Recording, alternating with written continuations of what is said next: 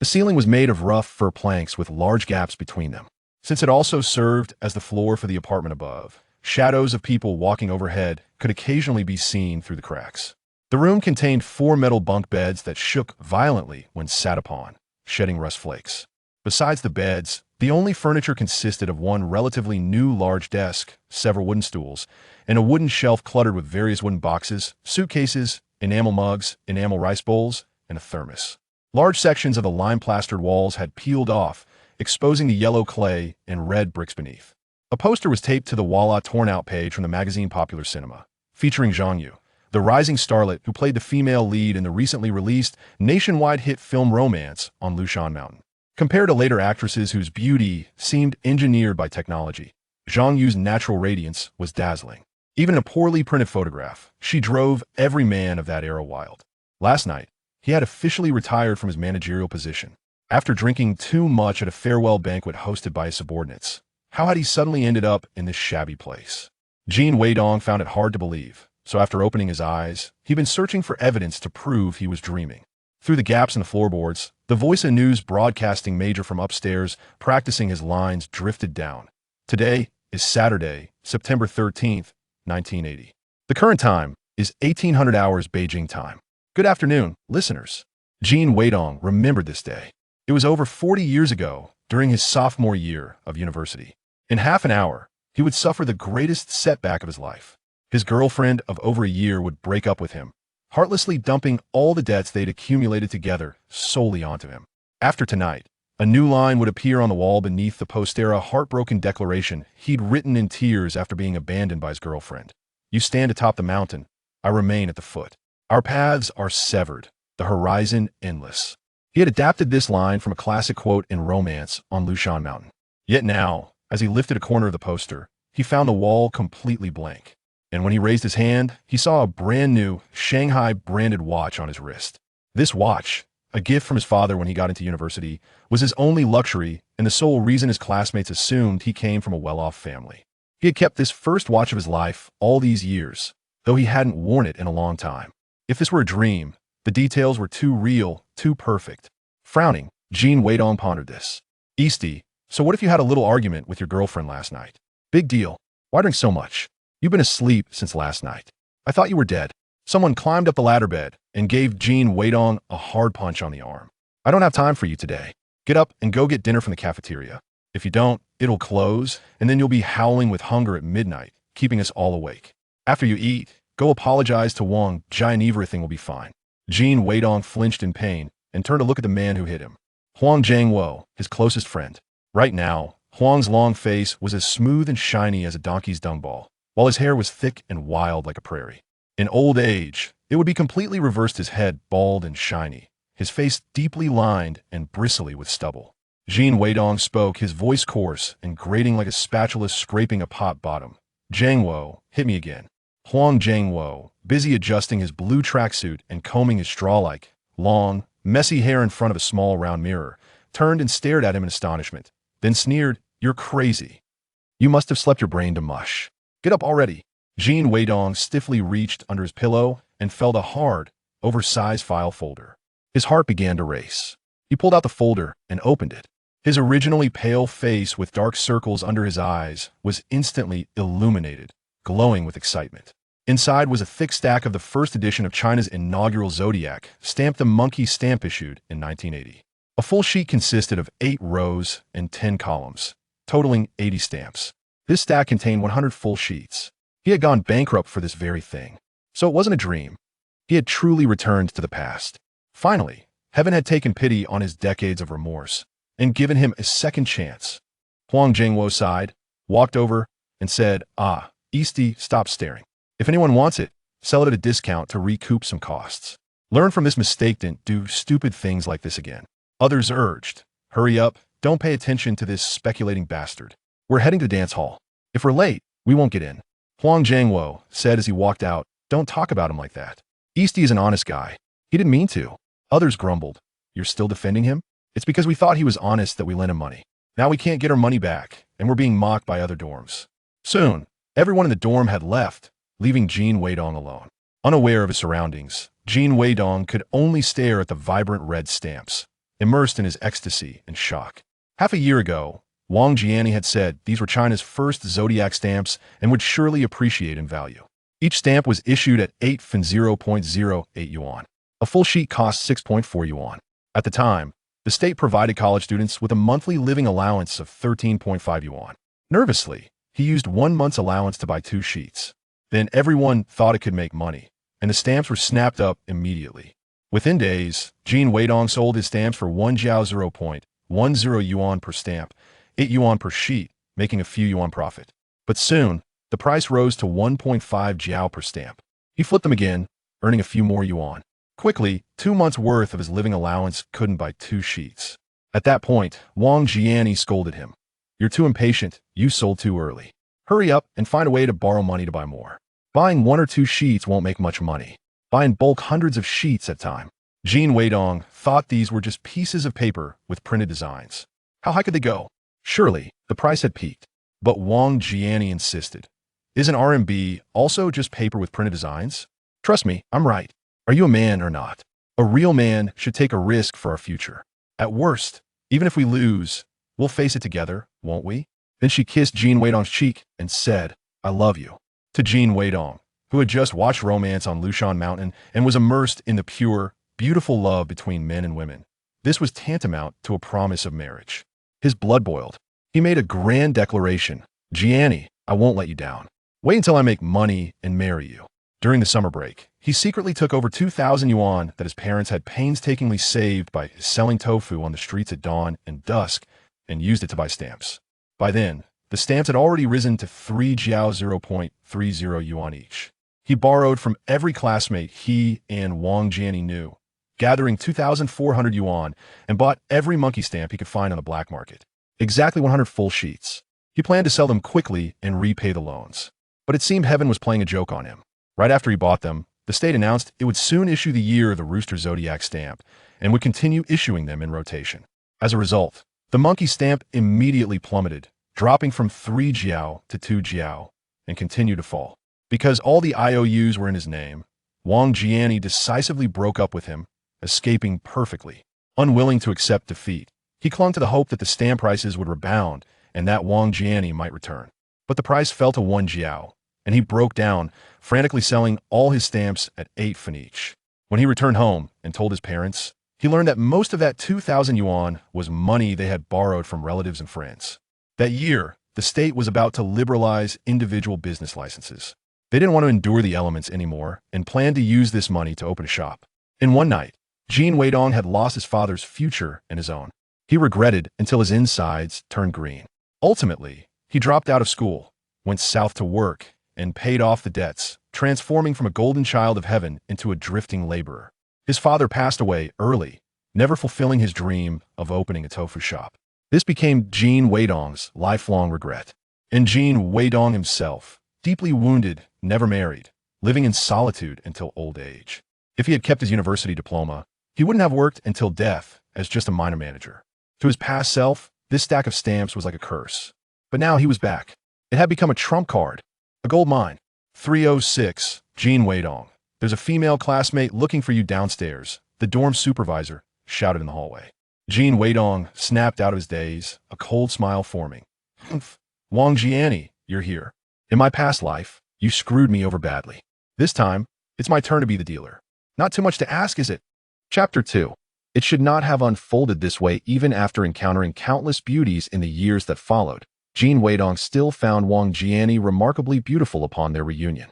Judging solely by her appearance, she indeed justified the fervent infatuation of his youth. Wang Jianing remained silent throughout their encounter, and Jin Weidong chose not to break the silence, granting her the time to articulate her thoughts. However, to Wang Jianing, his quietude appeared as the despondency of a defeated man, futilely struggling against his circumstances, further solidifying her resolve to part ways with him. Following recent events, she felt utterly disillusioned with Jin Weidong. Last night, she had urged him to dispose of those stamps in a bid to mitigate their losses, yet he had refused, leading to a quarrel, after which he drowned his sorrows in alcohol. Such a man, devoid of insight, determination, and resourcefulness, merely a decorative pillow, was unworthy of her ambitions. Furthermore, Jin Weidong had exhausted his familial and social support, burdened with debt, and recently succumbed to a pit of self-destruction, destined to spiral further into despair. Not even she, but any woman of sound mind would not squander her youth alongside him. Wang Jianing walked into a small grove, halted, turned back, and hesitantly spoke. Dongzi. Jin Weidong calmly observed the glimmer of tears in her eyes and her pretense of hesitation. In his previous life, he had been naive enough to believe that her visit signified a desire for reconciliation. Instead, Wang Jianing plunged a metaphorical knife into his heart with precision and cruelty. At that time, he thought he could endure the financial losses and even his father's disappointment, but the rejection from the woman he loved was a devastating blow.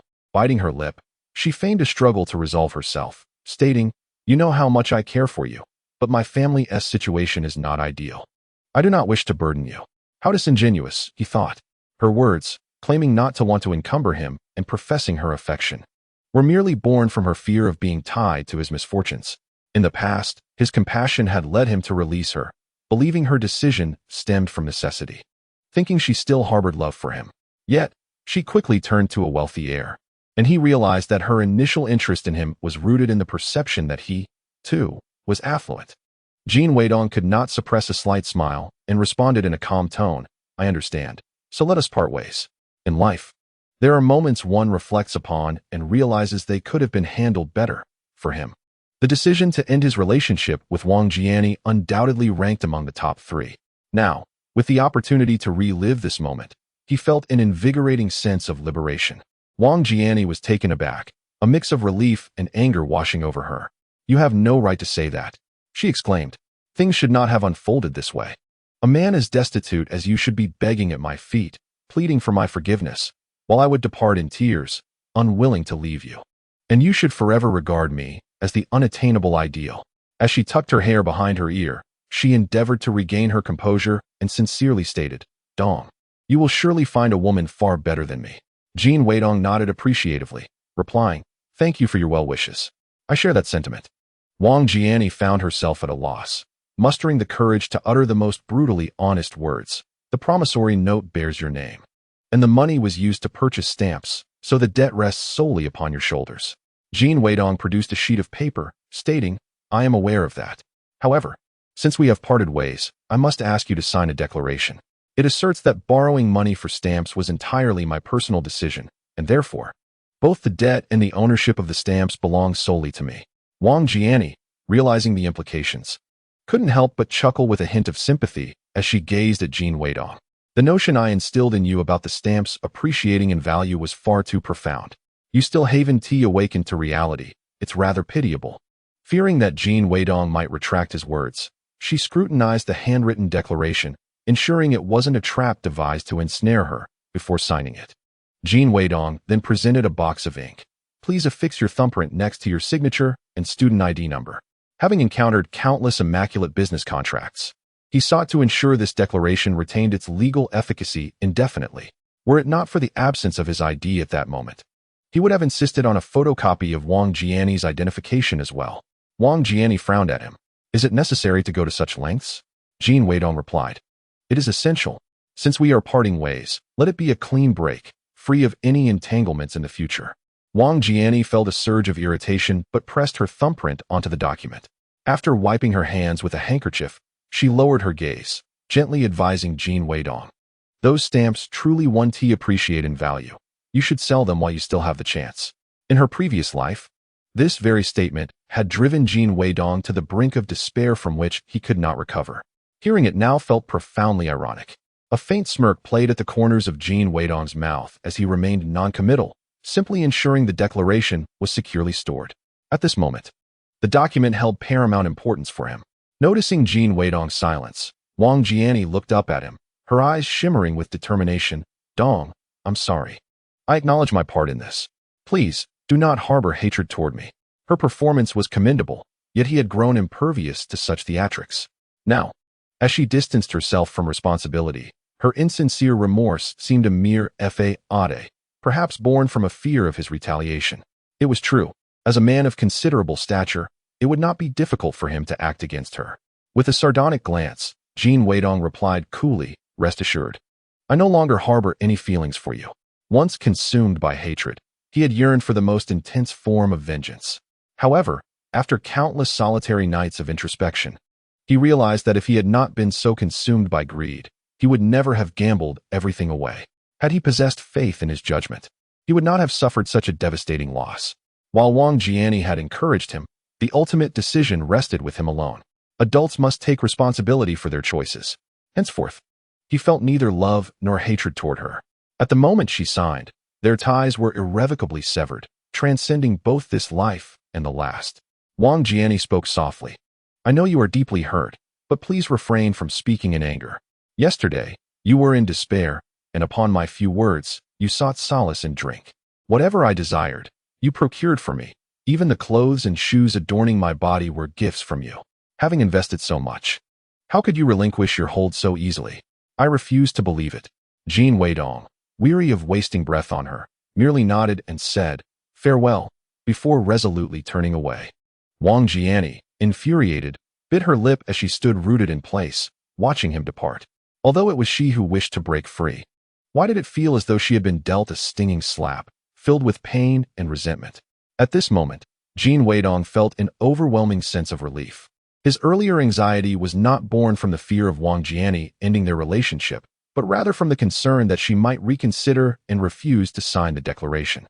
Now, he was the sole possessor of the entire collection of 100 Monkey Stamps. By the year 2023, the market value of a complete set of 80-year Monkey Stamps had soared to 1.07 million. This meant he was now on the cusp of becoming a billionaire. However, a dilemma lay ahead. While the future value of these stamps was incalculable, their present worth was negligible, requiring him to hold on to them for many years. Thus, he still faced the challenge of repaying his debts and needed to devise a different plan. Chapter 3. You cannot afford it. Beneath the boys' dormitory lay a bustling dance hall. Filled with raucous noise, Jin Weidong, reluctant to return, meandered around the playground, seeking a quiet moment to contemplate a swift method to resolve his financial woes. Under the setting sun, the slogans emblazoned on the whitewashed walls of the teaching building shone brightly. Unity and progress, carrying forward the past. Seeking truth and innovation to create new glory. On the basketball court, individuals ran and leaped, attempting to sink tattered basketballs into the rudimentary hoop. After just a lap around the field, Jin Weidong had formulated a clear plan. He assessed his skills and realized that ventures such as stock trading, mergers, automobile manufacturing, real estate, and mobile phone businesses all required capital and connections, deeming them impractical at this moment. So what could he do? Amidst the sounds of cursing from the edge of the playground, a thought occurred to Jin Weidong. Someone's vehicle has broken down. In his previous life, after being spurned by Wang Jianing, he had vented his frustrations by running on the playground and had witnessed a similar scene. Back then, he had failed to recognize it as an opportunity to earn money and lacked the skills to repair vehicles. But now, circumstances had changed. In his former life, the first factory where he worked was an auto repair shop, and his initial craft was vehicle repair. Presently, the individual with the broken car was Li Linfu, son of the city's wealthiest man, Li Xiangyang. Although there were no official rankings at this time, the public was well aware of the Li family's business acumen and their extraordinary wealth. Li Xiangyang would eventually rise to national prominence through export trade, real estate, and hospitality ventures. In summary, this was a lucrative opportunity. In this era, private vehicles were scarce, even within university grounds, making Li Linfu's car a subject of fascination for many onlookers. Li Linfu alighted from the vehicle, striding confidently forward amidst the gaze of onlookers. He lifted the hood, from which billowed thick, acrid smoke, prompting a fit of violent coughing.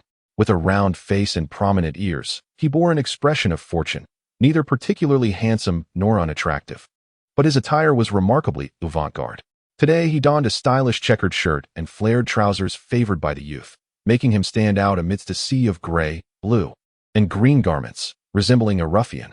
It was only within the university that he enjoyed such leniency. Outside, should he attempt to flirt with women, he would undoubtedly find himself on the receiving end of a beating, promptly escorted to the police station. Known for his wealth and flirtatious nature, he had earned the nickname Li Yanai. This reputation had instilled in Jin Weidong, at a young age, a profound realization. One should not exceed their own attractiveness, lest they evoke disgust in others. Li Linfu presumed that the radiator was devoid of water. However, after pouring in some fluid, the smoke dissipated, Yet the vehicle remained inoperative. He inspected it from various angles, unable to discern the issue, his hands now soiled with grease. Frustration bubbled within him, and he cursed, "Damn it. It's an imported car, and it's already broken after just a few days." This was a birthday gift from his father. He had envisioned taking the campus belle for a leisurely drive, hoping to impress her and garner her admiration. Instead, he found himself humiliated. The belle, unimpressed, inquired, "How did it break down? Wasn't it supposed to be new?" The spectators erupted in laughter, realizing he was merely a fade. "Is this a counterfeit?" They jeered. Flushed with anger, Li Linfu retorted, "Aren't you all idle? Just scram." The crowd dispersed, still mockingly amused. What is so impressive about a junk car? Fearing the belle would mock his inability to repair the vehicle, he feigned seriousness, furrowing his brow as he murmured, "This malfunction seems rather troublesome. It's quite difficult to fix." Jin Weidong, arms crossed and leaning against a tree, observed the spectacle. Once the crowd had thinned, he approached with a smile, asking, "Li Linfu, do you require assistance? I can repair cars, you know." In this era, outside, one was referred to as comrade, while within the university, those with closer relationships called each other by name, and acquaintances added classmate or teacher as a mark of politeness. "I've heard you, the fool, have been hoodwinked by a female classmate into accruing a mountain of debt," he sneered, rolling his eyes at Jin Weidong. "Do I look like a fool to you? If you, the speculator, can fix cars, I'll write my name backward. Indeed, anyone may label me a speculator, but you, Li Linfu, cannot. Your family built its fortune on the trade of goods. You are among the largest speculators in China." Jin Weidong silently cursed while maintaining a composed facade. Leisurely circling the car as he said, "This is a Romania-manufactured vehicle, the new model for this year, known as the Dacia 1310. It boasts a 1.3-liter, 4-cylinder engine with a maximum power of 54 horsepower. With the tide of reform and opening up, our country has imported a substantial number of cars from Eastern Europe to meet domestic demand. The Dacia brand is among the 4 major low-end cars of Eastern Europe. Despite its inferior quality and performance, its affordability renders it an enticing option for the technologically lagging and financially constrained populace of China. This vehicle reflects that. Although Li Linfu's father, Li Xiangyang, is quite affluent, he is also rather miserly, providing insufficient pocket money, thus forcing Li Linfu to settle for an Eastern European car. Li Linfu was taken aback and scrutinized Jin Weidong from head to toe, exclaiming, "Well, I must say, you have quite the discerning eye." Logically, Jin Weidong, who should have never encountered a proper sedan, surprisingly recognized the brand and model. As Jin Weidong paused to inspect the engine compartment, he confirmed that the notorious reputation of the Eastern European vehicles was indeed justified. The craftsmanship was shockingly atrocious, a mere assemblage of cheap components cobbled together. Nonetheless, the more decrepit the vehicle, the better. Otherwise, how could I continue to fleece you, my unsuspecting prey? Jin Weidong flashed a smile at Li Linfu, remarking, "Your car has some serious issues. I could fix it, but you might find the repair costs prohibitive since servicing imported cars tends to be quite expensive." Jin Weidong, the epitome of charm at the School of Electromechanical Engineering, possessed a tall physique and impeccable features. Upon his arrival, the campus belle could hardly divert her gaze from him. "How dare you steal my thunder while I am trying to charm the ladies? Do you not recognize who you are dealing with?" Li Linfu seethed internally, brandishing a large denomination bill. "If you can fix it, this is yours." Jin Weidong shook his head. 10 yuan is insufficient. I won't take the job." Li Linfu's eyes widened in disbelief. 10 yuan. That is nearly enough for your monthly stipend, and you still deem it inadequate? Why don't you just go rob someone instead? Jin Weidong chuckled. "I told you, you can't afford the repairs." Li Linfu was now thoroughly incensed. "Enough of your nonsense. How much do you want?" Chapter 4. Pricing at the upper limit. Jin Weidong raised a hand, gesturing in the air. Li Linfu exclaimed, 50? A robber would at least wield a knife. You come empty-handed and audaciously demand 50. You're quite bold. Jin Weidong replied, "Oh, so you're quite generous then. I initially intended to charge 5, but since your psychological ceiling is 50, I shall accept that amount." Jin Weidong smirked. "Heh, for your vehicle, I assure you. Not only within the school but even across the city, and perhaps the entire nation, I am the sole individual capable of repairing it." While this statement may have been somewhat exaggerated, there was a kernel of truth to it. At that moment, most automotive repair shops were limited to servicing larger trucks or models like Hongqi. They were incapable of handling higher-end or less common vehicles.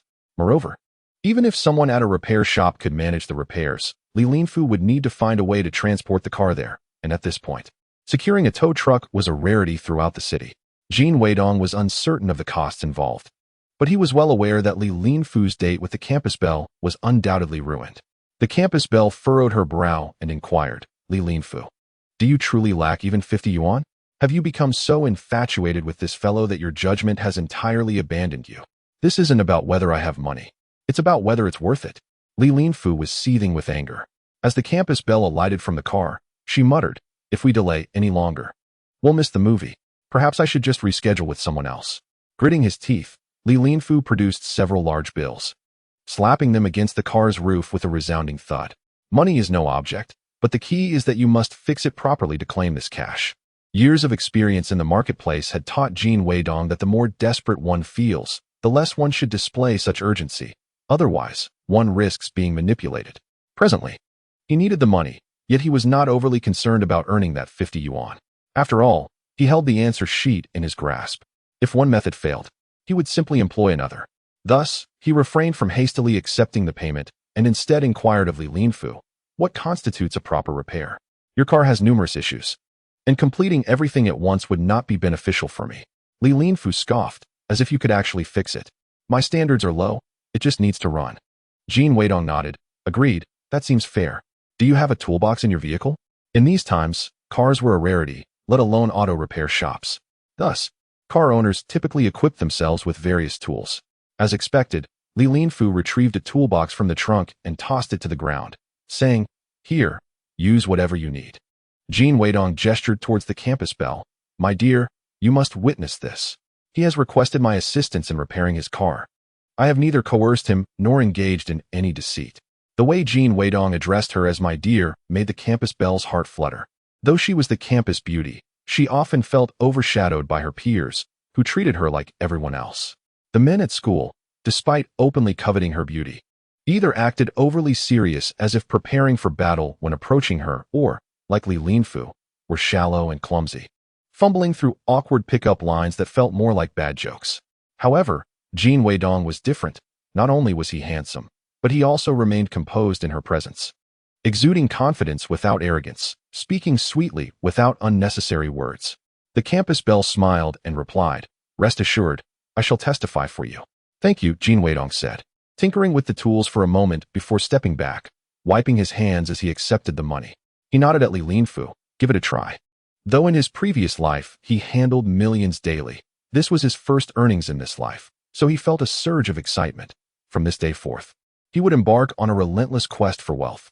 Li Linfu exclaimed, is it really that simple? Jin Weidong replied, indeed. We are classmates, I would not deceive you. If I did, I couldn't escape. This was somewhat reassuring, and rumors had it that Jin Weidong was quite honest. With a mix of skepticism and hope, Li Linfu climbed into the car and turned the key. The engine roared to life, and after taking a brief spin, he returned to declare, it actually works. Jin Weidong's lips twitched slightly. If any issues arise within a month, feel free to seek me out for repairs. I reside in dormitory 3, room 306. Li Linfu smirked. You must have intentionally left something unfixed, waiting to extract more from me.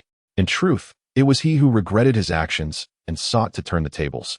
Currently ruminating intensely on his excuses, Jin Weidong, having discerned his thoughts, spoke leisurely. There will certainly be no recurrence of the same malfunction within a month. Otherwise, I shall repair it for you free of charge, as many times as necessary. As for other issues, well, that will depend on the circumstances and will incur a fee. Li Linfu, filled with skepticism, muttered to himself, does that imply there will be other malfunctions within the month? He certainly does not appear to be a good person. He must be trying to deceive me. Jin Weidong raised the money in his hand. Then, farewell. Oh, by the way, how do you write your name in reverse? Li Linfu's nose twitched in irritation, cursing, you, young man, should not be so arrogant. Anyone who claims Jin Weidong is honest, I shall tear their mouth apart. The campus belle playfully chided. Oh, hurry up. He said it's fixed, so what more do you want? The movie is about to start. Let us go. As Jin Weidong headed back, he paused briefly near the dance hall, curious to witness Wang Jianing and his companions making fools of themselves. To his surprise, the place was packed. making it impossible to distinguish one person from another. Moreover, there were far more boys than girls. Those unable to secure a female partner had no choice but to dance together, lest they waste a dime on the entrance fee. Even if they had managed to dance with a girl, the boys' attempts resembled a wrestling match, with extreme tugging. They either trampled the girls, causing them to cry out, or found themselves sweating profusely, unsure of their next move. Nonetheless, merely holding a girl was a victory, for in that era, aside from ballroom dancing, there were scant opportunities for intimate interactions with women. As the previous song concluded, the sweet melody of Teresa Tang's Tian Mimi began to play. A girl, about to enter, spotted him and hurried over, whispering, "Jin Weidong, are you going in to dance? May I be your partner?" Jin Weidong waved his hand dismissively. "Thank you, but I am not interested." Such affairs held no practical significance and were exceedingly dull, a sheer waste of time. Now reborn, his paramount concern was undoubtedly to amass wealth. It took him many years to grasp a profound truth. Once he had money and a career, attracting any woman he desired would not pose a challenge. He returned to his dormitory and meticulously compiled a list of significant events from the past few years, arranged by chronological order and urgency. Despite having been reborn for several hours, he still felt a sense of unreality, as if he were ensnared in a dream within a dream, poised to awaken at any moment and transition into another realm. Suddenly, he recalled having read in a book that the best way to distinguish between dreams and reality was to make some marks on familiar objects that others were unaware of, and that would not alter. Chapter 5. You are a bit too arrogant. Jin Weidong took up a pen, climbed onto his bed, opened a magazine, and inscribed a line on the wall. "I have returned." Just as he set the pen down, there was a knock at the door. Wang Jianing returned alone, gulping down an entire cup of water from the enamel jug in one go, then began to mutter, "You say I resemble an ape. It is you who resemble apes. Your entire family are apes." Jin Weidong chuckled. "What is the matter now?" Wang Jianing, in a fit of indignation, ran his fingers through his hair that covered his ears. "Everyone is growing their hair long. Yet those girls say I resemble an ape. They claim that art students possess an artistic aura. It infuriates me." He lacked the financial means to adorn himself, and even if he had the money, a child from the countryside like him was at a loss regarding self-presentation. Growing his hair long was the utmost effort he could muster to keep up with the trend. Jin Weidong, amused yet exasperated, refrained from saying directly that this matter ultimately hinged on one's appearance. Moreover, the combination of unwashed hair and a preference for long locks was a recipe for disaster. He produced a bill, diverting the conversation. "Here, your money." "Thank you." Wang Jianing, taken aback, inquired, "Did you sell your stamps?" Jin Weidong replied, "No. I earned a little through other means." Wang Jianing frowned. "You mustn't act recklessly. My repayment isn't urgent." In his previous life, aside from his parents, Jin Weidong felt he owed the most to Wang Jianing. Coming from a poor family, Wang Jianing had to send half of his allowances back home. Yet he selflessly lent Jin Weidong money. Later, when he dropped out to work, while others pressed him for repayment, Wang Jianing was the only one who asked if he had enough to eat. Such a true friend, even if given another chance at life, would still be so wholeheartedly supportive. It felt as though a lump of cotton was lodged in his throat as Jin Weidong handed the money to Wang Jianing and patted his shoulder. "Rest assured, this money was earned through honest means." Now, Wang Jianing needed the money even more than he did. Jin Weidong was confident that he would soon find alternative ways to earn the capital to start his own business and help his parents with theirs. At that moment, the campus bell returned to the dormitory. The residents were chattering about a recent incident involving a pervert at the East Gate. "It's terrifying. Just moments ago, a few freshmen from our electromechanical college were walking back from evening classes when a man suddenly emerged, hugging them and groping them. Thankfully, they screamed together, and the school's night patrol heard them and scared the man away. Could he be a counter-revolutionary trying to cause trouble? He only targets female students. Several have already fallen victim. I've heard he carries scissors with him. After assaulting them, he even cuts off a lock of their hair. How perverse. We should avoid that area at night. Why not report him to the police?" They did, but as soon as the police arrived, he fled. If the police are stationed nearby, he doesn't show up. It's dark, and it's hard to discern his appearance. If they don't catch him on the spot, they won't be able to apprehend him later. The police have questioned all the local ruffians, but no one admits to it. The campus belle was unaware that Wang Jianing had already broken up with Jin Weidong. Upon seeing Wang Jianing, she remarked, "I saw your partner today. He is quite capable." He earned 50 yuan in the blink of an eye. 50. That's 5 whole bills. I believe he should be able to repay his debts soon. All the girls fell silent, listening intently to the campus bell.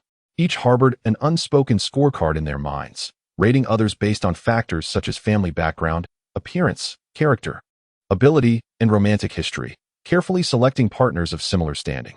After all, perfection is a rarity in this world. Originally, Jin Weidong's appearance could significantly enhance his appeal, attracting numerous admirers despite his ordinary background. However, upon entering the school, he found himself utterly captivated by Wang Jianing. Her intelligence and emotional acuity swiftly overshadowed his good looks. Nonetheless, after the recent commotion, the campus belle began to reassess her previous misconceptions about Jin Weidong. It became clear to her that he was indeed quite intelligent and emotionally astute. In truth, she had employed a provocative tactic earlier, aiming to discern whether Li Linfu was genuinely affluent, thereby recalibrating her assessment of him. After all, her knowledge of the Li family's affairs had been based solely on hearsay, lacking any substantiation. To her satisfaction, it turned out that the Li family was indeed wealthy. Wang Jianing momentarily paused, instinctively retorting, "That's impossible." The campus beauty had never particularly gotten along with Wang Jianing, finding her somewhat pretentious. Disinterested in further dialogue, she simply walked away. Li Linfu hurried to the school post office to call home, lamenting to Li Xiangyang about the poor quality of his new car, which had broken down after just a few days, costing him 50 to repair. He initially intended to employ a sob story to persuade his father to give him more money for a new vehicle. However, Li Xiangyang responded, 50 to fix it? Where did you find such a cheap mechanic? Have him come to our house and see if he can help me fix the Mercedes. Li Linfu was taken aback, exclaiming, I suspect he just stumbled upon a lucky break. Are you sure you want him to repair the Mercedes? Li Xiangyang replied, no one else has even seen this car, let alone dared to open the hood. Now, I have no choice but to let him give it a try. Otherwise, I'll have to send the car to the port city for repairs, which would cost thousands just for transportation. Upon returning from the post office, Li Linfu staggered to the entrance of dormitory 3, calling out, Is Jin Weidong there? Recently, there had been a steady stream of people seeking Jin Weidong for debts owed. His roommates were accustomed to this and instinctively responded, He is not here. Li Linfu pointed at Jin Weidong, who was reading on his bed. Come on. I may be foolish, but I'm not blind. Isn't he right there? Jin Weidong set down his book, sat up, and raised an eyebrow, asking, What is up? Li, is your car broken? Audacia 1310, no matter how unreliable, couldn't he possibly break down within just a few hours? Li Linfu beckoned him closer. Come out. Let us talk. He moved to the stairwell corner, ensuring no one was around, and then mysteriously informed Jin Weidong, My dad wants you to fix a car. Look at that. This is like a sheep that has been comfortably sheared, bringing in a new lamb for me to shear. Therefore, customer service must be impeccable. Jin Weidong suppressed his overwhelming joy and casually inquired, What kind of car? Li Linfu replied, You'll find out when you get there. You're being all secretive. Afraid I'll ask for too much, right? It must be an expensive car, Jin Weidong teased. All right, tomorrow is the weekend, so I have no other plans. However, you must drive me to your house and then return me home afterward.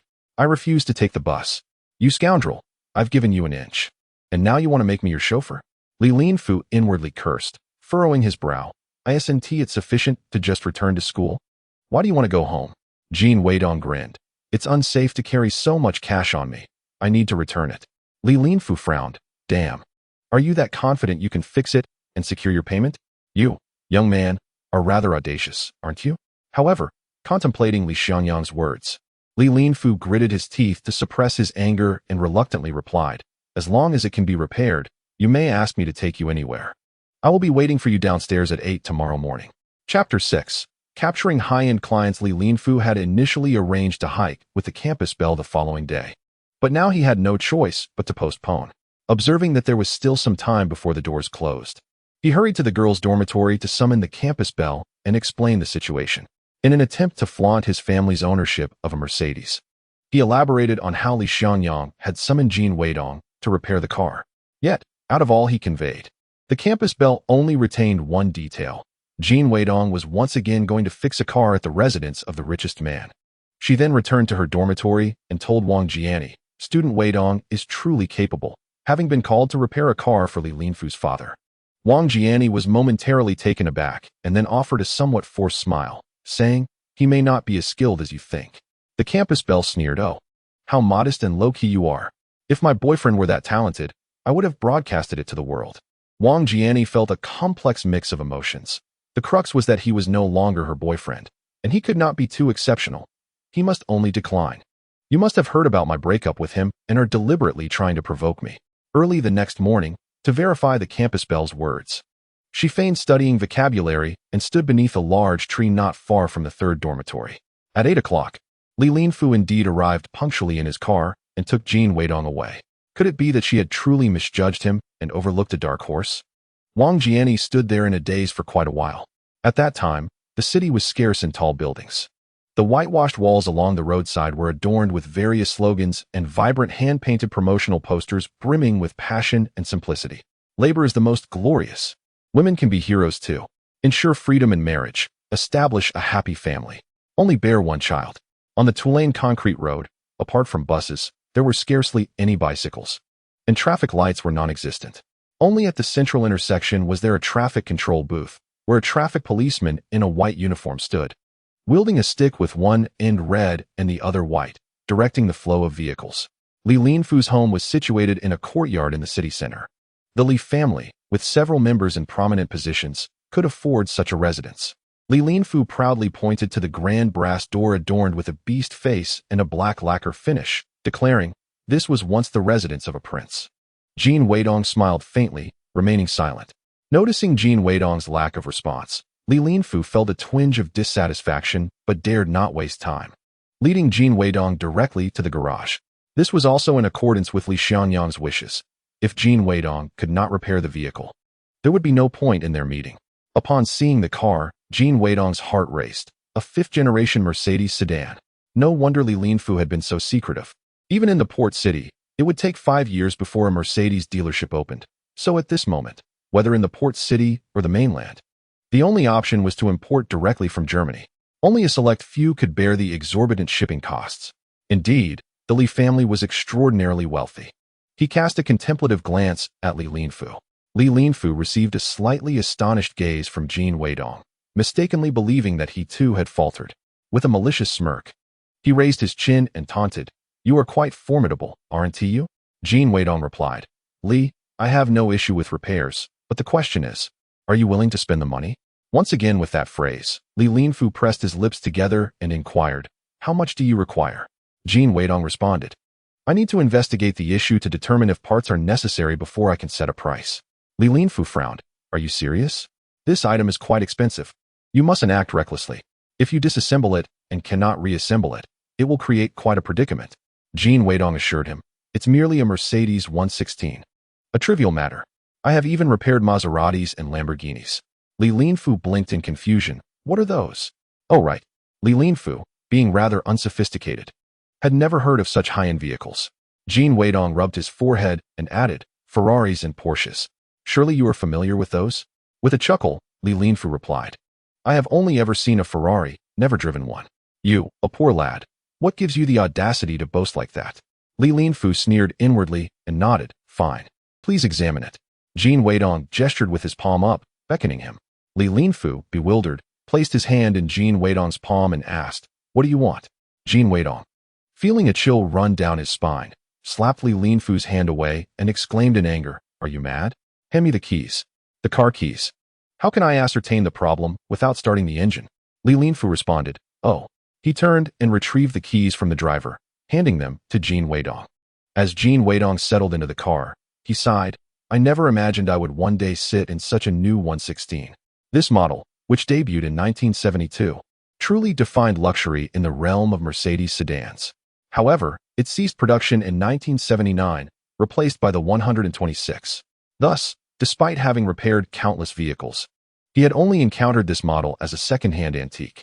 Jin Weidong turned the ignition, listened to the sound, and stepped out to inquire. Is the issue with this vehicle that it experiences sudden pauses or even stalls when starting, decelerating, or stopping? Li Linfu, taken aback, asked, "How do you know?" Indeed, the affluent only know that the car is good without understanding the specifics of its excellence. This model introduced a groundbreaking and unique anti-lock braking system, a technology that many in China have neither repaired nor even heard of. Fortunately, Their vehicle had failed now, perhaps in a few years. Someone else might be able to repair it, rendering him unnecessary. Jin Weidong simply replied, "Because I have repaired it before." Li Linfu brought him upstairs and said to Li Xiangyang, "He claims he can fix it. However, I do not believe him." Li Xiangyang eyed Jin Weidong with skepticism, asking, "You can repair it?" Li Xiangyang and Li Linfu, one seated and the other standing, resembled a pair of laughing Buddhas, even sharing the same pursed lips. An amusing sight indeed. Jin Weidong suppressed a laugh and replied, "Yes. It may be a bit troublesome. So it depends on whether Uncle Li is willing to spend the money." "You little rascal, do you not realize who I am? How dare you speak such words in my presence?" Li Xiangyang cursed internally and asked, "How much do you want?" Jin Weidong stated, 800. Yesterday, while assisting Li Linfu with his vehicle, Jin Weidong found himself compelled to reevaluate the intrinsic pricing principles that governed his heart. It was said that Li Xiangyang harbored a profound fear of death in his twilight years. He was willing to expend a staggering $10,000 each day to procure elixirs of rejuvenation in a desperate bid to extend his lifespan. Therefore, it was undeniable that Li Xiangyang would prioritize the safety of his automobile.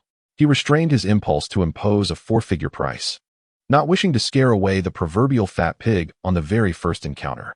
Li Xiangyang nearly coughed up blood in exasperation. "Good heavens, your offer is utterly ruthless."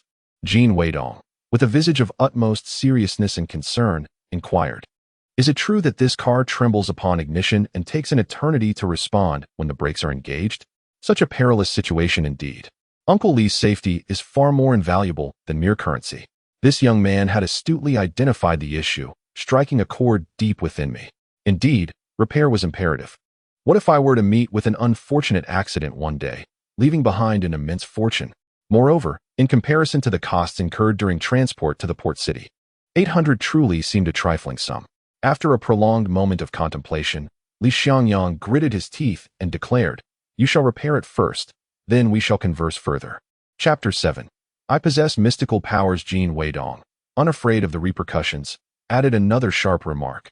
"Uncle Li, a man of your stature as the city's wealthiest, cannot possibly be unable to part with 800. While others might cast doubts upon him, Li Linfu's classmates, particularly a junior, were beyond reproach. Infuriated, Li Xiangyang gestured towards Jin Weidong, his provincial accent surfacing. "You little rascal, today I shall demonstrate just how wealthy your Uncle Li truly is." He then retrieved 8 stacks of banknotes from his safe, slamming them onto the table one by one, exclaiming with each thud, "Do you see? Do you see?" Jin Weidong feigned astonishment. "Goodness, Uncle Li is indeed wealthy." He chuckled. "Without a little provocation, how could you possibly allow me to take advantage of you? Once I am done with you, I shall be able to settle my debts to schoolmates and neighbors alike. Then, I shall ponder how to recoup the capital my father invested in his shop." Li Xiangyang directed Li Linfu to keep a watchful eye on Jin Weidong, ensuring the vehicle was repaired adequately, and to have the driver test it before bringing him back for payment. "Do you think I am a fool with an abundance of cash?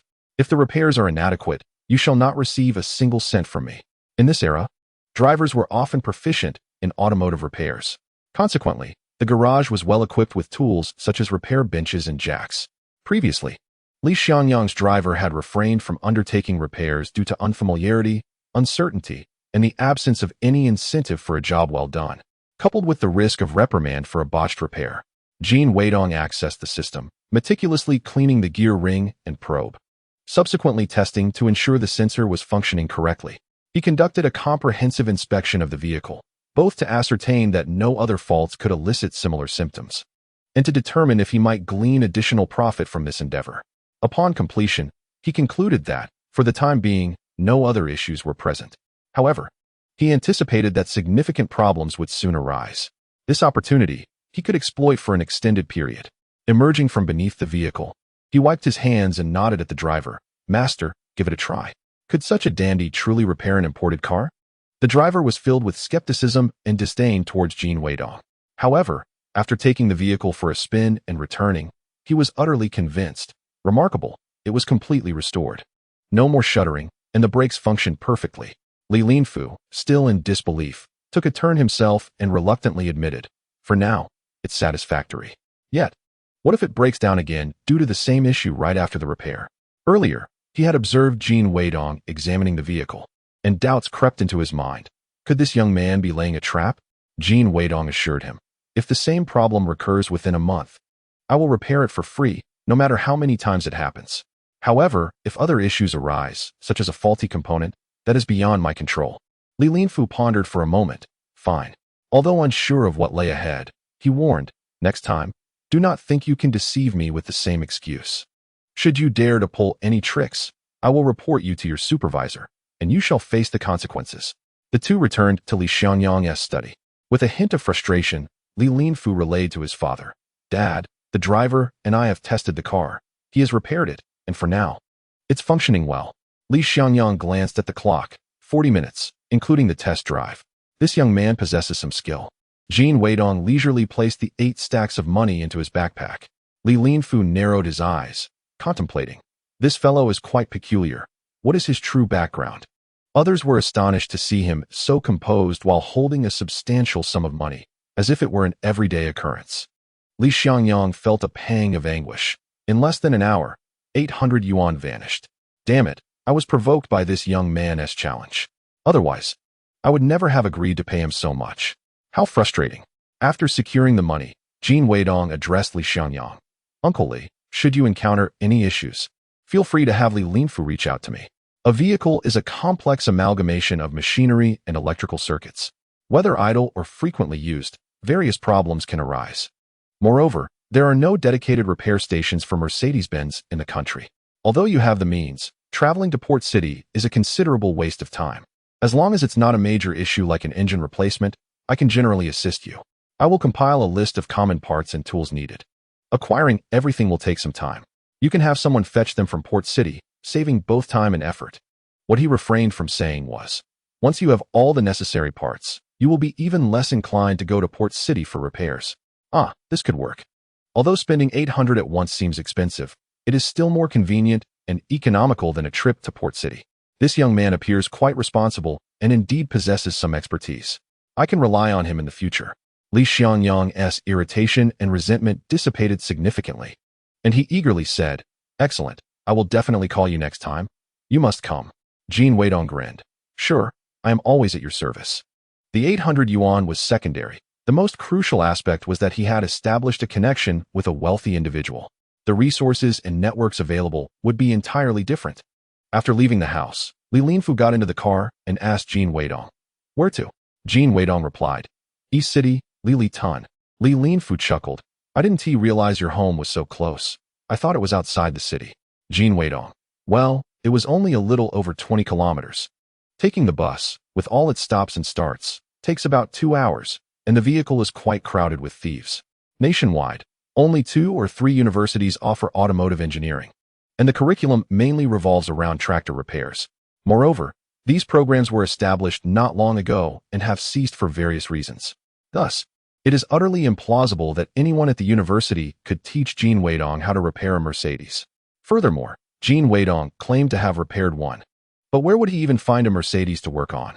Even if someone could teach him, Li Xianyang would surely know and have already invited that person over, sparing us the need for a novice like Jin Weidong. After a while, Li Linfu could no longer contain his curiosity and asked, I say, Jin Weidong, who did you learn car repairs from? Are you disputing this? Jin Weidong replied nonchalantly, I taught myself. Li Linfu shot him a skeptical glance. You can really self-teach such a thing? Jin Weidong grinned. Indeed, I am particularly clever. Li Linfu raised an eyebrow. Oh really? Clever enough to be coaxed by a woman into buying a pile of worthless paper and accumulating debt? Jin Weidong retorted. Who can definitively say it's worthless paper? Li Linfu scoffed. At 8 cents a stamp, what else could you possibly find? They're abundant at the post office. Jin Weidong chuckled. Just wait and see.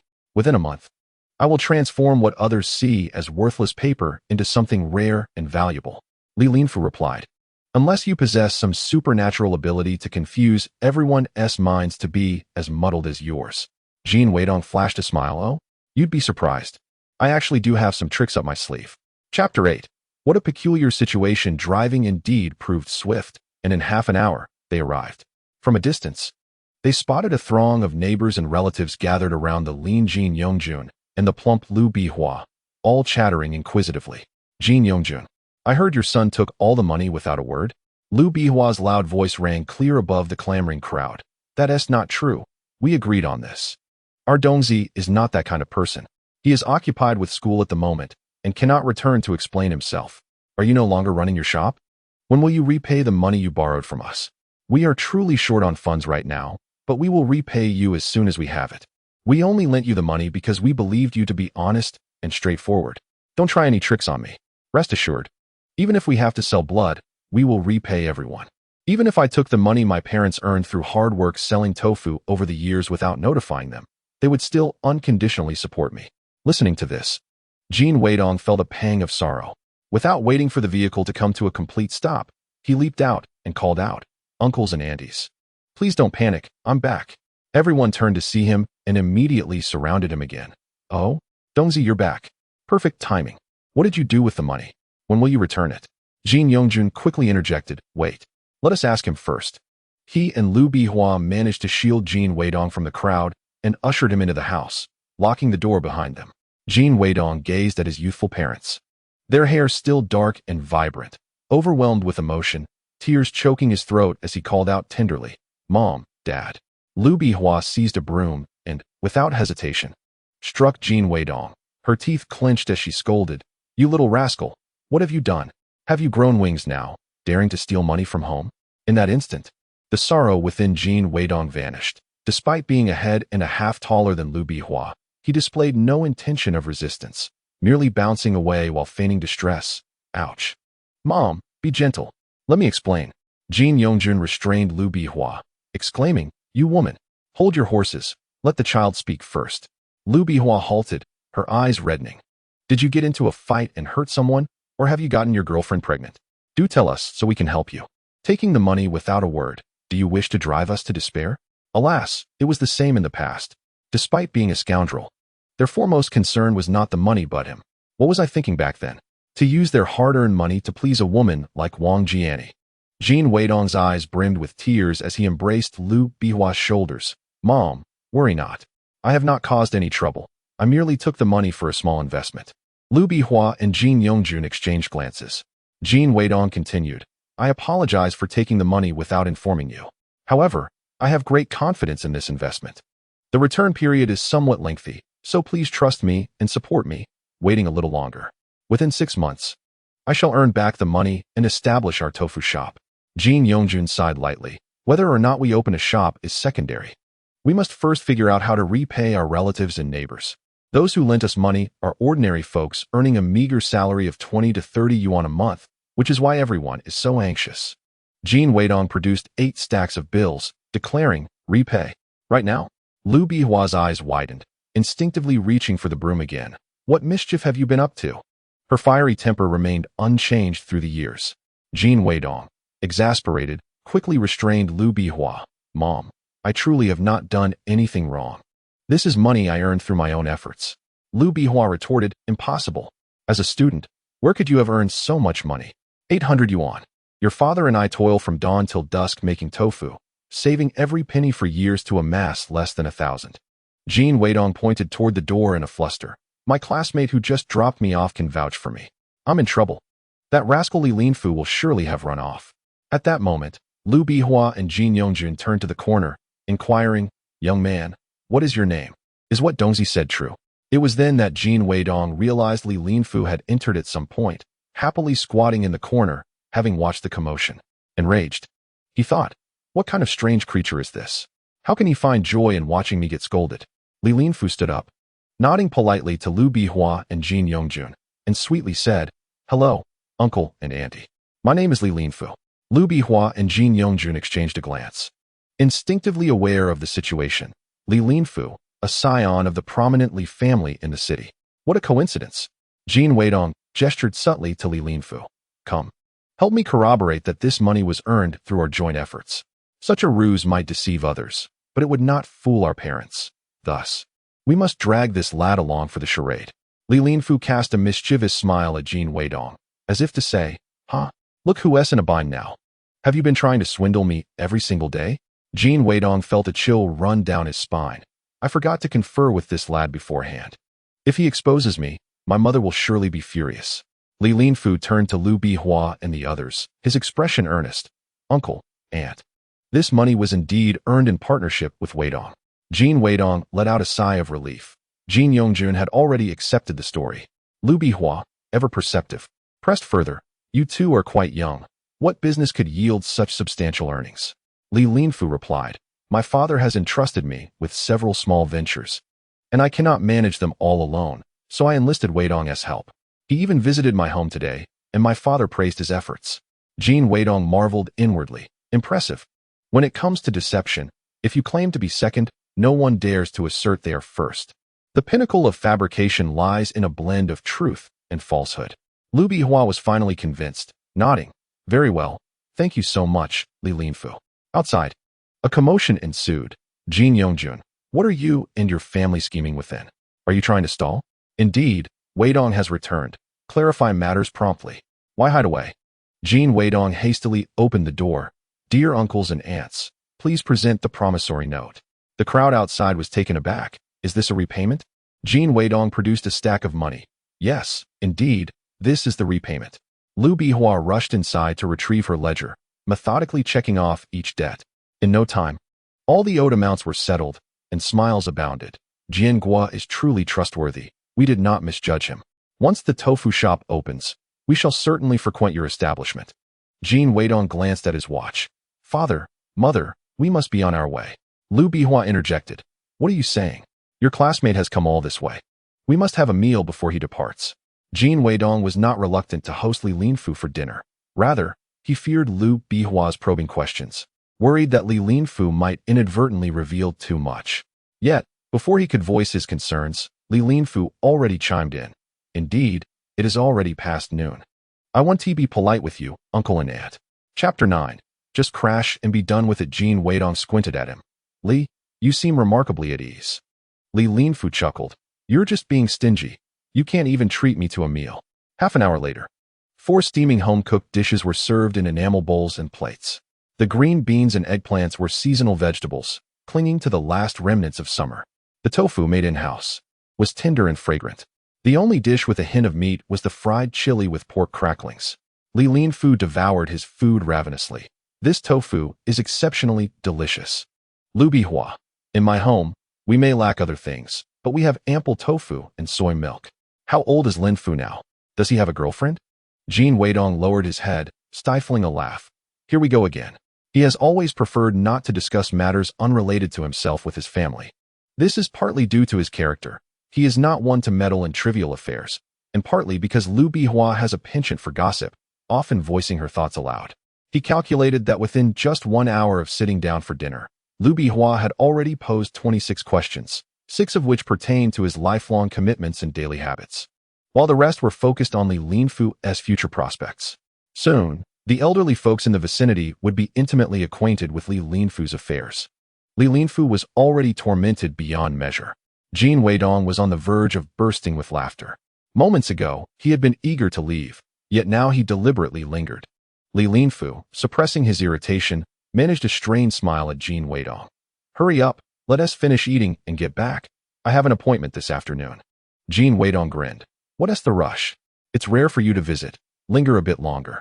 Since you've chosen to stay, you might as well endure my mother's incessant inquiries and grant me a moment of amusement. Otherwise, why should you have witnessed my earlier predicament? Lu Bihua clapped Li Linfu on the shoulder. Exactly, Linfu, what is the hurry? Who are you meeting this afternoon? Is it that girl with the surname Lin? Come, share with your Aunt Lu the progress of your relationship. Just before Li Linfu could erupt in frustration, Jin Weidong rescued him. Before departing, he entrusted Lu Bihua with a set of stamps, instructing her to safeguard the envelope diligently, ensuring it is never discarded and shared only with him. He left 200 yuan with Jin Yongjun to return to the relatives who could not attend today. Lu Bihua inquired, Oh, by the way, Dongzi, why didn't you bring your girlfriend along? Jin Weidong replied, We broke up. It wasn't a suitable match. Don't worry. I shall certainly find you a better daughter-in-law in the future. Lu Bihua dared not press further, mindful of Jin Weidong's feelings, especially since the last time he returned. He spoke incessantly of that girl.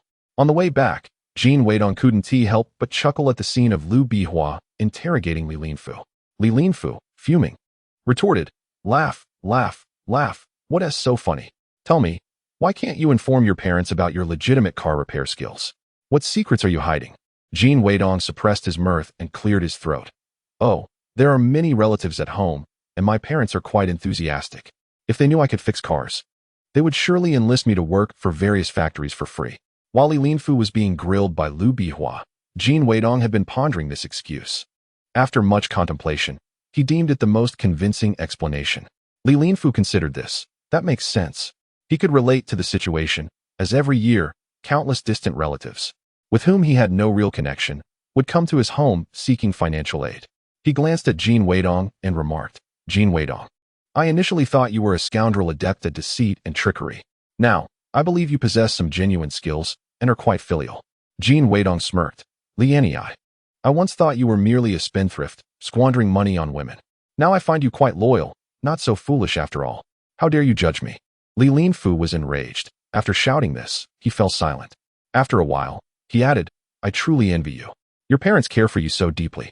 Jin Weidong chuckled softly, saying, Alas, my brother, do you have any idea how many people envy your background? Li Linfu muttered, aside from wealth, I fail to see what others might find admirable about me.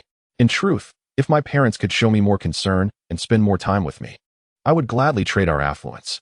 Jin Weidong remarked, Honestly, I possess a method for making quick money that would surely earn you Uncle Li's admiration. Huh, at least 10 people have uttered such words to me in hopes of swindling me out of money. You've known me for only a few days and already resort to this tactic? Li Linfu offered a faint smile, choosing to ignore him. Suddenly, a figure darted out from behind the bushes by the roadside and lunged beneath the car. Li Linfu was startled, hastily swerving the steering wheel to narrowly avoid a collision. Jin Weidong instructed, Don't slow down, just drive away. Li Linfu, wide-eyed, exclaimed, We hit someone. How can we just leave? Jin Weidong replied, We didn't hit him. He's merely staging an accident. Don't be like that reckless fool who throws himself onto the chopping block. Li Linfu retorted, What nonsense. He's alone. While there are two of us, what is there to fear? What if we truly did hit him? Whose life isn't valuable? Out of both reason and compassion, we must check on him. They then parked and got out. Jin Weidong silently facepalmed, unsure whether to commend Li Linfu's innocence or mock his foolishness. If your intelligence matched even half of your saintly heart, fewer people would wish to exploit you. Li Linfu observed the man crawling from the side and lying beneath his wheels, repeatedly shouting, Hey, what is the meaning of this? Clearly, I didn't hit you. Why are you crawling over? The man defiantly retorted, I say I was hit. So I was. Don't think you can evade responsibility. Li Linfu rolled his eyes and turned to return to the car when two more figures leapt out from the nearby bushes, demanding, What is this? You think you can just run after hitting my brother? Huh, truly despicable. Seeing three adversaries, Li Linfu felt a twinge of panic. Not to mention whether Jin Weidong might abandon him. Even if he were willing to assist, his pristine and handsome appearance hardly suggested a fighter. Jin Weidong indeed stepped out, but did not flee. Instead, he approached the man on the ground. In truth, Jin Weidong felt a sense of relief. Fortunately, there were hardly any cars on the road, so the scammers lacked experience, merely lying down on the ground. In contrast, the truly vicious ones would force a vehicle to stop and then, without a word, would slam their foreheads against the front bumper. Without a dashcam, even the most vocal driver would struggle to defend themselves. The three men continued to shout, demanding compensation. Without $20 or $30, don't even think about leaving. Jin Weidong coldly advised Li Linfu, Why waste words with him? Just drive the car, run them over, and see whether they can run faster than the vehicle. Then toss them into the trunk and dump them by the river. No one else will witness it. Upon hearing this, the man on the ground immediately sprang up and ran to a distance far from the car before halting. Chapter 10 Is this not fraud? Li Linfu turned around, glaring at Jin Weidong, silently questioning, Is this for real? Is he that audacious? Jin Weidong hurriedly gestured discreetly to him and said to the few extortionists, My brother here suffers from a mental illness. Murder is not a crime for him. Realizing the implication, Li Linfu quickly nodded. Yes, I am indeed abnormal. Perhaps it's best to run you over and leave no witnesses, lest I be extorted and sued. The other two, feigning bravado, shouted, You are nothing but a bunch of rogues. Is there no law? No sense of socialist camaraderie? Jin Weidong replied, You wish to speak of class solidarity? Very well, shall we discuss it at the police station? In recent years, the nation has gradually abolished the communal meal system, making life difficult for the lazy. coupled with the previous chaos. These individuals mistakenly believed they could act irresponsibly and without consequence, leading to the emergence of numerous petty criminal gangs. These ruffians likely have criminal records at the police station. Who would dare to walk into their own trap? The leader among the three, humiliated and enraged, cursed, "You, pretty boy, truly have no shame. Today, I shall teach you a lesson in class solidarity." He brandished a fruit knife, tossing it in his hand with a flourish. Li Linfu felt a surge of anxiety and warned Jin Weidong, "Be careful." Jin Weidong calmly replied, "We are all here for profit. There is no need for violence. If you go to the police station now, you would only be charged with attempted extortion. The authorities would merely lecture you before releasing you. However, if you resort to armed violence, the situation becomes grave. Capture could lead to a death sentence." The knife-wielding leader lunged at Jin Weidong, exclaiming, "Enough of your nonsense. I'll kill you first." Jin Weidong sidestepped, twisting the assailant's wrist, causing the fruit knife to clatter to the ground. The leader fell to his knees, howling in pain. "Let go, my hand is going to break."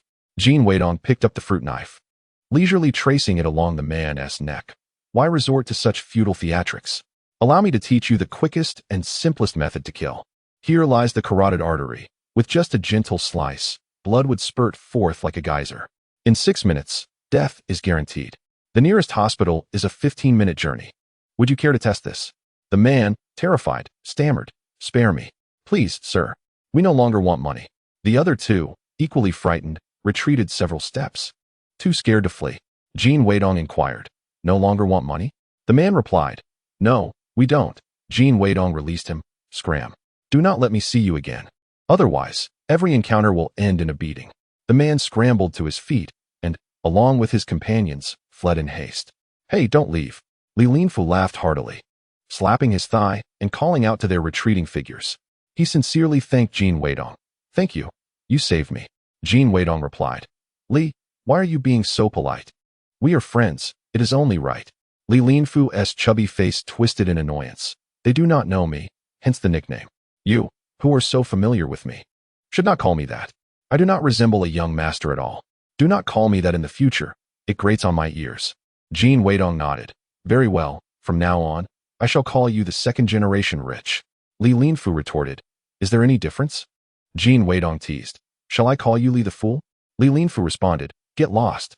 Li Lin was somewhat shaken, struggling to start the car for quite some time. Jin Weidong sighed. TSK, look at you, so easily flustered over such a trivial matter. Come, step aside. Let me take the wheel." Li Lin asked. "You can drive?" Jin Weidong replied confidently, "Rest assured, I am quite adept. It is one of my fundamental skills, having not driven a manual transmission for quite a while." Jin Weidong struggled with the gear shifts, causing the car to lurch violently, reminiscent of an elderly man suffering from asthma. To mask his embarrassment, he earnestly remarked to Li Lin, "You see, Eastern European cars just don't shift as well as those little Japanese ones. I shall modify it for you another day." Li Lin was momentarily taken aback. "It can be modified? I used to have the same issue when I was learning, but I've improved now." Indeed. Jin Weidong assured him. "If we switched to an automatic transmission, it wouldn't shake at all." After a moment's hesitation, Li Lin inquired further, "What was that method you mentioned earlier?"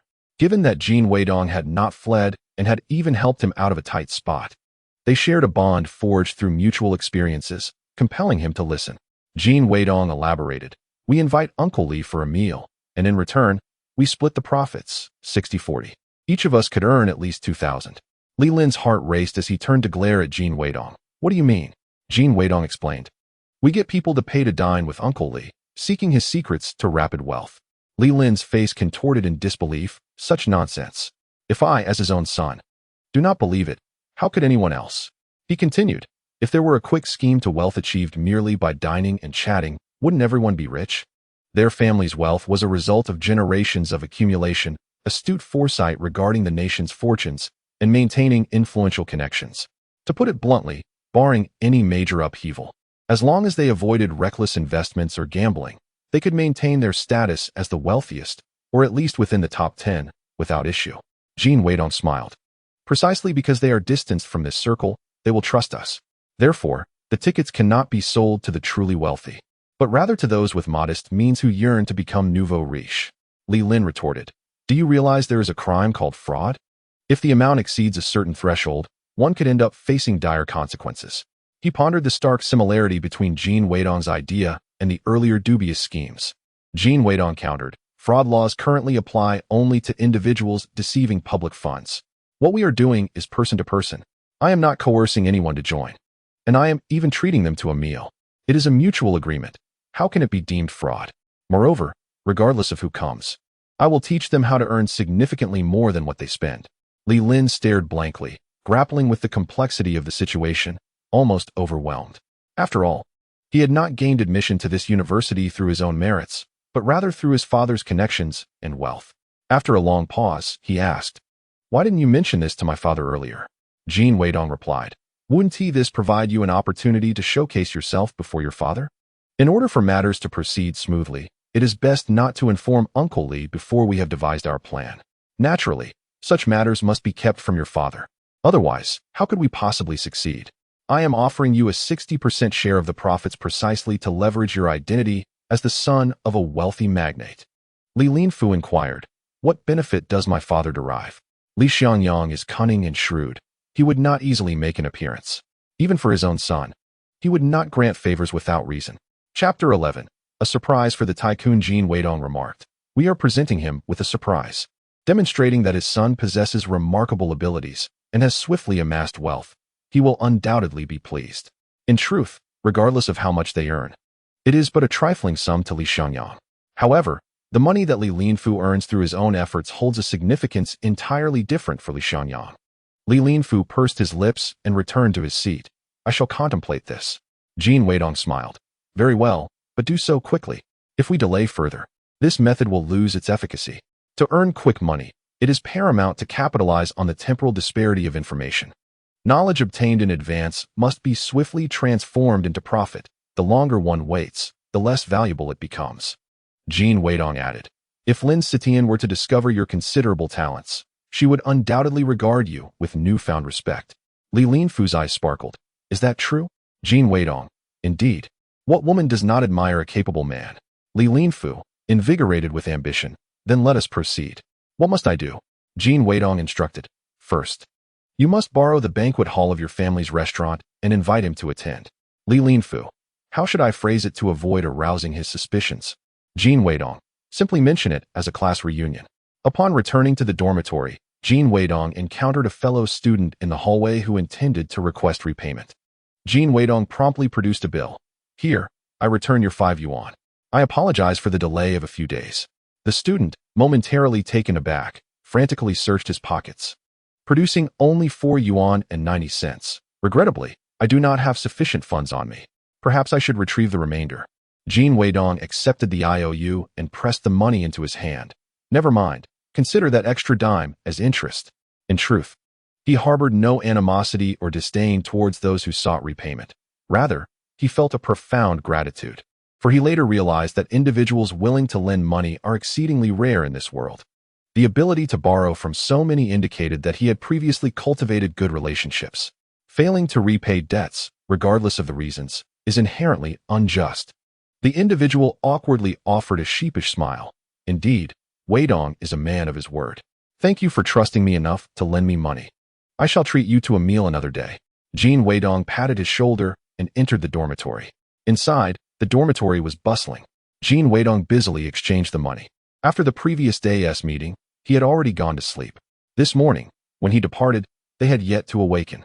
The residents of the dormitory were astonished. "Hey, Weidong, I heard you made a fortune fixing cars. Is it true?" Jin Weidong chuckled. "I haven't made much. I have merely managed to repay the borrowed funds." He then made his rounds to each dormitory, settling his debts. Everyone was surprised. "Wow, Dongzi, impressive. You've managed to repay so quickly.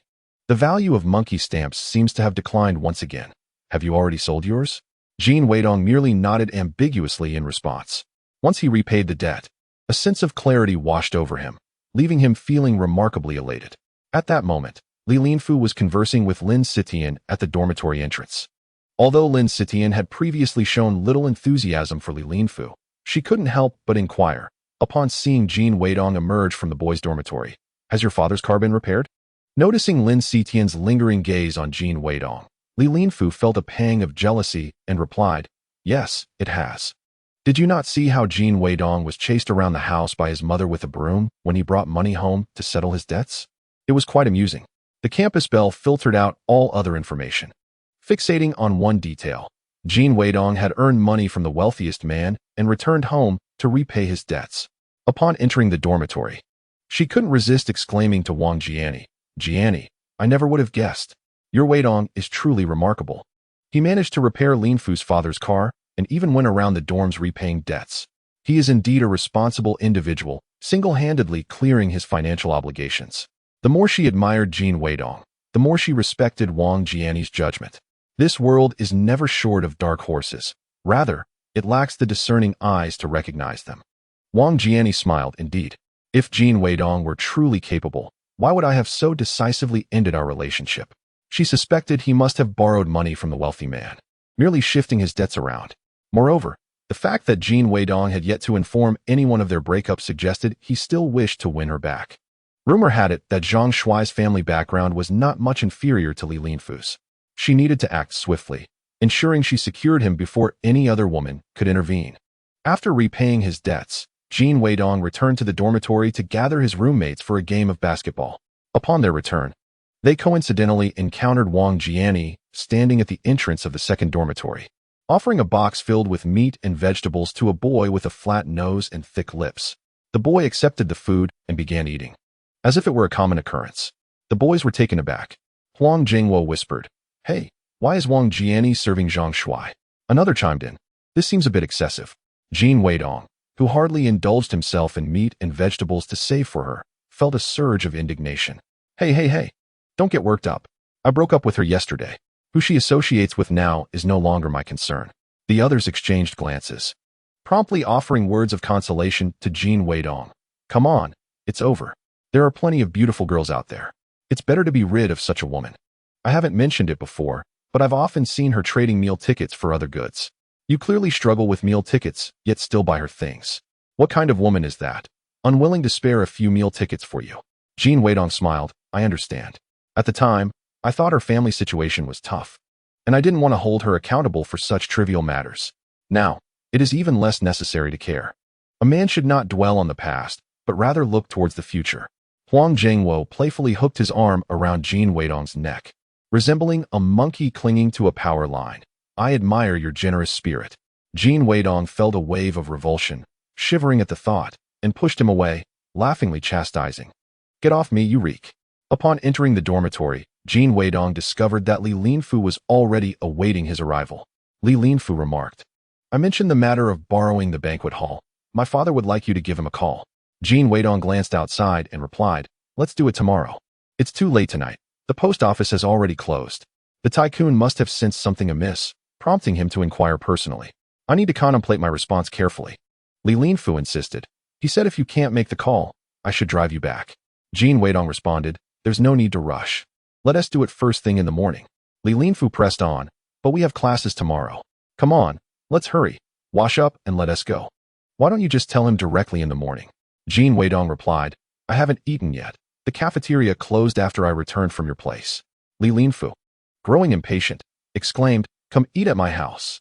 I won't let you go hungry. Stop dawdling." Chapter 12. Deception and Concealment. Li Linfu urged Jin Weidong to wash up and drive back with an urgency akin to a life-or-death situation. They arrived at the Li residence just in time for dinner, though Li Linfu's mother was absent. It was said that she was a formidable businesswoman with her own substantial enterprise. The dining table was laden with an array of exquisite delicacies, which were unattainable outside at that hour. Li Xiangyang's demeanor was considerably more amiable than in the morning. He greeted them like a longtime elder, expressing genuine concern. "All of us are seasoned traditional Chinese medicine practitioners. What tricks do you intend to play in front of me?" A few small favors to lower the guard, allowing one to extract desired information from the other. This routine was all too familiar to me, having employed it countless times with the younger staff at my company. Jin Weidong found it amusing. Regardless of what Li Xianyang said, he simply nodded in agreement while indulging in the feast. After observing him consume 4 large prawns and 6 scallops, Li Xianyang remarked, "Weidong, Linfu mentioned wanting to borrow the banquet hall for a class reunion and requested my presence. What is going on?" Jin Weidong looked up and replied, "Indeed. Our classmates hold great respect for Uncle Li and wish to learn from your business acumen. Li Xiangyang then questioned Li Linfu. Is that true? Jin Weidong affirmed, absolutely. Linfu wishes to run for the student council. If you could lend him your support, he would feel more confident. Oh, so it's a campaign for votes. No wonder you're treating people to dinner, Li Xiangyang mused. Serving on the student council indeed cultivates organizational and interpersonal skills. This could be beneficial. Li Xiangyang then realized and said, very well. Just let me know when you've set a date and what level of banquet you require. Jin Weidong replied, as for the details, please don't trouble yourself, Uncle Li. All you need to do is authorize Linfu to handle everything. Li Xiangyang consented. All right then, for Linfu's sake, I will cooperate with you this once. On the way back, Jin Weidong felt quite satisfied. The objective was achieved, and he had enjoyed a sumptuous meal without cost. However, Li Linfu appeared troubled. Sensing that something was amiss, having involved his own father in the matter, Jin Weidong chuckled. Come on, cheer up. We're on the brink of becoming wealthy overnight. Li Linfu began to curse. I can't feel happy. My family is already the richest. Jin Weidong countered. That wealth belongs to your father, not you. Would you prefer to be known as the son of the richest man for life, or would you rather become wealthy yourself? Li Linfu was struck by the heart's secret as Jin Weidong probed him, pursing his lips in silence. Currently, Li Xiangyang was only willing to assign him menial tasks such as inventory checks and moving items. How could this be considered treating him like a son? It felt more akin to employing a mere assistant. He had long yearned to accomplish something significant, to earn the respect of his biological father. Jin Weidong reassured him. Rest assured, given that you spoke on my behalf before my parents yesterday, I will not betray you. Li Linfu cast him a sidelong glance, thinking, damn. If you hadn't said that, it wouldn't have mattered.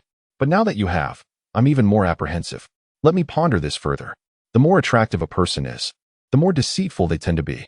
This applies to both genders. After only a night of contemplation, Li Linfu acquiesced. The allure of success in this venture far outweighed the potential losses from failure. According to Jin Weidong, the rewards were substantially greater than the risks. Should they fail, the most they would have to do was refund the money people had paid and treat them to a meal. However, if they succeeded, it would earn him the respect of Li Xiangyang and potentially lead to more business opportunities. The benefits were exponentially greater than what was immediately visible. Not to mention the chance to gain the attention of the campus beauty. Jin Weidong had thoroughly discerned his thoughts. Thus, he was entirely unconcerned about Li Linfu's potential reluctance. The following day, the two took a leave of absence to visit various newspapers to publish an announcement. The announcement read, "You are just one lunch away from becoming wealthy. Come quickly, what are you waiting for? For just 100, you can listen to the wealthy magnate impart secrets of wealth accumulation. This is guaranteed to be worth your investment. Limited to only 100 slots. Miss this opportunity, and you will regret it for a lifetime. Individuals with assets exceeding $10,000 need not apply. We only assist those sincerely wishing to attain wealth." The editor-in-chief was puzzled. While various advertisements could be published in newspapers for revenue, it was the first time someone had sought to run such an advertisement, which seemed suspiciously like a scam. However, the advertiser was none other than Li Linfu, the sole heir of the tycoon. Surely he wouldn't deceive his own father?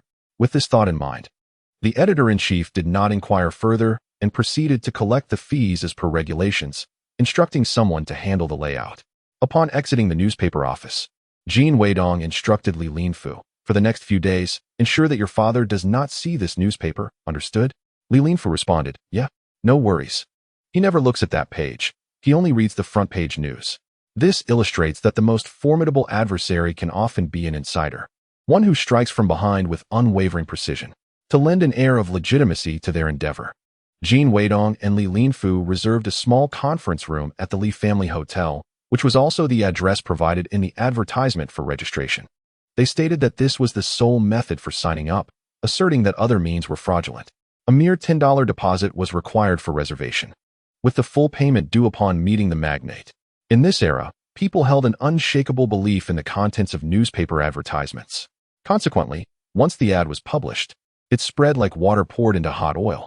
Even within the school, inquiries about the legitimacy of this venture flooded in for Li Linfu. He was exasperated and replied, yes, it's real. If you have money, come. If you don't, stop asking. The reservation date was set for Saturday. Jin Weidong and his companions visited the newspaper on Thursday. meaning the advertisement would not be published until Friday at the earliest.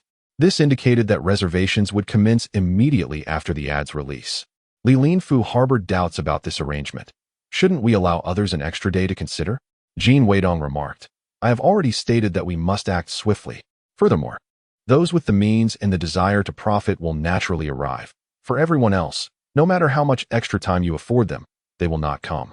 The critical point is, if we wait a few more days, your father will find out, and we shall be unable to proceed. Li Linfu scoffed. Everyone has to work on Saturday. They simply won't have the time. Jin Weidong replied, let us take a gamble. That day, the two of us will be counting money until our hands cramp. Li Linfu responded, a wager it is. What shall we bet on? Jin Weidong chuckled. Even if I win, it will be rather dull. Last time you mentioned writing names backward, yet you did not uphold your promise. Li Linfu declared, a man's word is his bond. If I breach it this time, I shall be akin to a puppy. Jin Weidong stated, all right, should I emerge victorious? You shall henceforth refer to me as Big Brother wherever you go. Li Linfu laughed, very well. If I win, you will become my little brother from that day forward. The two of them awaited in the small conference room on the first floor of the hotel that Saturday, even placing a large sign at the entrance indicating a lunch appointment with the wealthy Li Xiangyang. As 11 o'clock approached, not a single person had arrived. Li Linfu sighed. Well, let's call it a day. All this effort for nothing, and we've even lost money on advertising. Not to mention 100. Even 10 yuan might not entice anyone. After all, workers earn no more than 30 yuan a month. Who among them would be foolish enough to spend several months' wages on a meal? Chapter 13. Business opening. Jin Weidong reassured, do not fret, everyone has work today. Even if they sneak away, they will not arrive until after 11. Li Linfu scoffed. I wonder who instilled such confidence in you, or who gave me the courage to believe in you. Just then, someone entered and inquired, is this the place for the lunch appointment with the wealthy? Jin Weidong raised an eyebrow at Li Linfu, then stood to respond, indeed, it is right here. Li Linfu remarked, just one person. However, even one attendee means 100 yuan. We can surely recoup our costs. After that individual entered, it seemed to trigger a deluge of arrivals, one after another, increasingly more. Soon, the front of the banquet hall was packed with people, the noise overwhelming Li Linfu. Yet, among the crowd, many were merely there for the spectacle, with few willing to pay. Jin Weidong, however, did not accept money from those Li Linfu recognized or who were already affluent. Once he had gathered 100 individuals, he addressed the rest. All right, everyone. You may leave now. Those who had hesitated began to protest. What is going on? We traveled a long way. You cannot send us away empty-handed. Just add a few more tables. Jin Weidong reluctantly agreed to increase the number to another 100, but he firmly refused to add any more. He asked those without reservations to leave their names, promising that if anyone canceled, they would be considered next in line, thus managing to disperse the crowd. They had collected a deposit of 2,000 yuan. Once the crowd had dispersed, Li Linfu sat there in a daze. Jin Weidong patted his shoulder and said, are you so delighted that you have lost your senses? Come, call me Big Brother and let us hear it. Li Linfu shivered. I am not this overjoyed. I am frightened.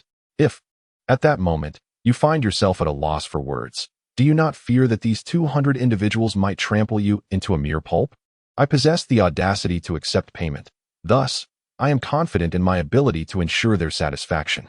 Jin Weidong chuckled softly, placing the deposit in his hand, stating, from this moment forth, we shall be comrades on the same vessel. Li Linfu fixed his gaze upon the substantial stack of cash in Jin Weidong's hand, his mind racing with apprehension.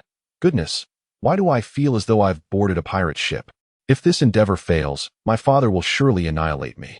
Suddenly, Jin Weidong furrowed his brow, murmuring, troublesome. Li Linfu inquired, what is the matter? Are you feeling apprehensive now? It's too late for that. Jin Weidong replied, not at all. I just realized I don't even possess a suit. Do you have one I could borrow? Even a white shirt would suffice. Otherwise, I'll lack the persuasive power. Li Linfu erupted in laughter, exclaiming, how absurd. You dare undertake such a grand endeavor without the proper tools. Ultimately, Li Linfu lent Jin Weidong a white shirt and a pair of dress pants to resolve this predicament. The trousers hung loosely on Jin Weidong, resembling capris. Yet they were undoubtedly preferable to the blue tracksuit he had been wearing. He gazed at the handsome, spirited young man reflected in the mirror and said, hey, stay strong. From this day forth, your business is officially launched.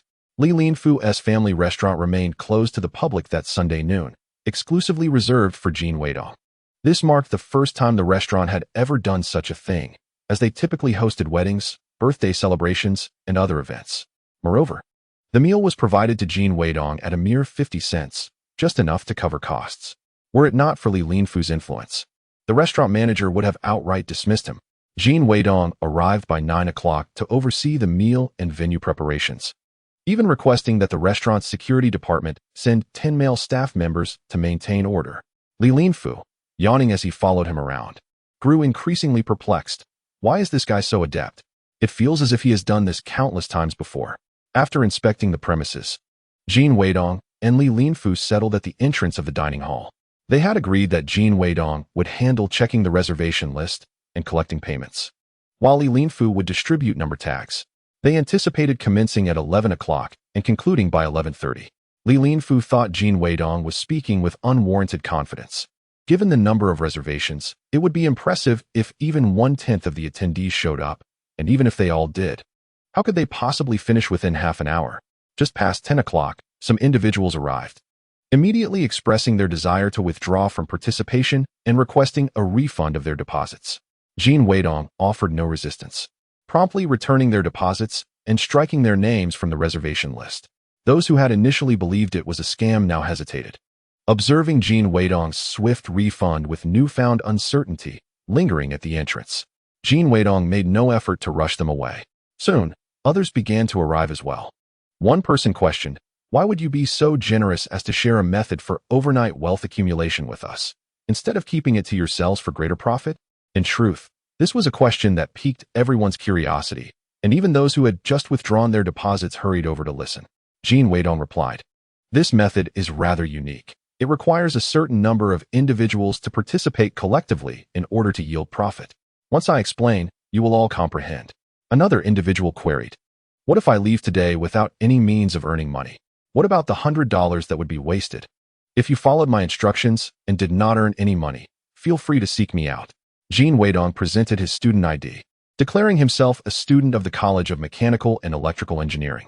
Over the past few days, he had been steadily acquiring numerous editions of stamps from the black market and the post office, treating them as treasures he carried with him at all times. Li Linfu was convinced that this person had completely lost his senses. He was genuinely concerned that Jin Weidong would place all the blame on him and his father. Upon hearing Jin Weidong's words, he felt a slight sense of relief. Setting aside other matters, this rascal did demonstrate a certain sense of responsibility. Jin Weidong noticed the change in his expression and couldn't help but chuckle inwardly. The foolish son of a landlord. Even if I present my student ID, these people will ultimately direct their attention to your father. This situation was destined from the very beginning. At this moment, a university student was indeed a rare commodity, and the student ID served as valid proof of identity, carrying substantial value and credibility.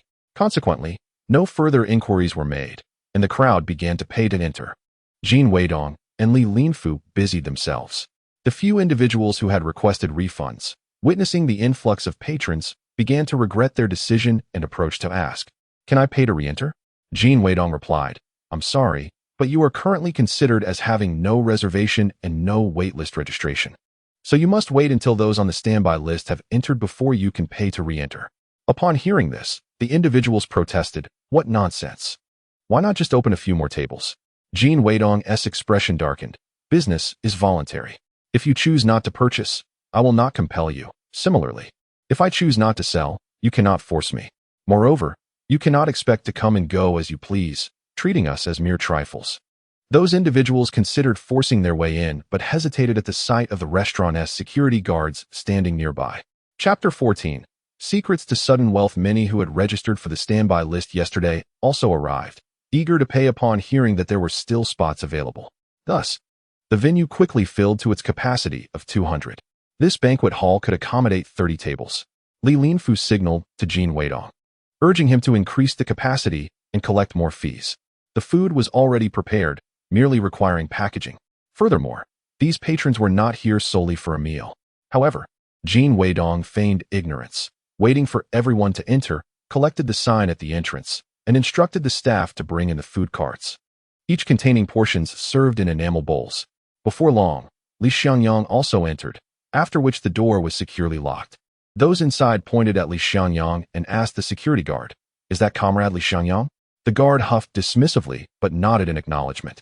Astonishingly, the wealthiest individual had truly arrived. The crowd regretted their earlier decisions even more, straining to eavesdrop on the happenings within. Li Xiangyang had been working upstairs, but, upon hearing the commotion below, thought to himself that this group of youths was quite raucous. Upon entering, he enthusiastically waved to everyone. "Hello, classmates." Glancing around the room, he felt a twinge of confusion. Why did all of Li Linfu's classmates appear so aged? A few looked to be at least in their 40s. However, having arrived, he felt it would be too disheartening for Li Linfu if he turned and left, so he reluctantly took a seat. Li Linfu stepped forward, raised his arm, clenched his fist, and shouted loudly, "Do you all want to get rich? Do you wish to become wealthy overnight?" This script was penned by Jin Weidong. Over the past few days, whenever he found a moment, he practiced in front of the mirror. Jin Weidong remarked that the success of this endeavor hinged entirely on whether he could deliver the script with fervor and zeal. Despite having memorized it flawlessly, he felt an overwhelming sense of anxiety, his palms clammy and his voice trembling. The room fell silent, all eyes fixed upon him, including those of Li Xiangyang. Within Li Xiangyang's mind, a tempest raged. What a deception! A classmates' reunion? This is nothing short of a scam. Those two scoundrels have led me to my demise. I want to overturn the table, yet the one on stage is my own son. If I were to expose them now, not just Li Linfu, but I would also be at the mercy of this crowd. I must endure and observe what tricks these two rascals are up to. Once they leave, I will settle the score with them. After a brief pause, the audience erupted in a collective roar. We want wealth. Li Linfu had never before been the focus of such fervent attention. His adrenaline surged, and he completely forgot his fears, pointing at Li Xiangyang, declaring, "Some say wealth is akin to HIV, transmitted only through blood and intimacy. Either marry a rich person or have a wealthy father. Today, I am here to tell you that these are all lies. Your lack of wealth is not due to bad luck or lack of ability, but because you have not grasped the secrets of prosperity.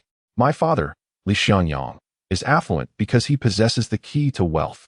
As his only son, I am here to share this consensus from Wall Street with you all. Let us unlock the underlying logic, master the secrets to riches, ignite the dreams of the masses, and seize opportunities for overnight success. The financial hotspots of the next 40 years lie in China. Tomorrow, you shall be the next tycoon." The crowd erupted into a frenzy, waving their arms, chanting, "We want to be tycoons." Li Xiangyang's heart raced, unable to comprehend a single word. Yet, this impassioned, persuasive young man seemed so foreign. Is this truly my timid son, content to lead a life of mediocrity? Heaven has finally opened his eyes. I would rather he fervently shout and take action, even if it leads to failure, than languish in despair for the rest of his life. Now, only one question remains. How will these two scoundrels conclude this charade? Li Linfu announced, "I will now hand it over to my assistant, Comrade Jin Weidong." Jin Weidong stepped to the center of the stage and stated, "The secrets to wealth are succinct, merely a few lines, which I have inscribed on this slip of paper. Please keep your slips safe and adhere strictly to the instructions therein. One crucial point to remember, while I am sharing these secrets with you, it is imperative that you do not disclose this information to too many others. The more competitors there are, the greater the cost of earning your fortune. Therefore, once you leave here, you must not divulge this to anyone else. Do you understand?" The assembly responded in unison, "We understand." Jin Weidong continued, "Please come forward to collect your meals and the secrets. This bowl is a gift to you all, a memento of our first exchange meeting." As Jin Weidong collected the registration numbers, he distributed lunch boxes and notes. Everyone received their enamel bowls, only to discover a line of red text printed on them, commemorative of Weidong Finance's inaugural press conference. It appeared rather formal. They scarcely glanced at the food before hastily opening the notes. The paper bore but a single line of text. Expressions of astonishment and confusion spread across their faces, leaving them momentarily frozen in place. The hall suddenly fell silent. After a brief pause, they all snapped back to reality, folding the notes and rushing outside. They surged forth like a torrent from a dam, eager and frantic. Those waiting outside were now in a state of anxiety. At such a critical moment, there was an eerie quiet. Were they truly destined to miss this opportunity for wealth? They surrounded those emerging from within, pleading, "Brother, what did the note say? I'll pay 50 for it. 60, sell it to me." The others waved their hands dismissively. Don't block the way, let us through. Everything had transpired so swiftly that Li Xianyang and Li Linfu barely had time to react. Only the three of them remained in the banquet hall. The floor was spotless, as if no one had ever been there, rendering the earlier events a mere figment of imagination. Li Xianyang's face turned ashen as he gritted his teeth and exclaimed, "You two rascals, come to my office now." He sat behind his desk, fixing a cold, penetrating gaze on Jin Weidong and Li Linfu, as though ready to pounce upon them. "You two are truly remarkable, completely keeping me in the dark. You have led me into a trap." Li Linfu recoiled slightly. "Dad, please don't be angry. I have full confidence in this matter." Li Xianyang was nearly driven to madness with laughter. "Confidence? What confidence do you possess? Tell me. What was written on that note?" Li Linfu hesitated, responding in a hushed tone, "I don't know." It was only then that he grasped the gravity of the situation. These individuals were willing to spend 100 yuan for a note solely because they believed Li Xianyang was a wealthy man. If they failed to profit, they would undoubtedly return to seek retribution from him. Li Xianyang was nearly apoplectic with rage. "You fool, you've been duped and are still counting their money." Jin Weidong calmly interjected, "In truth, Uncle Li need not worry. This time, it is a guaranteed profit." Chapter 15. Indeed, striking rich, you reckless little fool. Do you dare to be defiant? Do you still presume to play tricks on me? Li Xianyang pressed his lips together and said, "Very well. Enlighten me on the returns of your quick money schemes. How high are the profit margins, and how swiftly can one amass wealth?" Jin Weidong maintained his composure. "Within 6 months, the net yield will quadruple. Within a year, it will reach at least 11 times. Li Xianyang paused, then laughed in disbelief. "Young man, do you even know what net yield means? Not everything is as simple as fixing a car. I have engaged in countless mergers and splits, having dealt with dozens of publicly listed companies. Are you attempting to amuse me with this?" Jin Weidong smirked slightly, responding unhurriedly. "If we were discussing a company, it would more accurately be termed the return on equity. It is the ratio of net profit to average net assets. However, since we are currently operating on an individual basis, we can only refer to it as net profit divided by cost." Li Xianyang squinted. "Do you comprehend that such a lofty promise of profit entails equally significant risks? If this grandiose claim succeeds, it will be hailed as a miracle in the business world. If it fails, it will be categorized as a case study in fraud." Jin Weidong replied, "Of course, I am well aware. Generally speaking, risk and reward are directly proportional. However, this investment is an exception. I possess absolute confidence." "You, young man, truly possess considerable knowledge," Li Xianyang remarked, suddenly feeling less anxious. He inquired, "If you have such a lucrative avenue for profit, why divulge it to others? Why go through the trouble of arranging this lunch?" Jin Weidong explained, "Because we also intend to exploit this profitable avenue, and we must have assistance to expedite the maximization of our profits. Even with a short investment return period, we must wait for at least 6 months. The cost of this lunch is virtually negligible, with an exceedingly brief investment return period. Hence we prioritize this." Li Xianyang gestured for him to come closer. "Come, let me witness the secret behind your audacious claims." Jin Weidong handed them the last slip of paper. The father and son leaned in to examine it. It read, "Immediately purchase monkey stamps. Buy as many as you can and whole sheets if possible. In November, they will double. By the end of 81, they will quintuple, and by 82, they will increase at least tenfold. The longer you hold on to them, the more valuable they become." Both father and son exclaimed in unison, "For this, you dare to ask for 100 yuan?" Jin Weidong replied calmly, "The value of this information far exceeds 100 yuan." Li Xianyang sighed, placing a hand on his forehead, and remarked, "The worth of this information hinges on its realization. Tell me, how can monkey stamps, which have already plummeted to their issuance price, possibly double in value within just 2 months?" Li Linfu added, "Exactly. The government has declared that they will issue zodiac stamps annually. This means there will be new monkey stamps in 12 years. Jin Weidong chuckled. "True enough. However, the first edition of zodiac stamps was issued only once, with limited quantities and exceptional commemorative significance. From a collector's perspective, they possess the characteristics of being unique, rare, and culturally significant in terms of value appreciation. Moreover, the designer of this stamp created only this one monkey stamp throughout his lifetime. The illustration was crafted by the artist Huang Yongyu and meticulously engraved by stamp engraver Jiang Weijia, resulting in a vividly lifelike depiction of the golden monkey's fur. Li Xianyang pursed his lips. What you say is not without merit. Nevertheless, predicting a tenfold increase is rather presumptuous and fraught with risk. Jin Weidong countered. Setting aside the technical aspects, let's consider a simple truth. Any collectible will only appreciate when there are buyers willing to speculate. The recent decline is due to buyers' caution as they hesitate to invest. Today, I have created at least 200 frenzied buyers. Just these individuals can elevate the stamp's price. Furthermore, there is an unyielding principle in this world. When you explicitly encourage them to spread the word, they might dismiss it with a laugh. Yet, when you attempt to keep it under wraps, they will, against all odds, share it far and wide. These individuals will undoubtedly relay the information to their closest associates to profit together. Thus, this matter will proliferate exponentially, with the number of participants in the speculation driving the price upward in geometric progression. In his previous life, he was unable to profit from the monkey stamps due to a lack of understanding of this principle and the absence of energy to rapidly increase the number of speculators. However, the situation has changed. He now harnesses Li Xianyang's energy to accomplish this goal.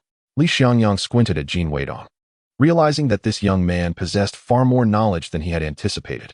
Jin Weidong smiled mysteriously. If you are not at ease, Uncle Li, you could step in as a facilitator to hasten the rise of the stamp's value. Simply purchase the monkey stamps discreetly. They are currently priced at over 6 yuan per set.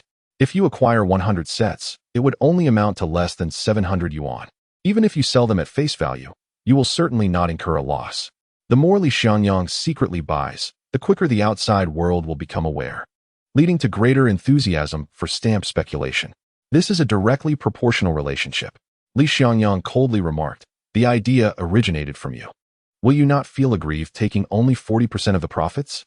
Jin Weidong replied, to successfully execute this plan, both my good ideas and your esteemed reputation are indispensable. Thus my share of 40% is quite fair. Li Xianyang scrutinized Jin Weidong, no longer with a casual demeanor, but with a penetrating gaze, assessing the cold and calculating nature of his opponent. Jin Weidong remained unfazed, reclining comfortably and meeting his gaze with composure. In truth, he had somewhat exaggerated his own role. The decisive factor in this venture was Li Xianyang's involvement. Without him, no one would believe a word he said. Li Xianyang nodded slightly, acknowledging, though this lad is audacious. He knows when to advance and when to retreat. I shall overlook your previous deception this time. Jin Weidong retrieved a bag of money. Here, let us distribute the earnings. Once we have divided the money, hurry to purchase the monkey stamps.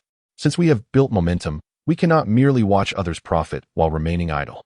Li Xianyang stated, I shall cover today's dining expenses as an encouragement for you two young men. You need not give Li Linfu 60%. You may split it evenly. He now believed firmly in the potential rise of the monkey stamps, considering the matter nearly settled. Crucially, he was pleased with his son's newfound confidence, courage, and decisiveness. As the saying goes, fortune favors the bold. His son, Li Xianyang, must not be timid or hesitant. As long as Jin Weidong can lead Li Linfu to accomplish significant endeavors, he wouldn't mind if they split the profits, or even if Jin Weidong took a larger share. Jin Weidong had anticipated this outcome, so he accepted with slight reluctance.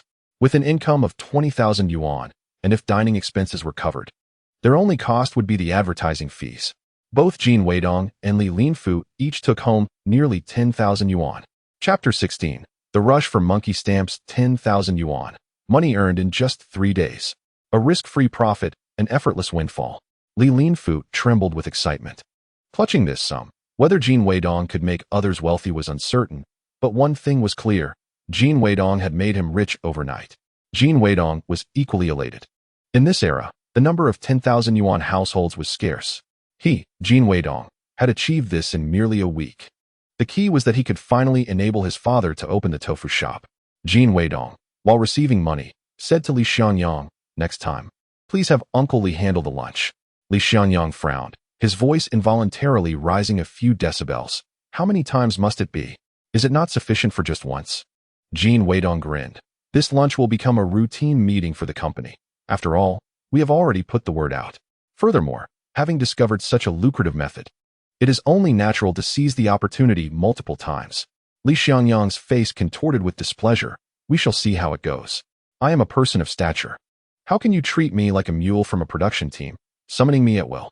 He added, Please utilize my reputation in a more conventional manner. Jin Weidong reassured him. Do not worry. I am not the type to compromise my integrity for profit. Li Xiangyang scoffed. Are you not? There is no need for such modesty. Jin Weidong then turned to Li Linfu, requesting, could you take me to the savings office to deposit this money? Li Linfu replied. Smart one. Have you considered that the savings office is closed on Sundays? Jin Weidong acknowledged, indeed. With so much cash, it is unsafe to keep it in the dormitory or at home. I was merely feigning ignorance to solicit your father's assistance. Li Linfu exchanged glances with Li Xiangyang, who then, eager to gain Jin Weidong's favor, quickly called the director of the nearest savings office. At that moment, the savings office was encouraging deposits. So Jin Weidong's visit was beneficial for them as well, making the director quite agreeable. Consequently, Jin Weidong deposited 8,000, fulfilling half a year's quota for the office. The director, beaming with delight, remarked, truly a friend of Comrade Li Xiangyang, so generous. Jin Weidong replied, thanks to Uncle Li and Linfu. Observing the director smiling while counting the money, Jin Weidong felt a sense of satisfaction. After all, it was his money. The director wrote down a phone number for Jin Weidong, stating, next time you have such a sum to deposit, do not trouble Comrade Li Xiangyang. You can call my home directly. I will provide one-on-one service. Jin Weidong chuckled inwardly, realizing he was already enjoying preferential treatment sooner than expected. He firmly shook the director's hand, expressing, I am truly grateful. You are indeed a commendable comrade serving the people. Although aware of the director's self-serving motives, flattery was still in order. After the deposit was complete, Li Linfu remarked, I presume you are heading home now? Jin Weidong responded, good brother, you know me too well. Upon stopping the car, Jin Weidong overheard someone speaking at home. It was his uncle, Lu Daiyou, saying, the stamps that Weidong bought are worthless. They have been declining in value. I only came to help you two make a little profit because I feel for you. Jin Weidong sneered, the news travels faster than I anticipated. In the past, whenever Lu Daiyou faced difficulties, Jin Yongjun and his wife had always come to their aid. However, once Lu Daiyou earned some money through dubious means, he immediately grew distant from Jin Yongjun and his family. Not long ago, Jin Yongjun sought to borrow a sum of money from Lu Daiyou to open a shop, but Lu Daiyou declined without a second thought. Now, having heard that the price of monkey stamps would rise, Lu Daiyou hurriedly approached Jin's residence to entice him. He proclaimed, aren't you planning to open a shop? I'll take a small loss and buy these stamps for 800 yuan. Jin Yongjun, visibly tempted, turned to Lu Bihua and suggested, what if we just give in to my brother-in-law? Lu Bihua replied firmly, no, these stamps were entrusted to me by Dongdong. Even if we were to sell them to my brother, we must wait for Dongdong to return. Lu Daiyou interjected, I'll give you 1,000. There's no need to wait for him. Even Dongdong wouldn't find anyone willing to pay 1,000 for his stamps. Lu Bihua insisted, let me make a phone call to check with Dongdong. Lu Daiyou raised his offer to 2,000, asserting, it can't be more. Dongdong only spent a little over 2,000 when he bought them. I'm merely looking out for my sister by allowing Dongdong to recoup his investment. Lu Daiyou, usually quite stingy, exhibited unexpected generosity, raising Jin Yongjun's suspicions. Perhaps we should wait for Dongdong to return, Jin suggested. Lu Daiyou, exasperated, retorted, you two are truly dilly-dallying. Can't you make a decision on such a trivial matter? Dongdong's possessions are essentially your possessions. He signaled to his sons, Lu Wenxing and Lu Wenyuan, who promptly restrained Jin Yongjun and Lu Bihua. Lu Daiyou barged in, demanding, where are the stamps? Bring them out for us to see. The three of them, tall and imposing, left Jin Yongjun feeling helpless. In his anxiety, he shouted, hey, uncle, this is outright theft. How can you do this? Lu Wenxing chuckled mischievously, uncle, even if we were to take them, we would pay you. How could this be called theft? Furious, Jin Weidong jumped out of the car and marched inside, coldly inquiring, what is going on here? Lu Daiyou, sensing the arrival of Jin Weidong, quickly lost his bravado and retreated, muttering, Dongdong has returned. We merely heard you acquired some stamps and wanted to take a look. Jin Weidong scoffed, what I choose to buy is none of your concern. Lu Daiyou, irritated and humiliated, retorted, how dare you speak to your elders like that? Jin Weidong replied firmly, what is mine belongs to me. You all had better not covet it. Realizing he was in the wrong, Lu Daiyou refrained from arguing further and left in a huff. Jin Weidong furrowed his brow, recognizing the trouble brewing. Everyone was aware of his stamp collection. With prices yet to rise, It was alarming that people were already eyeing his possessions, given the deteriorating public safety in recent years. He considered the risk of storing so many stamps at home, which could become a potential source of trouble for Liu Bihua and others.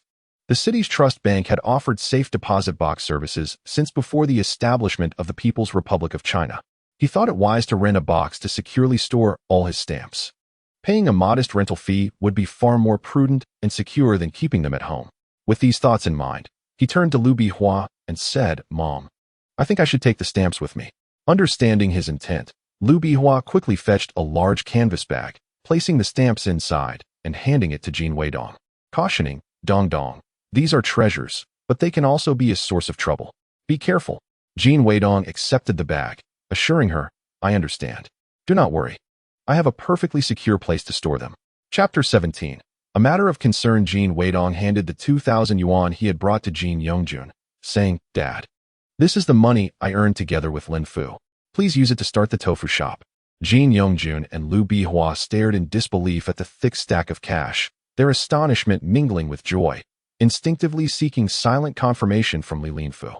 Li Linfu, well versed in this process, nodded vigorously, affirming, "Yes, indeed, we earned it together.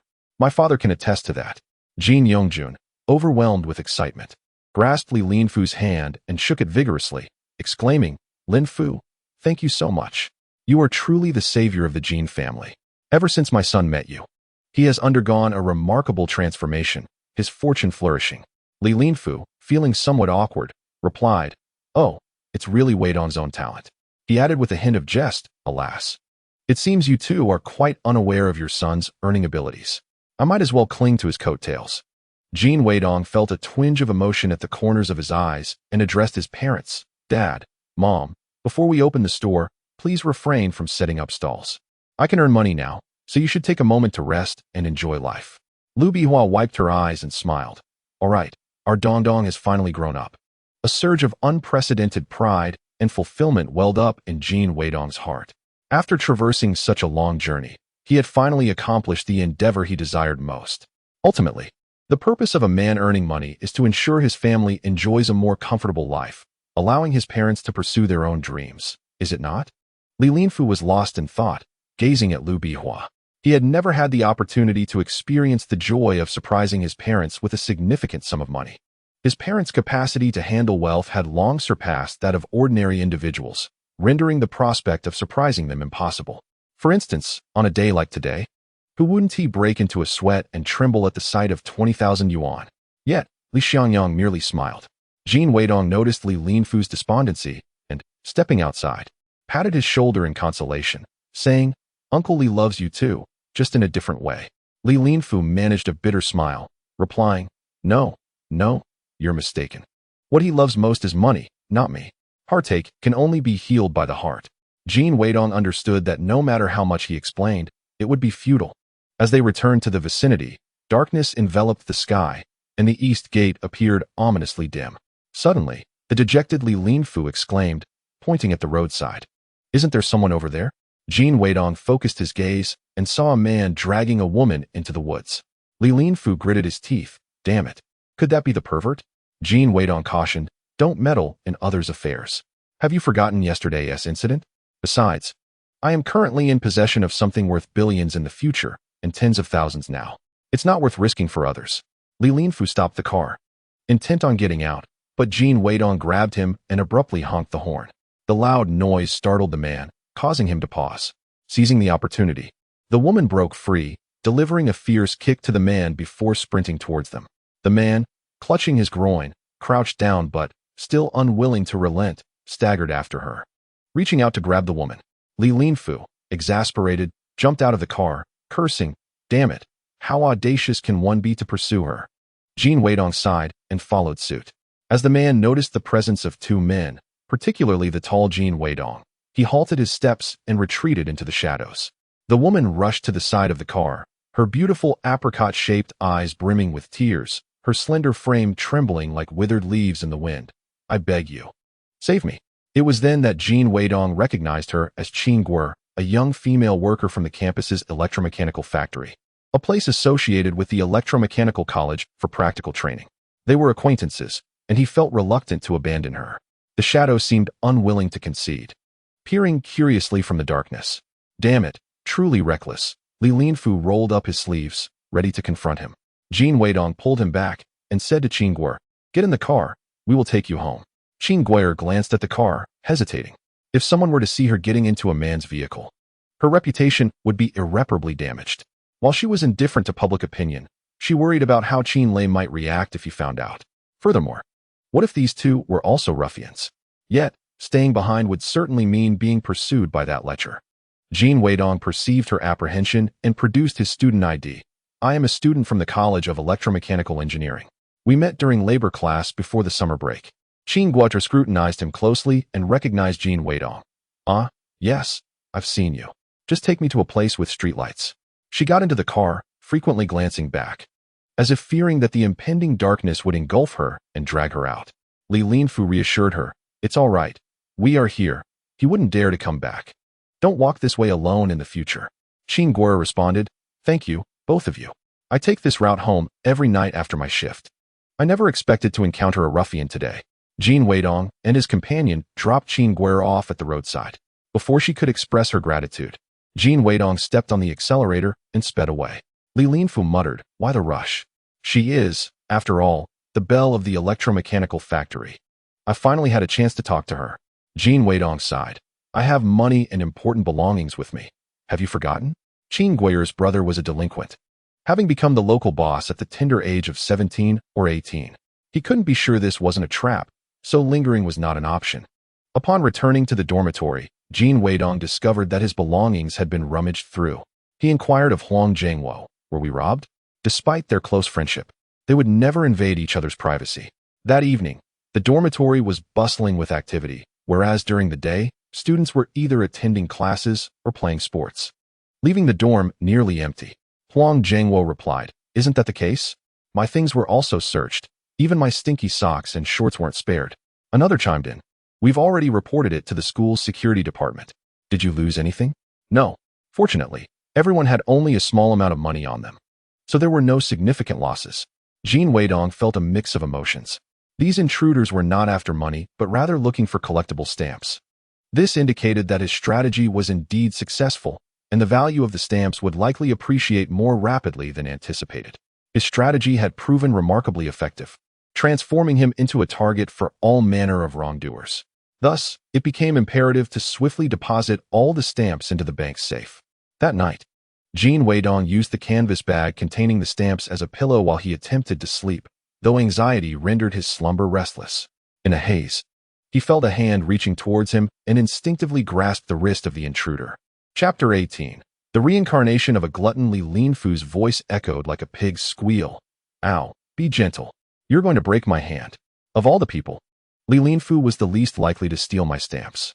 "I must be overly anxious," Jin Weidong realized as he fully awakened, hastily releasing his grip and asking, "What brings you here, sneaking about?" Rubbing his wrist, Li Linfu's plump face contorted with displeasure. "Someone broke into my car. The dormitory was also ransacked, so I came to check on you." Jin Weidong sat up, gritting his teeth in anger. "These scoundrels couldn't find anything here, so they targeted you instead. Utterly detestable." Li Linfu urged, "You need to find a secure place for your belongings. This situation is untenable." Jin Weidong replied, "I know a location, but I'll need your assistance." After freshening up, he purchased a steamed bun from the cafeteria, washed it down with some cool water from an enamel mug, and set off with Li Linfu. Li Linfu's car was in disarray. Both the trunk and doors had been pried open, and even the seats and backs were slashed with a knife. Jin Weidong inspected the damage. A bit of paint scraped off, but the lock remains intact. It doesn't require immediate repairs. Just cover the seats with a slipcover, and it should suffice. However, you must avoid leaving valuables in the car from now on. Li Linfu frowned. I hadn't anticipated the allure of these items to be so potent. In truth, he felt a twinge of indignation. Everyone had long known he was the son of a tycoon, yet this was the first time someone had directly vandalized his car to steal from him. Did his status as the son of a wealthy magnate wield less allure than a few mere pieces of paper? The world had grown utterly insane, Jin Weidong remarked. The allure of these items lies in their boundless potential, immeasurable worth, and the thrill of risk they embody. Akin to an undiscovered gold mine or a tomb laden with priceless treasures. Anyone who receives the news would unhesitatingly choose the stamps over 10 yuan. Although the stamps may not yet be valued at 10 yuan, they are poised to transform into 10 times that, or even 100, 1,000, or tens of thousands of yuan. They could no longer afford to delay and headed straight for the city's trust bank. Ordinarily, the bank manager would disdainfully refuse to entertain a penniless student like Jin Weidong. However, since Li Linfu had accompanied him, the manager dared not be negligent and was particularly courteous. Li Linfu suddenly realized that in Jin Weidong's presence, he was merely a mobile tool, a backdrop, and part of the atmosphere. Jin Weidong felt secure storing his belongings there, knowing that even in 2023, the bank was still searching for clients who had deposited items since its founding in 1920 but had never returned. This indicated that the bank was sufficiently stable and reputable. Accessing the safe required 2 keys, one held by the bank and the other by the client. The stamps and passbook were securely locked in the safe, and after threading his personal key onto a string and hanging it around his neck, Jin Weidong finally breathed a sigh of relief. Li Linfu murmured, "I had no idea this place had such a feature. How did you know?" Jin Weidong patted his shoulder, saying, "Read more books and newspapers. Indulge less in women and card games, and you will naturally come to know." Li Linfu retorted, "Your tone is increasingly reminiscent of my father." Jin Weidong added, "I appreciate your company in these past few days. Let me treat you to a meal." Li Linfu suggested, "Let us first check out the black market." Thus, they made their way to the antique stamp street. In just 24 hours, the price of the monkey stamp had surged from 8 cents to 12. The demand outstripped the supply, with buyers plentiful and sellers scarce. Li Linfu managed to purchase 2 editions at 12 yuan each, along with several individual stamps. Jin Weidong acquired 1 edition, foregoing the individual stamps. Their presence incited further frenzy in the black market. Those who intended to sell became reluctant. Amidst the clamoring, voices called out, "Who has monkey stamps? We'll pay a high price." Jin Weidong did not linger. He went to the Li family restaurant and ordered several large dishes of hearty fare, purchasing a few bottles of erguo-tu to stow in the trunk of the car, which he then carried to his dormitory with Li Linfu. They had an entire roast chicken, about 7 or 8, 10 braised pig trotters, 10 pounds of marinated beef, 5 or 6 ducks, along with various side dishes and fruits. The dormitory inhabitants had never witnessed such a feast, and they went wild, pouring erguo-tu into enamel cups, abandoning chopsticks in favor of using both hands. The fragrant aroma wafted through the floor, drawing others who rushed in to seize a chicken leg or 2. Those upstairs and downstairs were equally enticed, lowering enamel basins from the windows, calling out, "Hey, don't just eat for yourselves, share some with us." Li Linfu, clutching a chicken leg in a corner, looked on in horror as others descended upon the food like a pack of wolves. When someone asked if he still wanted the chicken leg, he had no time to respond before it was snatched away. Jin Weidong laughed heartily. "Hey, you all should be a bit more civilized. Look at how you frightened Lin Han." Wang Jianing, with his mouth full of meat, grinned and mumbled, "Civilized my foot. If you're even slightly slow, you 1T get a single feather." In less than a quarter of an hour, they had reduced the table of dishes to mere broth and bones. With satisfied belches, they lounged back in their chairs, contentedly rubbing their bellies. It was then that Li Linfu emerged from his shock, licking the grease from his fingers, exclaiming, "My goodness, you all are too fierce. It's as if you're reincarnated hungry ghosts." Wang Jianing retorted, "Do you think everyone lives like you, with meat on the table every day?" Li Linfu chuckled, "Well, today's food tastes particularly good." Jin Weidong laughed uncontrollably. That's precisely why food is delicious when it's fought over. A roommate remarked, "Weidong is quite the brother. He remembers us even after striking it rich." Jin Weidong replied, "Of course, I've taken my share from you all before." He had not understood this before, but later realized how rare and precious the bond and camaraderie of 4 years in the same dormitory truly were. Just 2 brief years later, they would all go their separate ways. Some he would never have the chance to see again for the rest of his life. In the dormitory, the residents are arranged according to their age. Wang Jianing, the eldest, is notably large-headed, earning him nicknames such as Big Brain or Boss. The second is a quintessential man from Inner Mongolia, broad-shouldered and tall with a square face, who tends to be reticent. His speech is somewhat blunt, yet he possesses a kind heart, readily assisting anyone who asks for help. The third, of a stature similar to Wang Jianing's but appearing more slender, hails from a small county in Guizhou. Quick-witted and academically accomplished, He speaks with a somewhat non-standard Mandarin and is quite loquacious, often sharing jokes that typically only amuse himself. The fourth is a classic scholar from the water towns of Jiangnan, refined and handsome, skilled at playing the guitar, often reciting sentimental poetry. The fifth, from Hunan, has a square face and a slightly darker complexion. His speech is explosive, akin to firecrackers, and while his temper flares quickly, it dissipates just as swiftly. The sixth, the smallest and most slender in the dormitory, is from Hainan.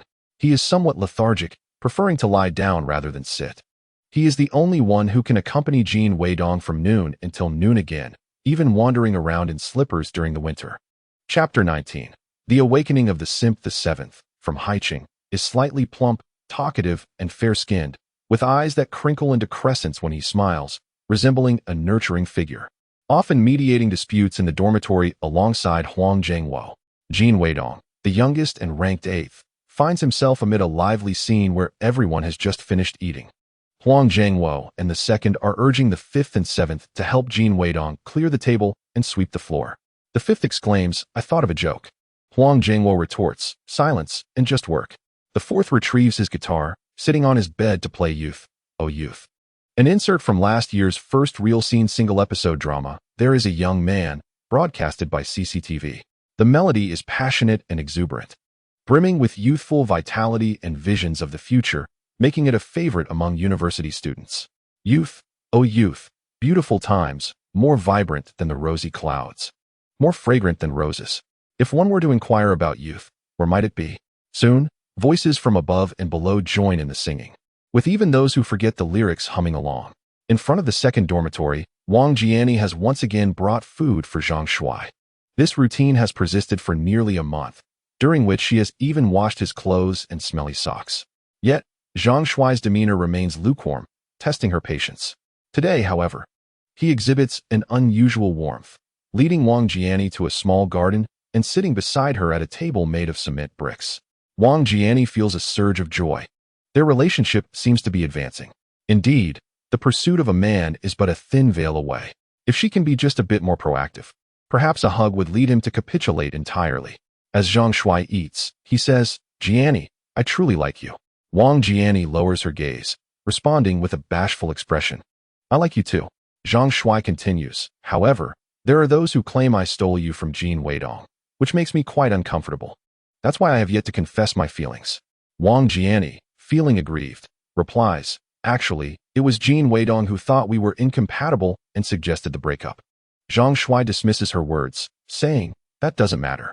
Since we are to be together, we must ensure that no idle gossip arises. I shall seek an opportunity to assist him." In truth, she had long harbored this intention, yet she was surprised by Zhang Shuai's proactive suggestion. Wang Jianing promptly replied, "Indeed. Your considerations are thorough. I have also pondered that if we act with utmost benevolence, then naturally, no one shall utter a word against us." Zhang Shuai remarked, "I have heard that he has been left with a collection of stamps. I have the means. I shall simply purchase the stamps from him." Wang Jianing grasped Zhang Shuai's hand, exclaiming, "You are truly kind-hearted and magnanimous. I have not misjudged you." Zhang Shuai smiled softly. "However, if I approach him directly, he may misconstrue my intentions." Wang Jianing offered, "I shall accompany you. He has always heeded my words." Zhang Shuai, suppressing his elation, responded, "Then let us hurry.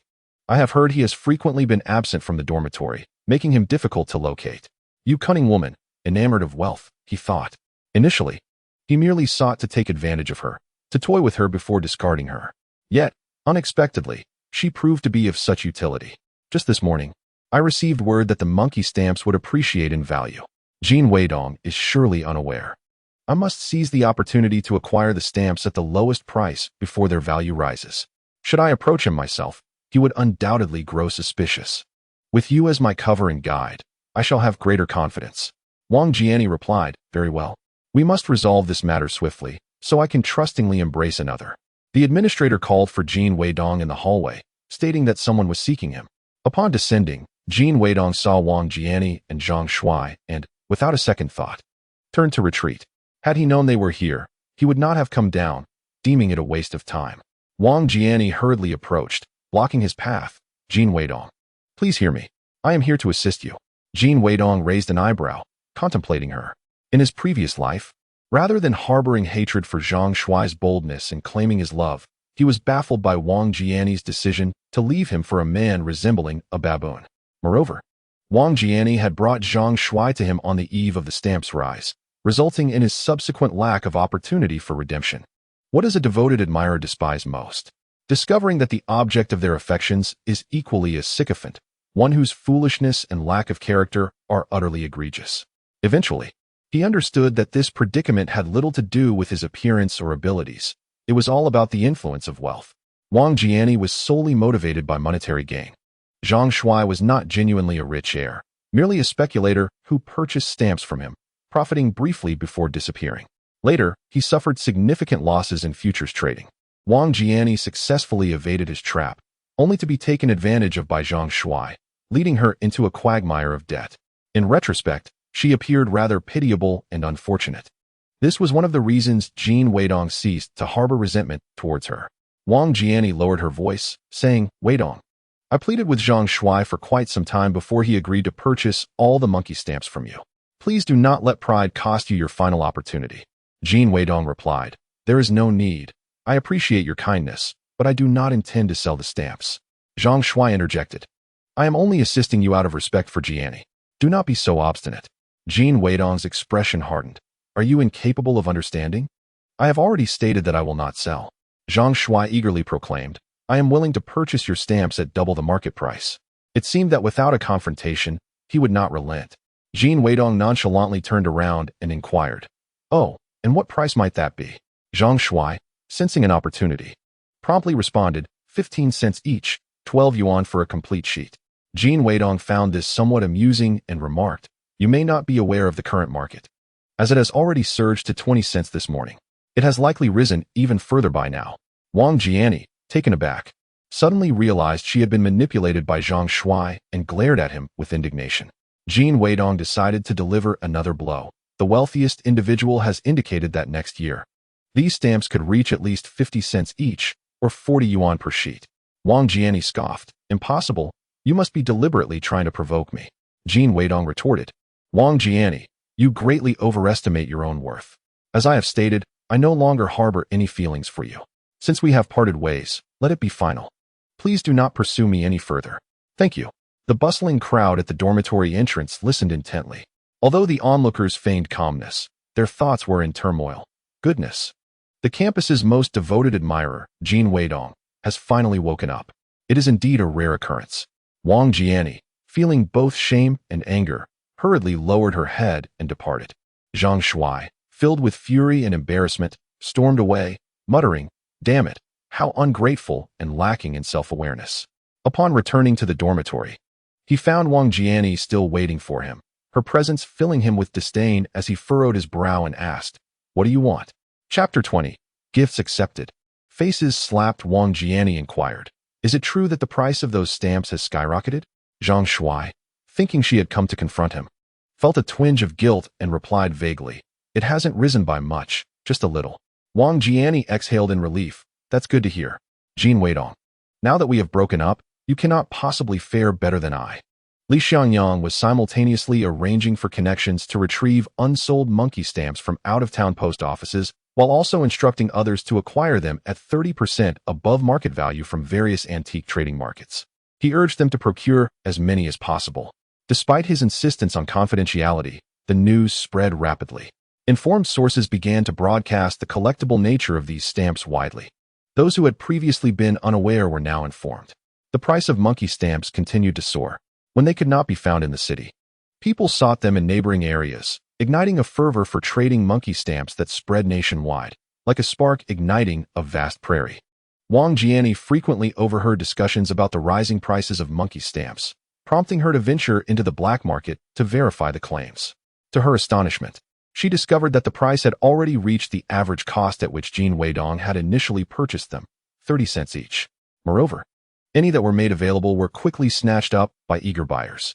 As an economics major, Wang Jianing was acutely aware of the impending trends. The next time someone attempted to sell, the price would undoubtedly escalate, continuing to rise until it reached a certain threshold, marking a turning point. She heard that Jin Weidong had even managed to buy some at their lowest point, implying that he had indeed profited from the situation. Wang Jianing gazed at the frenzied crowd, her hands and feet icy cold. And only now did she realize that she had not only missed the chance to amass wealth overnight, but had also overlooked a man akin to a gold mine. Had she delayed the breakup by even a day, she could have reaped the benefits. Presently, she felt akin to a climber who, having ascended halfway up a mountain, chose to retreat. Not only had she become the subject of ridicule, but she had also squandered nearly 2 years of her life on him. Moreover, the more she interacted with other men, the clearer it became that she truly harbored feelings for Jin Weidong. At the very least, his presence did not evoke disgust or revulsion within her. After much contemplation, she concluded that, given Jin Weidong's character, it would be more prudent to directly express her desire to reconcile rather than resorting to various schemes. Indeed, it had been he who initiated the breakup, not she. She had left the door open. Wang Jianing intercepted Jin Weidong on his way out of class. Jin Weidong appeared somewhat impatient, thinking to himself that this woman was a persistent specter, wasting his time. Dong, let us get back together. I've come to realize that I still love you more. Wang Jianing implored. Jin Weidong chuckled. Wang Jianing, why bother? You don't love anyone. You only love money. Taken aback, Wang Jianing responded, you weren't like this before. You used to be so earnest. Jin Weidong nodded slightly. Yes, I was aware of my past sincerity. But what good did it do? I was merely relegated to the role of a backup for you to cast aside when convenient. The only advantage my honesty afforded me was the ability to borrow money from many. By constantly considering others and fearing to cause them pain, I found that not only did they fail to appreciate me, they looked down upon me, viewing me as easy prey to be exploited. The day I hit rock bottom in my previous life, the word honesty was irrevocably erased from my lexicon. In this life, I shall live as I please. No one shall bind me with notions of morality or the image of a good person. Wang Jianing flushed with indignation, staring at him. Jin Weidong continued. In light of our nearly 2 years as a couple, allow me to offer you a few more words. If you love money, earn it honestly. There is no need to cling to a man and invite humiliation. Since we parted ways, preserve some dignity and refrain from further entanglement. Otherwise, you will only incur greater disdain from men. Wang Jianing trembled as she asked, is there no possibility for us? After all, it was I who urged you to purchase that monkey stamp. A cruel smile crept across Jin Weidong's lips. Can you guess why I had you sign that statement? Wang Jianing felt as though she had been doused with cold water. Disbelief etched across her face as she stared at Jin Weidong. Biting her lip, she took a step back and stumbled away. Meanwhile, astute individuals had caught wind of Jin Weidong's methods and sought to decipher the underlying principles, intending to replicate them. Zhang Shuai was among the clever ones. He brought fruit to seek out Li Linfu in his dormitory, wearing an obsequious expression. I wish to meet your esteemed father. Given our close relationship, could you facilitate an introduction? Li Linfu was not a fool, though he might appear so. He could easily discern the intentions of someone like Zhang Shuai, who was so eager to ingratiate himself without cause. Accepting the gift with one hand, he distributed it to his dorm mates with the other, responding to Zhang Shuai. Oh, my father is unavailable. Even if he were available, I would not assist you in making an introduction, as our relationship does not extend that far. Zhang Shuai nearly choked in disbelief, almost fainting from frustration. Yet, he could not seize the fruit. He could only depart sheepishly. Zhang Shuai pondered why he must grovel before Li Xianyang. Why not fabricate a wealthy benefactor to stage a performance? He could advertise in the newspaper, bypassing pre-registration, directly selling opportunities to dine with a millionaire for a fee of 100. The newspaper's editor refused to publish it, having never heard of this affluent individual, deeming it false advertising. The Li family restaurant also denied his reservation, exclaiming, what do you think this place is? Anyone can just come and reserve a spot to deceive us. It's utterly absurd. Previously, Jin Weidong secured a reservation due to the influence of Li Linfu, who had expressly instructed Li Xianyang. Zhang Shuai had no choice but to seek alternatives. Rebranding his advertisement to state he was a classmate of the son of the richest man, announcing wealth-building news at a luncheon limited to 200 slots. The editor, upon review, conceded, acknowledging the slight opportunism while recognizing the truth in the claim, and approved it with a flourish. Remarkably, that day attracted numerous unsuspecting individuals, or those misled by the vague advertisement from previous events. Zhang Shuai was thrilled, with his briefcase filled with cash ready for collection. However, upon arrival, attendees found neither Jin Weidong nor Li Linfu. They felt deceived. Consequently, A large portion departed in dismay. Only 2 particularly gullible individuals paid 100, entered to receive a box lunch, and were handed a note stating, "Immediately purchase the commemorative stamps for the 13th Winter Olympics, which will appreciate tenfold within a month and 100-fold within a year." These 2 promptly went to the police station to report the fraud. The authorities arrived, and upon seeing the accused was merely a student, reprimanded Zhang Shuai and ordered him to refund the money to the 2 individuals. Chapter 21. Everyone could hardly contain themselves. Zhang Shuai calculated the costs. 100 boxes of meals at 1 yuan each, plus venue rental and advertising expenses. Not only did he fail to profit, but he also incurred a loss of over 200 yuan. This incident became a source of ridicule. Zhang Shuai was mocked not only in the realms of collecting and finance, but also at school. Embarrassed and feeling inadequate, he attributed his failure to some trickery by Jin Weidong, leading him to confront him beneath the 3rd dormitory. He approached with an imposing demeanor, unable to admit his investment failure, glaring at Jin Weidong. "You have no shame, returning to your old ways and stealing my love, causing my breakup with Wang Jianing." With nothing else to do, the onlookers gathered, eagerly awaiting a spectacle as they anticipated Zhang Shuai being thoroughly thrashed. Jin Weidong, however, displayed no anger. As if he had heard a jest, laughing heartily, "You should read Autumn Water from Zhuangzi properly. I can hardly be bothered to argue with you." Zhang Shuai narrowed his eyes. "I don't care about your Zhuangzi. You must give me an explanation today." Jin Weidong shook his head, sighing, "I can understand your feelings. Truly, it's not painful to fail to realize one's dreams. What truly stings is witnessing another effortlessly achieve what you have desperately strived for. I have become immensely wealthy overnight. Does it not leave you envious? Can you bear it?" Zhang Shuai, overwhelmed by the provocation, exclaimed, "Nonsense. You have not fulfilled my dreams. You merely stumbled upon luck and will soon find yourself destitute once again." Jin Weidong chuckled benevolently, "Do not be hasty. My grand strategy has yet to unfold. What you perceive as the pinnacle is simply my starting point. Keep your eyes wide open and witness my meteoric rise. Behold my ascent to prominence. You worthless scum, go home and weep to your mother. Spare us your presence, for you only tarnish the scenery and squander resources." Zhang Shuai clenched his fists, lifted his chin, and stood on tiptoe, glaring at Jin Weidong.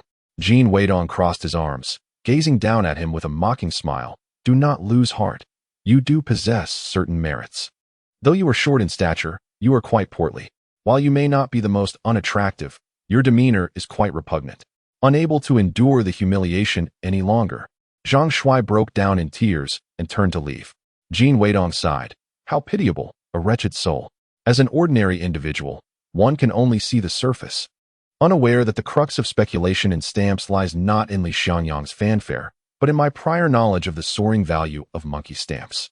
The post office, with the largest collection of stamps, cannot engage in speculation. My substantial purchases before rebirth inadvertently placed me in a position of power, making me the definitive dealer. If I do not profit, who will?" Returning to his dormitory, Zhang Shuai stewed in his discontent, reflecting on his literary background, yet feeling lost after being insulted without understanding the exact nature of the rebuke. Seeking counsel from a literature major roommate, he was met with a sympathetic expression. "The essence of this passage," the roommate explained, "is about a mythical bird called the yuanju, which dwells solely in the parasol tree, feasting on bamboo fruit and sipping from pure springs.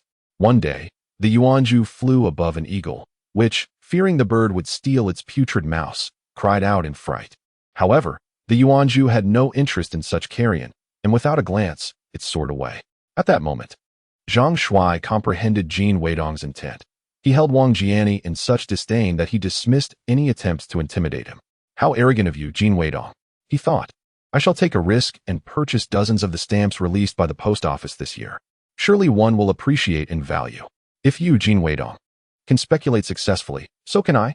I will surpass you in wealth and claim the women you cannot have, driving you to despair."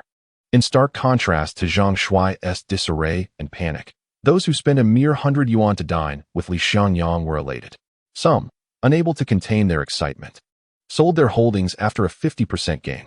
Observing the continued rise in stamp prices and recalling the note that advised holding on to them for longer, many rushed to buy back in. Others, quicker to act, ventured out of town to acquire numerous editions at face value, thus securing even greater profits. As the sweetness of success enveloped them, they eagerly sought other avenues to rapid wealth. Yet, the common person rarely encountered Li Xiangyang, and suddenly, they recalled the university student named Jin Weidong. After all, Li Xiangyang had mentioned that Jin Weidong was his assistant and the host of the recent meeting. Surely, seeking him would yield results. Jin Weidong was awakened early in the morning by the raucous noise, mistaking it for a dream of a company meeting, and turned over, preparing to drift back to sleep. As a result, Wang Jianing came over and vigorously shook him. "Hey, Dongzi, wake up quickly. There are people downstairs looking for you." Jin Weidong mumbled, "Don't disturb my sleep. Those documents can wait to be signed." Then Wang Jianing dragged him up. "Hurry up, the sky is about to fall." Only then did Jin Weidong hear countless voices calling his name from downstairs. "Comrade Jin Weidong, come out and say a few words." "Is Comrade Jin Weidong there? Come out and meet us." He leaned out of the window and was startled by the throng of people below. His roommates behind him remarked, "Goodness. The last time I saw so many people was during a school assembly. When have there ever been so many people in front of the dormitory? Dongzi, what kind of trouble have you stirred up? You better hide for a bit." Upon seeing Jin Weidong, the crowd below erupted into a clamorous chorus. "Comrade Jin Weidong, you can come out now. The dormitory supervisor 1T let us in to find you, nor will they help us call you. We've been waiting for you all morning. Comrade Jin Weidong, when will you hold your second wealth release event? We are all waiting." It was clear to everyone that this was a one-time deal. As long as there was a sale, the profits would be pocketed, and further operations would hold little significance. Hence, they did not believe that Jin Weidong would only do this once. The corners of Jin Weidong's mouth twitched as he said, "Everyone, please remain calm. We must ensure profitability while also being prudent. Otherwise, the risks are too great, and everyone could incur losses, which would not be good for either me or you. So, I kindly ask everyone to return for now, allowing me to carefully contemplate and plan. When there is news, I will publish an advertisement in the newspaper. Just trust in me." Selling the lunch with the tycoon requires solid strategies for profit. Only then will everyone be willing to part with their money. Thus, he needed to arrange everything meticulously to ensure absolute certainty. Upon hearing this, the crowd cheered. All right. We look forward to your good news, Comrade Jin Weidong." They chatted and then dispersed. Wang Jianing stood there in a daze, saying, "Goodness, Dongzi, you have become quite the celebrity now, with so many people coming to find you." Jin Weidong smiled. "It's just a small scene, nothing to be anxious about." Li Linfu, still in shock, barged in, cursing, "Wow, that was terrifying. I almost couldn't squeeze my way in. Jin Weidong, what on earth is going on? Which naive girl's lollipop did you deceive this time?" Chapter 22. Not a good person. Jin Weidong rolled his eyes. "Stop the chatter, just get to the point." Li Linfu reluctantly replied, "My dad invited you to our house for dinner." He looked very unhappy and frustrated. As the biological son of Li Xiangyang, it was always Li Xiangyang who called him to invite Jin Weidong. Moreover, why were those people downstairs seeking riches through Jin Weidong instead of coming to him? This project was clearly one they were both involved in, and he was much wealthier than Jin Weidong. Jin Weidong smirked. "Oh, it seems even the tycoon is savoring the sweetness of success, eager to embark on the next project." Wang Jianing and the others began to howl again. "Dongzi, impressive. The tycoon invites you to dinner every day. Just how much money do you have now? Share it with us and give us a shock. Let us widen our horizons instead of always keeping it hidden." Jin Weidong grinned. "Keep it low-key. This is just the beginning." Today, the Li family's feast was exceptionally lavish, featuring rare delicacies such as sea cucumbers, large yellow croakers, and shark fins. In this era, such extravagant dishes are typically reserved for hosting dignitaries of state. Li Linfu felt a pang of bitterness. My own father, throughout the year, only allowed me to indulge in such a sumptuous manner once on New Year's Eve. Yet, having known Jin Weidong for less than a month, he has already been treated to 2 grand meals. Jin Weidong, however, showed no restraint, indulging heartily. Li Xiangyang observed him with a benevolent smile while secretly tallying the cost of Jin Weidong's feast. A pound of large shrimp, that's $1 gone. A large yellow croaker, another $2. Half a pound of sea cucumber. Goodness, this fellow has just devoured $5 of my money. Each time Li Linfu reached for a shrimp, he was met with a fierce glare from Li Xiangyang, forcing him to withdraw his hand in disappointment. Jin Weidong paused, and Li Xiangyang inquired, "Have you had enough?" "Yes, I have," Jin Weidong replied. "Good, then let us discuss serious matters. What do you wish to pursue for the next project?" With an air of elegance, Jin Weidong replied. I wish to establish a company first, to ensure legitimacy before embarking on any work. You little rascal, how cunning you are. Establishing your own company, and once it flourishes, you'll surely cast me aside. Li Xiangyang thought, feeling a tightening in his chest. He feigned a sigh. Of course, I understand that forming a company is a more secure path. However, while the state has relaxed regulations for individual businesses, it has not done so for private enterprises. Ha, old fox. Trying to deceive me with the same old tricks you use on children, Jin Weidong replied nonchalantly. In August of last year, the state approved the development plan for the Shenzhen Economic Special Zone, allowing for the establishment of private enterprises in Shenzhen. I can register a business there and then return to operate in the city, he continued. You cannot do it alone, Li Xiangyang countered. I may not be able to establish a limited liability company alone, but I can form a sole proprietorship, Jin Weidong stated confidently. Li Xiangyang was beyond astonished. How long has it been since the policy was announced? Many seasoned entrepreneurs still struggle to grasp the concept of private enterprises. Yet this young man seems to navigate it with ease. Jin Weidong added, I can also invite others to join in establishing a partnership, such as Uncle Li, who is both esteemed and financially robust, or I could allow Lin Fu to partner with me to gain experience. I would be, in a sense, accompanying a prince in his studies. Lin Fu felt warmth in his heart and cast a grateful glance at Jin Weidong. A good brother, always considering me for the good things. Li Xiangyang observed Lin Fu and felt some loosening in his resolve. If he wished to pursue significant wealth, he would inevitably need to engage in private enterprises. However, he had always doubted that Lin Fu, the sole heir of the Li family, would be so foolish. Lin Fu was merely lacking experience. If he were to directly involve him in my business, the subordinates would surely coddle him and deceive me, ultimately leaving him as a spendthrift, a second-generation rich. Though he knew Lin Fu would not be a match for Jin Weidong, it mattered little. Even if Lin Fu earned nothing and squandered those tens of thousands, it would not affect the foundation of the Li family in the slightest. As long as he can master the skills of managing the company and navigating the marketplace, I shall consider it a tuition fee. Moreover, I shall keep a watchful eye on him. I suspect that this little rascal, Jin Weidong, will hardly escape my grasp. Though I harbor such thoughts, I fail to see any benefits for myself. Before proceeding, he must ascertain Jin Weidong's underlying strategies. Jin Weidong remarked, Uncle Li, your ancestral home is also in Yixian, Sichuan. Is it not? Li Xiangyang was taken aback by this sudden comment and chose not to respond. Jin Weidong continued, I have heard that your hometown remains a poverty-stricken county to this day. Uncle Li has long wished to assist his hometown, yet all his attempts have been in vain. For the high altitude and mountainous terrain render any endeavor quite challenging. In truth, my own hometown is also Yixian. My grandfather's generation was the first to migrate to the city. This time, I intend not only to earn a profit for myself, but also to ensure that my fellow townsfolk can reap long-term benefits. The Li family had departed from Sichuan with Li Xiangyang's great-grandfather, and his grandfather had eventually arrived in the city. Although their family had been established in Yixian for several generations prior to Jin Weidong's, they still had some distant relatives there. This clever young man truly understands human nature. Every word he speaks resonates deeply within me. After a moment of contemplation, Li Xiangyang lowered his gaze and asked Jin Weidong, Now, please share your plan. Jin Weidong replied, Lin Fu and I will register a company in Shenzhen. With the recent implementation of the Rural Contracting Responsibility System, the central government seeks to establish a model. Does it not? Uncle Li, could you leverage your influence to turn Yixian into a demonstration site and secure supportive policies and tax benefits? Lin Fu and I will return to our hometown and encourage everyone to cultivate the unique high-altitude black tea that grows above 2,000 meters. Li Xiangyang furrowed his brow in thought and asked, somewhat perplexed, is that all?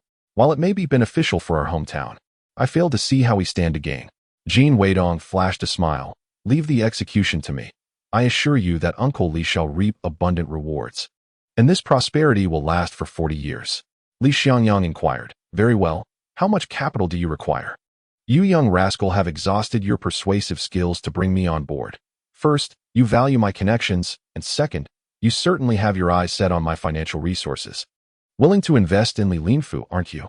You currently possess only 10,000 yuan, which is merely enough for small ventures and insufficient for any grand enterprise. Jin Weidong replied, The county and village policies provide support that doesn't require our financial input. We only need a storefront and funds for inventory. I roughly calculated that 50,000 yuan should suffice. Li Xiangyang twitched his mouth in response. Indeed, you are not a good person. You dare to ask for 40,000 from me. Fortunately, I have the means. If this were an ordinary wage earner, at the current monthly salary of 30 yuan, it would take over a century of relentless saving to accumulate 40,000 yuan. I am not afraid of contributing more, but should I invest extra, I shall demand control over the company. Chapter 23. I will not betray you, Jin Weidong. Having seen through Li Xiangyang's calculations, added, of course. There's no need to invest everything at once. We can each contribute 10,000 initially and gradually increase our investment as the business develops. Li Xiangyang pursed his lips. Very well then. Young man, you have yet to experience running a company. You may not realize that in its infancy, a company is merely an insatiable money pit. Do not assume that 50,000 will suffice. In the end, it may even reach 100,000. The 10,000 you are about to invest will barely make a ripple. I shall await your request for funds, ready to manipulate the situation. He summoned his attractive secretary with a typewriter, then proceeded to draft a partnership agreement for a privately owned enterprise with Jin Weidong. Among its stipulations was a clause that profits would be distributed according to the partners' contributions, granting ownership of the company while absolving either party from guaranteeing the other's debts. Jin Weidong perused the contract and, without voicing any objections, affixed his signature. Li Xiangyang quietly chuckled. You may be clever, but you remain somewhat naive. With this clause alone, once the company expands, you'll find yourself obliged to surrender control to me. Yet, Jin Weidong pondered. Look at that. I've secured my first round of financing. Li Linfu inquired. Shall we fly to Suiqing and Yixin? Li Xiangyang rolled his eyes and replied. You will travel as Weidong does. No special treatment. I sent you to train, not for a vacation. You expect to fly? Sit on the green train, and ideally, in hard seats. Jin Weidong interjected. No, there's no need for such self-imposed hardship. We carry ample cash. Let us opt for soft sleeper accommodations. Otherwise, should we fall victim to theft, it would be a loss not worth incurring. Upon exiting the Li residence, Li Linfu asked Jin Weidong, shall we retrieve some funds? I only have 200 on me. Jin Weidong sighed. Do you truly grasp the value of money? What do you mean you only have 200? Now, while I won't claim 80%, at least 50% of people earn less than 200 a year. Moreover, I have over 100 on me. That should suffice. Li Linfu frowned and questioned. That can't be right. You just told my father that each person would invest 10,000, and you mentioned needing to procure supplies. Jin Weidong grinned. I was merely deceiving your father. My principle is to leverage small investments for greater returns and to snowball our gains. This 200 to 300 will be enough to generate another 50,000. Li Linfu stood in shock for a while before exclaiming. I cannot decide whether to commend your candor or to chastise your audacity and shamelessness. Jin Weidong playfully draped an arm around his neck. I'll first set a ceiling with your father. In the end, if we manage to accomplish our goals with minimal expenditure, your father will be even more pleased. When undertaking a task, one should not elevate the other party's expectations from the outset. Otherwise, the execution becomes exhausting and challenging, ultimately harming oneself. Instead, it is wise to first communicate the least favorable outcomes and the maximum costs. Though our efforts may be equal, the resulting perceptions can be worlds apart. Li Linfu conceded. You have a point. Jin Weidong stated. You may return now. I need to visit home. I have made arrangements with my mother. Li Linfu offered. I will accompany you. Jin Weidong eyed him skeptically. You aren't just looking for a free dinner, are you? Li Linfu replied earnestly. Not at all. I am merely performing a good deed. Of course, I must dine at your home. You have treated me to 2 meals. I shall have to repay that debt. When Jin Yongjun and Liu Bihua returned from grocery shopping, they were warmly greeted by many along the way. Ah, look, the couple Jin Yongjun has come out to buy groceries. Your family's Weidong has truly flourished and become quite a prominent figure. I hear he has established a company. When might he lend us a hand? Jin Yongjun and Liu Bihua maintained a calm demeanor, though internally they reveled in their pride, nodding in agreement. Of course. It's not that exaggerated, and we owe much to the support of our neighbors. Tonight, the spread at Jin Weidong's home was significantly more lavish than the last, featuring braised pork and fish. After all, with newfound wealth, the generosity flowed freely. Jin Weidong remarked, had I known, I wouldn't have eaten so heartily at noon. He briefly shared with Jin Yongjun and the others his plans to return to their hometown to purchase black tea. Inquiring if they would consider switching trades from a tofu shop to a tea house. Operating a tofu shop was exhausting, even with a storefront. One must rise at dawn to grind the beans and endure the elements. Jin Yongjun and Liu Bihua exchanged glances. We've never sold tea before. We fear we may not succeed. Jin Weidong reassured them. Not to worry, running a tea shop is far easier than making tofu. You merely need to sit there, enjoy some tea, and greet any customers that arrive. Jin Yongjun quietly expressed his concern. What if no customers come? After all, tea is also sold at the supply and marketing cooperatives and department stores. Why would anyone choose to buy from us? Jin Weidong replied confidently.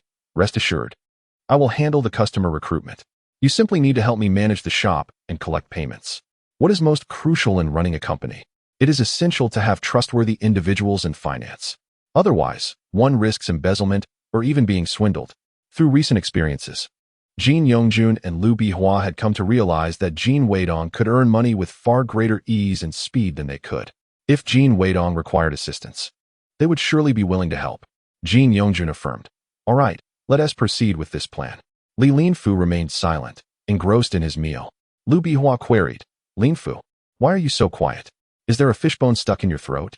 Jin Yongjun scoffed. Isn't it because you frightened him with your questions last time?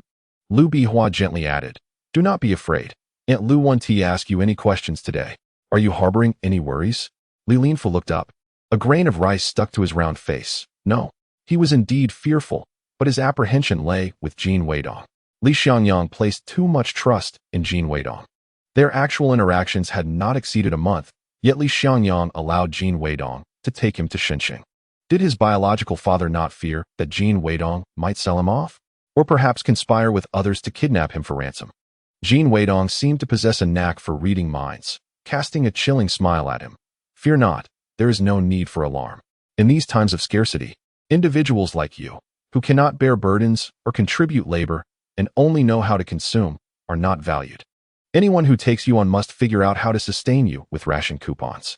Li Linfu, struck by the truth of these words, shivered, blushing deeply, brushing the rice from his face onto the table, exclaiming, Who is afraid of that? Jin Weidong instructed. Come with me. There are a few matters you must heed, or I cannot guarantee your safety. Li Linfu cleared his throat. Go on. Jin Weidong began. First, do not reveal your wealth. Suiqing and Shenzhen are not like this place. Thieves and robbers abound. Anyone who has visited the Suiqing train station has likely experienced theft, robbery, or deceit. Even in the year 201X, the Suiqing railway station remained listed among the top 10 high-risk locations globally, as identified by European enterprises. Chapter 24. Unnecessary actions. Li Linfu nodded affirmatively, asserting, Indeed, I have never flaunted my wealth. Jin Weidong squinted at him, questioning, Do you not feel a twinge of conscience when you speak such falsehoods with your eyes wide open? Just a few days ago, you were driving around the school.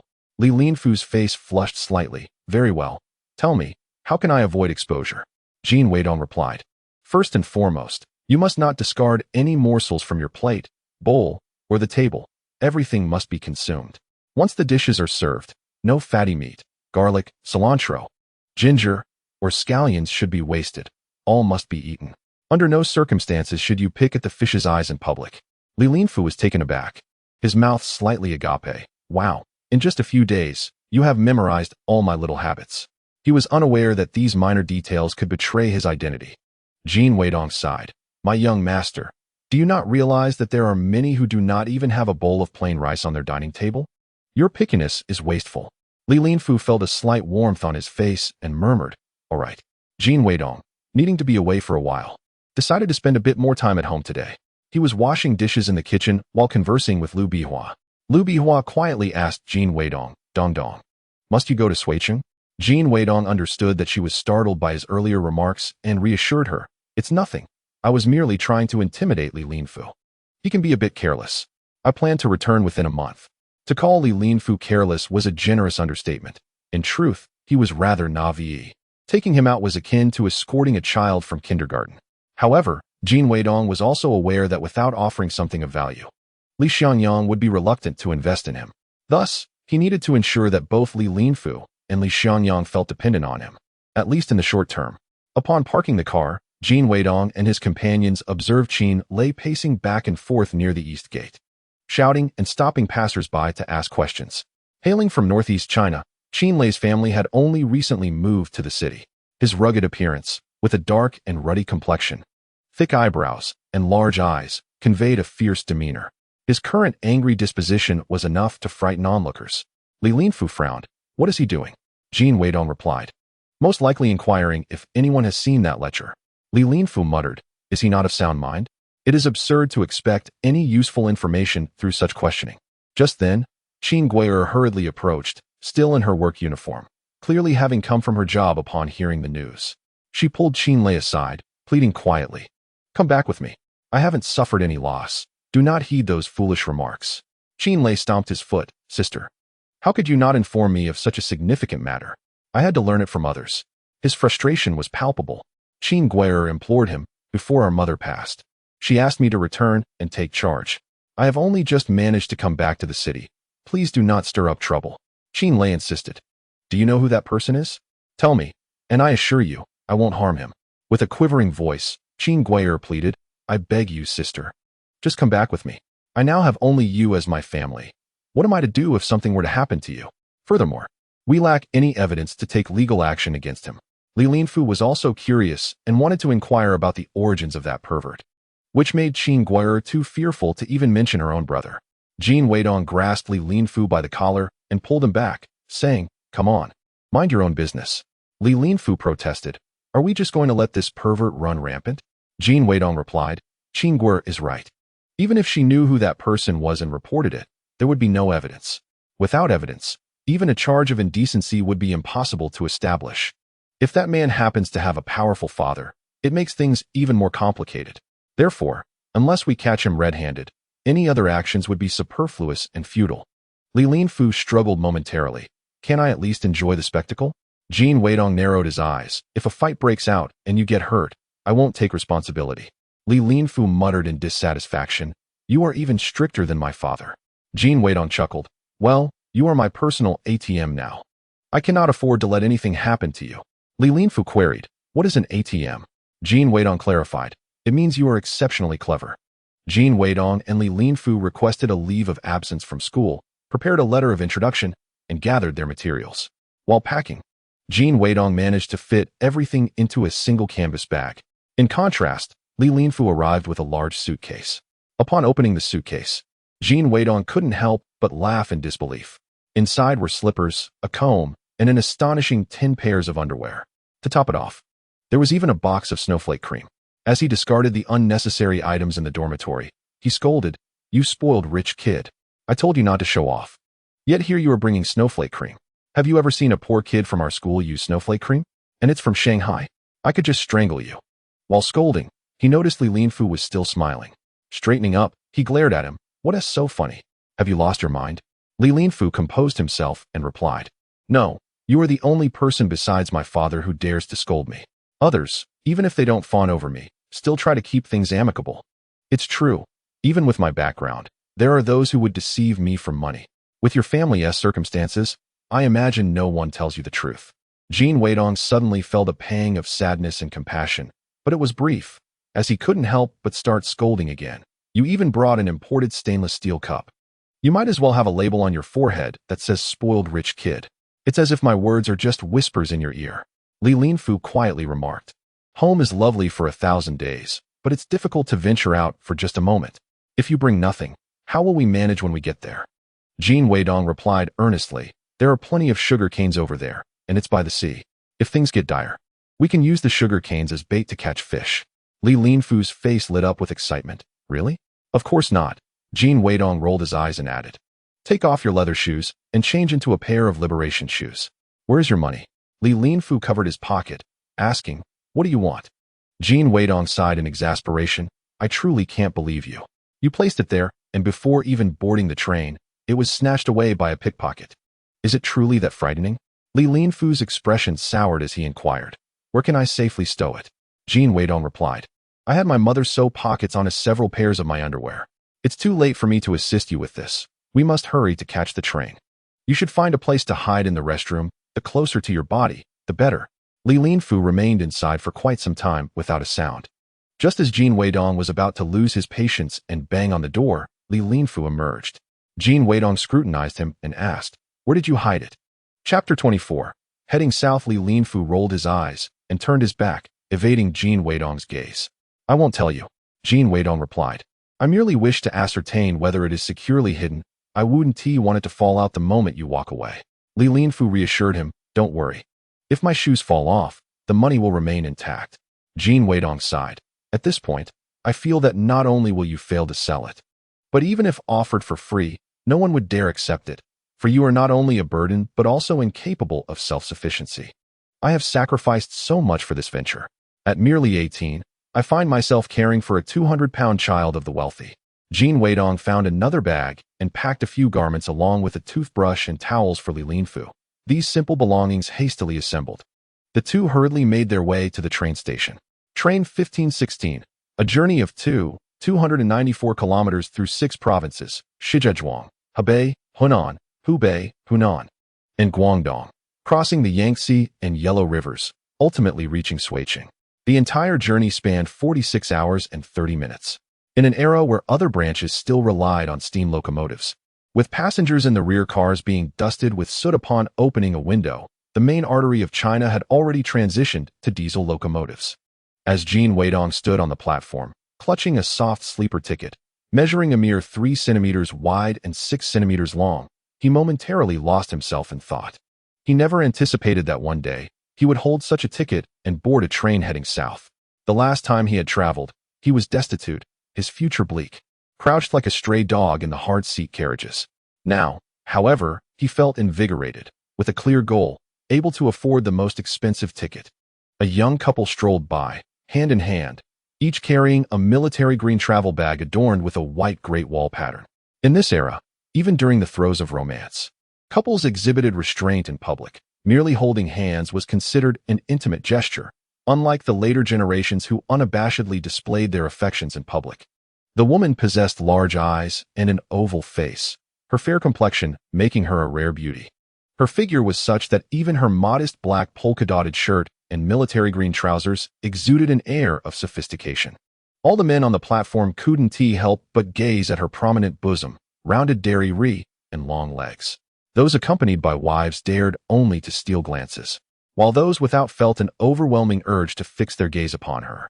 They paused at the soft sleeper waiting area, where men began to grumble about the man's average looks, questioning how he could be with such an exquisite woman and afford a soft sleeper ticket.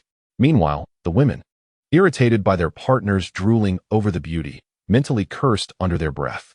A certain elderly woman, perhaps overwhelmed by her emotions, audibly expressed her disdain, exclaiming, "Tisakiste. What a shameless display, hand in hand in broad daylight.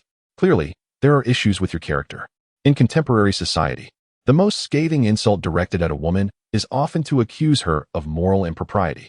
The beauty, seemingly unfazed, stood composed. The husband of the elderly woman, feeling embarrassed, averted his gaze. Enraged and humiliated, she approached the beauty and shouted, "I'm talking about you, you promiscuous hussy." Due to previous incidents, some individuals have erroneously assumed they can freely insult and harm strangers without consequence. Alternatively, once some have tasted the thrill of aggression, they find it difficult to rein in their impulses. Li Linfu, incensed, was about to speak out, but was restrained by Jin Weidong. "She has a partner. Why get so worked up? Besides, it could be a coordinated act, a stage performance. If you approach, they might encircle you and steal your belongings," he cautioned. The beauty turned to the elderly woman with a cold gaze, saying, "Comrade, you don't know me. How can you label me a promiscuous woman?" The elderly woman, holding her head high, retorted, "With looks like yours, you must be promiscuous." The beauty chuckled softly. "Many female leaders or their spouses possess striking appearances. Do you not agree?" The elderly woman, her face flushed, found herself at a loss for words. If she dared to respond, she would likely find herself in deeper trouble. The beauty continued, "Though your lack of attractiveness is not your fault, your choice to marry an inept and lecherous man is solely your own responsibility." Jin Weidong smirked. "How amusing. It's rare to encounter a woman who is both beautiful and articulate." The elderly woman was now furious, ready to lash out. The beauty's partner, who had remained silent until now, stepped forward to shield her from the elderly woman. The latter, confronted by the man's imposing physique, instinctively took a step back. The beauty tilted her head, gently provoking, "Brother, you seem like a reasonable man. How could you marry such a wife? Don't just stand there staring at me. Attend to your wife and prevent her from embarrassing herself further. I feel embarrassed for you." Every man has an inherent appreciation for beauty, typically. They merely indulge their eyes without any further intentions, swiftly forgetting once they depart. Yet this foolish woman insisted on vocalizing her thoughts, making it difficult for everyone involved to extricate themselves from the situation. The elderly man, both embarrassed and furious, grasped his wife's arm, admonishing her, "Stop acting irrationally. No one has wronged you. Why do you lash out at strangers?" The elderly woman, ignited like a firecracker, screamed hysterically, raising her hand to strike the man. "You shameless, useless old fool. Where are your eyes looking?" They seemed glued to her. "Do you dare to look again? I swear I'll pluck your eyes out." In response, the elderly man delivered a sharp slap, sending the woman sprawling to the ground. He pointed at Jin Weidong, shouting, "You wretched woman. You have been staring at that pretty boy, and I remained silent. Yet, the moment I glance at another woman, you scream like a banshee." The elderly woman writhed on the ground, sobbing and lamenting, "I can't live like this anymore." As the train slowly pulled into the station, the passengers lost interest in the spectacle, boarding the train and ignoring the two individuals still embroiled in their altercation on the platform. Jin Weidong had once personally endured the pungent amalgamation of sweat, foot odor, urine, and an array of peculiar scents that permeate the hard-seat carriages. Now, having ascended to the comforts of a soft sleeper, he found this environment far more agreeable, replete with a clean bed and a private compartment. After they settled in, Li Linfu suddenly sighed. "She didn't even come to see me off." Jin Weidong understood he was referring to Lin Situan and patted his shoulder. "My friend, allow me to impart a truth. It is wealth and career that cultivate stable love. Otherwise, all is but a fleeting illusion." This is not to suggest that women are inherently mercenary, but rather that even the most fervent affection cannot withstand the erosion of poverty. Furthermore, if one truly cherishes another, how could they bear to see them suffer financially? If no one is enamored, then one must strive to earn for their own future. If mutual affection exists, then one should endeavor together. Do not mock those who hustle for a few coins. It is precisely these coins that assuage myriad anxieties in the world. Chapter 25. Only gaining flesh, not witly Linfu remarked. "So I don't understand. I am wealthy. Why does she not like me?" Jin Weidong replied, "If she knows your father is affluent yet still does not rush to embrace you, I would consider her a rare gem.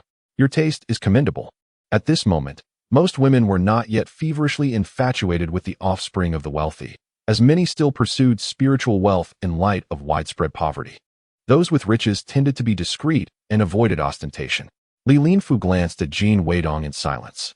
Jin Weidong continued, "Is it possible she perceives that everything you possess is not earned through your own merit, hence her disdain?" Li Linfu stared at Jin Weidong. Then his face lit with realization. Jin Weidong added, "Indeed, once you achieve a few significant accomplishments, she will naturally take notice of you." Li Linfu nodded emphatically. "All right. I shall strive to succeed." Jin Weidong thought to himself, "Excellent. That should invigorate him. Otherwise, how could I possibly rely on you if you remain so lackluster?" On the platform, the police could no longer bear to watch, intervening to separate the quarreling couple. The train set in motion, and fields and forests rushed past the window. The carriage's intercom began to play the song of the train attendant. "Oh friend, the train is about to depart. I shall journey alongside you." Then, the announcer's voice rang out, clear and melodious. "Greetings, passengers. This train is..." At that moment, the couple from earlier unexpectedly entered the compartment. The four of them momentarily froze upon seeing each other, then feigned nonchalance as they greeted one another and took their seats. Outside, a train attendant pushed a cart laden with goods, calling out, "Beer, soda, playing cards, cigarettes, sunflower seeds, hot water. Make way, please. Hey, comrade. Give me a bag of sunflower seeds," Li Linfu exclaimed, leaping to his feet. However, as he reached for his money, he hesitated, awkwardly glancing back at Jin Weidong and asking, "Do you have any cash?" Jin Weidong scoffed. "Ha, you fool. I knew you stashed your money there. Now you see it's inconvenient to retrieve? Couldn't you have kept some change handy?" He produced a single yuan. His face contorted in disdain as he handed it to him. Li Linfu replied, "Only 1 yuan? Jin Weidong chuckled dismissively, expressing his reluctance to part with even a single cent.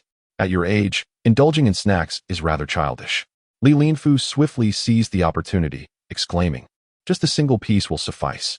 He procured a packet of sunflower seeds, munching away while perusing the newspaper. The greatest advantage of a soft sleeper compartment lies in the ability to securely lock the door while sleeping at night, ensuring safety for all 4 occupants. However, this security also presents a significant drawback. Should one of these 4 be a thief, the locked door provides them with the opportunity to search undisturbed.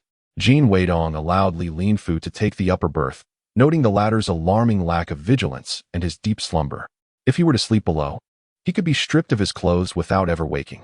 In this era, rural towns, and especially cities, plunged into darkness after sunset, devoid of light. The railway lacked streetlights, and once the cabin lights were extinguished, it was enveloped in an inky blackness. Within 3 minutes of lying down, Li Linfu was already snoring. A sound echoed at the door as someone from outside manipulated the lock. The door creaked open, and a shadow slipped in, accompanied by a faint glimmer from the corridor. Jin Weidong held his breath and silently sat up. The darkness served as an advantage. Neither could see the other, yet he could discern the intruder's position by their breathing. Instead of approaching Jin Weidong, the figure reached for the sleeping Li Linfu. Jin Weidong swiftly positioned himself, delivering a powerful kick to the intruder's abdomen.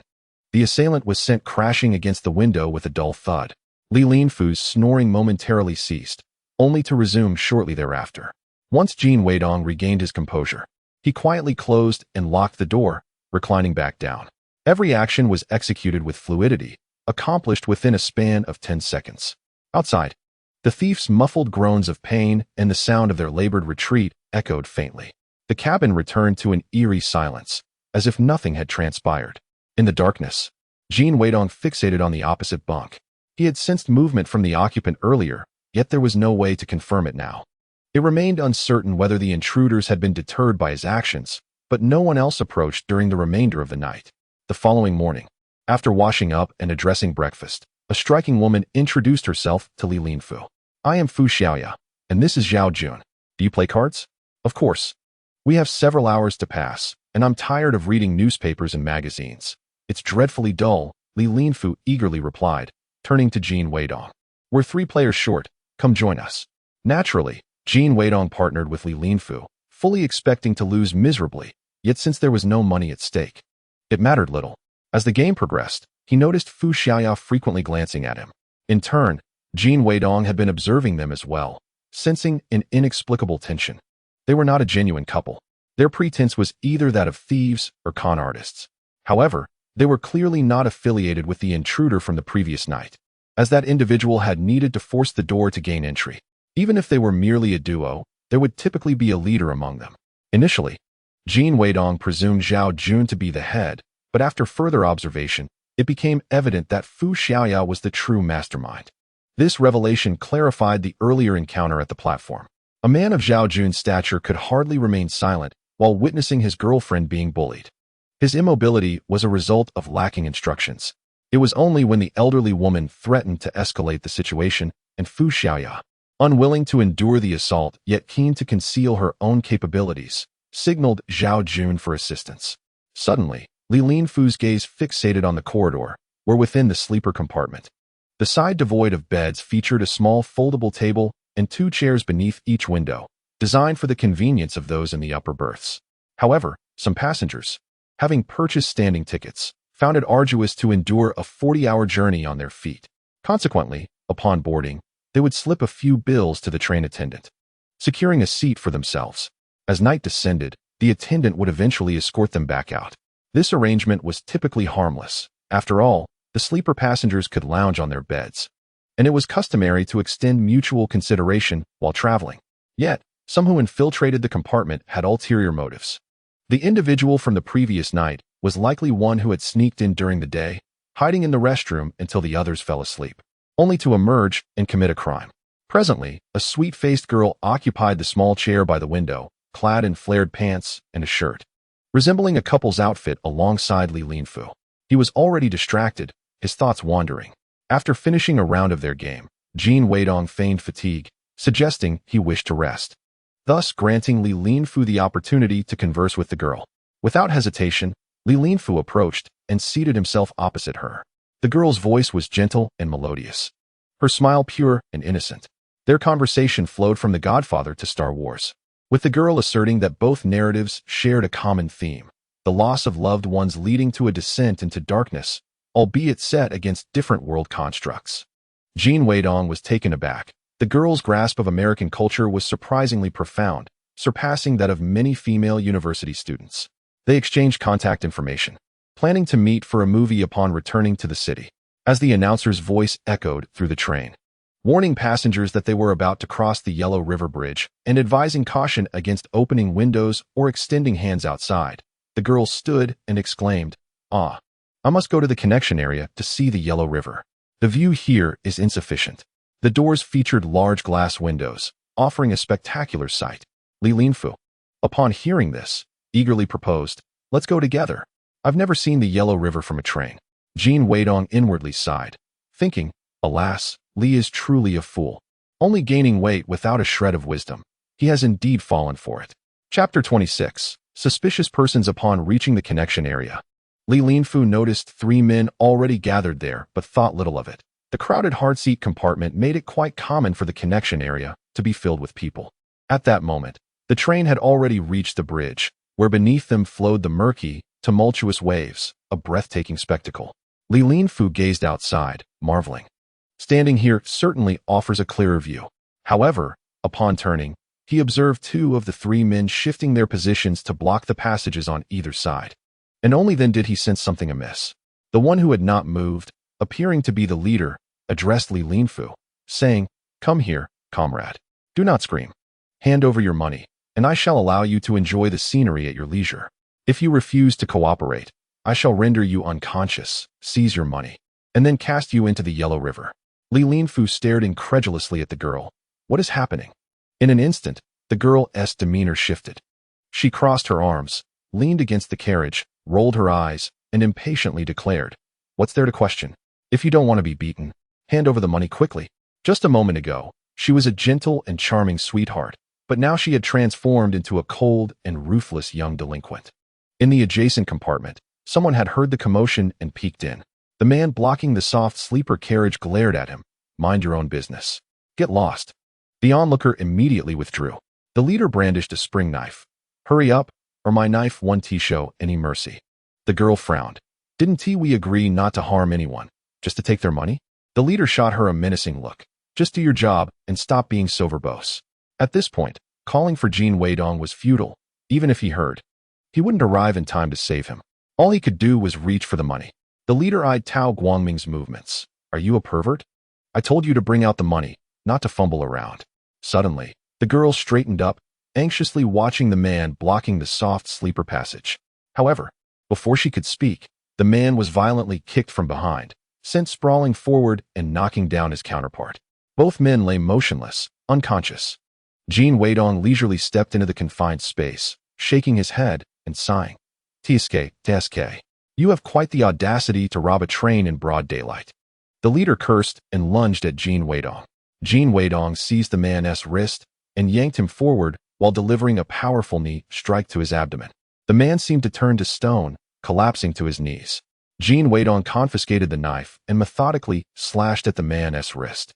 Blood sprayed forth, the warm metallic scent permeating the carriage. The leader screamed like a slaughtered pig. The girl turned pale, cowering in a corner.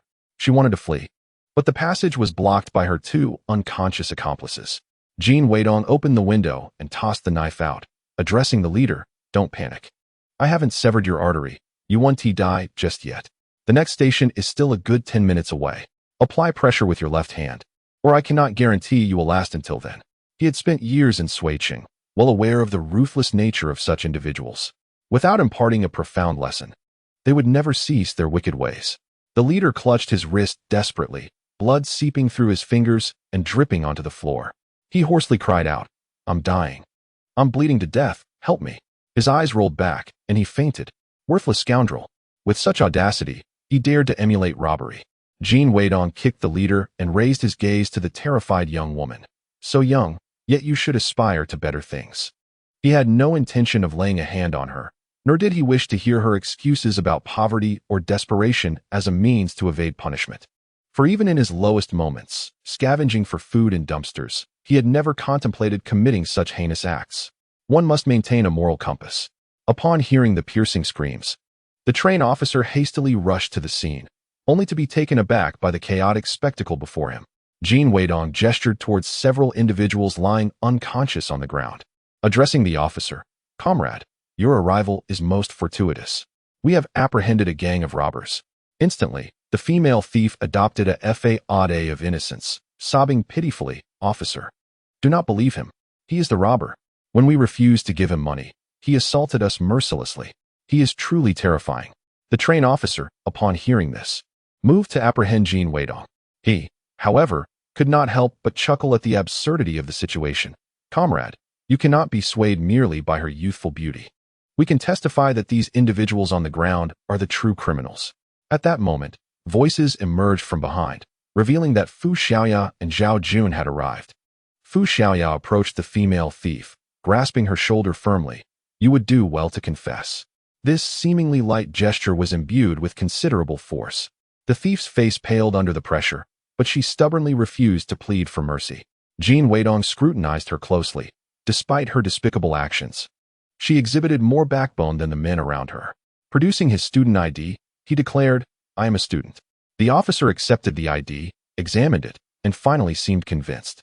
After inquiring about their ordeal and offering Jin Weidong a perfunctory commendation, he escorted the robbers away. Li Linfu's heart ached, his expression one of desolation. Even Lin Sitian had only captivated him superficially, lacking any shared interests. He had genuinely believed he had found his soulmate, only to discover that this intriguing individual was, in fact, a fraud and a pickpocket. Is it true that modern thieves are so educated? Jin Weidong patted Li Linfu's shoulder, offering consolation. "Do not blame yourself. The villains are simply too cunning. This child is too naive, having never encountered the world's ugliness. Compared to the later schemes of extortion through casual chats or the absurdity of a middle-aged man masquerading as a youthful girl to swindle men online, this petty trickery is hardly worth mentioning." Li Linfu glanced at him, puzzled. "How do you know they are robbers?" Jin Weidong explained, "It's simple, my classmate. Why venture to the cold, desolate spots along the Yellow River when there are safer places to observe? She clearly intended to isolate you and lead you to her accomplices for an assault." Li Linfu shook his head, perplexed. "But how did they know my identity?" Jin Weidong replied, "They do not know, which is precisely why they employ this woman to screen potential victims. If any passenger appears affluent, she will position herself at the entrance, waiting for an opportunity to engage. A skilled conversationalist can subtly glean all pertinent details within just a few exchanges.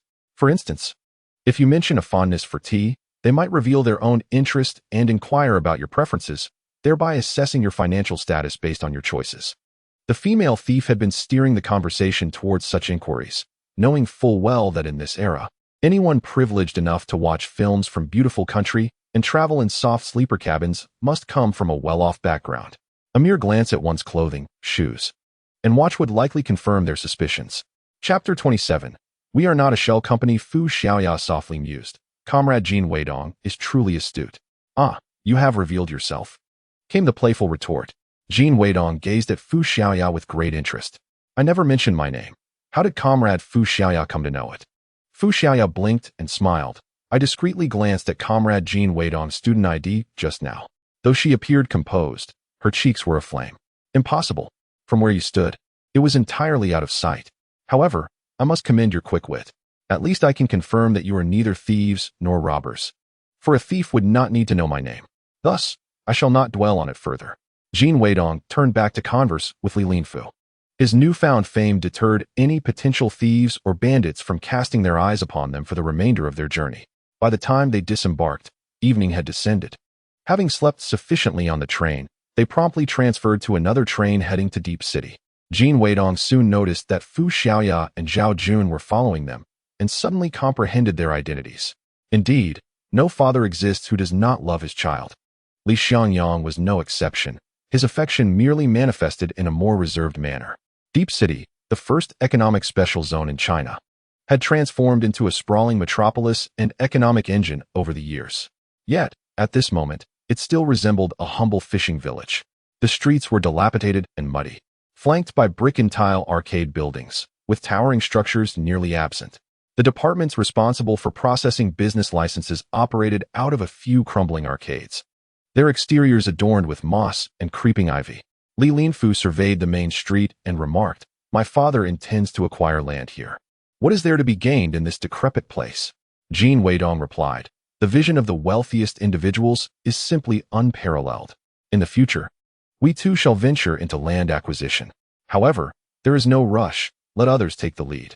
The first to venture into uncharted territory is seldom in a favorable position. Unless supported and recognized by the state, anyone who arrives is merely cannon fodder." Thanks to the comprehensive documentation prepared, Jin Weidong swiftly completed the procedures for establishing a private enterprise, armed with Li Xiangyang's introduction letters for both the company and the school. Li Xiangyang had already enlisted a friend to assist in retrieving the certificates once issued, allowing Jin Weidong and his companions to avoid waiting in the area. Upon exiting the office, Jin Weidong immediately sought out a street vendor and spent 2 yuan to have a seal carved. Li Linfu remarked, "Our company resembles a shell corporation." Jin Weidong grinned widely and replied, "No, you are mistaken. A shell corporation at least possesses a shell. We do not even have that." Li Linfu grimaced and lamented, "Goodness." Jin Weidong also purchased an assortment of snacks, comic books, half a bunch of bananas, and several varieties of tropical fruit.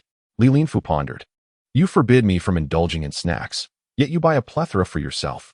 This rascal must have seen me secretly hoarding treats and is deliberately provoking me. Thankfully, I have no desire for his purchases." Jin Weidong stowed the snacks and comic books in his satchel and consumed all the bananas alone in the hotel room. Li Linfu stared in disbelief, his jaw nearly dropping.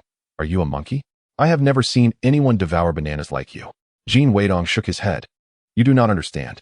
Currently, transportation capabilities are limited and southern fruits spoil easily, making them a rarity in northern markets. Having been reborn for quite some time, he traversed the markets of the city without encountering a single stall selling southern fruits, which left him utterly craving. He took another bite of the star fruit and tightly closed his mouth. Li Linfu had never seen a star fruit before, as it was quite an uncommon sight. Observing Jin Weidong devour a large piece, he quietly inquired, "Is it delicious?" Jin Weidong nodded vaguely, replying, "Yes, it is."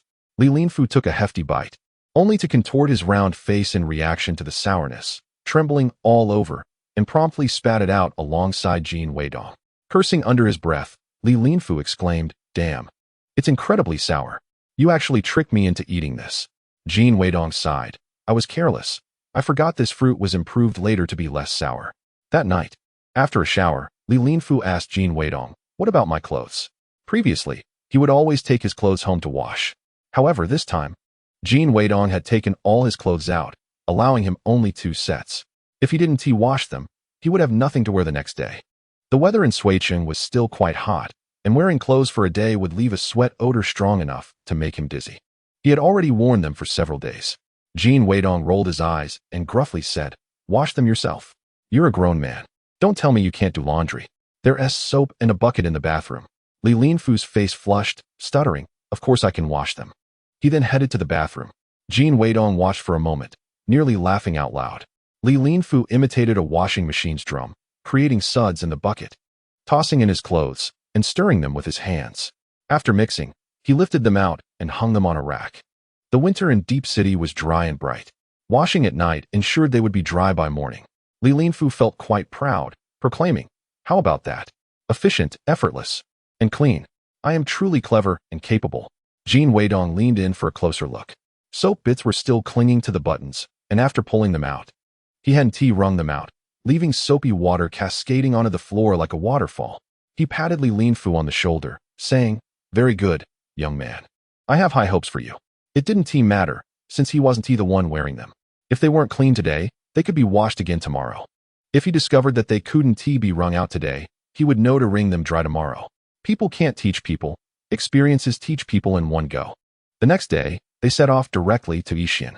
At the train station in Suicheng, Li Linfu spotted Zhao Jun and Fu Xiaoya. While encountering them from the city to Suicheng might have been a coincidence, sharing the same train from Suicheng to Deep City was unexpected. However, seeing them again while returning to Suicheng and then heading to Shushi was rather peculiar. He whispered to Jin Weidong. Jin, there is something off about that couple. Jin Weidong shot him a sidelong glance. What do you mean? Li Linfu replied. I suspect they know we have money and are looking for an opportunity to strike. Jin Weidong chuckled. Don't worry, they're harmless. Li Linfu hesitated to respond. Jin Weidong changed the subject. What you should really be concerned about now is why I named the company Shinji. Why did I apply for the business scope to include catering, finance, food, beverages, health products, and tea, among others? Li Linfu replied. I know. You mentioned wanting to promote the high mountain red tea from our hometown. The scope of business undoubtedly includes tea. Jin Weidong inquired. What about the other items? Li Linfu was momentarily taken aback and then murmured. Are you planning to venture into beverages and health products next? Jin Weidong patted him on the shoulder. Not bad, young man. Your mind is quite agile. Li Linfu, feeling somewhat proud, replied. Of course. Who do you think I am? Jin Weidong chuckled. Indeed, you are impressive. Come with me to the treasure trove. There, we shall secure wealth for the next 40 years. Alas, you sweet naif. I was merely trying to amuse you. If your intellect were truly as sharp as you claim, would I need to remind you to consider such matters? Chapter 28. Your Mandarin is quite impressive. The green train swayed for 30 hours to reach Shucheng, followed by another 7 or 8 hours on a branch line. Eventually crammed into a makeshift bus fashioned from a large truck covered with a windowed iron shell, and finally, clutching a pig and a chicken. Endured an hour on a tractor, traversing 10 kilometers of mountainous terrain to reach their destination. In just a few days, Li Linfu had transformed from a chubby, meticulously groomed rich heir into a grimy, tattered vagabond. His lips and face were parched and peeling, with black mud lodged beneath his nails. Before him lay a small village nestled in the mountains, while the dark green peaks loomed in the milky white mist, casting doubt on his very existence in this world. Li Linfu tossed aside the piglet and pointed at a cluster of stilted houses, exclaiming to Jin Weidong. This is the treasure trove. Just this. The structure featured black wooden walls and a roof made of dark bark. Pigs and chickens resided on the ground floor, while humans occupied the second. Jin Weidong nodded. Yes. Indeed. Li Linfu turned to leave, muttering curses. Farewell then. Damn it. I should never have trusted you. You must be out of your mind. Jin Weidong tugged at him to turn back. Hey, don't leave just yet. At least have a meal before you go. The cured meat here is absolutely delightful. A group of elderly men clad in blue garments rushed out from the village, some wearing black headscarves. They grasped Li Linfu's hand, exclaiming, Ah, you must be Xiangyang's son. I am the nephew of your paternal uncle's uncle. Li Linfu was bewildered, struggling to comprehend the familial connections, when yet another elder seized his hand. I am the son of your great-uncle's sister-in-law. What sort of relation is this? Li Linfu was thoroughly confounded. Nearby, another voice chimed in. I am the great-grandson of your great-great-uncle's cousin. Li Linfu's mind buzzed as he forced a smile. Greetings to all the uncles and elder brothers. Ah, no. In terms of lineage, I should address you as cousin. The elderly men then warmly ushered them towards the village chief's home. Li Linfu thought to himself, no matter how enthusiastic you all are, I shall leave within 5 minutes. While there is still light, I must return to the guest house in Yixin County. Half an hour later, Li Linfu found himself cradling a bowl larger than his head, devouring the meal voraciously. This is truly delectable. Haha, so delicious. The cured meat was sliced thin, a perfect blend of fat and lean. The fatty parts glistening with a slight reddish sheen, while the lean meat appeared a deep, savory hue, exquisitely salty and fresh. The stir-fried garlic leaves were simply irresistible. The pig's blood balls stir-fried with chili were also a perfect accompaniment, as were the chili scrambled eggs, although the rice was mixed with sweet potatoes and corn kernels, rendering it somewhat coarse and hard. With even a few small stones, it was particularly fragrant. Li Linfu was occupied, multitasking with great fervor. Jin Weidong cleared his throat and leaned closer to Li Linfu's ear, whispering, exercise some restraint. Do not consume all the vegetables meant for the villagers' New Year feast. Most of the rice he was eating likely came from the mountains below, intended for the festivities. Upon glancing up, Li Linfu noticed several villagers regarding him with expressions of pity and trepidation. The village chief remarked, the child has suffered indeed, while inwardly echoing the thoughts of the other elderly men. Didn't they say his family was wealthy? Why does he resemble a refugee? Li Linfu chuckled awkwardly. My apologies. I am a bit famished. Heaven knows how they managed throughout their journey. The last substantial meal he had was the boxed lunch on the train. After that, it was either 2 steamed buns with tepid water or a scallion pancake nibbled while on the move. He picked up a grain of rice from the edge of his mouth and placed it into his mouth, then continued to pluck the grains from his bowl one by one. The village chief quietly inquired of Jin Weidong, "What was it you mentioned earlier?" Jin Weidong replied, "We wish to purchase tea leaves from you, specifically those compressed cakes of black tea." The village chief responded, "We have some, though not fresh tea. Fresh tea requires preparation and will take at least a month." Jin Weidong asked, "Older tea is even better. We desire those aged 5 to 10 years. The village chief inquired, "How much do you need?" Jin Weidong replied, "As much as you have, I will take it all. However, we must draft an agreement. In the future, your tea can only be sold to us." The village chief was taken aback, muttering, "But what if you refuse to accept it later? Wouldn't we be left with unsellable stock? Although, currently, there is no demand. What if, in the future, someone wants it? We can't sell it." Jin Weidong clarified, "Thus, I shall add a clause. If we do not wish to purchase it, you may sell it to others, but not under our brand name." The village chief looked perplexed. "What brand name?" Jin Weidong handed the village chief a business card printed in Suiqing. The village chief leaned closer to the fire, squinting for a long time before saying, "I do not recognize this. What are these characters?" Jin Weidong replied, somewhat exasperated, "It means opportunity, in traditional characters." No wonder the village chief was unfamiliar. In this era, even graduating from elementary school was considered a high level of education. To appear more sophisticated, he had opted to print the character in its traditional form. The village chief pointed at Jin Weidong and asked Li Linfu, "Linfu, have you not introduced us to this gentleman?" Li Linfu replied, "This is my friend from Gangqing." Jin Weidong discreetly pinched him from behind. Li Linfu continued, "A friend who has come from the port city." The village chief's gaze towards Jin Weidong transformed, filled with reverence. "This friend from the port city speaks Mandarin quite well." Jin Weidong proudly stated, "I studied at a university in the city, so I became proficient in Mandarin." The village chief nodded. With a bit more conversation, one can still detect the accent. Li Linfu's mind was racing wildly. "Oh dear. This lad is destined to be mistaken for a fraud and tied to a post to be burned, and I shall be implicated as the firewood." The village chief said, "There are a few households that are quite distant. I will go door to door this afternoon to inform them of the tea delivery. It is likely that everything will be ready by tomorrow." Jin Weidong replied, "All right, there is no rush." The children in the village, upon hearing of visitors arriving, rushed over to witness the commotion. These children were notably thin and dark-skinned, their tattered clothing patched together in layers. Jin Weidong exhibited no signs of disdain. Instead, he smiled warmly and engaged them in conversation, distributing candies and comic books from his bag. Li Linfu suddenly realized, this rascal had purchased these treats for the children. When he had mocked Jin Weidong's childishness for buying them in Suiqing, he now regretted not bringing something for the kids himself. The children, shy and timid, accepted the gifts and quickly scurried away. After pondering for a moment, Li Linfu retrieved the beef jerky and chocolate he had been hoarding for himself from his bag and shared them with the children. Most had never encountered chocolate before and were reluctant to consume it, opting instead to dash away. Jin Weidong clicked his tongue, playfully chiding, "Look at you, rich kid, hiding snacks from me for so long." In truth, he had noticed Li Linfu sneaking treats, but feigned ignorance. Knowing that the journey had been arduous, he feared that denying this fellow any comfort might lead to his collapse before reaching their destination. Li Linfu, with a flushed face, exclaimed, "What if you sold me? I ought to stockpile some provisions for an escape." He glanced at the departing figures of the children, questioning, "Are they afraid of being robbed? Why did they all run off?" Jin Weidong suggested, "Perhaps they wish to share it with their families." Li Linfu, taken aback, wondered if that were truly the case.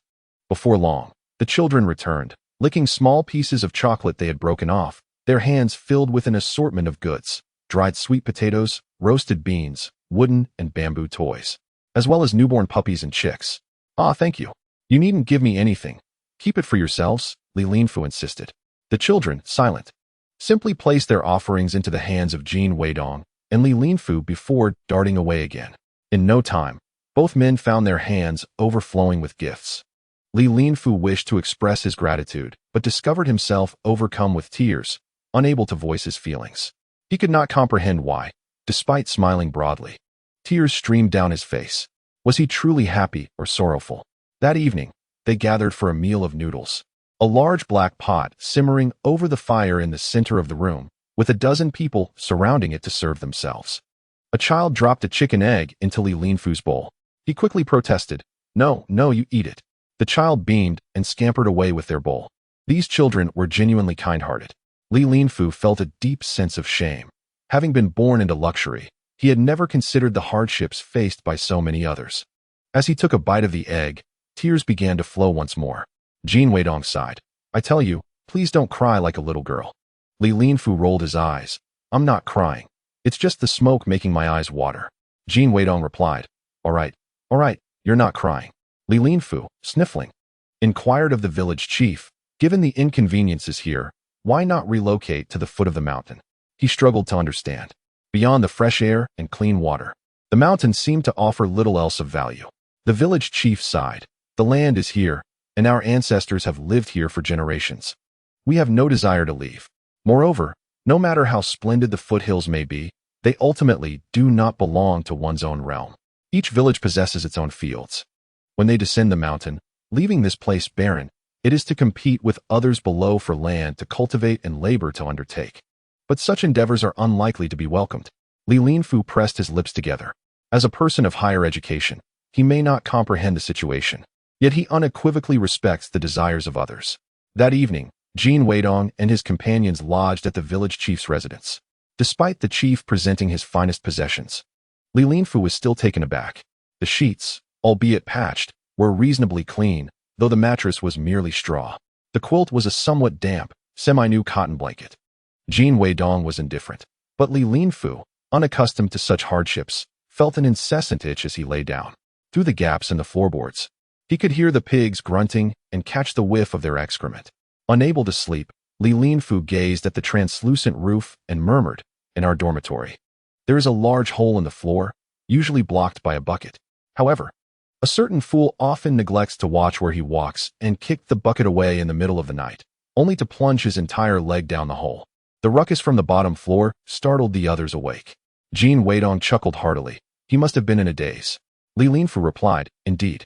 On another occasion, a mouse scurried onto the shoulder of the chap sleeping beneath me and bit him. We all awoke to chase the mouse, which, in its frantic escape, fell through that hole and onto the fellow below who had just risen to use the restroom. Another commotion ensued, and they accused us of doing it on purpose. Our two dormitories ended up arguing through the night." Jin Weidong yawned. "You all must have been too well fed to have the energy to bicker. Just deal with the mouse and be done with it."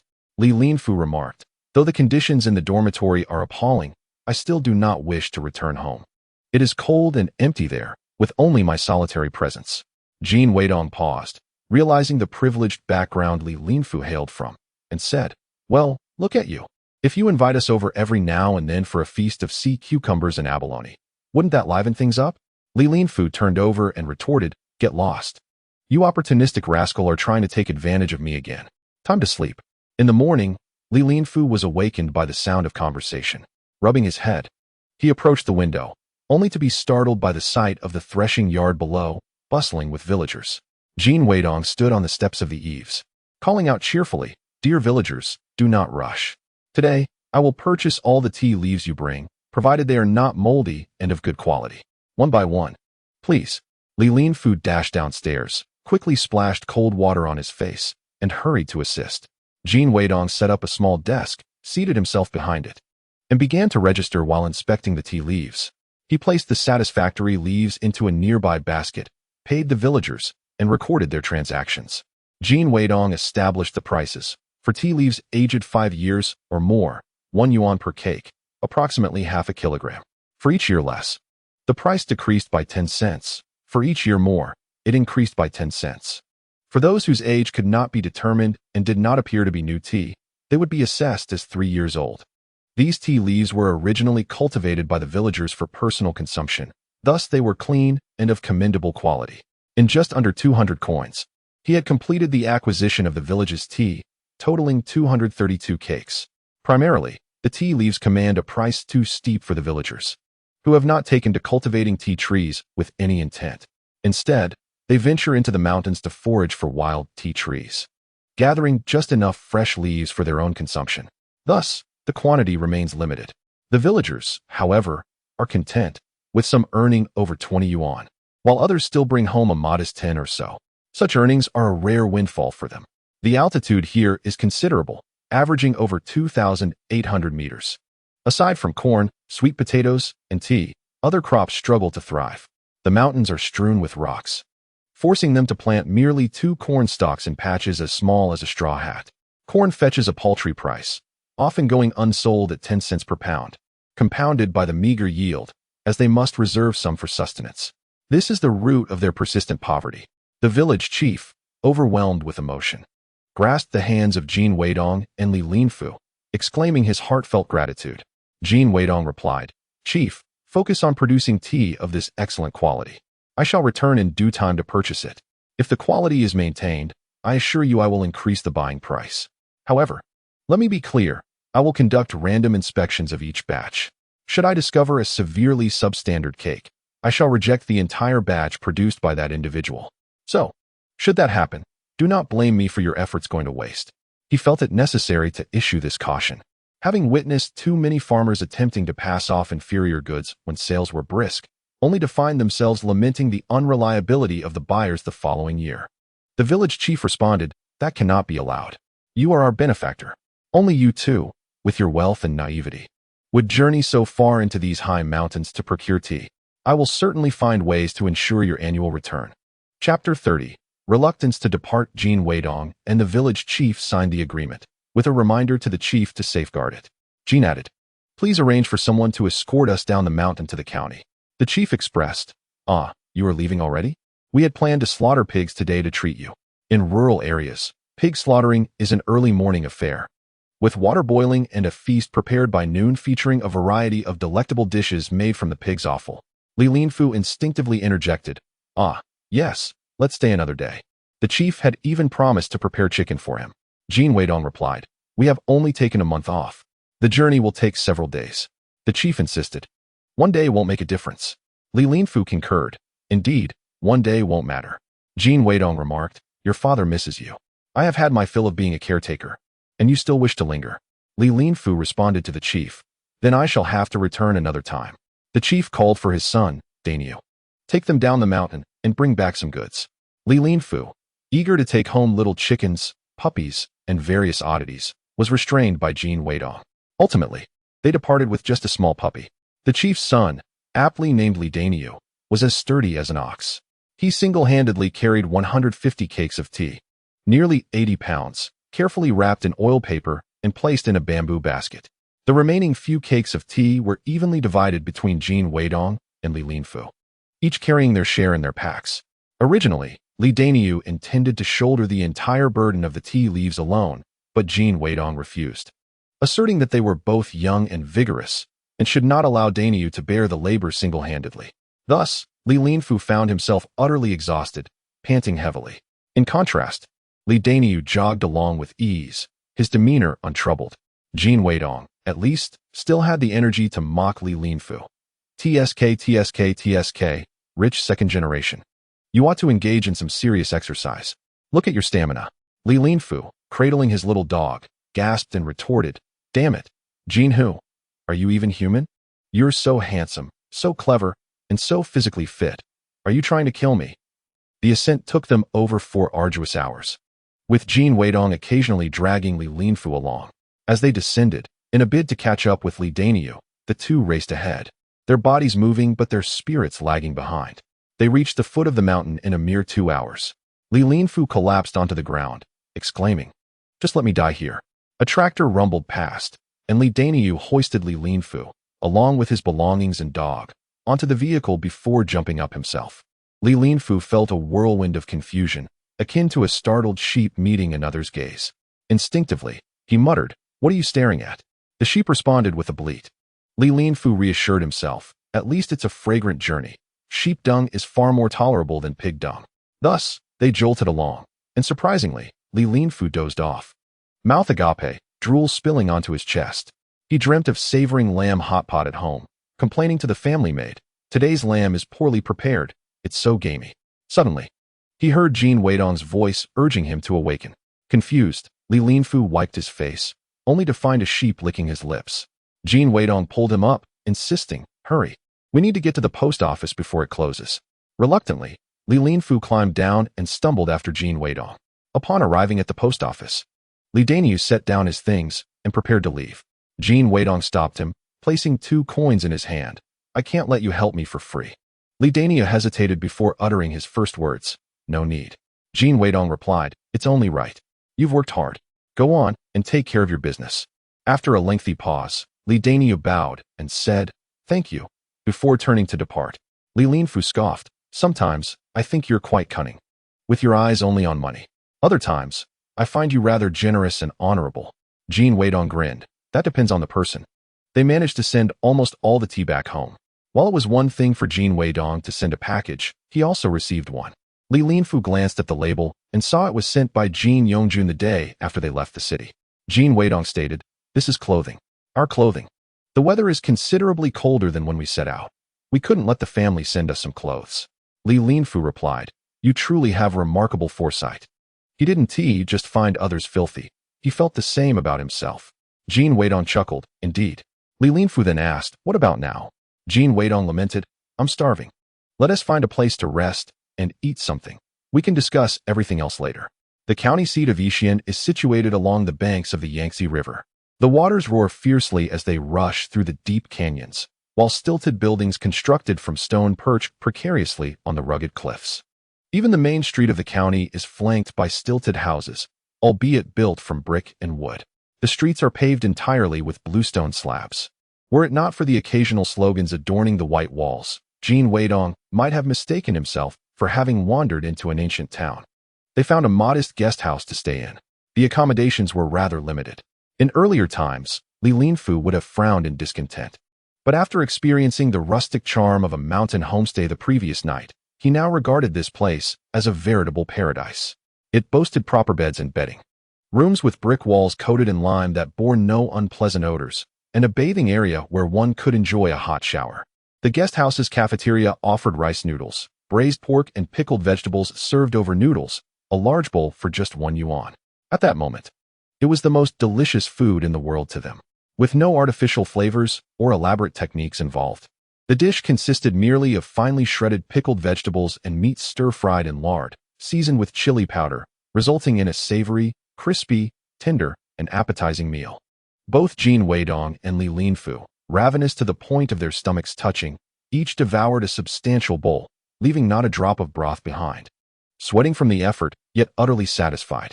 A glance at their watches revealed that it was already 3 o'clock.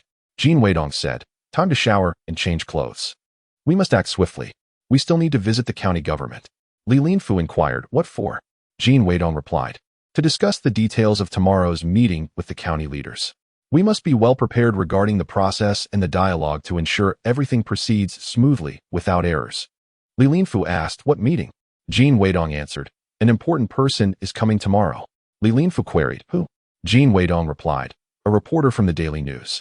The Daily News is a national newspaper, and reporters do not venture out easily. Li Linfu frowned. Why would a reporter come to a place like this? Jin Weidong explained. Reporters also seek compelling stories. Li Linfu shook his head. That's implausible. You might be able to convince others, but I am not swayed by such claims. Jin Weidong countered. I had your father make a call. With the connections of a wealthy individual, it is indeed plausible to attract a reporter. Li Linfu narrowed his eyes. You truly know how to utilize your resources. What exactly do you intend for the reporter to do? Chapter 31. Transformation at Jin Weidong's side. Before the product launch, we need to create a significant impact. To generate momentum, we must rely on the media. In the past, the media landscape was bewilderingly vast. Now, it consists of 4 types: newspapers and magazines, radio, television, and murals. Utilizing murals for advertising in the initial stages proved ineffective, thus unsuitable. Television was temporarily out of reach due to the cumbersome review process, long filming cycles, and outdated technical capabilities. Radio could be revisited for potential solutions. This left only newspapers. The reporter could supply content not only to the Daily News, but also to radio stations. Li Linfu muttered, I always feel you don't resemble a university student. Jin Weidong shot him a glance. What do I resemble, then? Li Linfu replied, like an old fox, a seasoned player. More cunning than my father, in fact. Jin Weidong rolled his eyes. You naive fool.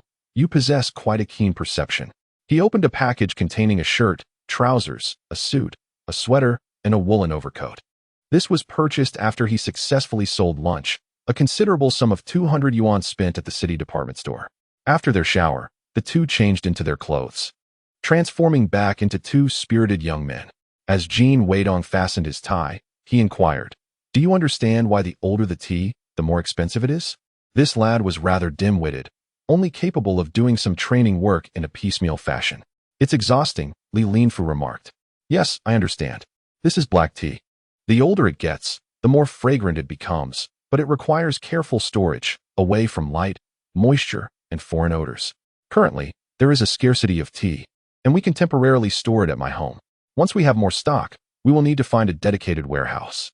Jin Weidong replied, "Not bad, young man. You are quite knowledgeable. But rest assured, we will not keep too much tea on hand. The majority must circulate." Li Linfu was utterly perplexed. If this tea appreciates in value the longer it is stored, and prices are to be inflated, then surely we must hoard it. If it all goes out and appreciates in someone else's possession, how can we profit? However, his primary concern now was why Jin Weidong was wearing a tie. In this day and age, even those working outside typically donned work attire. Apart from a few staff members who received foreign guests, hardly anyone wore such an accessory. Even his grandmother, who had weathered many storms, remarked that wearing it around the neck resembled a noose. Unaware of Li Linfu's gaze, Jin Weidong continued, "Because my current identity is that of a businessman from Port City, so when I converse with the county leaders later, I will speak Cantonese. You will act as my translator. You can understand Cantonese, right?" Li Linfu replied, "I can basically understand it, but when did you become a businessman from Port City?" Jin Weidong donned the gold-rimmed glasses he had purchased in Suicheng and flashed him a charming smile. "A minute ago." 15 minutes later, reeking of perfume. His hair slicked back with gel and dressed in a coat akin to that of Su Wenxiang, wrapped in a white scarf. The flamboyant Jin Weidong stood before the county government office building. Li Linfu, clad in a thick woolen coat over a suit, fastening his tie, exuded an air of success. Their appearance immediately attracted a crowd of onlookers. The locals, adorned with headscarves, carrying baskets, cradling children, or leading cattle, gathered around them as if they were extraterrestrials, their faces lighting up with curiosity and revealing their yellowed teeth in laughter. These were economically challenging times. Across the nation, county committee buildings utilized whatever structures were available. Some places retained pre-liberation brick buildings, while others featured 2- or 3-story Soviet-style red brick buildings erected by party comrades. Here, in a poverty-stricken county, the county committee had appropriated a building adjacent to the ancestral hall of a prominent local family as their office, the most fashionable structure in the county. Not even Li Linfu could immediately reconcile the well-dressed, suave figure of Jin Weidong with the mud-streaked, shabby companion he had encountered an hour prior. Jin Weidong gazed up at the county committee sign and smiled at Li Linfu. "The performance is about to begin." Li Linfu cursed softly, "Damn it, you opportunistic scoundrel." Due to Li Xiangyang's earlier phone call indicating that his son would be bringing a patriotic businessman from Hong Kong to the county for discussions on revitalizing Yixian, the county leadership was well prepared. They instructed the guards to immediately notify them upon the arrival of any city dwellers. At this moment, they all emerged to extend a warm welcome. The county leaders were somewhat anxious, unsure whether they should first shake hands with the tall, handsome gentleman in fashionable attire or acknowledge the young man who resembled a lucky cat. Li Linfu came to their rescue, grasping the bewildered man's hand. "Greetings, leaders. I am Li Linfu." The county committee leaders nodded hurriedly. "Hello, comrade Li Linfu." Li Linfu then pointed to Jin Weidong. "This is Mr. Jin, the patriotic businessman from Hong Kong." The county leaders were filled with doubt, unable to express their thoughts directly, as Jin appeared rather youthful. Li Linfu quickly immersed himself in the situation, lowering his voice to whisper in their ears. "He hails from our Yixian. His grandfather moved to Hong Kong. His father is currently engaged in business there, and this time, he has come to gain some experience." The county leaders suddenly understood and eagerly grasped Jin Weidong's hand. "Welcome. Welcome. With so many businessmen from Hong Kong, we hardly know any, but if the richest says so, it must be true." Jin Weidong greeted them in Cantonese. "Hello. It is a pleasure to meet you. Here is my business card." He presented a card to the county leaders, with Li Linfu translating. They ushered both gentlemen inside. Jin Weidong added, "Tomorrow, the press will arrive. and there are matters that are not suitable for public discussion, so I wanted to communicate with a few leaders first. The county leaders nodded. Indeed, Mr. Jin is very considerate. What is the primary purpose of your visit? Jin Weidong replied. I plan to invest in branding the high mountain black tea from your esteemed county, selling it to major cities domestically and in Hong Kong. Ultimately, my goal is to have our black tea available wherever there are Chinese communities. Upon hearing Li Linfu's translation, the county leaders were momentarily stunned. Then their hands trembled with excitement. Good heavens, this fortune has finally come our way. Jin Weidong continued. Given the substantial initial investment, I wish to avoid raising prices, which would invite competition. I would like your county's agricultural bureau to establish a tea company that manages all tea-producing areas within the jurisdiction, and then sign an exclusive supply agreement with me, ensuring that all tea produced by this company solely supplies my enterprise. The leaders responded, this is manageable.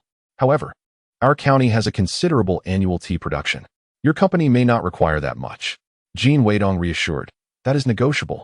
I only need tea from a few specific townships. You may freely dispose of the rest. The leadership eagerly inquired, which townships? Jin Weidong produced a handwritten agreement and presented it to the leaders. Upon inspection, they noted that the agreement specified villages situated on the mountaintops, representing some of the poorest communities in this impoverished county. Jin Weidong explained, signing this agreement will not only ensure that my company's initial investment is safeguarded, but also genuinely aims to give back to my hometown, ensuring that the tea from these impoverished villages can be transported out of the mountains. Li Linfu and I are both from 2 of these villages. The leaders were somewhat moved. Mr. Jin and Comrade Li Linfu truly exemplified high moral character. We can fully comprehend your sentiment of gratitude. As long as we can sell the tea from our county and shed the label of poverty, we are willing to cooperate in any way necessary. Those few villages are difficult to access. If you do not take the tea, no other merchants are inclined to venture that far to purchase it. Jin Weidong remarked, if our collaboration proves fruitful, Comrade Li Xiangyang will advocate for you to the central government for the designation of a National Agricultural Development Demonstration County. Upon hearing this, the leaders became even more exhilarated. This is excellent. This is indeed wonderful. In politics, one must focus on achievements. If this demonstration county can be established, his career path will be smooth.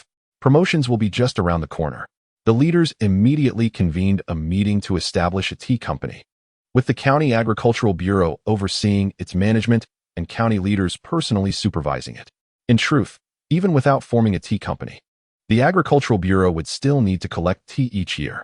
Now, it merely required a sign to be hung up, and the tea from this village would be collected separately. Li Linfu initially thought their own Xianji company, which had yet to receive its business license but was already negotiating deals, was audacious enough. He did not anticipate that the individuals here were even bolder. They simply sent 2 people to carve a stamp and established a company. It truly resonated with the saying, we are all makeshift performers. None should mock the other. Jin Weidong then stated to the leaders, I must clarify something regarding the tea company. We will not accept pre-collected tea, as I wish to conduct on-site inspections of each tea seller's product. If any individual repeatedly falsifies the quality and fails to meet our standards, I will no longer accept their tea in the future. Please ensure that the leaders of the tea company convey this principle clearly to the comrades from these villages. When the conditions are ripe, I will also unify the techniques for roasting and processing tea to maintain consistent quality, which is the secret to ensuring our product thrives and commands a fair price. The county leaders responded, understood. Comrade Jin Weidong, though young, possesses foresight greater than many. Jin Weidong produced a sheet of paper and handed it to the county leaders. Please memorize this. Tomorrow, introduce our black tea to the reporters according to this script. Li Linfu looked at him in astonishment. You truly take liberties when given a little goodwill. How dare you instruct the leaders on what to say? The leaders accepted the script, glanced at it, and nodded. All right, I will memorize it tonight. Li Linfu gasped. Come on, you are a county-level official. Have some principles. Why do you comply with everything he asks? As Jin Weidong and Li Linfu exited the county committee office, Li Linfu voiced his confusion. Jin Weidong patted his shoulder. You must adapt. In order to attract investment, for a considerable time, companies with foreign and Hong Kong backgrounds will find it easier to operate. Checking the time, it was past 5 in the afternoon. Both men were exhausted. They returned to the guest house, hastily consumed a few bites of food, and collapsed into bed. sleeping soundly until 8 in the morning.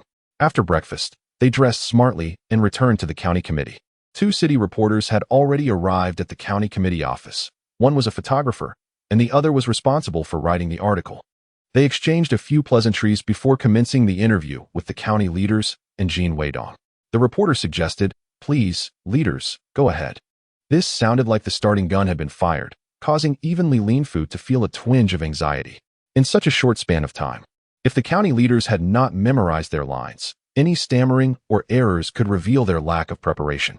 The county leaders spoke eloquently. Some villages in Yixian are perched atop high-altitude mountains, shrouded in mist, and characterized by high humidity year-round. The tea trees here boast thick, tender leaves.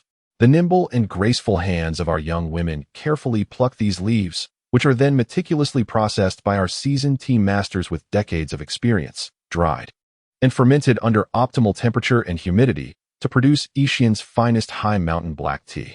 Jin Weidong produced a simple tea set he had purchased in Suiqing, along with a cake of 1-year-old tea and another of 5-year-old tea. As he brewed the tea, he explained in Cantonese, "Only the finest dried tea will exhibit this deep, dark red hue. The newly harvested black tea possesses a sweet aroma, while the aged variety offers a rich, mellow flavor alongside its subtle fragrance. Just look at the color of this tea infusion, bright orange red, truly exquisite." Li Linfu translated beside him. Once the tea was ready, Jin Weidong poured a cup for the reporter and another for the county leaders, keeping one for himself. The county leader, with great seriousness, inhaled the fragrant aroma and took a sip, his face immediately lighting up with delight. The reporting journalist couldn't help but exclaim, "What a splendid tea! The aroma is rich, and the taste is profound and lingering. This is the essence of top-quality tea." The photography journalist busily captured the expressions of joy and rapture on everyone's faces. Li Linfu silently applauded in his heart. "Well done, well done. Everyone is showcasing their skills remarkably." After they finished this round of tea, Jin Weidong continued, "Unlike other Gongfu teas, which have a fleeting sweetness, high mountain black tea possesses an innate sweetness that is immediately perceptible. This sweetness lingers throughout the palate, soothing down the throat and nourishing the lungs. Black tea warms the body, dispels cold, enhances beauty, aids digestion, and even supports weight loss without causing sleeplessness. It is suitable for women, the elderly, children, and individuals of all constitutions, positioning itself as a leading healthy beverage for the future." The reporter was momentarily taken aback. Having heard a plethora of novel terms from Jin Weidong, who seemed more adept at weaving them than he was. Nevertheless, he had to admit, the taste of the tea was indeed remarkable. It was entirely distinct from the green tea they typically enjoyed, devoid of bitterness or smokiness, and instead, it was sweet and fragrant. No wonder this Hong Kong businessman traveled such a distance to procure tea, nor why even the wealthiest praised it so highly. Subsequently, in the presence of the reporter, the county leaders, the head of the county tea company, and Jin Weidong signed an agreement in a pleasant and harmonious atmosphere. The freshly carved radish seal, pristine and unused, was employed directly for the contract. As they prepared to depart, Jin Weidong graciously gifted each of the 2 reporters a cake of aged tea. After the reporters left, the county leader approached Jin Weidong to shake hands, stating, "Mr. Jin, you must come often to guide our work." His initial doubts regarding Jin Weidong's stature had dissipated, having witnessed his calm demeanor and adept control of the proceedings in the presence of such esteemed media. Such demeanor and capability can only be cultivated through the trials and tribulations of life. Jin Weidong expressed his gratitude, saying, "Thank you, leaders. Next month, we shall return to collect the tea leaves, and at that time, I will require the support of several leaders for my endeavors." Upon exiting the county committee courtyard, Li Linfu remarked to Jin Weidong, "Do not mistake my words for discouragement. Although the atmosphere was quite favorable just now, I believe that this agreement holds little significance. Should they choose to renege, when the tea prices soar, they will sell to others, and we will be powerless to intervene." Chapter 33. "I wish to do something for them." Jin Weidong chuckled coldly. "I am well aware, otherwise, why would I assume the identity of a Hong Kong businessman? Why would I summon reporters and arrange for photographs, insisting on front-page coverage?" He continued, "If they later refuse to acknowledge the agreement, would that not be akin to slapping their own faces? Moreover, with several years of reform and opening up, if those engaged in foreign cooperation dare to go back on their word, they will undoubtedly be branded as detrimental to the progress of the open economy. Li Linfu contemplated this, conceding, "You certainly think ahead." Jin Weidong added, "Let us assume, for a moment, that you have your father backing you. For at least the next 10 to 15 years, they will likely cling to us.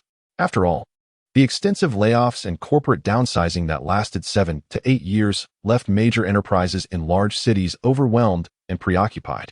At that point, rural areas will have to fend for themselves." Li Linfu was about to inquire why he mentioned 10 to 15 years. But Jin Weidong had already stretched and shifted the topic. "Let us return. We ought to head back." As Li Linfu turned, he said, "I believe I saw Zhao Jun and Fu Xiaoyao across the street just now. But upon a closer look, they seemed to have vanished. It was quite uncanny." Jin Weidong laughed. "Ah, the second generation rich. You still do not grasp the situation. In truth, those two are not even a couple. They might not even be using their real names. They are bodyguards sent by your father to watch over you." Li Linfu was taken aback. "Really?" Jin Weidong shook his head with a sigh. "You truly lack awareness. Your reflexes are particularly slow." Li Linfu retorted, "Impossible. My father has been quite clear this time. He will not provide any special treatment. He even forbade me from boarding the plane. So how could he possibly assign me bodyguards? Besides, throughout my life, he has never assigned me a bodyguard." Jin Weidong proposed, "Let us make a wager. If we do not emerge from that alley within 5 minutes, they will undoubtedly come after us." Li Linfu replied, "All right, I accept the bet." Jin Weidong stated, "If you lose, you must assist me with a task. If I lose, I shall help you pursue Lin Sitian." Li Linfu agreed, "Deal. Since we have nothing better to do, a wager adds some excitement."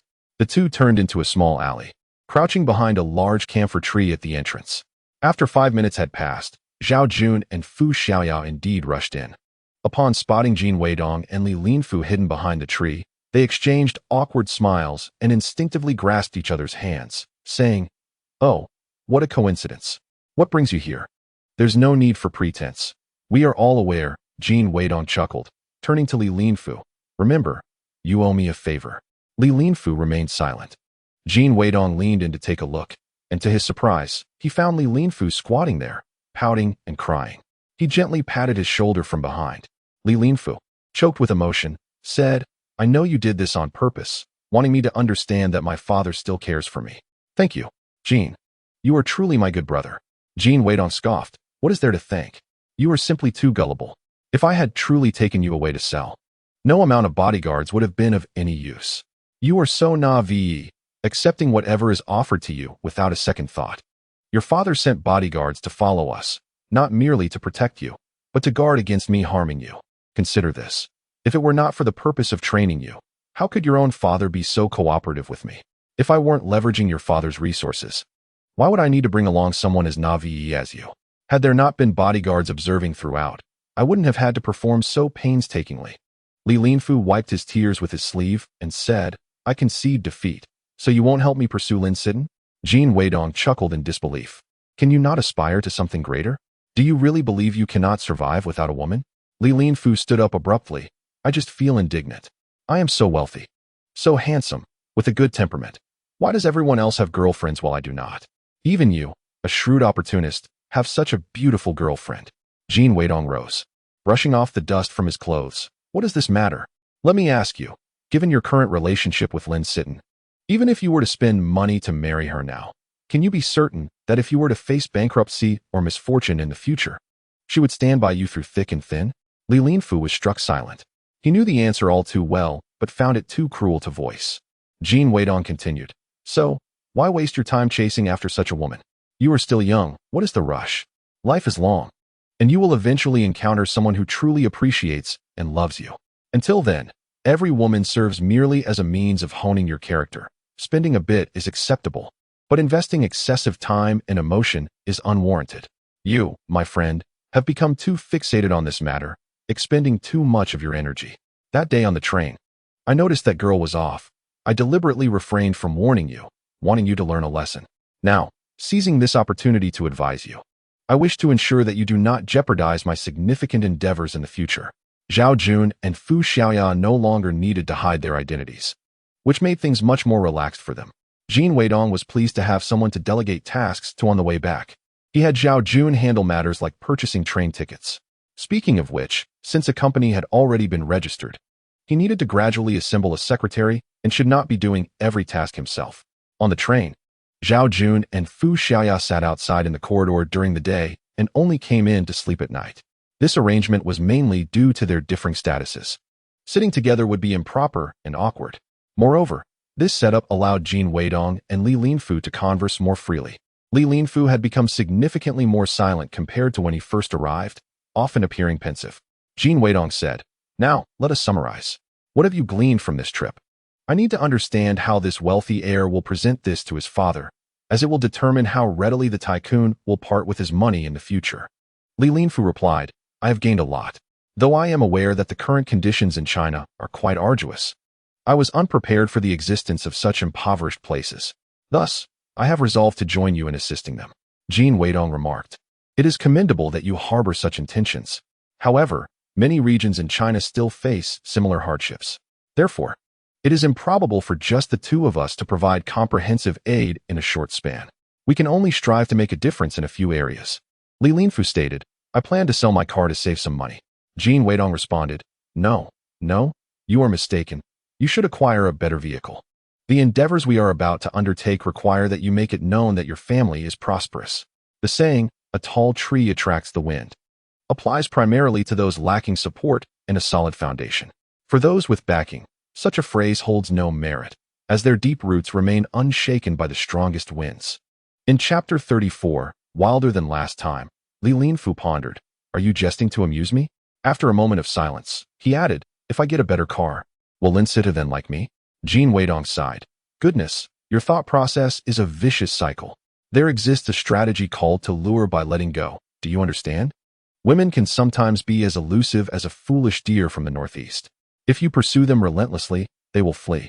However, if you cease your pursuit, they might turn back to see what is amiss." Li Linfu queried, "What if she does not turn back?" Jin Weidong replied, "Then it signifies that you mean nothing to her. It is time to let go." Fu Xiaoya, overhearing from outside, couldn't suppress a laugh. Zhao Jun quietly inquired, "What is it?" Fu Xiaoya beckoned him over and moved to a spot where Jin Weidong and the others could not hear. Zhao Jun followed her. Fu Xiaoya asked, "Do you recall what the commander instructed us upon our departure?" Zhao Jun replied, "He mentioned that Jin Weidong is a cunning young man and advised us to be wary of him, not to place too much trust in him." Fu Xiaoya mused. "What is your opinion?" Zhao Jun responded, "He is certainly clever, yet he seems devoid of malice, especially towards number 2. For clarity, they typically use numbers to refer to those under protection. Li Linfu's designation is number 2. Fu Xiaoya nodded slightly. "Not only do I not perceive him as ill-intentioned, but I also find him quite benevolent." A knock resounded at the door of the Li residence, prompting the aunt to open it, only to gasp in surprise. Li Xiangyang, seated in the hall, felt puzzled and stepped outside for a glance, where he beheld a tall, thin individual with long hair standing at the entrance. The person bore a bag so dirty its color was indiscernible and cradled a small yellow dog in their arms. The only clean entity amidst the disarray was the dog. Li Xiangyang furrowed his brow. What is going on? It is not yet the new year. Why are there visitors bearing such oddities? Dad, the beggar grinned, revealing white teeth. It was only then that Li Xiangyang recognized Li Linfu, his mouth agape in astonishment. Li Linfu's mother, Xia Yanin, returned today as well, and upon seeing her son, nearly burst into tears. "Oh my son, how have you come to be in this state?" Li Linfu cheerfully replied, "Mother, do not worry. I am well. I am merely hungry and wish to eat as soon as possible. I shall first take a shower." He personally carried his luggage into the room and took a shower. When he emerged, he hung out his freshly washed clothes to dry. The aunt busily prepared several dishes, ready for him to enjoy once he completed his task. Although he devoured his meal with great haste, the table remained impeccably clean, with not a morsel wasted. Even the remnants of soup in his bowl were meticulously wiped clean with a bun. After finishing his meal, he tidied up the table and retired for the night. Li Xiangyang and Xia Yanin exchanged glances, their eyes brimming with tears, quietly murmuring, "Our son has grown up." Indeed, the expenditure of several tens of thousands was worth it. A news article was published, stating that through the dedicated efforts of Comrade Li Xiangyang, merchants from the port city engaged in discussions with county leaders in Yixian regarding the development of the rural economy. The merchants decided to acquire all the high mountain black tea, aiming to establish a world-class premium black tea brand. The photograph accompanying the article did not specify who the merchants were, yet the quality was adequate, with the county leaders' faces captured clearly. However, Jin Weidong had changed his attire, donned glasses, and altered his hairstyle, rendering him unrecognizable. This news, while neither particularly grand nor trivial, caught the attention of many perceptive individuals who noted it carefully. The leaders of Yixian were delighted and took the liberty of framing the article in a large frame to display in their office. Jin Weidong also received the black tea he had sent and the business license from the deep city. He stamped the agreement signed with Yixian and mailed it back, subsequently busying himself with the packaging of the tea, affixing the company seal on the paper and signing his name. Li Linfu frowned and inquired, "I can understand your desire for a wooden box to convey a sense of grandeur. I can also comprehend your stamping the company's seal to signify ownership. But what is the purpose of your signature?" Jin Weidong replied, "To prevent counterfeiting." Li Linfu scoffed, "This cheap product, who would dare to imitate it? Besides, how would one counterfeit it? By masquerading black tea as black tea." Jin Weidong responded, "Not now, but when prices rise and we start profiting, there will inevitably be many who attempt to counterfeit." Li Linfu pursed his lips, thinking, "I believe you are merely a bare paw trying to embroider, putting on an act." Jin Weidong again placed an advertisement in the newspaper, announcing that Weidong Wealth Management would hold its second press conference. The procedure remained the same: pay for lunch to receive wealth-related information. The venue was still the banquet hall at the Li family's restaurant. However, this time, there was no pre-registration. 200 spots were made available on-site, with the event scheduled for the day following the advertisement on Sunday. It would commence promptly at 11 in the morning, with entry allowed an hour in advance. Moreover, the lunch fee had increased to 200 per person. After receiving a report from Fu Xiaoya, Li Xiangyang felt not only completely at ease with Jin Weidong, but also immensely grateful, thus instructing the hotel manager, "Whatever Jin Weidong needs, provide it without reservation. Offer full cooperation." For this event, the Li family restaurant deployed 30 security personnel to maintain order. The boxed meals and other arrangements matched the previous standards. As a result, by 9 o'clock on Sunday morning, the entrance to the banquet hall was already crowded with people. The hotel was compelled to send staff ahead to manage the situation. Jin Weidong and Li Linfu arrived at 10 o'clock, collecting fees and distributing tokens in accordance with the queue. Notably, Li Xiangyang did not appear that day, and inside, there were no tables, only rows of chairs arranged for the attendees. However, no one seemed particularly concerned. After all, Jin Weidong was merely Li Xiangyang's assistant. As long as profit could be garnered, it mattered little who was involved. Other matters were trifles. Jin Weidong intended to close the doors after amassing 200 individuals. The remaining participants were anxious. Would they be left empty-handed once more? They urged him to accept 200 more. Reluctantly, Jin Weidong acquiesced and took in an additional 100. The rest could only listen from outside. As Jin Weidong ascended to the podium, the previously boisterous crowd fell into a hush. He proclaimed, "We have secured the agency rights for Xianji brand high mountain black tea, developed by a merchant from the port city here in China. The purpose of this gathering is to unveil this lucrative opportunity to you all."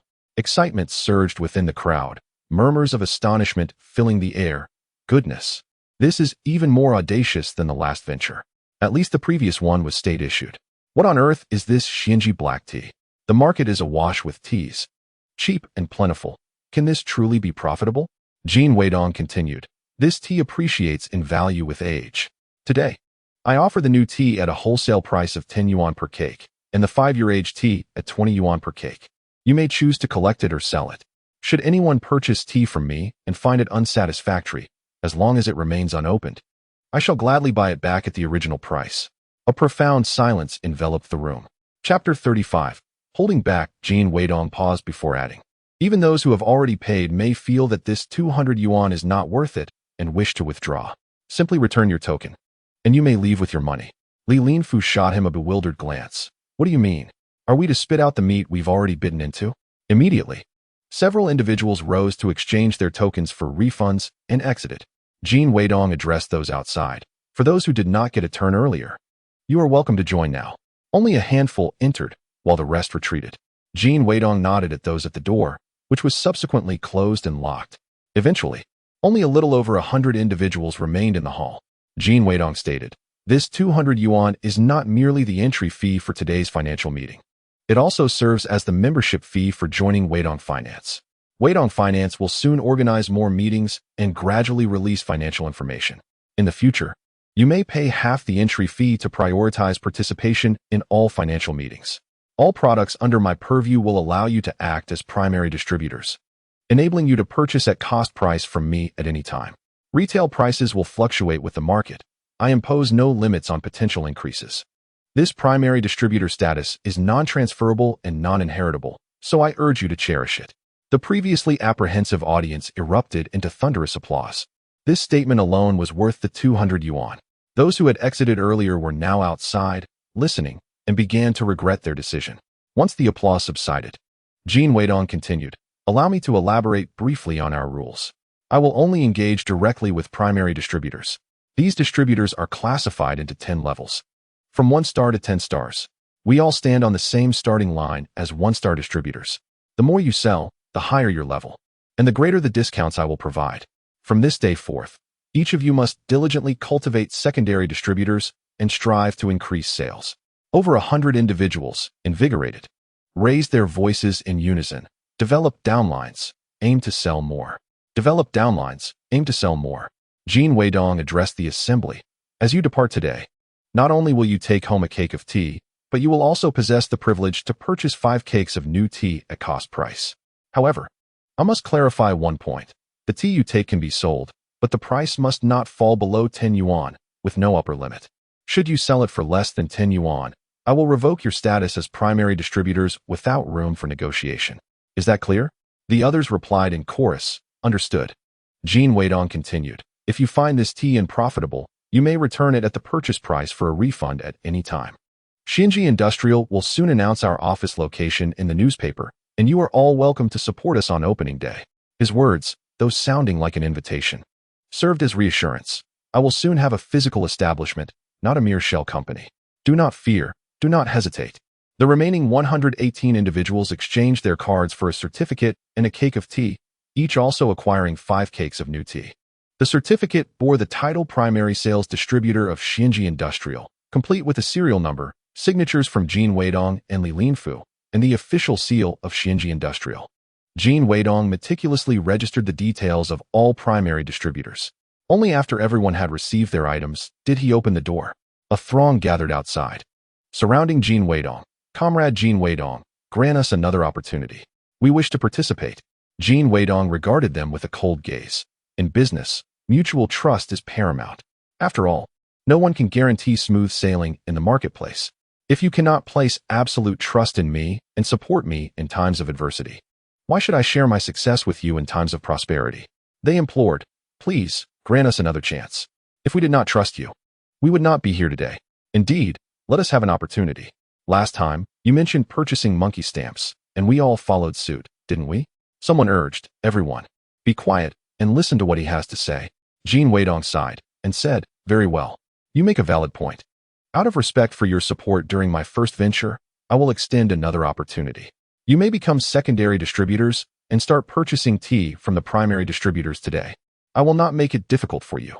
Simply pay a 100 yuan membership fee, and you will receive an 80% discount on tickets for future financial conferences with priority participation. However, I no longer have free tea to offer."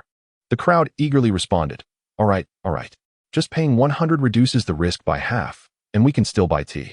They perceived no fault in this arrangement. Thus, over 300 individuals paid 100 yuan each, receiving certificates as secondary distributors. Upon receiving their certificates, these secondary distributors immediately began negotiating with the present primary distributors. The latter were contemplating how to develop downlines when Jin Weidong had already facilitated a batch of secondary distributors for them. Everyone struck their deals and left in high spirits. Though a few harbored doubts, how did the certificates for secondary distributors seem so well prepared in advance? Did Jin Weidong foresee that we would regret our disturbance, and thus awaited our arrival?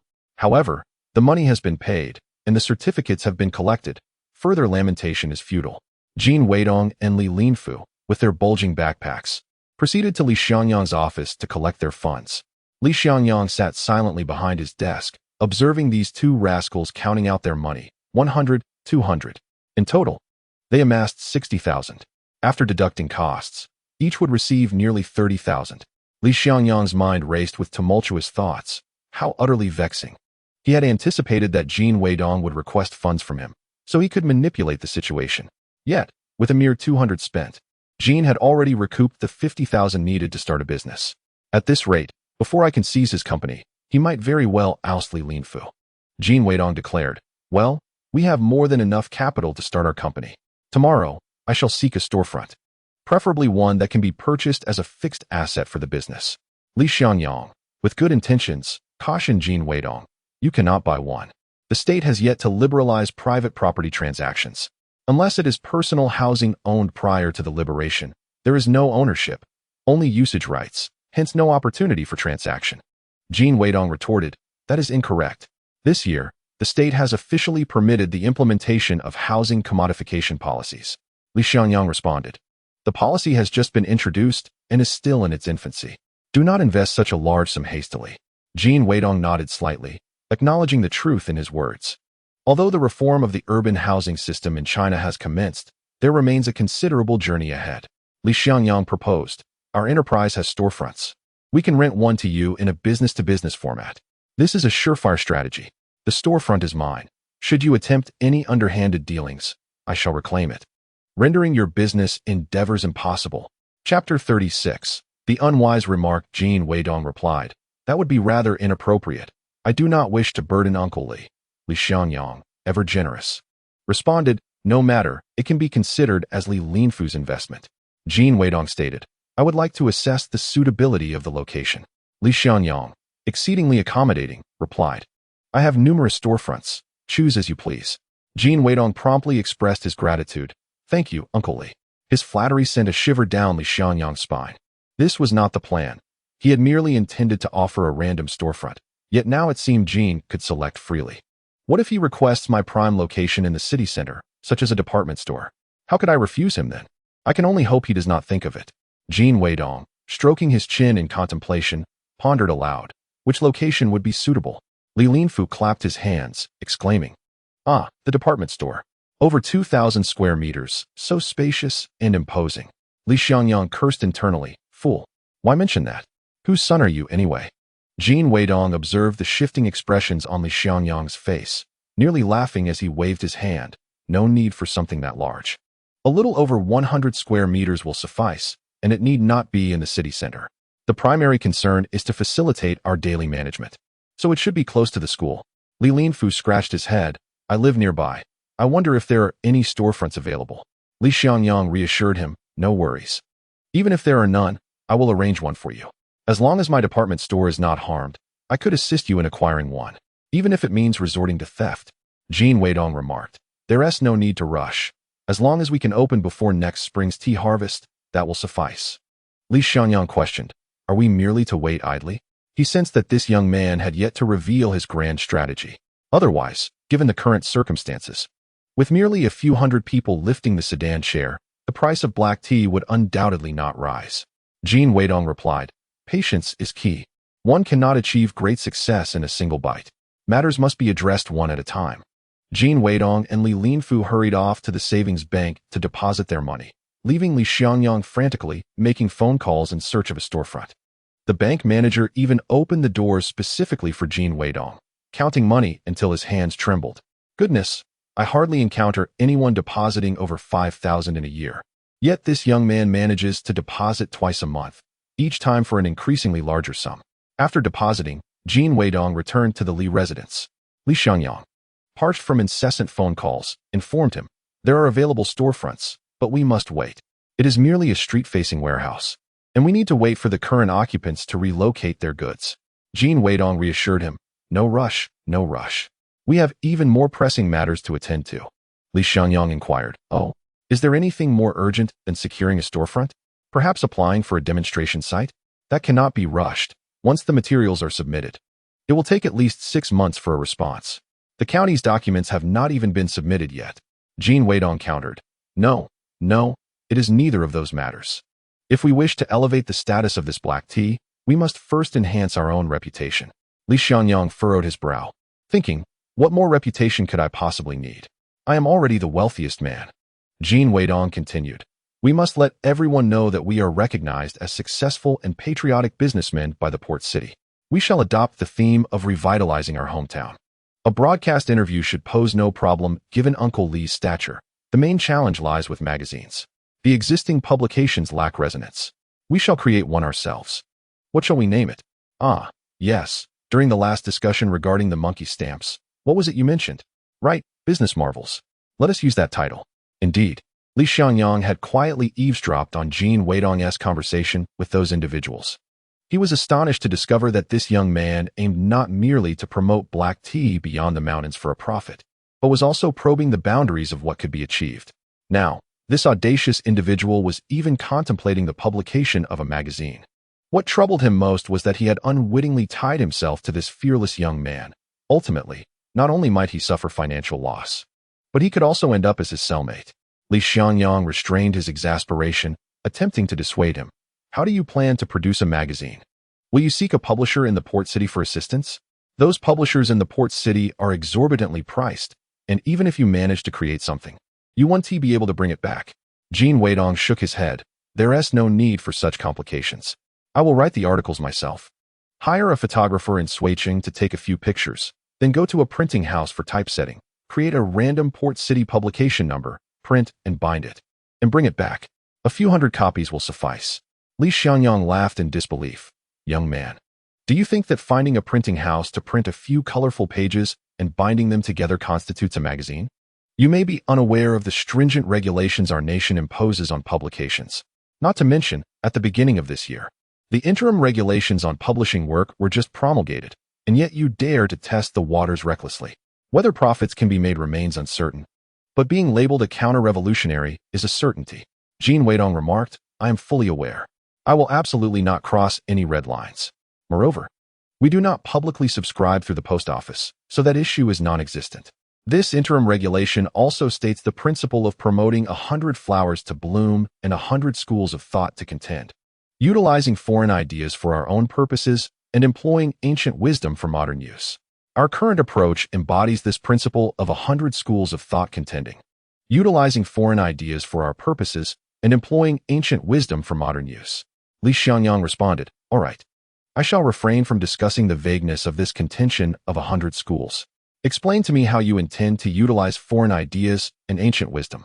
To press Jin Weidong while also enlightening Li Linfu to avoid pitfalls in the future, he insisted on getting to the bottom of it, compelling Jin Weidong to clarify.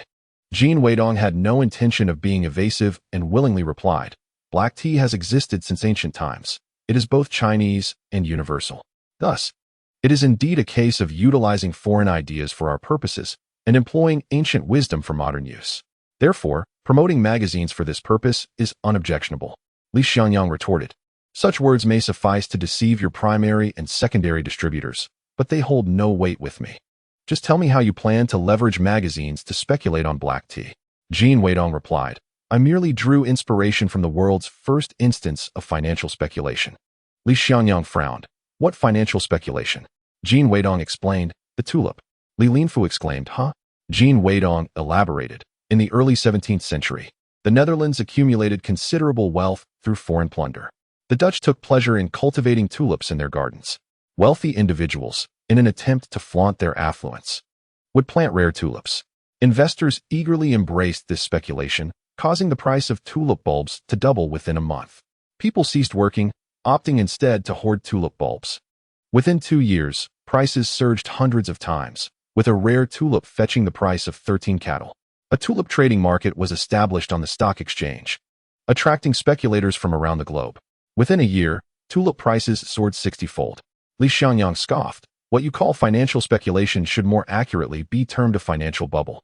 The truth is, tulips are neither rare nor scarce. They can be reproduced in abundance. Eventually, people awoke to this reality, leading to a catastrophic crash in tulip prices, which returned to their original value, leaving thousands destitute. Chapter 37. Where did the audacity come from? Jin Weidong replied, indeed. It validates the saying that all frenzied revelry will ultimately culminate in chaos. Once any commodity acquires financial attributes, bubbles and irrationality are inevitable. This holds true at all times and in all nations. Li Xiangyang exclaimed, I am utterly baffled. If you are aware of the dangers, Why proceed in such a manner? Now I understand your interpretation of employing ancient wisdom for modern use. It is akin to passing the parcel, and in the end, no one is left to catch it, leading to the bubble's burst. Jin Weidong countered, the fundamentals of black tea and tulips are remarkably similar. Tea is as essential to the Chinese as tulips are to the Dutch. Presently, a significant amount of wealth has also accumulated among the Chinese populace. Yet aside from purchasing government bonds, there are no other viable investment avenues. Otherwise, why would monkey stamps be so frenzied? In truth, I am using monkey stamps to probe the market. The results indicate that my conjecture is indeed accurate. Stocks, futures, bonds, precious metals, and real estate have yet to commence. Even multi-level marketing has not reached China. Although Li Xiangyang is reluctant to admit it, Jin Weidong's assertions hold considerable merit. He paused, pursing his lips in silence for a moment, before stating, however, since it is a bubble, it will inevitably burst. Your current situation bears a fundamental distinction from that of the tulip mania. Firstly, the reason the tulip bubble inflated to such proportions, culminating in a disastrous outcome, was that no one was held accountable at the time, as the Dutch government neither prohibited nor hindered it. Rather, they supported it. In the end, the entire world became involved, and with the origins obscured, accountability was impossible. You are the source now, and there is no escaping it. Once the bubble bursts, it won't merely lead to bankruptcy. You may even jeopardize your very life. In other words, where do you derive the audacity to undertake what even I would not dare? Jin Weidong nodded slightly. Thus, we cannot wholly replicate the Dutch tulip phenomenon, nor is such replication feasible. Li Xiangyang nearly fainted from exasperation. Have you absorbed any of what I've been saying? Even the two matters you are orchestrating lack comparability. No matter how wild the speculation on monkey stamps, they are still state-issued. Furthermore, the quantity of monkey stamps is limited and cannot inflict widespread damage. Accumulating a few more will merely reduce their availability. Tea, on the other hand, is different. New varieties emerge annually, all produced by private enterprises, rendering excessive stockpiling futile. Jin Weidong replied. Thus, we cannot indiscriminately promote all tea. We must focus on the hype surrounding black tea, specifically the high-altitude black tea from select regions. This is why I intend to register a company and cultivate a brand effect. I estimate that the annual production of high-altitude black tea from Yixian is a mere 4 to 500 pounds, thereby amplifying its scarcity exponentially. Moreover, the advantage of black tea is that its value increases with age. Thus, in the minds of investors, this commodity possesses utility and will not depreciate over time, encouraging stockpiling. The more individuals stockpile, the faster the price will escalate. Li Xiangyang furrowed his brow. That is indeed a point. Jin Weidong continued. The tulip bubble, in truth, would not have burst so rapidly. However, the Dutch government relinquished control entirely to the market, resulting in chaos and demonization. Hence, we must learn from this lesson and regulate the price of black tea from the outset, allowing it to rise gradually according to our specifications. There is no need for rapid increases. We merely require returns that exceed inflation and most financial products by a factor of 2. For instance, while banks currently offer an annual interest rate of 5%, we aim to ensure that investors receive 10 to 15% annually, thus guaranteeing ourselves a profit margin of 1 to 2 times. Li Linfu was left bewildered, sensing the gravity of the discussion, and felt an inexplicable tension, refraining from interjecting. Li Xiangyang sat pensively, contemplating the matter. Jin Weidong remarked, if Uncle Li feels uneasy when the time comes, he is free to call a halt. Consider this. Tea is harvested annually. If this year, the perceived risk becomes too great and you wish to withdraw, simply inform the tea farmers after the winter harvest that you will not be purchasing next year.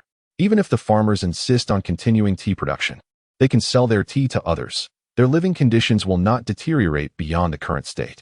Li Xiangyang pondered. While the risks are indeed present, the potential rewards are undeniably evident. He could not immediately conceive a better method for making money, so he decided to let these two youngsters venture forth. He nodded slightly, suggesting that they might as well give it a try. However, he questioned why, if they intended to forge documents, they would travel all the way to Suicheng instead of simply finding a printing factory in the city. Jin Weidong chuckled, explaining that although they were engaging in forgery, it was essential not to make it too easy for others to uncover the truth. If they took photographs and printed materials in the city, it was likely that by the next day, everyone would be aware of their scheme. In contrast, Going to Suicheng offered a different scenario, in this age without the internet. As long as their actions did not make it into the newspapers, word of mouth would take time to circulate. By the time the people in the city caught wind of it, he would have already inflated the price of the tea. Those fervent investors would hardly pay heed to such rumors, dismissing them as mere gossip. Li Xiangyang interjected, suggesting that they should first create a magazine and then appear on the radio, to which Jin Weidong agreed. They planned to depart for Suicheng the following day. Choosing to fly to save time, Li Linfu inquired about his role, expressing concern about being left out of the final stages. Jin Weidong reassured him that he needed to prepare the storefront, asserting that the speed at which the store could be readied would determine the pace of their grand undertaking. He entrusted this crucial task to Li Linfu, declaring that he felt uneasy having someone else handle it. Although he had previously stated that the store was not urgent, it was clear he was merely placating Li Linfu. Nevertheless, Li Linfu's spirit was immediately lifted, and he vowed to accomplish the task. Li Xiangyang sighed, lamenting his foolish son, reflecting on how difficult it had been to persuade him to engage in legitimate matters in the past. He mused about what kind of enchantment had been cast upon him, as he seemed to heed Jin Weidong's every word with enthusiasm. Jin Weidong returned to school to request leave, and his roommates were filled with curiosity. They exclaimed in wonder how, since befriending the billionaire, he seemed to have soared to new heights, frequently traveling for business, and even flying to do so. They pressed him for details, and Jin Weidong smiled, explaining that the urgency of their trip necessitated air travel, but it was nothing extraordinary, merely business discussions. At that moment, the term business itself sounded grand and thrilling, regardless of whether it involved minor transactions or substantial deals worth thousands or millions. His friends expressed their excitement, imploring him to take them along on his prosperous journey. Jin Weidong replied amiably, encouraging them to maintain a long-term vision. After all, they were exceptional talents, fortunate enough to attend university. Upon graduation, the state would not only provide job placements, but also pave the way for them to become leaders in various industries. Everyone acknowledged this sentiment, noting how Jin Weidong's perspective had evolved and his eloquence had improved. Laughter and chatter filled the air, even drawing in students from other dormitories. Only Wang Jianing remained aloof, his expression cold and distant. Jin Weidong pondered silently about his old friend, wondering what troubles he might be facing, perhaps family difficulties or a heartbreak. At this time in the previous year, he had already departed, leaving him unaware of what had transpired at the school. He resolved to inquire further upon his return. Amidst the envious gazes of his classmates, Jin Weidong stepped into the Mercedes-Benz sent by Li Xiangyang. As the vehicle started, a fleeting glance seemed to catch sight of Wang Jianing standing by the window. Leaning to take a closer look, he found no one there. Chapter 38. The young man in this era. Purchasing an airline ticket necessitates an introduction letter from one's workplace, leveraging connections. On board, not only is Matai served, but also delightful souvenirs are bestowed upon each passenger. Li Xiangyang initially presumed that Jin Weidong, this fledgling, would be filled with curiosity, gazing around and engaging in foolish antics like flirting with the flight attendants or overindulging in Matai. After all, when Li Linfu first boarded a plane at the tender age of 10, he was so exhilarated that he dashed about the cabin, requiring restraint to keep him seated and composed. However, Jin Weidong remained remarkably composed, to the extent that Li Xiangyang began to question whether he had brought the wrong person. Upon arriving in Suicheng, instead of rushing to locate the printing factory, Jin Weidong chose to settle at the Luhua Hotel. During the registration process, he noticed a throng surrounding a familiar middle-aged man. Puzzled, he furrowed his brow and inquired of Li Xiangyang, "Uncle Li, do you have any friends in Suicheng who could lend us a vehicle? Preferably a military jeep." Li Xiangyang looked perplexed. "What do we need a car for? Aren't we just visiting a couple of photo studios, and then the printing factory?" Jin Weidong replied, "I want to scout the location first. It's somewhat remote. Taking a taxi is manageable, but returning would be cumbersome." "What location are you scouting?" Li Xiangyang exclaimed. "You're quite the imaginative one. Even if we borrowed a vehicle, who would drive it?" "I will," Jin Weidong confidently asserted. Li Xiangyang scrutinized him, chuckling. "Ah, I see. You figure no one here knows you. So you're eager to experience driving without a license. I won't fall for that." With a sigh, Jin Weidong countered, "Uncle Li, I can repair cars. How could I possibly not drive?" After a moment's reflection, Li Xiangyang conceded, "That's a fair point. Someone oblivious to driving wouldn't have such knowledge of a vehicle's mechanics." capable of diagnosing issues with just a spark. Jin Weidong began to fan the flames. Well, although you have considerable influence in the city, this is switching. It might pose a challenge for you. Li Xiangyang bristled. Who says I can't borrow one? Just wait. He made several phone calls, and after concluding, he triumphantly declared, a vehicle will arrive at the hotel front at 8 tomorrow morning. Jin Weidong hastily complimented. Wow, Uncle Li. You truly have an impressive network. Li Xiangyang retorted. Now, tell me what you're really up to. You little rascal, you have something up your sleeve. If you don't clarify, I won't dare to lend you the car. Jin Weidong stated. As of now, Shuiqing lacks a 5-star hotel, correct? I need to ascertain whether my memories from a past life are accurate. Indeed, Li Xiangyang confirmed. But why do you ask? Do you wish to stay in a 5-star hotel? Forget it. This is the finest hotel in Shuiqing. Jin Weidong proposed. Then let us build a 5-star hotel. Li Xiangyang rolled his eyes. You're out of your mind. Do you think I'm as gullible as Lin Fu? Even if I had the money, I wouldn't squander it like that. This is someone else's territory. Investing here merely benefits them. Isn't that foolish? Jin Weidong remarked. There's no need for Uncle Li to spend money. All you need to do is facilitate an introduction, and you can acquire shares in a 5-star hotel, while simultaneously boosting our tea business. Li Xiangyang furrowed his brow. Is it as simple as driving out tomorrow to accomplish this? Jin Weidong affirmed. Li Xiangyang, though skeptical, hesitated before responding. Well, I suppose I can make the trip. After all, it's just a drive. If it doesn't work out, I'll suffer no loss. The following morning, the two rose early. Without even consulting a map, Jin Weidong set off in his military jeep, which indeed exuded power and style. Li Xiangyang tilted his head, pondering for a moment. Logically, prior to his last visit with Li Linfu, Jin Weidong should not have been to Shuiqing. Why then? Did he seem so familiar with the place? Eventually, Jin Weidong halted the vehicle at a certain spot along the Pearl River, where the water's current slowed, forming a tranquil azure pool. The river was remarkably clear at this point. The northern bank was adorned with the city center, while the southern bank remained lined with sugarcane fields and a smattering of factories. The banyan trees along the shore had their aerial roots cascading down to the water's surface. As the breeze blew, the roots stirred the surface, creating rippling patterns. A few egrets stood nearby, their slender legs and pristine oval bodies resembling fluffy clouds perched above the water. In the vicinity, a flock of white geese glided gracefully on the surface, occasionally dipping their heads to admire their reflections. Jin Weidong stood at the water's edge, reminiscing. Once, he had witnessed this river's pristine waters progressively transform into murky, foul-smelling currents. He never imagined he would one day behold its clarity once more. In the distance, a middle-aged man strolled leisurely along the riverbank with his hands clasped behind his back. A smirk formed on Jin Weidong's lips. Our target has arrived. He observed that the man was unaccompanied by bodyguards. Sometimes, people exhibit a rebellious nature. In times of poverty, they fantasize about being surrounded by admirers and living a life of grandeur.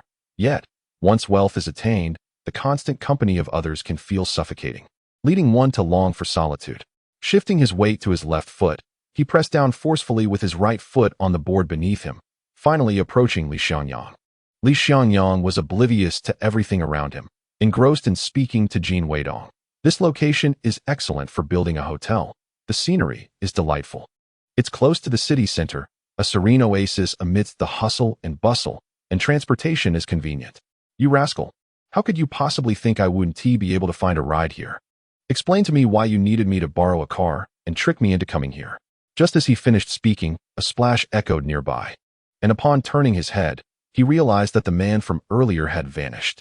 Curiosity piqued, Li Xiangyang approached, only to find the man floundering in the water. It turned out there was an outlet for a water channel below. The walkway above had deteriorated, and the unfortunate man had stepped on a precarious section, leading him to fall in. There was no one else around. I cannot swim. If I were to jump in recklessly, I might endanger myself while attempting to save him. The man was close to the shore. Perhaps he could manage to paddle back on his own. Li Xiangyang frowned, watching intently as the man struggled in the water, shouting in Cantonese, "Help! Help!" It seemed he was unable to swim back, possibly due to the cold water causing a cramp in his leg. Li Xiangyang grew anxious, pointing at the person in the water and urging Jin Weidong, who was watching the commotion with him. You rascal, what are you waiting for? Go save him. Jin Weidong sighed. Alas, it's freezing. Li Xiangyang retorted. What are you afraid of? You're young. The cold water shouldn't deter you. Cursing under his breath, Jin Weidong began to shed his clothes. There's no other choice. It's early in the morning. The swift influx of water created treacherous undercurrents, and the bottom was laden with silt and water plants. If he got tangled in the vegetation or experienced a cramp, even a good swimmer could be in peril. As Jin Weidong plunged into the water, Li Xiangyang felt increasingly anxious watching him struggle, regretting his insistence on rescuing the drowning man. Chapter 39. Heaven chases to feed. Jin Weidong swam with all his might to reach the man, reaching under his arms from behind and propelling them both towards a calmer section of the stream, finally making it to the shore. Li Xiangyang hurried over to help pull the man up. Jin Weidong pressed on the man's chest, and he coughed up water, opening his eyes to gaze at Jin Weidong, weakly expressing his gratitude. Thank you, young man. You saved my life. Jin Weidong slowly donned his clothes again. A group of panicked individuals, shouting in the port city's Cantonese dialect, rushed over. Mr. Qi, are you all right? Mr. Qi, are you okay? What's your surname? Which one? If it is the Qi of prayer, then among those I know, only the wealthiest in the port city bears that name. Upon closer inspection, could this man truly be Qi Jinping? What a coincidence. This lad came early in the morning specifically to save the richest man in the port city. But how could he have known that the wealthy man would stroll here alone and fall into the water right before us? Just now, it seemed like he was fiddling around where Qi Jinping fell. Li Xiangyang's apprehension deepened as he scrutinized Jin Weidong with horror. Yet, Jin Weidong paid no heed to Li Xiangyang's gaze, busily dressing himself. In a previous life, he had also saved Qi Jinping at this very spot, only to be dismissed with a mere 100 yuan. Back then, he had been naive, believing that saving a life was an obligation. He wouldn't have accepted even 100 if he hadn't been so impoverished. Now he realized how trivial that sum was. Such opportunities were, in truth, heaven's way of providing sustenance and fortune. At this moment, Qi Jinping had changed into dry clothes brought by his attendants, looking considerably better. He scrutinized the jeep that Jin Weidong and Li Xiangyang arrived in, confirming it was a military vehicle, and inquired, "May I invite you both to lunch? I would like to express my profound gratitude for your life-saving efforts." Uncertain of Jin Weidong's intentions, Li Xiangyang hesitated, glancing at him. "What do you think?" Jin Weidong flashed a grin. "It's entirely up to Uncle Li. After all, dining with anyone is still dining. You sly little rascal." Clearly wanting to accept but pushing the decision onto me, Li Xiangyang cursed inwardly before replying to Qi Jinping. "Then let us dine together." Qi Jinping asked, "Where are you two staying?" Li Xiangyang replied, "Luhua Hotel." A flicker of surprise crossed Qi Jinping's face. What a coincidence. "I'm also staying at Luhua Hotel. We can meet for lunch at the hotel restaurant that day. Do you have business cards?" Li Xiangyang cast a meaningful glance at Jin Weidong. Earlier that morning, before Jin Weidong departed, he had repeatedly urged him to carry business cards, saying they might come in handy. In truth, Li already had some on him, but had replied nonchalantly, "Oh, they're in the car." Qi Jinping remarked, "Could you please have Mr. Li fetch a card from the car for me? I shall return to change my clothes." He gestured with a nod to those beside him and walked away. Li Xiangyang, being astute, discerned an underlying implication in Qi Jinping's words. Qi suspected that his accidental fall into the water had been premeditated, hence his desire for our business cards to investigate further. Initially, having saved a life, they now found themselves in a predicament. Withholding the cards would imply guilt on their part. Thus, he turned and fetched a card from the car, handing it to his accompanying associates. They, without further ado, dispersed like a whirlwind. Only Jin Weidong and Li Xiangyang remained by the riverside. Li narrowed his eyes at Jin. "Come, elucidate the situation. You've dragged me into this, and I deserve to know what truly transpired." Jin Weidong replied, "I informed you this morning. Uncle Li merely needs to facilitate connections. Someone will invest in building a hotel." Li Xiangyang questioned, "How do you know Qi Jinping is interested in investing in a hotel? Moreover, his direct involvement suggests he holds this project in high regard." Jin Weidong explained, "During my last visit to Suicheng with Lin Fuli, I inadvertently overheard some discussions. It's hard to ascertain the truth. Even if I were to inquire with Li Linfu, it would be futile. Despite dining and lodging together, Li Linfu's mind rarely captures the happenings around him. Unlike him, Jin Weidong was exceptionally clever and might indeed piece together such information from casual conversations. However, upon reflection, given the vastness of Suicheng, it was improbable that he could orchestrate Qi Jinping's morning stroll or control his footfall onto that particular plank. Hence, it must have been mere coincidence. Furthermore, regardless of their endeavors, Xi Jinping might not allow them to facilitate connections, rendering their efforts potentially fruitless. After a moment of silence, Li said, "Let us return and change clothes. Regardless of the circumstances, today you saved a life." Jin Weidong took a warm shower, changed into a shirt and sweater, and arrived punctually at the appointed time. He glanced at his watch, a smile gracing his lips. The show was about to begin. At this moment, Xi Jinping and Li Xianyang should have already grasped each other's situations. As Jin Weidong descended to the restaurant entrance, he found Li Xianyang and Xi Jinping already inside, politely pouring tea for one another. Xi Jinping, clad in a tailored suit, exuded an air of refined gentlemanliness.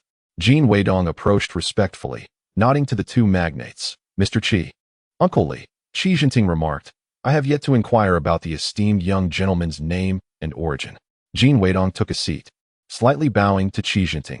"Thank you for your inquiry, Mr. Qi. My name is Jin Weidong, born and raised in this city." Oh. In the presence of two affluent magnates, he remained neither servile nor hasty, a rare quality. Xi Jinping remarked, "Ah, Mr. Li, I envy you for having such a capable and composed young man by your side." He had been astonished upon investigating Li Xianyang's background, initially suspecting him of plotting to extort him, only to discover that Li Xianyang was quite affluent himself. His visit to Suiqing the previous day had been entirely spontaneous. Li Xianyang arrived from the city, having checked in just half an hour earlier than his companion, thus logically setting out before him. Upon his arrival, Li Xianyang did not inquire about anyone at the service desk and left directly in the morning. Consequently, any suspicion towards him dissipated entirely. One might say that Ma Zu holds a special affection for him, as even in his solitary moment of peril in the water, this young man was sent to rescue him. The more he observed Jin Weidong, the more fond he became of him. Li Xianyang felt a sense of pride. Indeed, this lad is quite impressive. Xi Jinping inquired, "Mr. Li, do you have significant business in Suiqing on this visit?" Li Xianyang could only fabricate a casual excuse. Not much. Just a friend asked me to come and take a look at some land." He certainly could not disclose that he had come to Suiqing with Jin Weidong to engage in fraudulent activities related to magazine printing. Xi Jinping immediately probed further. "Did a government associate ask you to check on the location by the Yitan? I noticed the vehicle you were driving is from the Suiqing military district."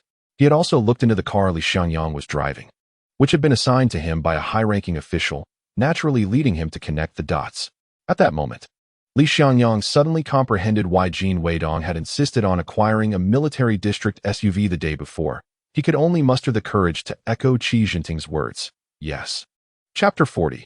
Not even a face-to-face encounter. Xi Jinping continued, "I have heard that Suiqing plans to construct a 5-star hotel, and I am eager to be involved. 2 years ago, China embarked on its reform and opening up journey, and the vast market is gradually unfolding to the world. Building a hotel in Suiqing represents an excellent opportunity to establish a foothold there." He was determined to secure this venture. Li Xianyang instinctively cast a glance at Jin Weidong, his mind racing. Goodness, this fellow truly guessed correctly. Noticing Li Xianyang's silence, Xi Jinping added, "As long as Mr. Li is willing to act as an intermediary, I can offer you a share of my equity as compensation." Being a seasoned businessman, he understood the principle that to get the horse to run, one must ensure it is well fed. Without a little temptation, no one is inclined to lend a hand. Jin Weidong immediately interjected on Li Xianyang's behalf. "Mr. Qi is renowned for his patriotism. If Suiqing is to select joint venture personnel, Mr. Qi is undoubtedly the most suitable candidate." Xi Jinping cast a grateful glance at Jin Weidong. "I did not misjudge. You are indeed sent by Ma Zu to bless me." Li Xianyang gritted his teeth, forcing a smile. "This matter requires further discussion. We cannot rush into it. I am quite tempted by the shares in the 5-star hotel. It would be akin to a pie falling from the sky if I could obtain them merely by making an introduction. However, the question remains, how does one facilitate such an introduction? Borrowing a vehicle is one thing, whereas introducing investors to the government is another. It has been established that this is an area governed by another faction. One must also ensure that others are willing to heed you." He then stood up, stating, "Excuse me, I need to visit the restroom," and exchanged a knowing glance with Jin Weidong. Jin Weidong immediately rose to follow him. Xi Jinping reclined in his seat with a smile, reflecting, "I did not anticipate that such a significant matter would require consultation with this young man." Clearly, their relationship transcends that of superior and subordinate, They are partners. Or, perhaps, in a bolder conjecture, Jin Weidong is the true master behind it all. Li Xiangyang walked directly to a secluded spot, ensuring no one was around, and then indignantly asked, "You reckless little fool, how dare you so casually agree to him?" Jin Weidong replied, "I did not agree casually. I am fully confident." Li Xiangyang retorted, "Nonsense. What do you mean by fully confident? You don't even know who holds the reins in this matter. You don't even know whom to approach." Jin Weidong insisted, "I do know. It's the Mu family, isn't it?" Li Xiangyang was nearly overwhelmed with frustration, almost losing consciousness. "What do you mean it's just the Mu family? Do you think you can even speak to someone from the Mu family? You won't even get to see their faces." Jin Weidong responded, "I might not. But Uncle Li can. You can borrow a vehicle from the military district. Surely meeting someone from the Mu family would be easy." Li Xiangyang lamented, "I must have owed you a debt in my past life for you to come to me for repayment in this life. I shouldn't have meddled with you." Li Xiangyang pressed a hand to his chest, feeling a dull ache, and took a deep breath. "All right, even if I could arrange for you to meet someone from the Mu family, then what? How will you convince them that you know the richest man in the harbor city and that they should meet you? Although we are in Sui City and just across from the harbor city, arranging a meeting between these two individuals is no simple task. The Mu family has 100 reasons to suspect they are frauds. Even if they believe you can introduce Qi Jinping, they might suspect you of being an insider. Qi Jinping is a capitalist sugar-coated bullet." Jin Weidong replied, "Uncle Li only needs to bring me before someone from the Mu family, preferably someone in charge. The rest, I will handle." Li Xiangyang squinted and shook his head. "Bring you before the Mu family so you can spout nonsense? Then we would be thrown out and blacklisted. Never to deal with the Mu family again. No, we cannot do that." Jin Weidong sighed. Uncle Li's courage still falls short. "Let me put it this way. If we do not facilitate this matter, our red tea venture will go nowhere. All the effort thus far will be in vain." Li Xiangyang felt a fresh wave of pain in his chest. This cunning brat had evidently calculated everything, ensnaring him in a web of his own making. If he refused now, not to mention the nearly 500 primary and secondary distributors would not let him off, but even in Yixian, my hometown, I would never be able to return. Jin Weidong said, "Uncle Li, consider this. Of all the promises I made previously, which one did I fail to deliver?"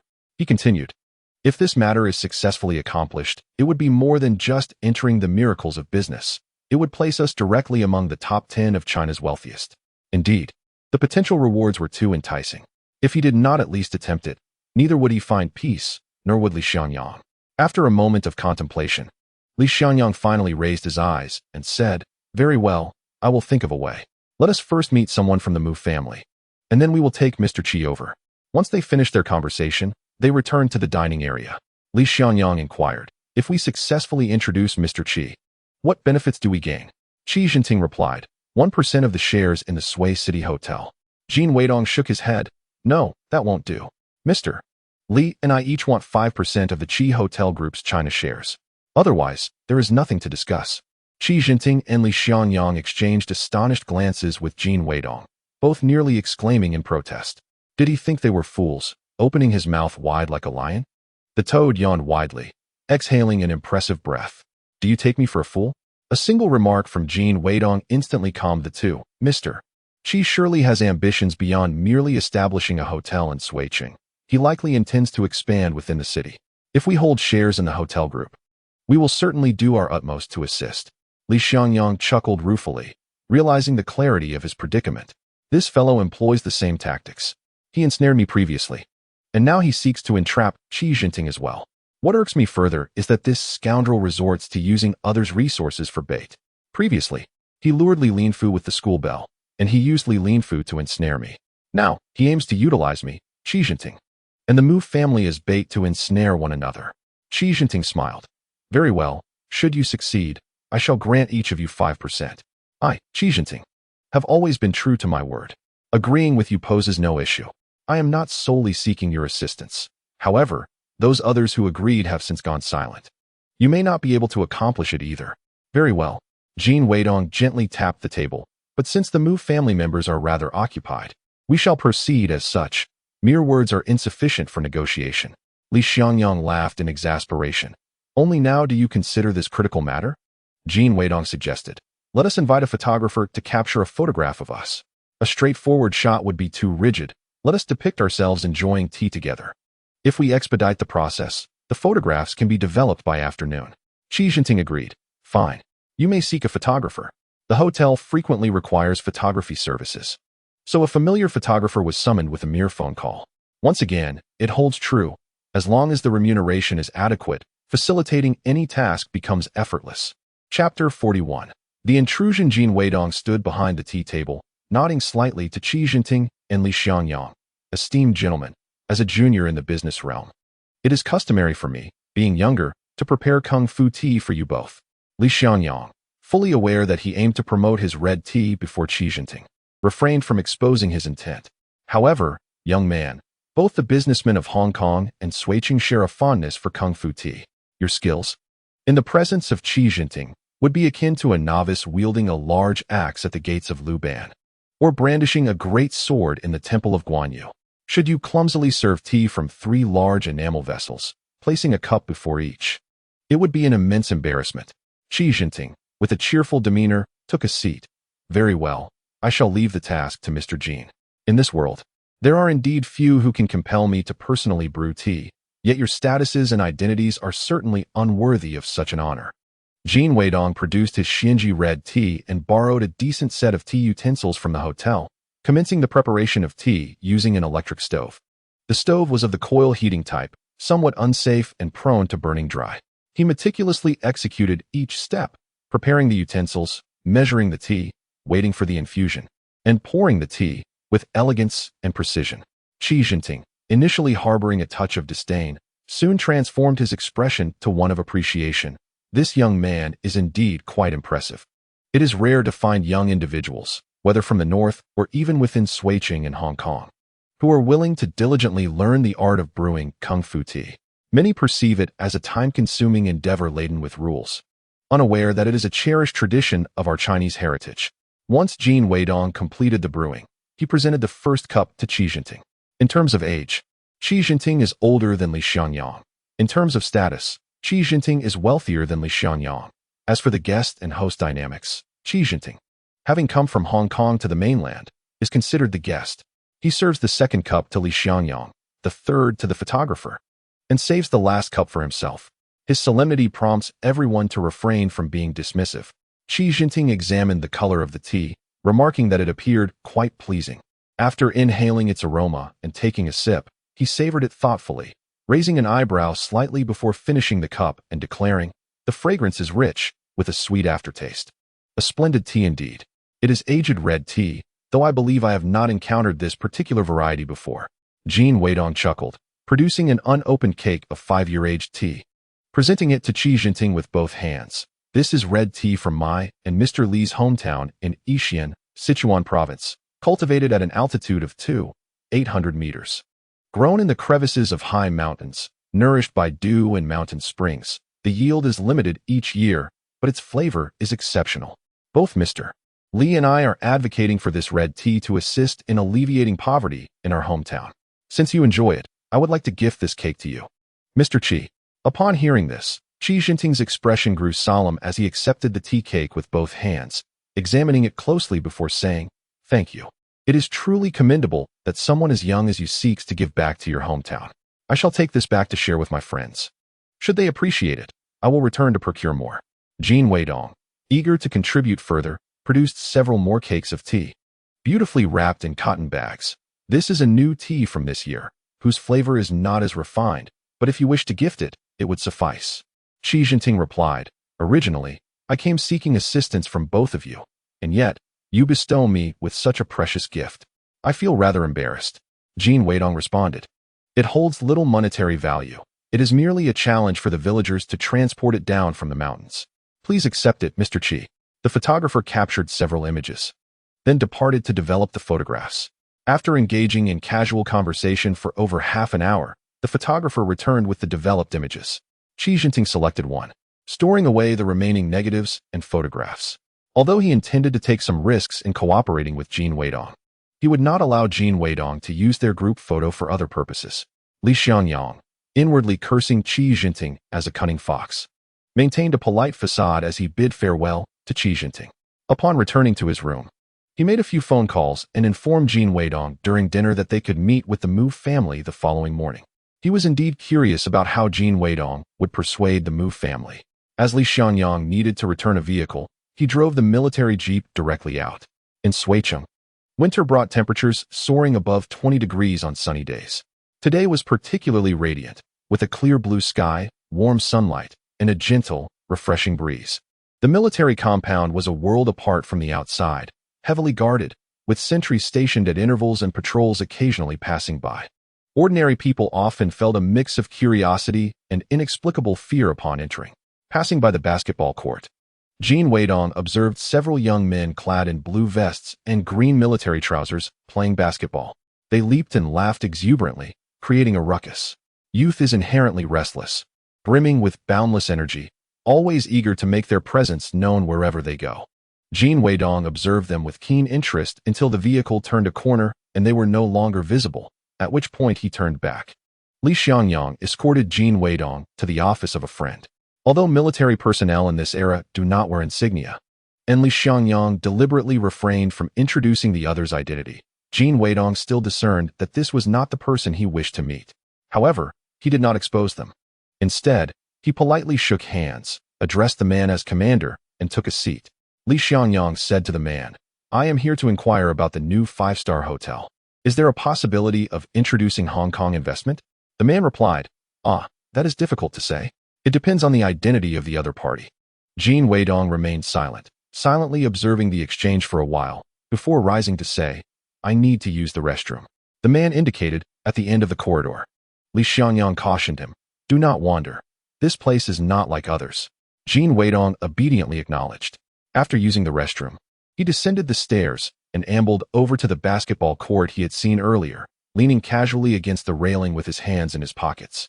Watching the young men play, each soldier was tall and robust, most likely members of the military district basketball team.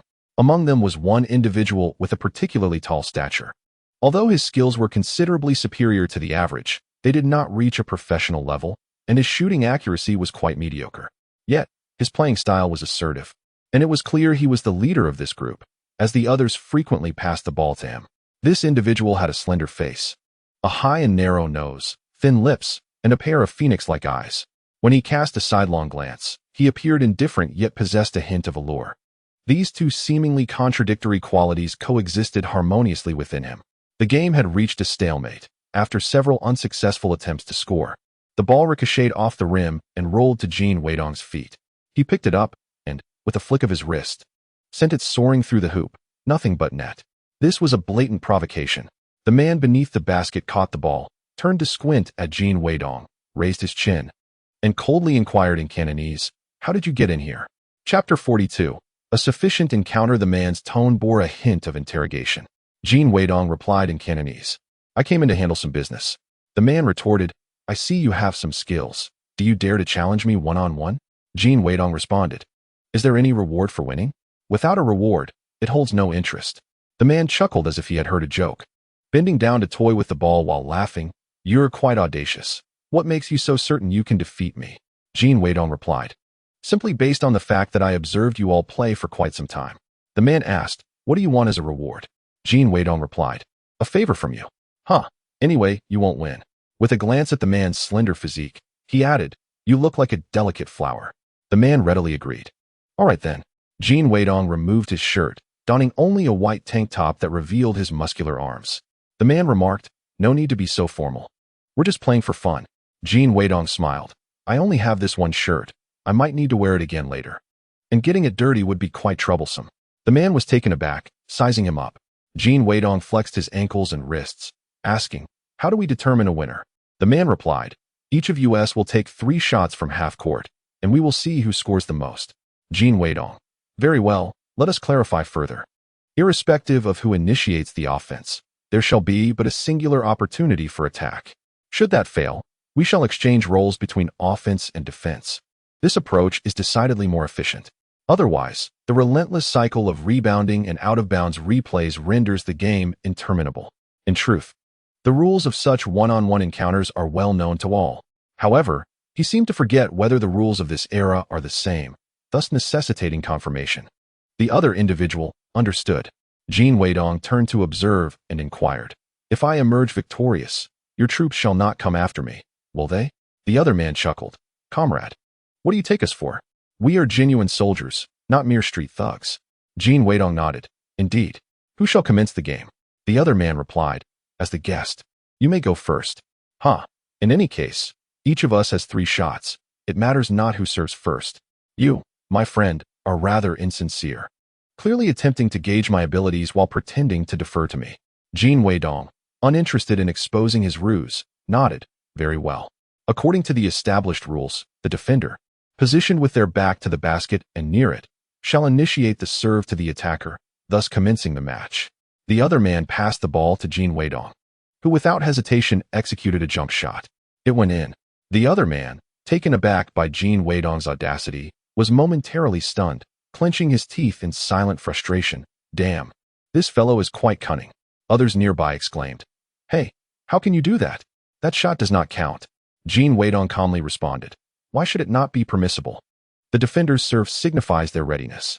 My offense thereafter is entirely legitimate. The other man, suppressing his anger, raised his hand to the others. Enough chatter. After all, in a one-on-one, the rules apply equally. If you can do that, so can I. The other man attacked, similarly seizing the ball and shooting.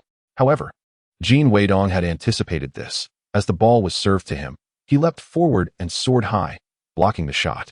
Though he had knocked the ball out of bounds, it was still counted as a failed attack for the other man. The latter was now seething with rage. Yet, given their prior agreement, he could not unleash his frustrations. Clenching his fists, he suppressed his anger and prepared to serve the ball to Jin Weidong once more. As soon as Jin Weidong received the ball, the other man advanced a step, leaping to block him. Yet, Jin Weidong deftly maneuvered the ball, dribbling it beneath him, and executed a one-handed layup, scoring again. Thus, even if the other man were to score on his next 2 attempts, they would remain evenly matched. The other man was filled with indignation and fury, his face flushed. Jin Weidong was clearly misleading him, having predicted his every move. This was not merely a contest of skill and physicality, it was a battle of wits. Infuriatingly, he found himself led by the nose. Jin Weidong smiled and asked, Shall we continue? Nearby, others rolled up their sleeves. Who is this troublemaker? How dare you come to our military district and engage in such trickery? Seize him and dispatch him to the guards. Such audacity. It is as though we are beneath your notice. Jin Weidong sighed. Alas, I did say you might not be able to afford such games. Let us not quarrel. Losing the game is acceptable, but losing face is intolerable. The other man took a deep breath, suppressing his anger and resentment, shouted a command to the others, then turned to Jin Weidong. Speak. What assistance do you require? There is no need to continue this. At best it would end in a draw, and losing would be even more humiliating. Jin Weidong, I wish to meet with Commander Mu and Mu Qingze. There are matters I need to discuss with them. Please take me to them. The man chuckled, pointing at him emphatically. If I hadn't seen you arrive in a military vehicle, I would surely have mistaken you for a spy and apprehended you. Jin Weidong, it seems your rank is insufficient to facilitate my introduction. The bystanders erupted in laughter. The man declared loudly, Today, I shall ensure you meet them to your heart's content. Jin Weidong also smiled. Mu Qingze, greetings. It has proven quite challenging to ensnare you. The man gestured to those nearby. Come, thoroughly search him. Let us see if he bears any weapons. Spare no detail. Not even the soles of his shoes or his socks. Li Xiangyang reunited with his old friend Hu Guiying after a long separation, enjoying tea and lively conversation.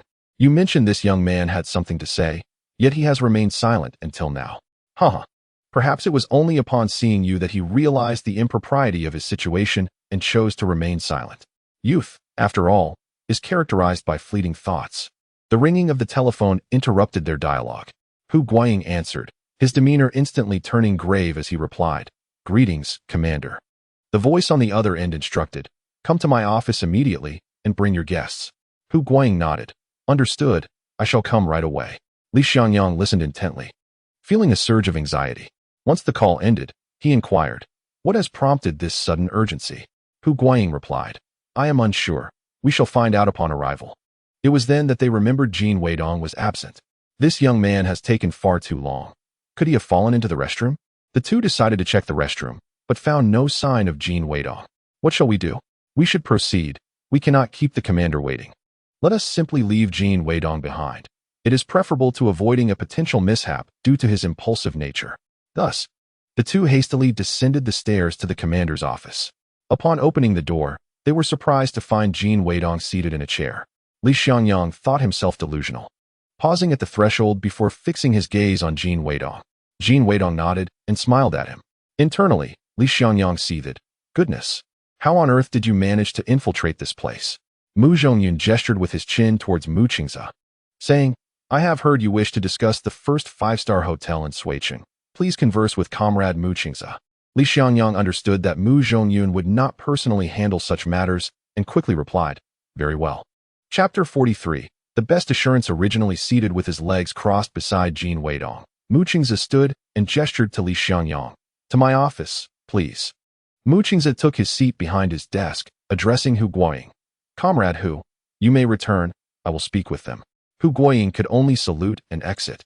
Closing the door behind him, Li Xiangyang felt a sheen of sweat on his palms and a surge of anger. In Suicheng, the Mu family holds immense power. If placed in ancient times, they would be akin to feudal lords. To put it plainly, should Mu Qingze choose to eliminate someone, he would face no repercussions and could justifiably claim it was a necessary execution of a traitor. Thankfully, although Mu Qingze possesses a domineering personality, he is rational and refrains from the abuse of power. Jin Weidong must have upset Mu Qingze earlier, otherwise, he would not have made them stand for so long without inviting them to sit. It's quite disrespectful, especially considering that, by seniority, Mu Qingze should refer to him as uncle. How could he dare punish him along with the others? However, it would be rather undignified for him to fetch a chair and sit down himself. Mu Qingze reclined back, resting his arm on his head and propping his feet on the table, gesturing with a slight lift of his chin towards Jin Weidong. Speak up. Didn't you have something to say to me earlier? I promised to let you have your say. Jin Weidong did not respond, but leisurely dragged two chairs to place in front of the desk, saying to Li Xiangyang, Uncle Li, please sit. He then took a seat himself. Li Xiangyang felt a surge of gratitude. Good lad, my affection for you has not been in vain. Mu Qingze squinted at Jin Weidong. You are quite audacious, aren't you? Jin Weidong replied, I haven't done anything wrong, and I am not under your command. So what is there to fear? Li Xiangyang chuckled inwardly. Delightful. This young lad is really giving that arrogant brat a run for his money. Mu Qingze, both amused and irritated, replied, All right, you have some guts. Now, what exactly do you intend to do? Jin Weidong continued, I heard you wish to construct a five-star hotel in Suicheng, but lack the funds. Mu Qingze pursed his lips. This little rascal has truly struck a chord with me. They roughly estimated that constructing such a hotel would require at least several tens of millions of US dollars. This year, the total fiscal revenue of Guangdong province is merely 3.6 billion yuan, and the current exchange rate is $1 to 153 yuan. This means the entire province's revenue converts to just over 2 billion US dollars. To allocate several tens of millions for a hotel project seems rather extravagant. Yet, Suicheng is directly connected to the port city, representing the forefront facing the west. Lacking even a five-star hotel is rather embarrassing. It concerns the dignity of the entire nation. Thus, the situation is quite awkward. This matter has been in discussion for over a year without resolution. Jin Weidong added, Shenzhen has established its first real estate company, allowing businessmen from the port city to invest in real estate projects. If we broaden our perspective, a hotel is essentially a unique real estate project. Mu Qingze scoffed. Your audacity is quite remarkable. Hotels are meant to host important figures. Entrusting construction to a capitalist under a capitalist ideology, even if I were agreeable, the higher-ups would not be. Otherwise, so many would not have approached me about it, and I would not have remained non-committal. Jin Weidong continued. Moreover, many materials need to be imported, such as elevators. We cannot produce them ourselves for now. They must be purchased with hard currency. If we can procure them through the port city, it would be far more economical than if we bought them ourselves. In this era, due to China's technological backwardness, we are allowing foreign companies to bleed us dry. Even a single valve is sold to us at exorbitant prices. It is painful to contemplate. Mu Qingze nodded. You are correct. I am well aware of that. The issue lies in the possibility that the higher-ups may not approve. When the key Hong Kong merchants decide to stir up trouble and leave without a second thought, abandoning him to clean up the mess, this situation will inevitably become a leverage against them. He must proceed with utmost caution. It is worth a try. Otherwise, we may as well put it on hold temporarily, as it would not differ from the current endless delays. Jin Weidong stated. Moreover, I have a compromise in mind, allowing you to reap the benefits without bearing the risks. Mu Qingzi straightened his posture and stroked his chin. Do elaborate. Jin Weidong continued. Mr. Xi Jinping hails from Guangzhou and currently serves as the president of the Hong Kong Chamber of Commerce, possessing an impeccable reputation. He is the ideal candidate for this hotel renovation project. I represent Mr. Qi and am also his partner in the mainland. Mu Qingzi chuckled. I am aware of Mr. Qi's background, but why should I place my trust in you? Jin Weidong produced a photograph of the three of them together. Mr. Li and I have long been acquainted with Mr. Qi. This is a photo from when we shared tea together. If you include me and comrade Li Xiangyang in the preparatory committee for the five-star hotel in Sui City, I will possess the standing to negotiate with him. To put it bluntly, it is actually Mr. Qi who should be more apprehensive. After all, he has invested substantial capital here, and he ought to be concerned that once the hotel is completed, we could simply withdraw, leaving him with nothing. Li Xiangyang thought to himself, I truly admire you. You are a master of deceit, wielding Western assets to forge alliances with Eastern interests, then leveraging those Eastern assets to assure the West of your camaraderie. Mu Qingzi smirked. So, why would he trust you with such a significant investment? Jin Weidong replied, because of comrade Li Xiangyang's credibility. He could not explicitly state that the Li family possesses assets in Hong Kong. The Li family's accounts in Hong Kong are not merely personal assets. They are, in fact, channels for foreign exchange transfers and large-scale transactions with foreign entities. That is the best guarantee for Mr. Qi. Li Xiangyang comprehended the implications and inwardly cursed, you little rascal. You have truly placed me in a dire predicament. Even my assets in Hong Kong are now on your radar. Should both parties turn against each other, the Mu and Qi families will emerge unscathed, while I will bear the brunt of the loss. Mu Qingzi, too, understood the gravity of the situation. Initially disinterested, he now regarded Jin Weidong with a gaze reminiscent of an examiner scrutinizing a student. Imbued with an air of coldness and severity, this young man seemed more knowledgeable than he appeared. Jin Weidong, undeterred by the scrutiny, met his gaze with calm confidence. Mu Qingzi chuckled, you are quite intriguing. Let us see how you fare. How could he deny him the opportunity to prove himself? Especially at an age where both were fearless? Moreover, if he truly possessed talent, he would be of use in the future. Jin Weidong proposed. Shall I arrange the meeting time and location, or will comrade Mu Qingzi designate them? Mu Qingzi retrieved a piece of paper from the table, inscribed an address, and slid it toward Jin Weidong. 9 o'clock tomorrow morning. You two bring him along. As for the Hong Kong investors, he may come alone. Having too many people present would complicate matters and risk information leaking. Chapter 44. How could one know so much? Jin Weidong remarked, if they only permit him alone. Then aside from comrade Mu Qingzi and ourselves, we shall not add anyone else. Mu Qingzi's expression darkened. Who are you to dictate how many people I should bring? Jin Weidong chuckled. This is not a brawl. We do not require an abundance of participants. Besides, with the opponent being solitary, our trio already represents a numerical advantage. Adding more individuals would only convey our timidity and insecurity. From the earlier confrontation, he had discerned that Mu Qingzi was a man of pride, one who despised bullying the weak. Thus, employing this rationale to persuade him proved more effective than any other approach. Evidently, Mu Qingzi pondered for a moment, pursing his lips before conceding, very well then. Regardless, once our discussion concludes, we will still need to put pen to paper and formalize an agreement. Agreed. I shall inform Mr. Qi at once, Jin Weidong replied, nodding. He tore a blank section from the paper Mu Qingzi had handed him, inscribing the hotel room number before returning it. I am currently residing here. Suddenly, the door swung open, revealing a young girl. Upon seeing her, Mu Qingzi frowned. What are you doing here? You didn't even knock. Your manners are deteriorating. Unperturbed, the girl beamed as she rushed in, linking her arm with Mu Qingzi's. I heard you lost in a one-on-one basketball match today? Li Xiangyang suddenly grasped the situation, realizing that this was the means by which the girl was compelling Mu Qingzi to meet her. Impressive. Jin Weidong quickly assessed the girl, an oval face, large eyes. Petite and delicate, probably around 17 or 18 years of age. There was likely only one girl in the world brave enough to speak to Mu Qingzi in such a manner, his sister, Mu Qinglin. Mu Qingzi's face flushed. A mixture of embarrassment and anger. That is not true. Who is spreading such nonsense? Mu Qinglin was relentless. Ah, your anger betrays the truth. I heard this person is still with you. Who is it? Allow me to see for myself. Turning her head, her enchanting, dark Glassy eyes scanned the room before settling on Jin Weidong, who could only nod politely in greeting. Mu Chunglin blinked, as if awakening from a dream, biting her lip and concealing her flushed face behind Mu Qingze. Mu Qingze furrowed his brow. What does that expression signify? Mu Qinglin, flustered and indignant, stamped her foot and retorted, "What business is it of yours? You are the most intolerable." With that, she spun on her heel and dashed out. What is going on?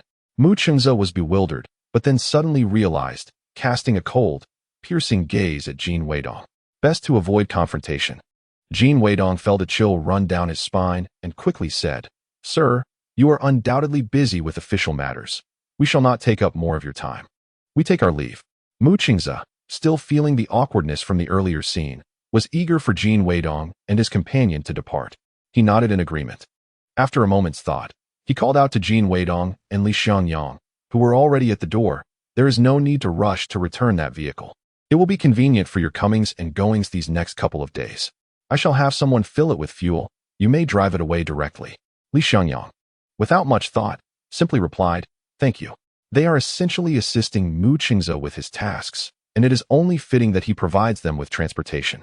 However, Jin Weidong is aware that what appears to be a gesture of goodwill is, in fact, a stratagem devised by Mu Qingze to facilitate the tracking of their whereabouts. Subsequently, through mobile payment locations, signal tracking, and the identification needed for purchasing various tickets for vehicles and flights, one can easily ascertain an individual's movements. In this era, cash transactions prevail, and identification documents are often absent. If they were to walk or take public transport, Mu Qingze would have to deploy someone to follow them. Otherwise, it would be akin to searching for a needle in a haystack. Providing them with a vehicle changes the situation entirely. Taxis are exorbitantly priced, and public transport is inconvenient. A reasonable person would undoubtedly prefer to drive. Mu Qingze need only monitor the movements of this vehicle, which is far simpler than keeping tabs on individuals. This clearly indicates Mu Qingze's lack of trust in them. Nevertheless, his vigilance is actually a positive sign, as it suggests he genuinely intends to employ their services. Hence, Jin Weidong refrained from discussing this matter with Li Xiangyang to spare him from anxiety and discomfort. Just as Jin Weidong and the others departed, Mu Qinglin entered once more. Mu Qingze felt a headache coming on. "Is there no class at your school today? Why do you keep coming here to disturb me? I have work to do." Mu Qinglin bombarded him with questions.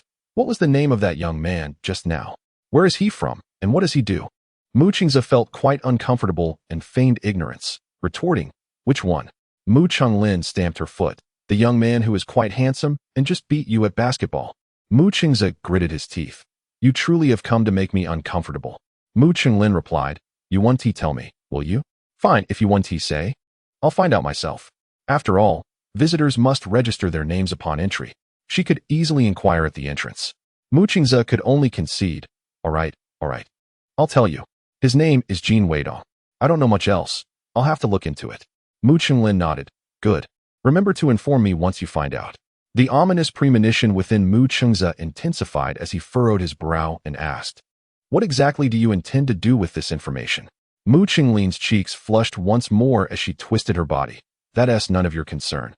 Just tell me what I want to know." And then she dashed off. Mu Qingze sat there, muttering curses under his breath. "Damn it, this is bad. My sister, who has never shown interest in the opposite sex, can't possibly be developing feelings now, can she? This young man is smooth-tongued, knowledgeable, audacious, and handsome, a quintessential sugar-coated shell. I must thoroughly investigate who this fellow is. If he is a spy sent by opposing forces to seduce revolutionary comrades with his charm, he absolutely cannot be allowed to remain."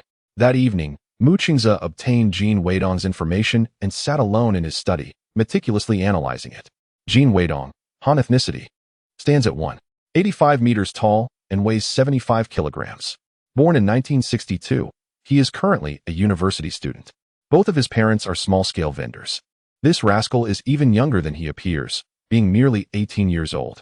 He must be a cunning fox to possess such knowledge at such a tender age. Upon reviewing his background, it seems relatively unblemished. He has only had one girlfriend, a university acquaintance, and they have since parted ways. Without a criminal record, it seems unjust to say otherwise. Perhaps it merely amounts to stamp trading. However, this is neither illegal nor against the rules, and it does not harm anyone, hardly qualifying as a dark history. He felt a slight sense of relief. Fortunately, there should be no danger. Nonetheless, such origins undoubtedly do not befit Mu Qinglin. He must devise a way to ensure that Mu Qinglin does not encounter Jin Weidong. A knock resounded at the door, and without needing to inquire, Mu Qingza knew it was Mu Qinglin seeking information on Jin Weidong. After a moment's contemplation, he tucked the files away in a drawer before rising to open the door. Chapter 45. It appears negotiations have stalled. Mu Qinglin inquired. Hey, where's the information on Jin Weidong? Hey, I am your brother. Mu Qingza replied coolly. His parents are unemployed, and he already has a girlfriend. He deliberately omitted Jin Weidong's merits, obscuring certain concepts. Mu Qinglin's expression immediately dimmed. Mu Qingza, feeling a pang of sympathy, consoled her. Do not be disheartened. There are plenty of good men out there. Our compound is filled with upright and handsome young lads. Any one of them would surpass him. Without uttering a word, Mu Qinglin turned and walked away. Mu Qingza sighed in relief. Has she given up? Well, that's rather good. She is still young. Perhaps in a few days, she will encounter a more suitable gentleman and forget about him. Upon returning to the hotel, Jin Weidong and Li Xiangyang promptly sought out Qi Jinting. Surprised to hear that Jin Weidong could meet with Mu Qingza the following day, Qi Jinting exclaimed, "You two are truly remarkable." Jin Weidong responded, "Mr. Qi, you may only enter alone. The others must wait outside.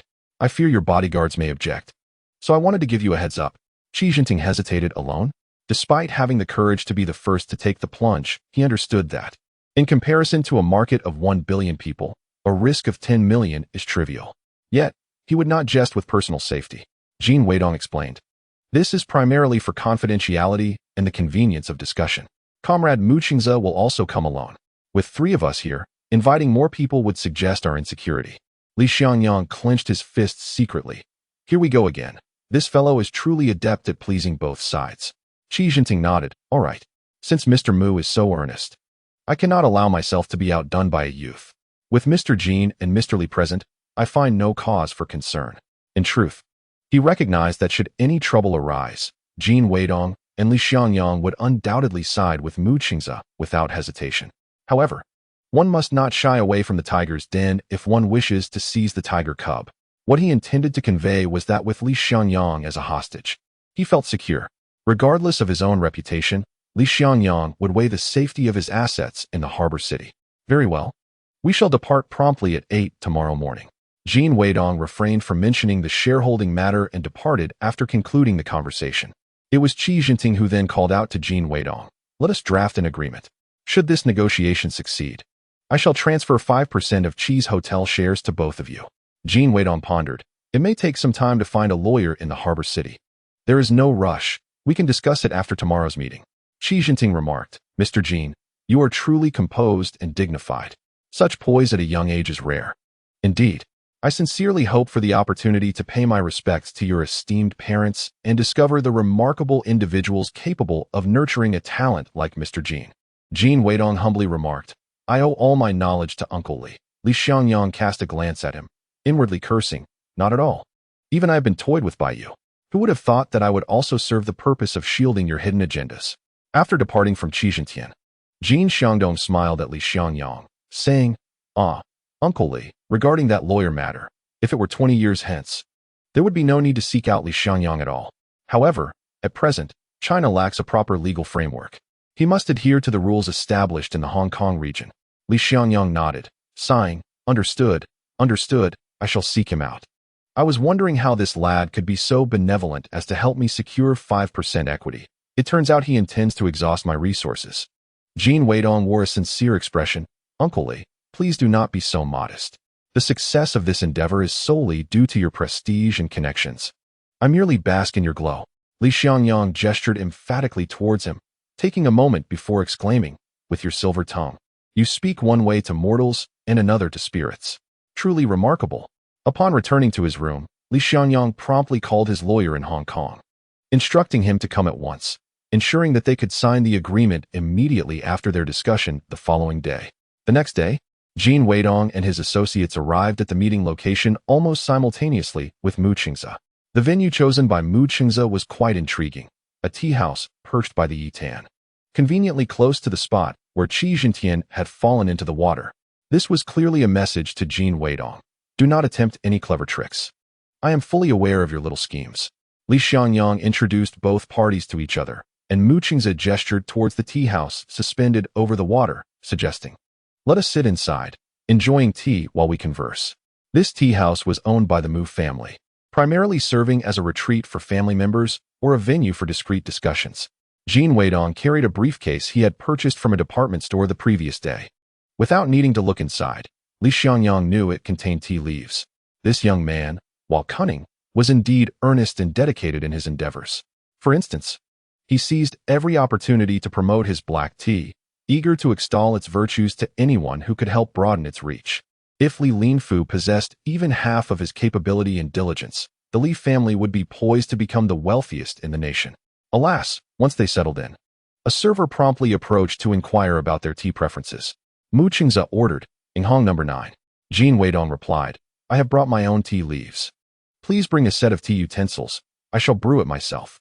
The server glanced at Mu Qingze, who gave a slight nod. The server then procured the tea utensils and boiling water before departing. Jin Weidong took his place at the tea station, first preparing Mu Qingze's Inghong number 9. Li Xiangyang was curious as to why Jin Weidong did not attempt to persuade Mu Qingze to sample his black tea. Now he understood the reason. If they were to brew gongfu tea, the order of serving would pose a considerable dilemma, given Mu Qingze's temperament. If Jin Weidong served Qi Jintian first, it would undoubtedly provoke displeasure. Conversely, presenting it first to Mu Qingze would be quite impolite. At present, it is entirely reasonable to steep the Inghong number 9 tea for Mu Qingze, and likewise, to prepare the first cup of kung fu tea for Qi Jinting. Mu Qingze lifted his teacup, a hint of amusement playing on his lips. "Am I to commend your shrewdness or your thoughtfulness?" Qi Jinting was the first to respond. "Ah, Mr. Mu, I presume you have heard from Mr. Li and Mr. Jin. I wonder which method of collaboration you deem most suitable." Mu Qingze replied coolly, "You provide the funds, and we shall supply the land and personnel." Jin Weidong could not suppress a sigh inwardly. This is hardly a business negotiation. It is an outright command. In traditional style, regardless of who comes to negotiate, a show of authority is customary. However, from a different perspective, the other party is here to offer financial support, akin to a deity of wealth. Such individuals deserve reverence upon their arrival. Qi Jinting pursed his lips and continued, "I am curious as to how your side intends to guarantee my investment." This was his foremost concern. Mu Qingze responded icily, "I am the guarantee." Qi Jinting fell silent, recognizing that the discussion had reached an impasse. Jin Weidong let out a quiet sigh, lowering his gaze to finish the tea in his cup, concealing the smile that threatened to escape, and brewed another pot, serving tea to Li Xiangyang and Qi Jinting. Chapter 46. Do not underestimate Jin Weidong's schemes. The room was enveloped in a stifling silence. Suddenly, Mu Qingze turned to Jin Weidong. "What tea are you drinking? Pour me a cup to try." This was a subtle hint, a reminder for Jin Weidong to ease the atmosphere. Jin Weidong procured another cup for Mu Qingze, stating, "Comrade Mu Qingze, please." After taking a sip, Mu Qingze remarked, "Not bad." Jin Weidong continued, "Comrade Mu Qingze, Mr. She wishes to understand how the management and profit distribution will be organized moving forward. After all, this investment amounts to over 13 million US dollars. Qi Jinting felt a jolt of apprehension. "Damn it, I only intended to invest $8 million. These individuals originally planned to extract double the amount from me." Mu Qingze cast a sidelong glance at Jin Weidong, raising an eyebrow in silent inquiry. "How do you know this figure, which only a few executives are privy to?" Jin Weidong chuckled softly. "I merely made a rough estimation. I am unsure of its accuracy." Mu Qingze's lips twitched, and he averted his gaze. Jin Weidong added, "Since the nation has resolved to embrace reform and opening up, it must align with the world, striving toward the rule of law and formalities, learning from Hong Kong to sign legally binding contracts. This also demonstrates our sincerity and determination to other investors, both domestic and foreign, who are interested in investing in the mainland." Having accompanied his father on visits to developed countries, Mu Qingze understood well that to be accepted by the world and to leverage the West for economic development, one must compromise.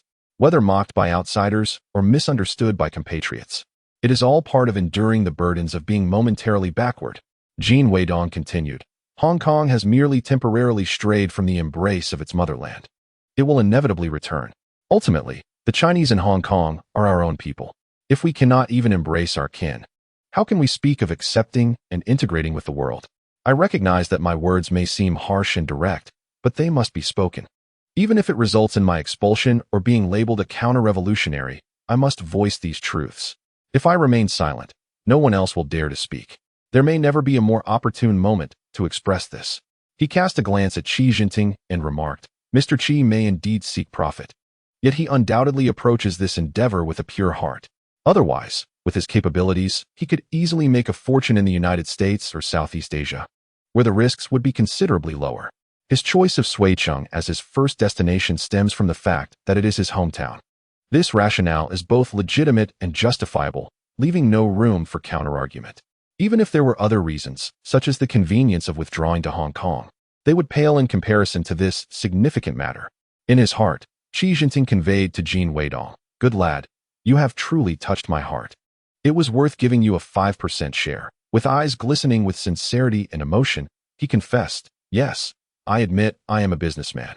The nature of a businessman is to pursue profit. However, I genuinely wish to give back to my hometown. Every time I return and see my hometown lagging behind foreign lands and Hong Kong, I feel immense sorrow and frustration. My fellow townsfolk are more industrious and kind-hearted than anyone I have encountered abroad. Why must they endure such poverty and hunger?" Moreover, Qi Jinping's selection of Suicheng as a foothold for investment in the mainland is further motivated by the fact that many powerful families in the city have relatives in Hong Kong. The people of Hong Kong have connections that trace back to their grandfathers, fathers, or even themselves from Suicheng. Blood ties run deep. Even if a fallout were to occur, there would still be some consideration of sentiment. Mu Qingze glanced at Jin Weidong. "You have quite the eloquence, young man." Jin Weidong smiled broadly. "Not at all. Comrade Mu, you flatter me. It is your open-mindedness that allows me to speak so freely." Mu Qingze turned his gaze to Qi Jinping. "I must be candid with Mr. Qi. We sincerely wish to establish this 5-star hotel. After thorough consideration, we believe Mr. Qi is the most suitable candidate. Firstly, due to Mr. Qi's identity and background, and secondly, because of Mr. Li's introduction and guarantee." Li Xiangyang suddenly realized that he had unwittingly become Qi Jinping's guarantor. His assets and status on the mainland served as collateral, causing a tumultuous stir within him. He shot a fierce glare at Jin Weidong. "You rascal, you have dragged me into a quagmire." Mu Qingze continued, "Thus, if you have any concerns or difficulties, or if there are conditions you wish to propose, please feel free to voice them. I will do my utmost to accommodate. Though I cannot guarantee that everything I submit for approval will be sanctioned." Qi Jinping replied, "Having Mr. Mu's assurance is sufficient for me."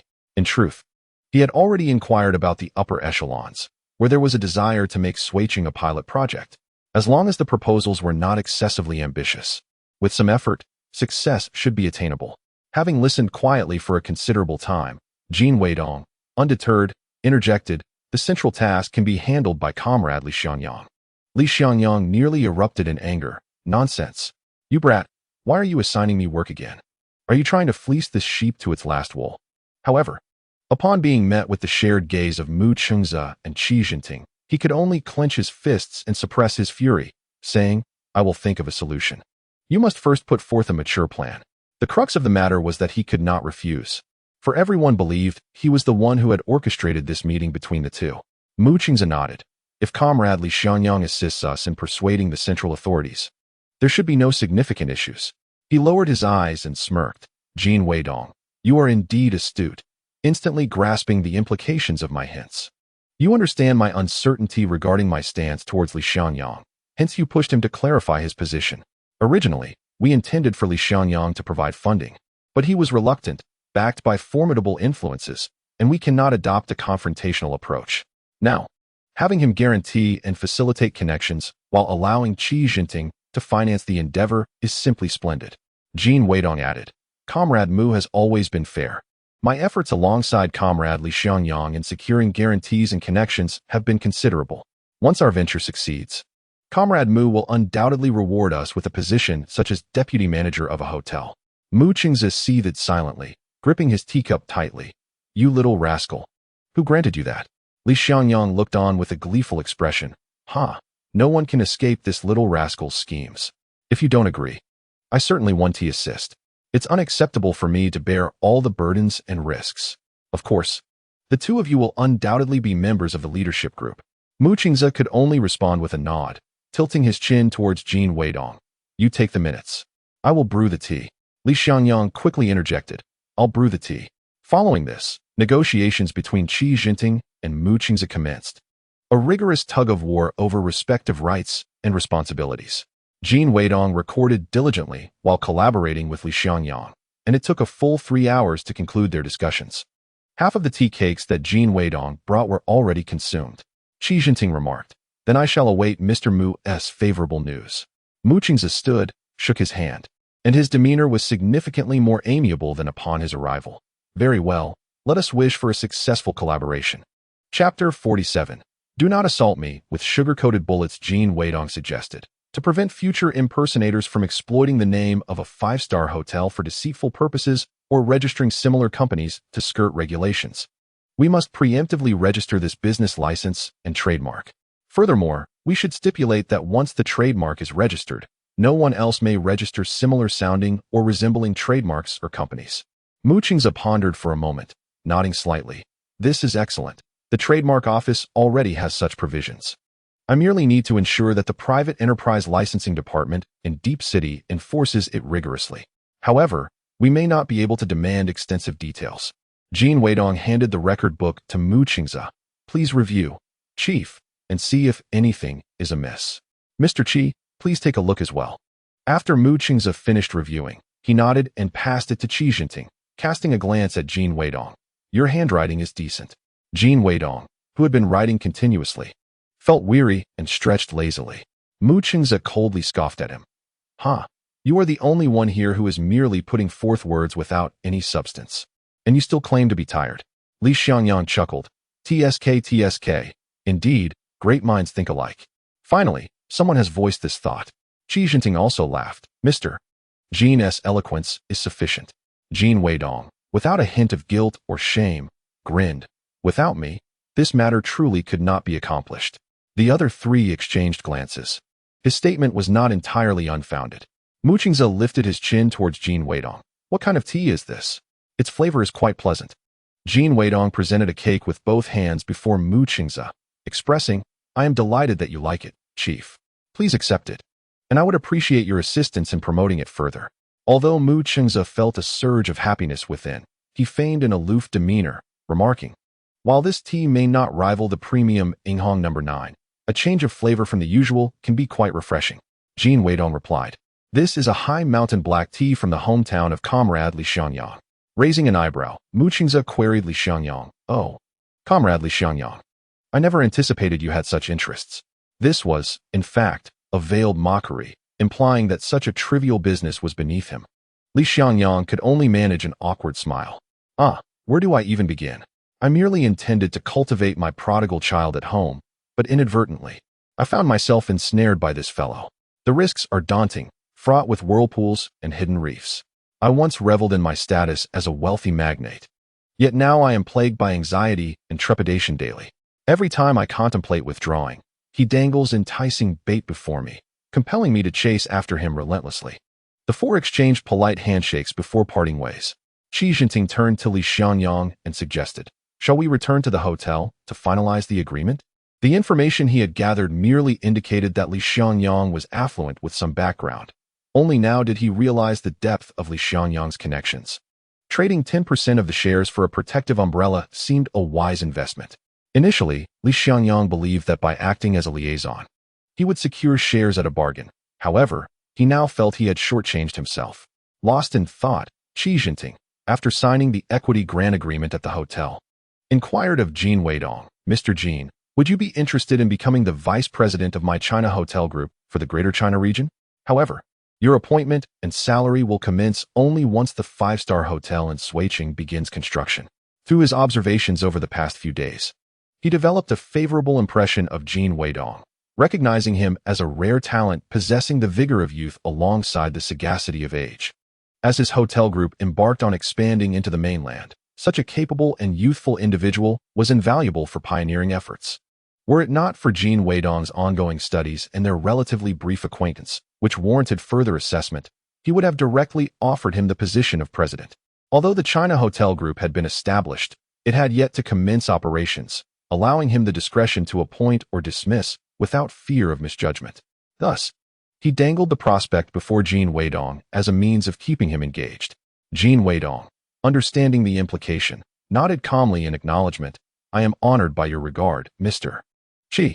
Qi Jinping lightly tapped the table, concluding, very well, it is settled then. Upon my return to Gangsheng, I will send Mr. Jin the appointment letter. Suddenly recalling something, Jin Weidong asked Qi Jinping, Mr. Qi, as you are aware, I am promoting my family's black tea. Could we use our tea-drinking experience together for publicity? Internally, Qi Jinping thought, this lad has just done me a significant favor. I cannot refuse. However, he pondered how else it might be utilized, perhaps merely framed and displayed in a tea house. He sifted through a stack of photographs and handed one to Jin Weidong, saying, certainly, take it and use it as you wish. Li Xiangyang sighed inwardly, thinking, look at this, yet another heavyweight ensnared. The little rascal, upon hearing that statement, would undoubtedly exploit the photograph to its fullest extent. Mu Qingze returned home and instructed someone to draft the agreement based on Jin Weidong's records, and subsequently prepare a report for submission. There was no need for concern from the provincial level.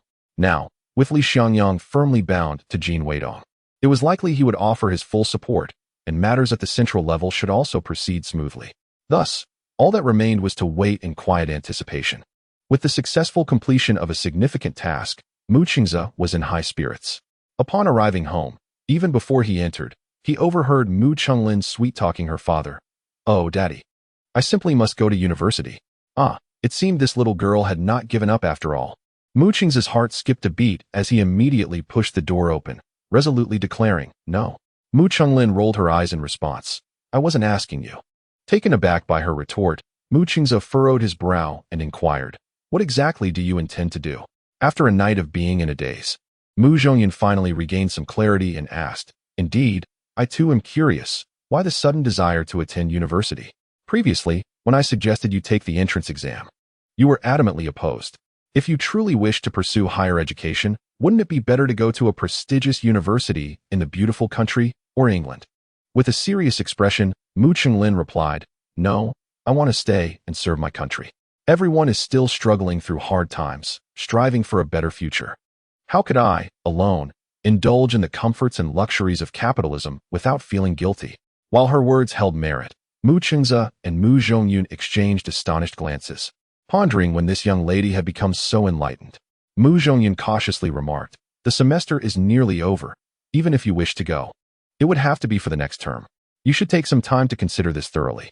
To which Mu Chunglin promptly countered, no, if I decide to go, I must do so soon. Otherwise, next semester will be even more rushed.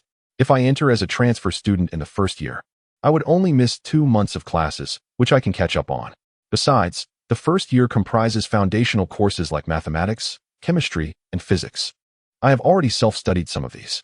Seeing her earnestness, Mu Zhongyun began to ponder the matter seriously, sitting up straight and asking, what major do you wish to pursue? Without hesitation, Mu Chunglin responded, mechatronics. I am passionate about this field, and our country is in need of talents in this area. Mu Qingze inwardly cursed, thinking, her words are more melodious than a song. She is clearly aiming for that boy. Mu Zhongyun then said, all right, let me make a few calls. Even if you wish to transfer, it is impossible to decide today and go tomorrow. Give me a little more time. Mu Chunglin beamed with satisfaction and affectionately kissed Mu Zhongyun on the cheek, exclaiming, thank you, Daddy, you are the best. Mu Zhongyun repeatedly assured her, I understand, I understand. Whatever you want, Daddy will provide. Please do not use such sugary tactics against me. My heart cannot bear it. With a cheerful disposition, Mu Chunglin left. Mu Zhongyun smiled as he watched her depart, but once the door closed, his expression darkened. He turned to Mu Qingze and asked, what is going on? Has someone spoken to her or approached her with ulterior motives? Chapter 48. A plethora of young talents. Mu Qingze sighed. No, yesterday she encountered Jin Weidong in my office. And ever since, it seems she has been enchanted. Mu Zhongyun inquired, is it the lad who came with Li Xiangyang? Mu Qingze replied, indeed, it is him. Mu Zhongyun remarked, that lad is quite well built and appears rather astute. Anyone who can be kept close by Li Xiangyang must possess commendable abilities. What is his background? Mu Qingze produced Jin Weidong's profile and handed it to Mu Zhongyun. Upon perusing it, Mu Zhongyun's brow furrowed. Such a destitute fellow. How on earth did Lin Lin take a liking to him? Mu Qingze explained. This Jin Weidong indeed hails from a modest family. He is reluctant to admit it. Yet since the reinstatement of the college entrance examination just a few years ago, anyone who gains admission is undoubtedly a person of extraordinary merit. Regardless, I simply find this lad unappealing. Mu Zhongyun pressed. Why did you not dissuade her? Mu Qing's aside. I did, but she must be willing to listen. Therefore, father, you must hold your ground. Mu Zhongyun fell silent for a moment before laboriously responding. I shall do my utmost. Mu Qing's stated. As long as you do not relent, she will tire of her protests in due time. Today, Jin Weidong also took his manuscript and photographs to the printing factory. At this juncture, Li Xiangyang comprehended Jin Weidong's motive for coming to Suiqing to print the magazine. Not only was it easier to locate a genuine Hong Kong businessman for a photo opportunity, but Suiqing's proximity to Hong Kong also rendered it relatively more open. Thus, there were not only numerous private printing establishments, but the machinery was also quite advanced. Moreover, due to frequent interactions with Hong Kong, many individuals privately utilized traditional characters, allowing for their printing as well. These aspects were unattainable in other parts of contemporary China. Jin Weidong was willing to spend lavishly. The cover contained merely 3 pages, all in color, and for a thin volume, he paid the printing factory 1 yuan per copy, ordering 1,000 copies at once. A single order amounted to 1,000 yuan in value. Such a significant proprietor warranted reverence. Regardless of the magazine's content, it would undoubtedly be printed beautifully. The printing factory beamed with joy and informed Jin Weidong, come collect it tomorrow. Upon exiting the printing factory, Li Xiangyang queried, what do you intend to do with so many? Who is it for? His list of distributors did not even amount to 1,000. Jin Weidong replied, not too many. I fear they may not suffice. Li Xiangyang retorted, with such a quantity of printed materials, the postal service will inquire about them. Jin Weidong assured, I will send them as ordinary parcels, not as printed materials, hence there will be no scrutiny. Besides, I am only sending 500 copies back. That is not excessive. Li Xiangyang pressed. What of the remaining 500? Will you carry them back yourself? They are quite heavy, and I shan't assist you. Jin Weidong winked. You shall see in due course. The following afternoon, Mu Chunglin returned to inquire once more. Father, have you made the arrangements for me? When shall I commence my studies? Mu Zhongyun replied, Lin, the current conditions at universities are quite poor. We cannot afford any special treatment. Are you certain about this? This was indeed the truth. Once admitted to university, one would reside in dormitories, and in this era, there was no distinction between double, quadruple, or 6-person rooms. They were often dormitories housing 8 or even 16 individuals. A girl like Mu Qinglin, raised with a silver spoon and accustomed to pampering, would hardly endure such conditions. Immediately, Mu Qinglin's demeanor soured. Father, do you not support me? You have not lifted a finger to assist. Mu Zhongyun felt a twinge of guilt. I fear this may be a fleeting whim. I would not wish for you to endure hardship. Mu Qinglin turned on her heel and departed. Mu Zhongyun was feigning a loud protest behind her. Hey, don't leave, you little girl. How dare you be so disrespectful? Your father is trying to talk to you. A quarter of an hour later, the phone on Mu Zhongyun's desk rang. Upon answering, the thunderous voice of her father, Mu Xiaod, echoed from the receiver. I heard Lin is going to university, and you're not allowing it? Mu Zhongyun felt a headache coming on. I'm not worried about this child causing a ruckus in front of me. I fear her crying in front of the old man. He won't be able to bear it and will come to scold me. Mu Xiaod retorted, what nonsense is this? You can't let the child go to school? Has our Mu family fallen so low that we can't even afford an education? Mu Zhongyun replied, no, Dad, listen to me. Mu Xiaod interrupted, useless. Hurry up and take care of it. My precious granddaughter is here crying, making me feel short of breath and giving me a headache. If you don't handle it soon, I'll go do it myself. With a sigh, Mu Zhongyun conceded. All right, I'll take care of it. After hanging up, she called Mu Qingza. It's not good. Your sister has gone straight to Grandpa to cry, and I've already been scolded. This little girl actually resorted to such a trump card? How unprincipled. Mu Qingza clenched his jaw in frustration, paused for a moment, and said, then let her go. It's better for her to study at her age than to run amok everywhere. Mu Zhongyun mused. By the way, isn't that lad from the Liang family still single? Not to mention Liang's boy, even Li Xiangyang's son, Li Linfu, is superior to Jin Weidong. As long as he comes from a better background and is easier to manage than Jin Weidong. Mu Qingza agreed. Indeed, even disregarding him, The university is the highest institution in the country, filled with outstanding peers. The city itself is a national hub. There will surely be no shortage of talented youths compared to Suiqing. Who knows? She might encounter someone even more exceptional than Jin Weidong and forget about him. No matter what, it must not be Jin Weidong. Otherwise, Mu Chenglin would surely be under his thumb. Mu Zhongyan nodded. That's true. Perhaps she might truly find someone suitable. Moreover, a bit of hardship won't hurt the young. However, I remain uneasy about her going alone. It would be best to assign a female bodyguard to accompany her. Mu Qingze replied, our bodyguard is known to Lin Lin. If she realizes we are watching her, she will be upset. Mu Zhongyan countered, then what should we do? We need someone trustworthy, yet not from the military. Mu Qingze suggested, since we are collaborating with comrade Li Xiangyang, why not ask him to send a female colleague to keep a watchful eye on Lin Lin? There should be suitable candidates on his side. We can cover the bodyguard's salary and bonus, ensuring he doesn't suffer any loss. Mu Zhongyan agreed. All right, I'll leave this matter to you. To prevent errors and damage during the printing process, printing houses typically produce extra copies as a buffer. Therefore, when Jin Weidong came to collect the magazine the following day, the factory manager directly handed him the surplus copies.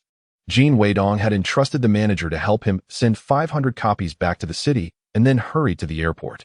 Although it sounded like a hefty number, in reality, it was merely a thin stack that Jin Weidong easily carried with one hand. Once on the bus to the airport, Li Xiangyang casually picked up one copy. Curious to take a look.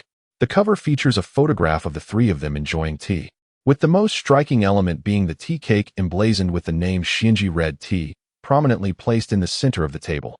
This image was evidently not included in the stack of photographs given to Qi Jinting by the photographer. It must have been discreetly hidden away at the behest of Jin Weidong. Chapter 49. A pure deception. Li Xiangyang glanced with interest at Jin Weidong's silhouette before continuing to peruse the material. In truth, there were merely 3 articles, presented in a bilingual format, thus resulting in 3 pages.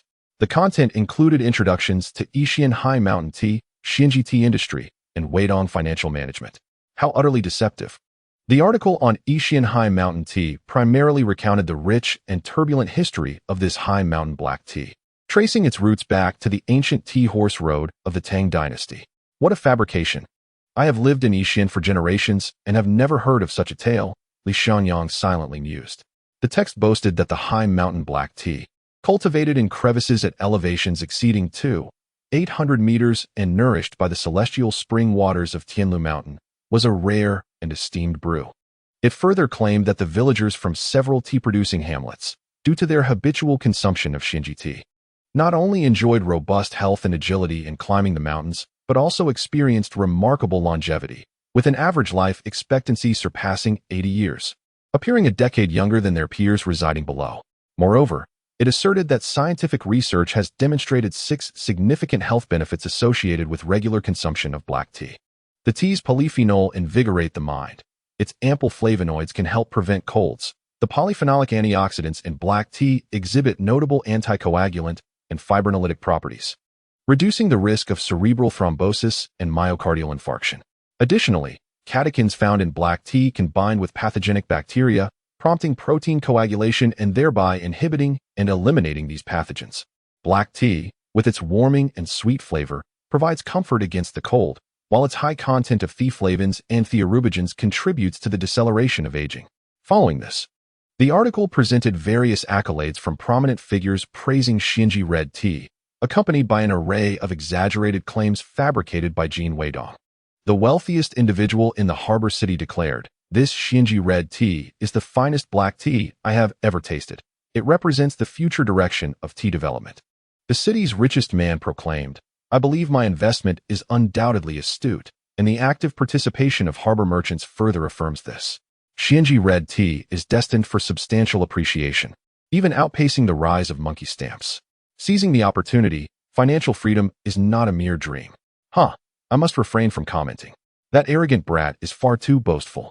Spouting nonsense without shame, Li Xiangyang inwardly cursed. The document concluded with a solemn declaration.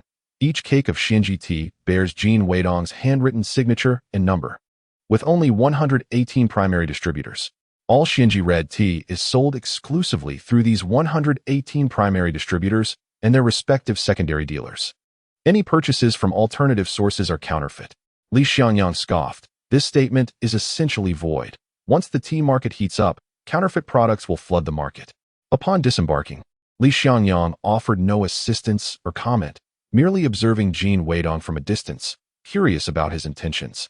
Eventually, upon arriving at the airport's waiting area, Jin Weidong began distributing magazines.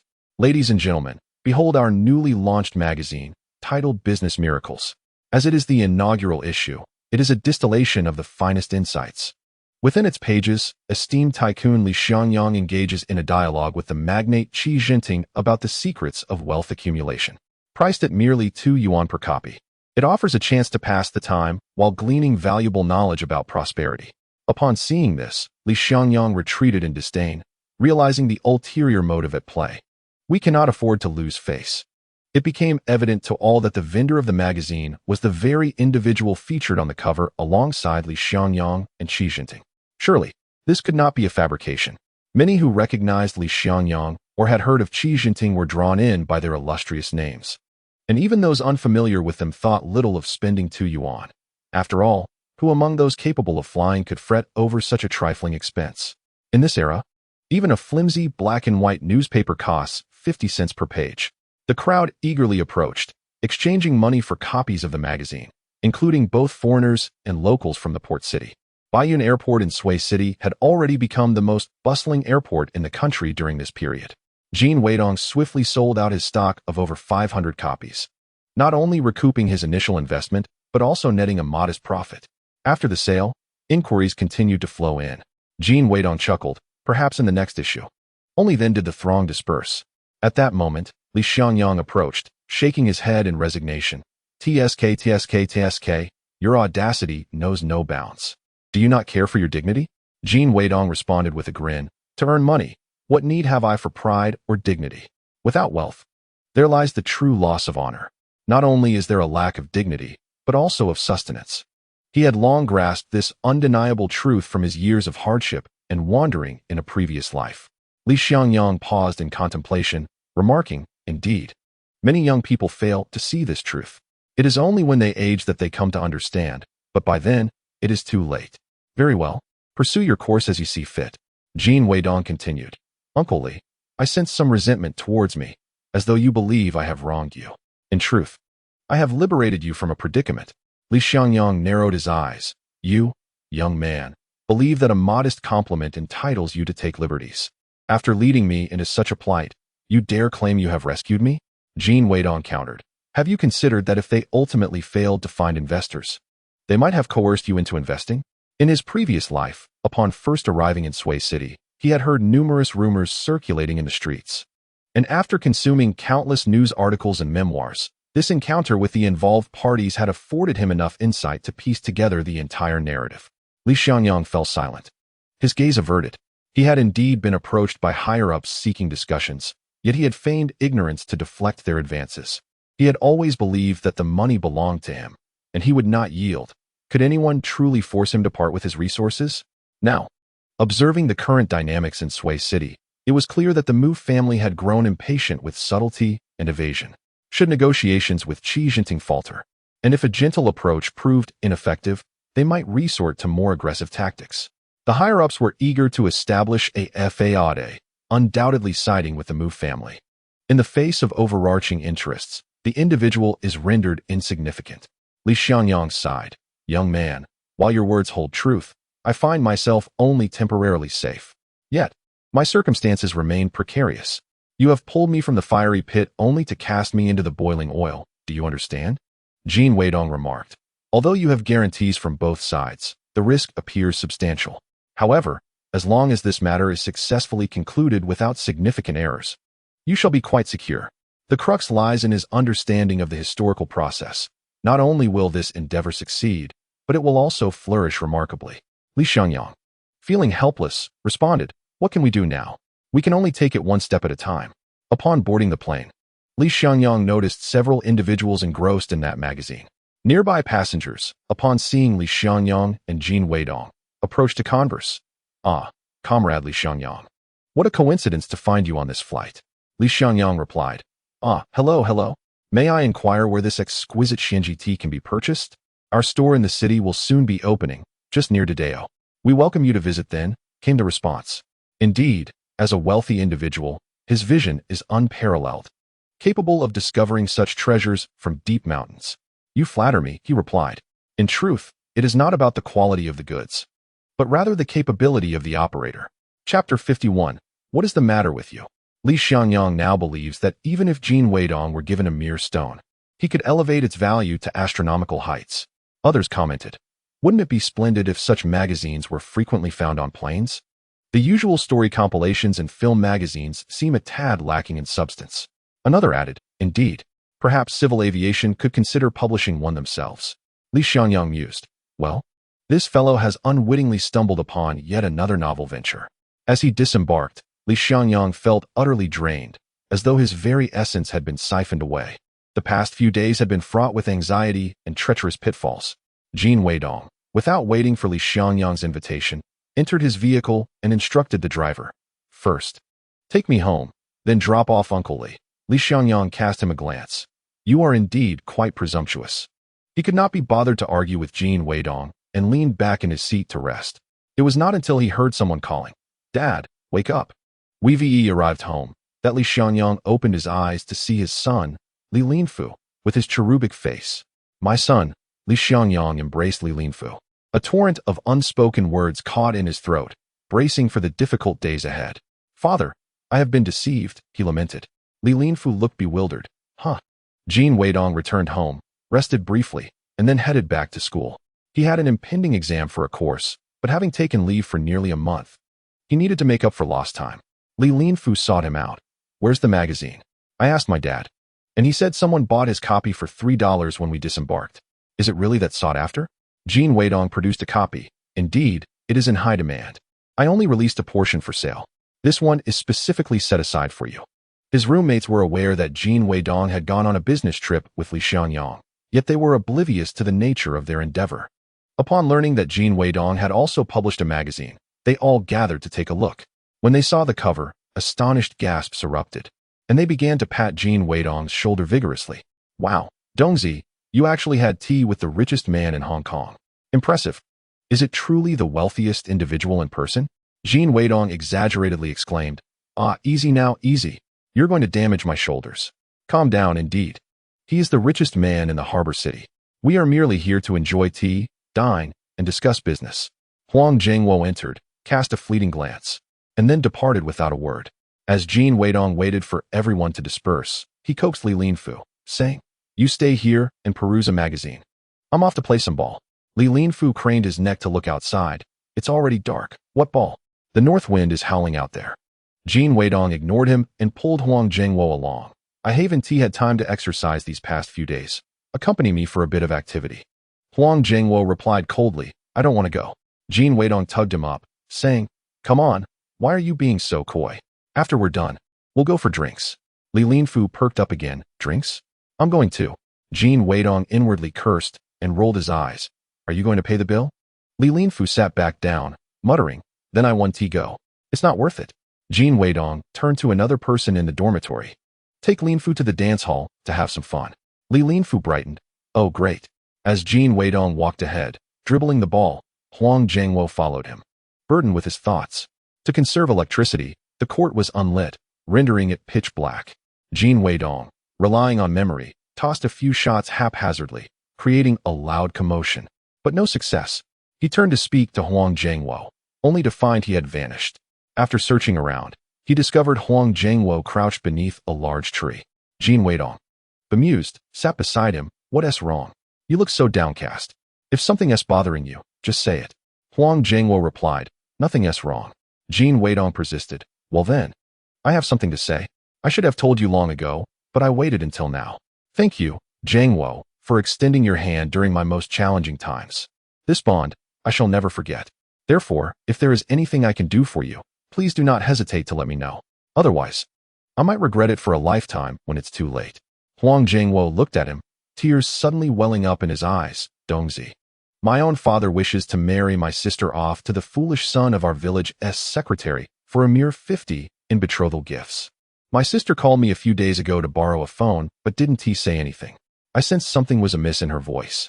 After hanging up, I called back to inquire and learned the truth from the village S committee. Wang Jianing, the eldest in their dormitory at 22, had only known before his rebirth that he had a sister, later discovering that his father was in poor health. As he sobbed, he continued, "I should have been the main breadwinner for the family. However, after managing to get into college and escape that impoverished ravine, I cannot bear to give up so easily. Yet I also realize how selfish I've been. If I leave, all the burdens fall upon my sister and my mother. I've always thought I could endure a few more years, and once I find work, they could enjoy a better life. But this time, I can't endure it. What pains me most is knowing my sister will spend her life caring for that fool and his father, yet I am powerless to change it. I feel utterly useless.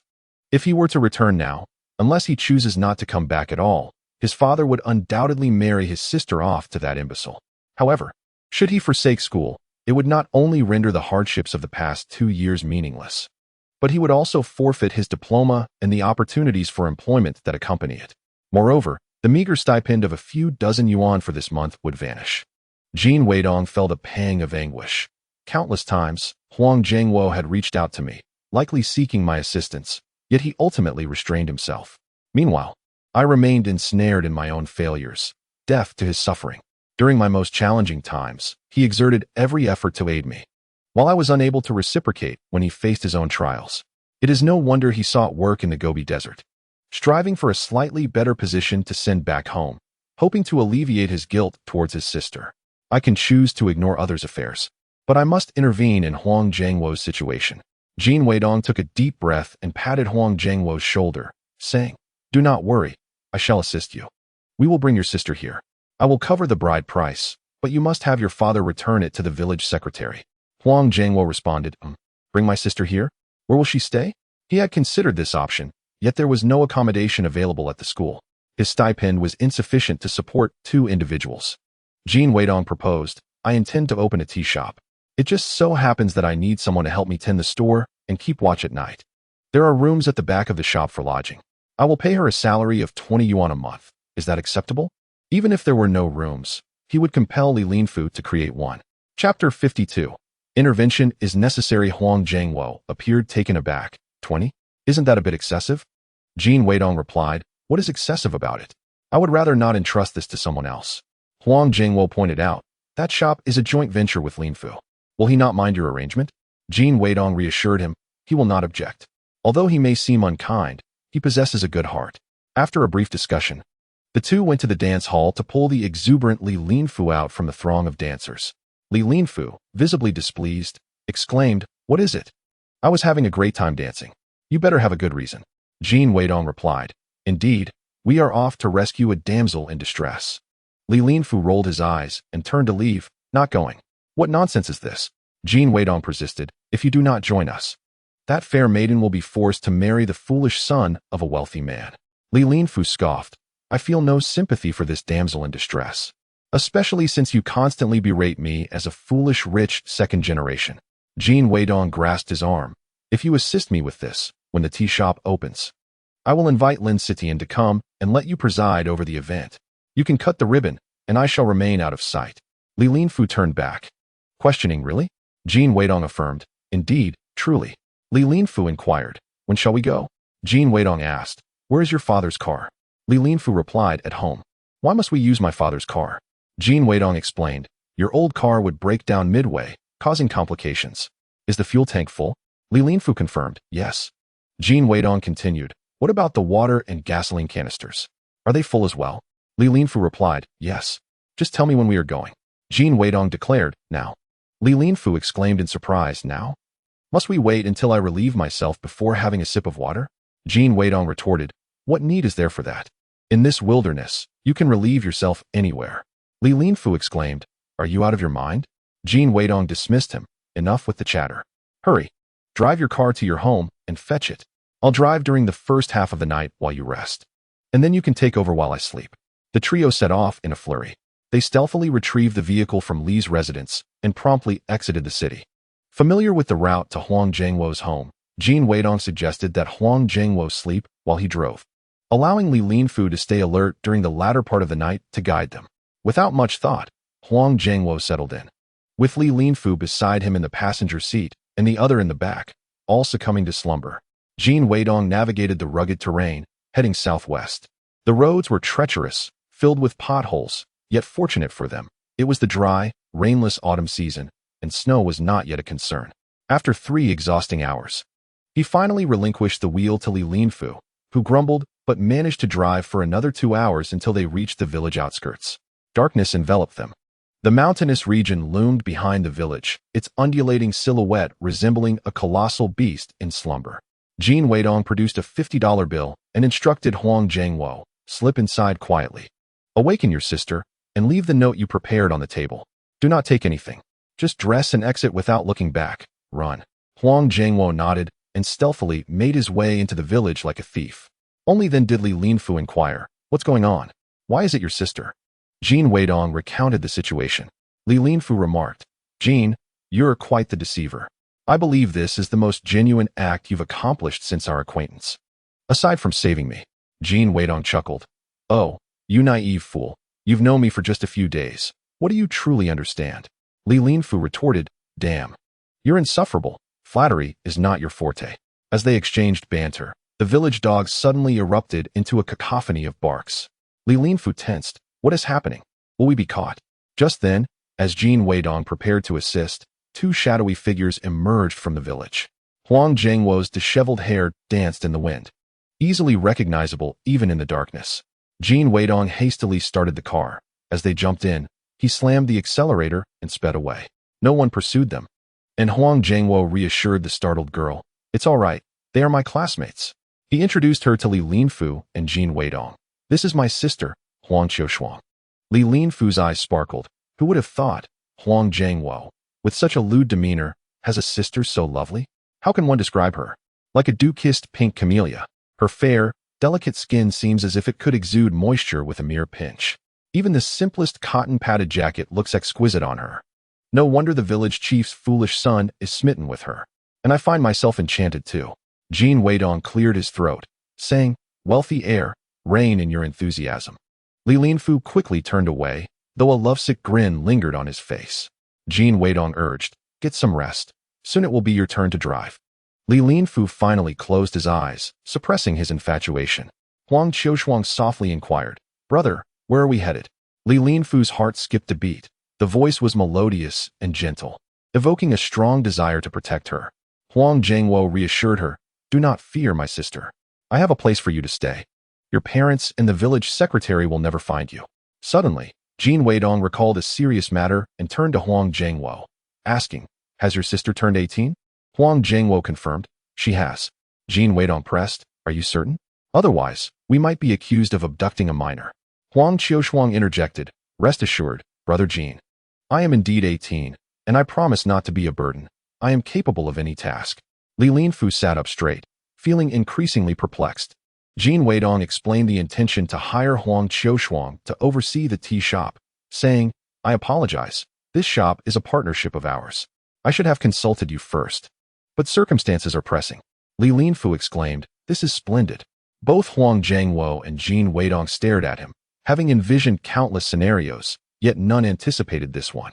Jin Weidong stated, "I will pay her a salary of 20 yuan a month, and for the time being, she can only stay in the shop."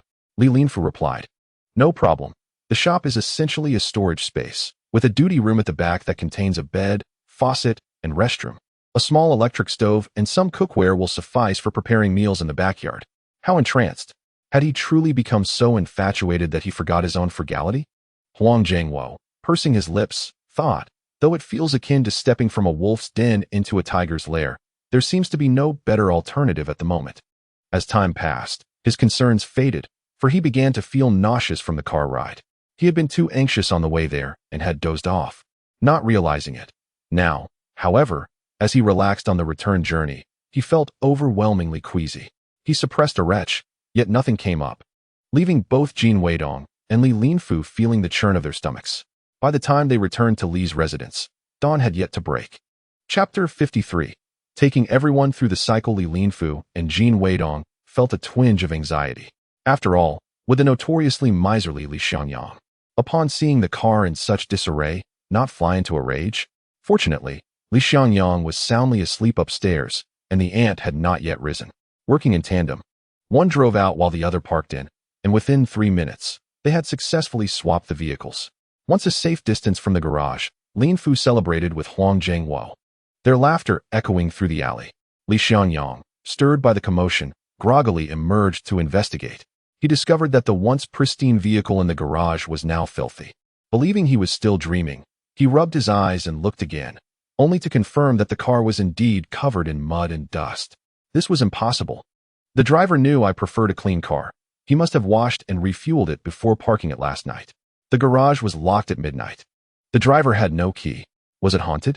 After delivering Huang Qiushuang to the duty room of the shop, Li Linfu and his companions returned to school to catch up on sleep. Jin Weidong awoke at dusk, feeling as though someone were watching him from behind. As he turned, he locked eyes with Huang Jianing, whose gaze was filled with deep emotion. He was abruptly awakened, mistakenly believing he had been reborn. Sitting up, he lifted the poster affixed to the wall, which proclaimed, "I have returned." He sighed in relief and, with a grimace, queried Huang Jianing, "What are you doing?" "Staring at me in silence like that is utterly terrifying. Do you realize?" Huang Jianing replied softly, "I calculated that, including last night's dinner. You have gone an entire day without food. I was curious as to when you would wake up hungry." His mere mention of it made Jin Weidong acutely aware of his hunger, the kind that made him distinctly aware of his stomach. Casting a glance outside, he noted that night had fully descended, and the cafeteria was undoubtedly closed. He muttered, "Damn." Huang Jianing added, "The food has gone cold. I bought 3 boiled eggs and soaked them in hot water. They will still be warm when you wake." Jin Weidong smiled, "Thank you." He got up, peeled an egg, and devoured it in just a few bites. He was indeed famished, finding even the boiled egg delectably fragrant. Huang Jianing hesitantly inquired, "What do you intend to do about my sister?" Jin Weidong chuckled, "What do you mean by dispose of? Do you really think I am a human trafficker?" Li Linfu wouldn't dare to do anything beyond merely observing. He has pursued the school belle for over half a year without even holding her hand. He is certainly a gentleman. Rest assured, my parents will also come to assist with the accounts and inventory. Therefore, Qiushuang will simply need to manage the cleaning, opening, and closing of the shop. It shouldn't be too much trouble. Make sure Qiushuang feels at ease.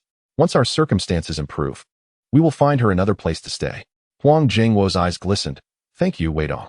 Jin Weidong felt a warmth in his own eyes, but teasingly exclaimed, "You're suddenly so sentimental. You haven't put anything in those eggs, have you?"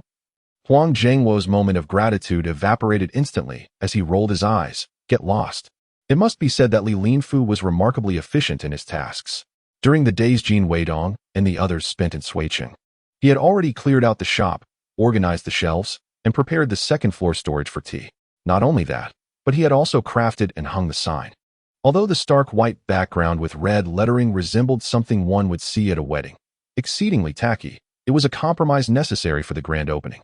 After all, he prioritized speed over cost. The day after rescuing Huang Qiushuang, he helped her acquire all the essentials for daily living. Jin Weidong chose a brilliantly sunny day to officially open for business. On that day, Li Linfu invited Lin Sitian to attend. Jin Weidong also borrowed 20 male workers from Li Xianyang's hotel. Of course, it was not without compensation. Each worker would receive 2 yuan, double what the hotel offered, making them quite eager. According to their agreement, Li Linfu would handle the speeches and the ribbon cutting, while Jin Weidong simply assisted from the sidelines. A considerable number of guests attended the ceremony. Primary distributors could purchase a copy of Business Miracles for 1 yuan, while secondary distributors had to pay 2 yuan. Others needed to spend 3 yuan for a single copy. Consequently, the few hundred copies available were far from sufficient. Calculating the profits, they had managed to recoup the costs of their airfare and hotel expenses for the trip to Suiqing. Li Xianyang felt a twinge of regret. Had he known better, he would have printed more copies. After all, the printing house would assist in returning them. The recipients of the magazine were elated, truly the wealthiest in the port city. In fact, the initial wave of individuals who received the magazine at the airport had already disseminated the news across the nation. Some well-meaning individuals, acquainted with Xi Jinping, even approached him with the magazine for confirmation. Upon seeing the magazine, Xi Jinping's thoughts were filled with expletives. "I never uttered such words. He is deceiving everyone. I never anticipated this young man would utilize the photographs in such a manner." The crux of the matter was that he had appointed this young man as the vice president. Could he afford to slap him in the face? He could only suffer in silence. With a forced smile, he replied to the inquirer, "The tea leaves are indeed quite good." Upon hearing this, the individual exclaimed, "Ah, it's true. The tycoon has acknowledged it himself." The news then spread through tea houses, phone calls, telegrams, and even small newspapers, reaching cities nationwide. Those who had previously questioned, mocked, or observed Jin Weidong with skepticism now came to a consensus. Jin Weidong's assertions were not erroneous. With the endorsement of the wealthiest in the port city, it was impossible for this tea to not gain popularity or increase in price. They hurried to stock up before the prices skyrocketed. Lin Sitian initially had no intention of attending, but upon hearing from Li Linfu that this was his first legitimate venture with Jin Weidong, she became curious, especially since they had traveled to Sichuan province and Suiqing for this project. Li Linfu, noticing the crowd, was so anxious that his legs trembled and his face paled. The banquet hall was a closed environment, and now, amidst the bustling street, he could see several older students and teachers observing. Jin Weidong took out a 1-cent coin and handed it to him. "Here, this is my lucky coin. No matter the circumstances, it always grants me strength. I now bestow it upon you. Hold it tightly, and you shall not fear during your speech." In truth, he did not possess any lucky coin. He merely pulled one from his pocket to calm Li Linfu. After all, such matters were largely psychological. Li Linfu grasped the coin tightly. Jin Weidong asked, "Feeling better?" Li Linfu replied, "Much better." Jin Weidong instructed, "All right, take a deep breath and begin." Li Linfu inhaled deeply and stepped forward. The crowd fell silent. He announced, "Since the establishment of Weidong Finance a month ago, we have already allowed everyone to experience the miraculous allure of the monkey stamps. The value of these stamps has now increased tenfold. I believe those who followed us at the time, possessing vision and courage, have already savored the charm of finance. Next, we shall explore the appreciation potential of various treasures from the deep mountains together. Fear not the risks, as we lead everyone to ride the wave and navigate through cycles." Chapter 54. A prosperous opening. Li Linfu's speech, though brief, was filled with passion and was highly inspirational. Primarily, it was buoyed by the prior success of the monkey stamps, coupled with Li Linfu's benevolent demeanor, which made those witnessing him under the lights feel as if they were in the presence of a golden deity of wealth. Wealth. Lead us to prosperity, O God of fortune." The audience erupted in enthusiastic applause. Lin Sitian found Li Linfu remarkably captivating at this moment, far more appealing than when he merely threw money at her to entertain her or recited those cliché romantic lines. Indeed, this was the first time Lin Sitian earnestly scrutinized Li Linfu. As soon as he finished speaking, she instinctively leaned closer to engage him in conversation. Jin Weidong lowered his head, concealing the smile that threatened to curve his lips. Both of them were easily deceived. One had desperately fought for the opportunity that was initially intended for him, while the other, when Li Linfu was genuinely sincere towards her, remained oblivious. Yet now, when Li Linfu feigned charm and spun tales, her eyes sparkled with admiration.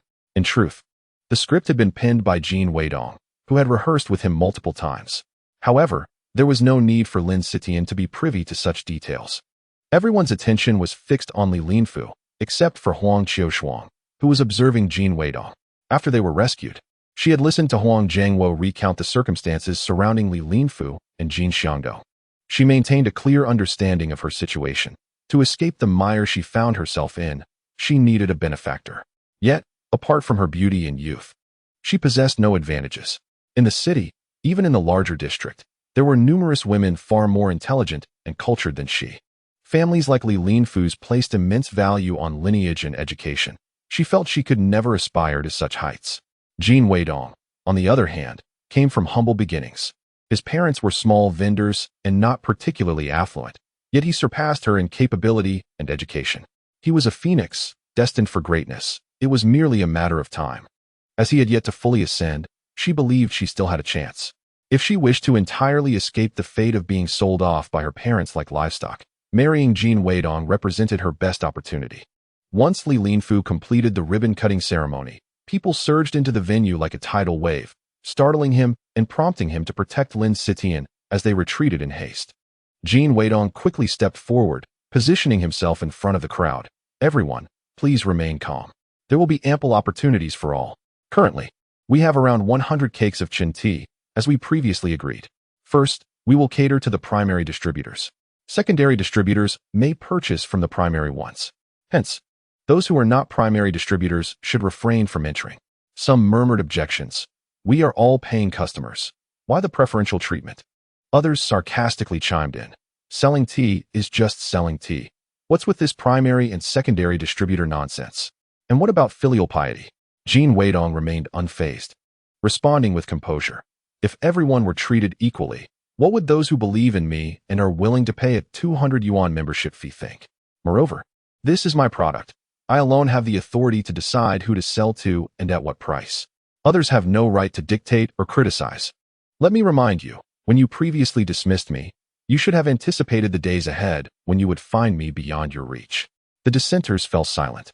Jin Weidong and Li Linfu diligently checked the credentials of the primary distributors, allowing groups of 20 to enter in batches.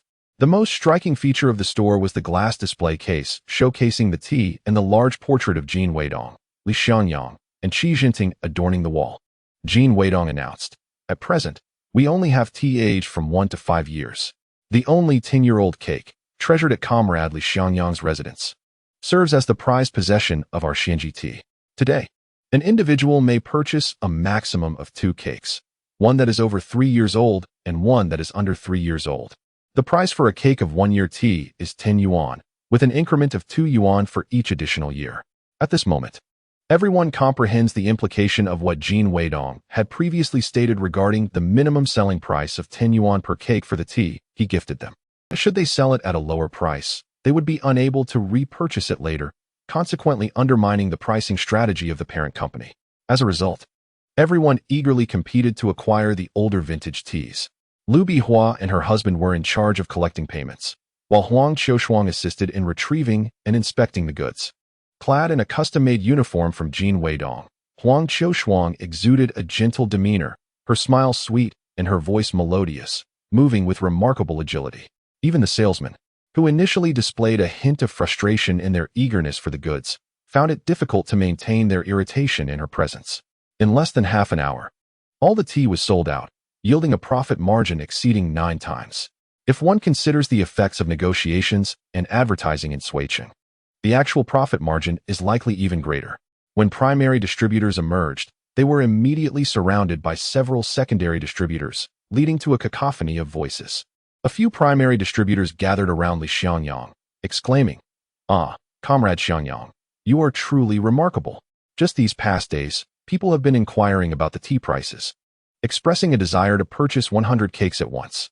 Indeed, I raised the price of the new tea to 20, and there are still inquiries. When will the new tea arrive?"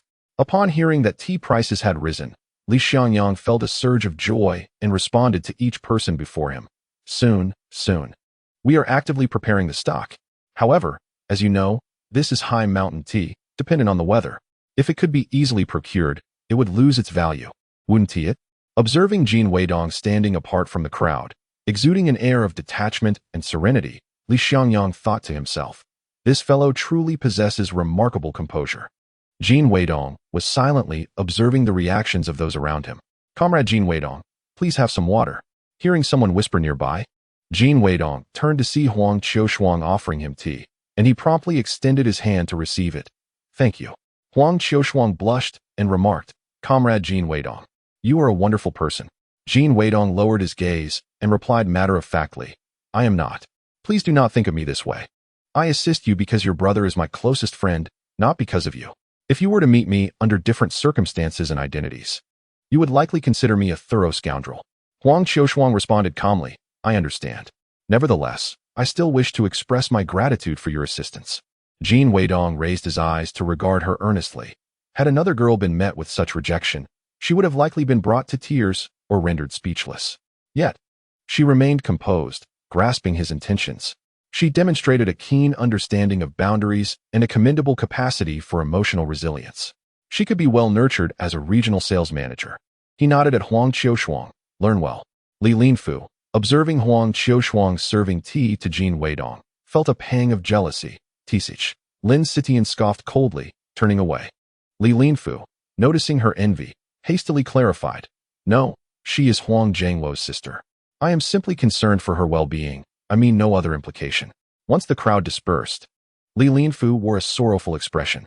Jin Weidong inquired, "What on earth happened?" Did you laugh so hard that your jaw dislocated? Chapter 55. Utter nonsense, Li Linfu replied. Not at all. I accidentally upset Tian. Jin Weidong chuckled. Congratulations. This indicates she cares for you. You've made significant progress. Li Linfu, somewhat skeptical, responded, Really? Of course, Jin Weidong affirmed. That woman would not feel jealous over a man she does not care about. Li Linfu's eyes widened in surprise. You're right. Jin Weidong sighed. Did you live on Mars before? At last, Li Xiangyang managed to send the people before him away and approached, saying, Our black tea situation is looking promising. You two should hurry back and collect a batch of winter tea. Jin Weidong replied, It's not that I don't want to go. I still have exams to take. I'll handle these two subjects first. Li Xiangyang countered, What exams? Earning money is what matters. Jin Weidong insisted, Uncle Li. I'm only 18. Allow me the chance to engage in activities appropriate for my age. Li Xiangyang relented. All right, how many days do you need? Jin Weidong replied. I have exams in a week. I can't ask for more time. Li Xiangyang agreed. A week it is. After I return from Suicheng, I'll call the tea company in Yixian. Those villages started picking and processing tea after you left. Now they are all set, just waiting for you to collect. I could have had them send it directly, but I thought it best for you to oversee the quality. Go as soon as your exams are over. Though Li Xiangyang was unaware, Jin Weidong had discerned the underlying message. With my capabilities, I could have easily managed this myself. But considering your potential, I decided to keep you involved. Jin Weidong couldn't help but smirk inwardly. So you've realized that operating without me is rather challenging? Patience. The time has not yet come. Soon, you will find yourself seeking my assistance. He pondered for a moment and declared, This time, I want to bring someone along. I cannot always rely on just Linfu and myself. I must cultivate an assistant. Li Linfu instinctively asked, Who? Jin Weidong replied, Let us bring Zhang Wo on board. Li Linfu nodded. Sure. His sister works at the tea shop. He will certainly do his best. Li Xiangyang squinted. By the way, I noticed my Mercedes was driven out in the middle of the night recently. Do you two know something about it?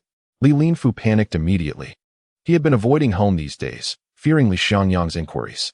Jin Weidong calmly responded, Oh, that was Linfu and me. He wanted to learn the method I used to diagnose the car's issues. I was too busy during the day, so I took him out for a spin at night. Li Xiangyang internally screamed, My car, my precious Benz. Seeing it in such disarray nearly brought me to tears. You dare to lie about it.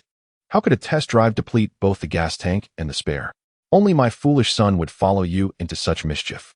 If I didn't still need your help to train my son, I would demand you reimburse me for the hundreds of dollars in gas.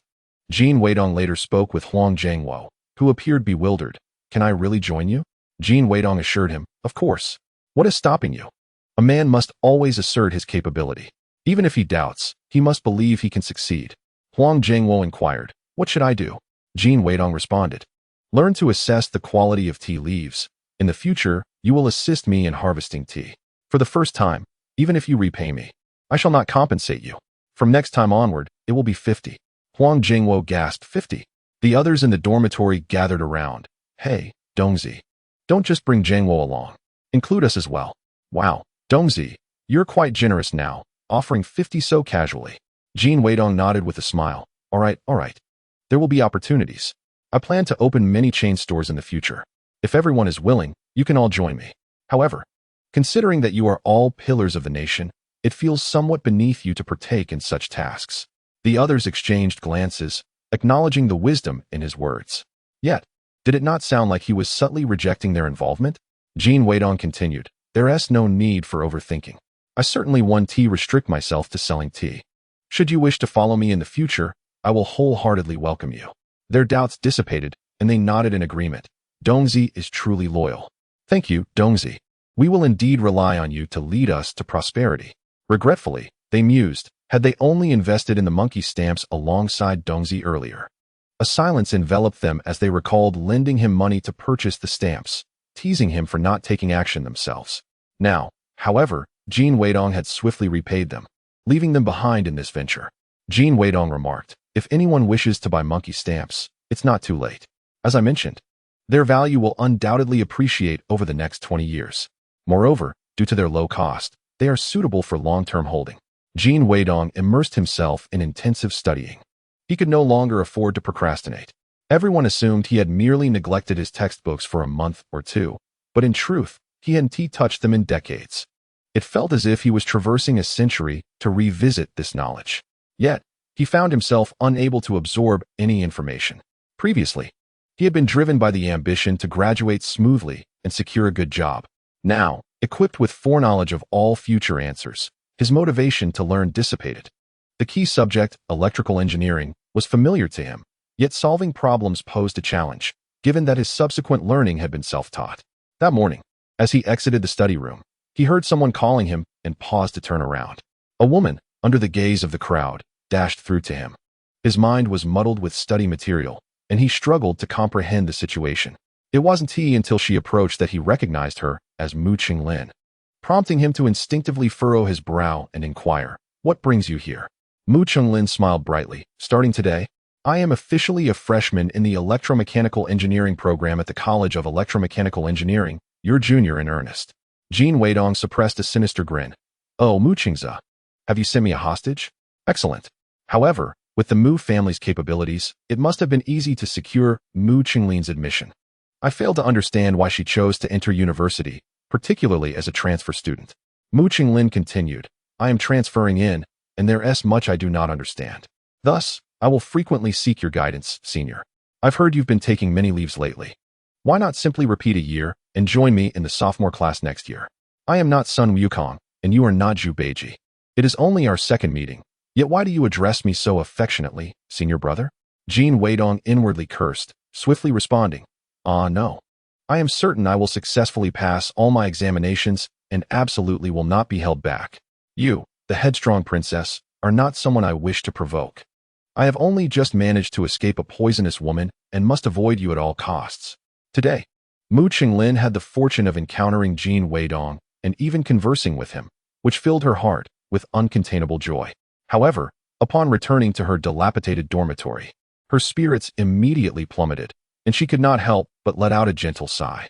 Chapter 56. A bunch of green tea. Although Mu Zhongyun had forewarned Mu Qinglin early in the day about the school's arduous conditions, the level of hardship still far surpassed her expectations. Each floor had only 2 restrooms located at either end of the corridor. Washing clothes, bathing, and using the toilet all occurred within. The restroom was merely a trench, partitioned with brick walls into squat positions. Each morning and evening, water was released to flush the waste, yet it was clear the grime would never be entirely washed away. Consequently, every dormitory took turns cleaning the hallway and restroom. During winter, this was manageable as everyone went to the bathhouse. However, in summer, one would find themselves bathing by the sink, completely exposed, while others squatted nearby, attending to their physiological needs, all the while observing one's bare form. Alternatively, while doing laundry, one would be assaulted by the olfactory assault of various excretions. On her very first day in the restroom, she emerged only to vomit. Many of the residents hailed from rural backgrounds, believing this restroom was infinitely cleaner than the latrines they were accustomed to. Thus, when they witnessed Mu Qinglin's discomfort, they deemed her overly delicate and pretentious, rolling their eyes at her behind her back. Furthermore, Mu Qinglin's attire and belongings were of a superior quality, coupled with her beauty, which made her disregard for the cafeteria prices all the more irksome to those less fortunate. Some girls even subtly inquired about her family's profession. In accordance with her prior agreement with Li Xiangyang and Mu Zhongyun, she stated that her parents worked as laborers in a military factory in Suiqing.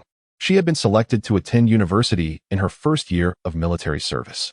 The girls grew increasingly disdainful, whispering that she must have ingratiated herself with some high-ranking official to gain admission. Now, as they observed Mu Qinglin returning with a radiant smile, they exchanged knowing glances. One girl sitting by the window leaned towards her companion across the table and softly coughed, saying, "Oh, did you hear? I heard someone stopped senior brother Jin Weidong at the entrance of the teaching building just now." The other replied, "Really? What did she want?" "She said she had many questions to ask senior brother," came the response. Another scoffed, "What a pathetic excuse. Every woman in our department, from the first-year students to the faculty, admires Jin Weidong, yet none have approached him so brazenly." In truth, this was not the first time they had gossiped about Mu Qinglin. They remarked that while everyone else used enamel bowls, or, at most, aluminum ones, she had the audacity to use stainless steel. They noted that she frequented the bathhouse daily, sometimes even applying lipstick, exuding an air of capitalist extravagance with her fragrance. Using imported snowflake cream and shampoo is quite extravagant, showing a complete lack of empathy for the hardships faced by the working class. In essence, this sentiment translates to, even if your family is wealthy, it is inconsiderate to flaunt it in front of us, which is rather infuriating. Mu Qinglin has always dismissed such remarks as mere background noise. However, now that they dared to confront her with their passive-aggressive comments, the situation was entirely different. Mu Qinglin blinked and inquired, "Are you speaking of me?" If it were anyone else, hearing such veiled remarks would surely prompt a blush and a hasty retreat. Yet, Mu Qinglin boldly approached them with a direct question. The first girl to speak flushed with embarrassment, momentarily at a loss, before hastily declaring, no. I was referring to girls from another college." Mu Qinglin smiled and replied, "Oh, it's perfectly fine to mention me. I am acquainted with Jin Weidong. My brother is good friends with him, which is why I greeted him." The girls exchanged incredulous glances, realizing she had leveraged her brother's connection to gain entry.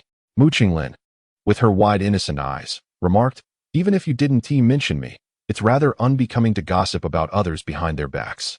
After all, how others conduct themselves is none of your business. Speaking in such a manner might lead others to believe you lack a sense of class solidarity." The girls were taken aback. The accusation was too severe, and they feared it could affect their standing. Given Mu Qinglin's close relationship with Jin Weidong, they knew they must tread carefully. They hurriedly distanced themselves from any implication. "It's nothing serious. We were merely discussing the news, not intending to gossip about anyone. It was just a conversation to alleviate our boredom in the dorm." Mu Qinglin nodded, saying, "Indeed. I also believe that the female students in our dorm are kind and gentle and wouldn't engage in such behavior. Since I am new here and unaware of the dynamics, please feel free to let me know if I do anything inappropriate. I genuinely wish to befriend all of you." The girls nodded in agreement. Of course. Qinglin is so lovely and gentle. She wouldn't do anything wrong." Mu Qinglin smiled. "Shall we go get some food? I adore the school's steamed pork. Who eats meat every day like you? We all just have a vegetable dish and steamed buns." The girls internally screamed. Yet outwardly they said, "Oh, I'm not hungry yet. You go ahead." Yes, I need to study for a bit longer," they replied. Mu Qinglin picked up a stainless steel lunchbox and said, "Then I'll go first," before leisurely walking away with her meal ticket. The entire dormitory breathed a sigh of relief. Someone quietly remarked, "So impressive. I wouldn't have guessed. Truly intimidating. Being a friend of Senior Jin must mean she is formidable. Indeed, it would be wise to avoid her in the future." At that moment, Mu Qinglin had not yet departed. She lingered at the door, overhearing their conversation, and couldn't help but chuckle. What kind of passive-aggressive women exist in our courtyard? Your combat skills are rather lacking." Upon exiting the dormitory, she heard someone calling from behind. Qinglin. Turning around, she saw Fu Xiaoya, and her face immediately lit up with a genuine smile. Xiaoya? Fu Xiaoya was also a transfer student, having enrolled at the same time as her. On the day of her enrollment, she insisted on attending the registration alone, only to realize her utter lack of knowledge. Had it not been for the assistance of Fu Xiaoya, she would have been engulfed in panic. Hence, she developed a fondness for Fu Xiaoya, frequently seeking her company over the past few days. Fu Xiaoya was half a head taller than Mu Qinglin and a year older, exuding a mature and composed demeanor akin to that of an elder sister. Additionally, her beauty and amiable disposition set her apart from other female classmates, who often exhibited petty and childish behavior. Upon reaching the entrance of the cafeteria, Mu Qinglin spotted Jin Weidong and his companions ahead and hurriedly approached them, calling out, "Senior Jin." Jin Weidong felt a slight headache. This one truly resembled a sticky rice cake fallen into a dustbin, untouchable and unshakable. Turning around, he was startled to see Fu Xiaoya, his mind racing like wild horses. What on earth is she doing here? Jin Weidong quickly pieced together the situation. Li Linfu, who was aware of Mu Qinglin's background, gave it little thought and instead fixated on Fu Xiaoya, pondering, did my father hear of a threat against me? Why else would he send bodyguards to school? Even if he sent them for my protection, wouldn't it be more convenient to send Zhao Jun? Chapter 57. Too much romantic fortune. Huang Jiangwo and his companions were drooling with envy, secretly cursing under their breath. Good grief, Jin Weidong's luck with women is simply extraordinary. Suddenly, two stunning beauties have appeared. They exclaimed internally. Which one should I pursue first? The shorter one is adorably cute, while the taller one is strikingly beautiful. They are both stunning. What to do? Perhaps I shall flip a coin later. Oh heavens, are you testing me? You know I am a gentleman, albeit a poor one. If I had wealth, I wouldn't be so virtuous. Oblivious to the undercurrents swirling around her, Mu Chunglin cheerfully introduced, "This is my new friend, Fu Xiaoya." Fu Xiaoya smiled gently and greeted, "Hello, seniors." Jin Weidong nodded calmly, replying, "Hello." He discreetly pinched Li Linfu, who had been lost in thought. Li Linfu jolted back to reality, mechanically echoing, "Hello." Huang Jiangwo finally made his choice and extended his hand to Fu Xiaoya, introducing himself, "I am Huang Jiangwo. Unlike Jin Weidong, I prefer not to be called senior. You may simply call me Jiangwo." The fourth member also reached out to Mu Qinglin, saying, "Hello." However, Mu Qinglin ignored him and followed Jin Weidong, inquiring, "What dishes do you like, Senior Jin?" The fourth member's hand awkwardly hovered in the air as he seized Fu Xiaoya, who had just managed to escape Huang Jiangwo. "Hello," he stammered. Seeing Mu Qinglin walk away while being entangled, Fu Xiaoya felt anxious and exerted a little pressure with her hand. The fourth member yelped, "Ouch." Fu Xiaoya released him, saying, "Ah, hello, senior," and then unhesitatingly chased after Mu Qinglin. Huang Jiangwo and the others asked the fourth member, "What happened? Why are you shouting? Why do you look like you've been beaten? What are you crying about?" The fourth member, too embarrassed to admit he had been pinched by a girl, could only tearfully respond, "It's nothing. Her hand is so soft, and her skin is so smooth. It was my first time shaking hands with such a beautiful girl. I was too excited and nearly cried." The other male classmates began to scold him, "Good grief, you rogue. If it weren't for your dilly-dallying, we could have shaken hands with the beauties too." Old C wore a sincere expression and encouraged, "You all do your best." Suddenly, I found myself devoid of worldly desires. According to the bodyguard's code, in crowded places, Fu Xiaoya must not stray beyond the reach of her target's arm. However, Mu Qinglin was clearly pursuing Jin Weidong, and her approach seemed rather inconsiderate. Thus, Fu Xiaoya could only follow them from a distance. Someone tapped her shoulder and whispered in her ear, "I say," instinctively. Fu Xiaoya grasped the person's finger and twisted it backward. The individual yelped, "Ah." Upon realizing it was Li Linfu, she quickly released him and feigned a greeting, exclaiming, "Ah, hello, classmate Li Linfu." Li Linfu, still shaken, stammered, "What on earth?" Fu Xiaoya lowered her voice, "I apologize. I was too nervous." Li Linfu grimaced, rubbing his painfully injured finger, and remarked, "Is it because I have been drawing too much attention lately that I've caught the eye of foreign adversaries?" Having been born into a different social stratum, he was aware that, despite limited foreign interactions in recent years, it remained challenging for foreigners to enter China and for Chinese to venture abroad. Nonetheless, espionage and assassination activities targeting us had never ceased. Fu Xiaoya was taken aback. "Ah." Li Linfu continued, "I understand your rules. Tasks must remain confidential. However, I believe it might be better to have Zhao Jun protect me. In truth, considering how it might facilitate my mission if he mistakenly believed my task was to safeguard him, I found it rather advantageous. After all, my orders were clear. Unless danger presented itself, Mu Qinglin was merely my ordinary classmate. I absolutely could not reveal my identity. Upon sensing any risk of exposure, I would withdraw immediately. If Mu Qinglin were to sense something amiss, I could always push Li Linfu forward to assist in concealing my true intentions." Having calculated the situation, Fu Xiaoya said, "Ah, Comrade Zhao Jun has more pressing duties. I am fully capable of handling this. If you request a replacement now, the higher-ups might assume I have made a mistake." Li Linfu, gazing into her beautiful onyx-like eyes, felt his heart soften and murmured, "All right then. Besides, Jin Weidong is in the dormitory. His skills are no less than mine. Just don't get too close. I have a girlfriend, and I wouldn't want her to misinterpret things." Fu Xiaoya suppressed a laugh, maintaining a serious facade as she replied, "Rest assured, I will protect you from a distance, ensuring that no one suspects anything." Li Linfu nodded in satisfaction and, upon seeing Lin Sitten enter, hurried over, exclaiming, "Ah, Sitten, my dear, you have arrived." A shiver ran down Fu Xiaoya's spine as she took a deep breath and noticed that Jin Weidong had finished getting his meal. She quickly collected her food and followed Mu Qinglin from afar. Jin Weidong found himself overwhelmed by Mu Qinglin's incessant questions, akin to a curious child. He couldn't afford to be too harsh with her, considering how lost she was in this unfamiliar environment. Yet, he needed to focus on his studies and had little time to spare. He asked, "Don't you have any exams?" Mu Qinglin replied cheerfully, "I do, but I've studied independently. I am sure I will pass." Would you like me to help you review? Jin Weidong took a deep breath. No? Just allowing me the peace to study in solitude is more than enough assistance. Thank you.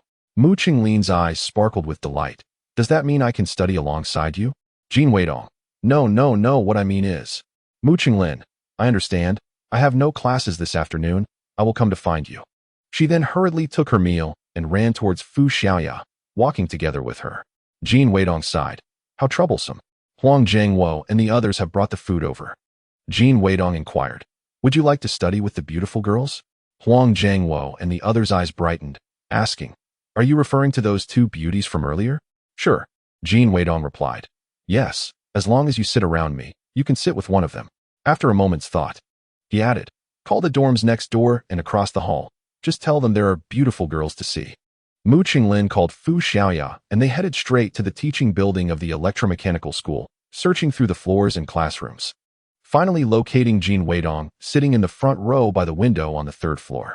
However, his roommates had surrounded him like electrons protecting an atomic nucleus, filling all the seats around him. Only 2 seats remained, located at the back of the classroom, far from Jin Weidong. As they entered, the male students all turned to look at them in unison. Mu Qinglin pursed her lips and quietly asked Fu Xiaoya, Do you think there's a way to drive the people around away? Fu Xiaoya hesitated. Well, that might not be appropriate. Since we want to be ordinary students, we must abide by the rules of ordinary students. Mu Qinglin sighed.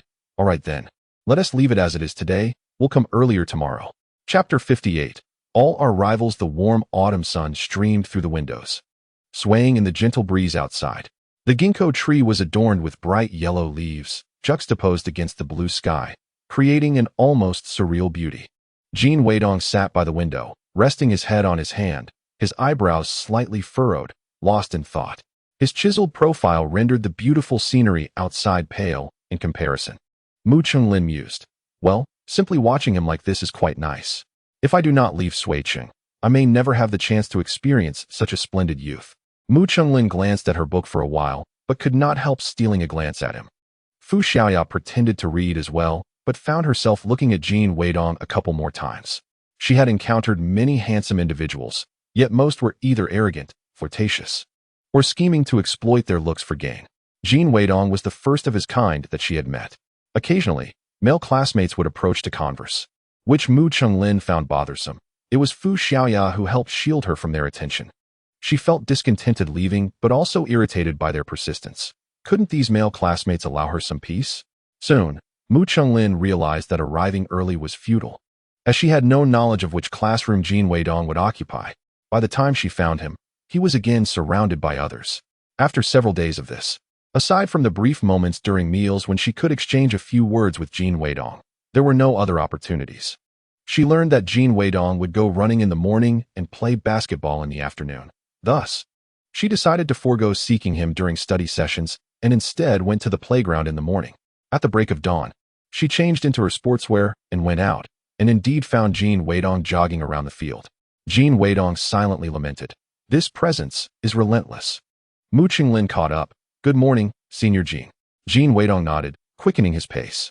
Mu Qinglin made an effort to keep up. Why are you avoiding me? Jin Weidong remarked. I am not avoiding you. I simply do not have the time to indulge in idle chatter. I have an examination to prepare for. Mu Qinglin responded, All right. I will reach out to you after your exams. With that, she turned and sprinted in another direction.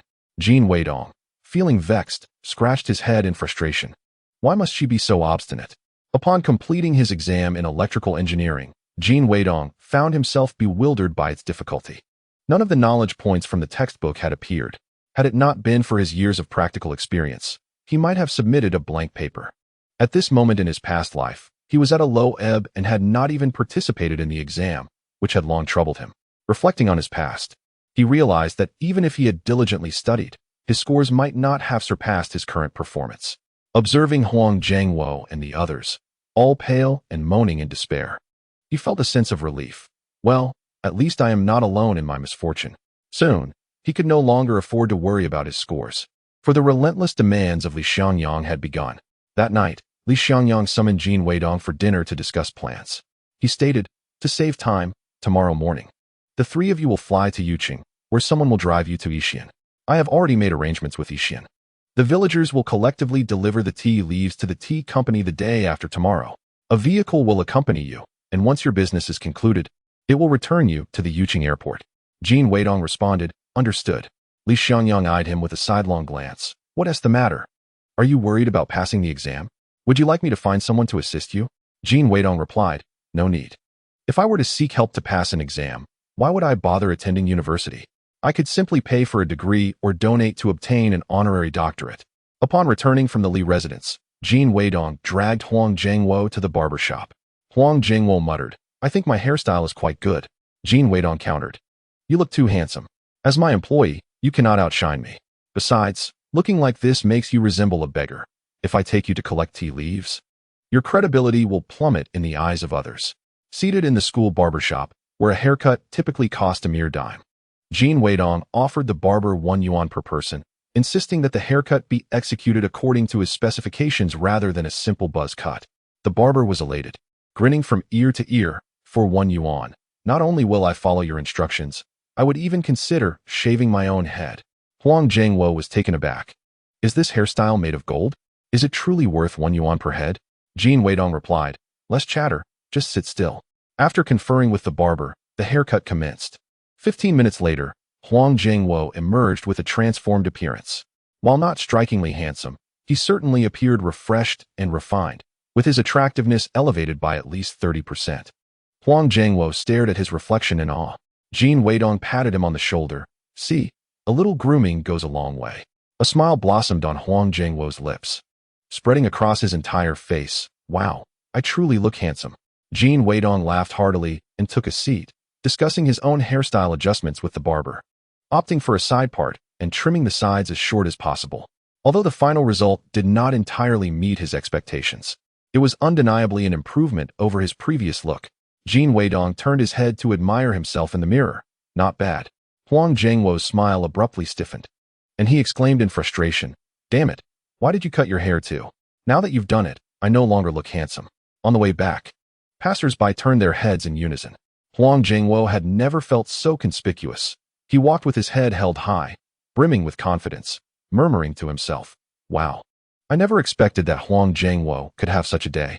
Jin Weidong chuckled. Oh, come on, this is nothing. I shall make you the most dazzling star in the city. Mu Qinglin eagerly awaited Jin Weidong after his exam, standing beneath the dormitory building for him. However, his roommate informed her that he had left early in the morning. Disappointment washed over her. She had never felt so wronged before. She stood in the biting cold outside the post office for 2 hours just to reach a phone. After holding back her emotions for so long, upon hearing Mu Qing's voice, she couldn't help but burst into tears. She had spent days hand-washing her clothes, struggling to get them clean, and had ended up drenched. The meals were unappetizing, laden with fatty meat, and the hair on the skin was not even properly shaved, making her want to vomit at the sight. She endured so much hardship, simply wishing to converse with Jin Weidong and understand him better, not expecting him to like her immediately. Why did he persist in avoiding her? As if she were carrying some kind of virus? Mu Qinglin cried without uttering a single word. Mu Qingze, his heart aching, spoke with a trembling voice. Please stop crying. Otherwise, how can we clarify things? Did that bastard Jin Weidong bully you? I will come over tomorrow. Mu Qinglin sniffed and replied, no, I just miss you both. Please don't come. What kind of enchantment did he feed you? Even in your state, you still defend him? Mu Qingze cursed inwardly, suppressing his anger as he asked, are you going to continue your studies? Without a moment's hesitation, Mu Qinglin responded, yes. Of course, I will continue. You both cannot confine me back in that large cage. Goodbye. She ended the call abruptly. Mu Qingze stared at the beeping phone in disbelief for a while before angrily slamming it down. Rivals. Is this not the very definition of rivals? I should have disregarded that brat's provocation from the start and simply kicked him out. Then, none of this would have happened. But wait, without him, I wouldn't have accomplished so much either. I should capture him, mar his face, and then make him work for me. Chapter 59, what does it mean? Huang Jiangwo had never, in all his life, been on a plane, let alone a train. From the moment he entered the airport, he began looking around. Excitement flushing his face, his voice elevated several octaves. Not only that, but he also felt the need to broadcast live. I have arrived at the airport. It turns out that flying requires taking a car first. After disembarking, one must climb stairs to board. The plane is much larger than I imagined, at least 30 meters long. He struck up conversations with the ground staff, the janitors, the flight attendants, eager to chat with everyone aboard, wishing to sample everything the plane had to offer: juices, sodas, tea, coffee, and wine.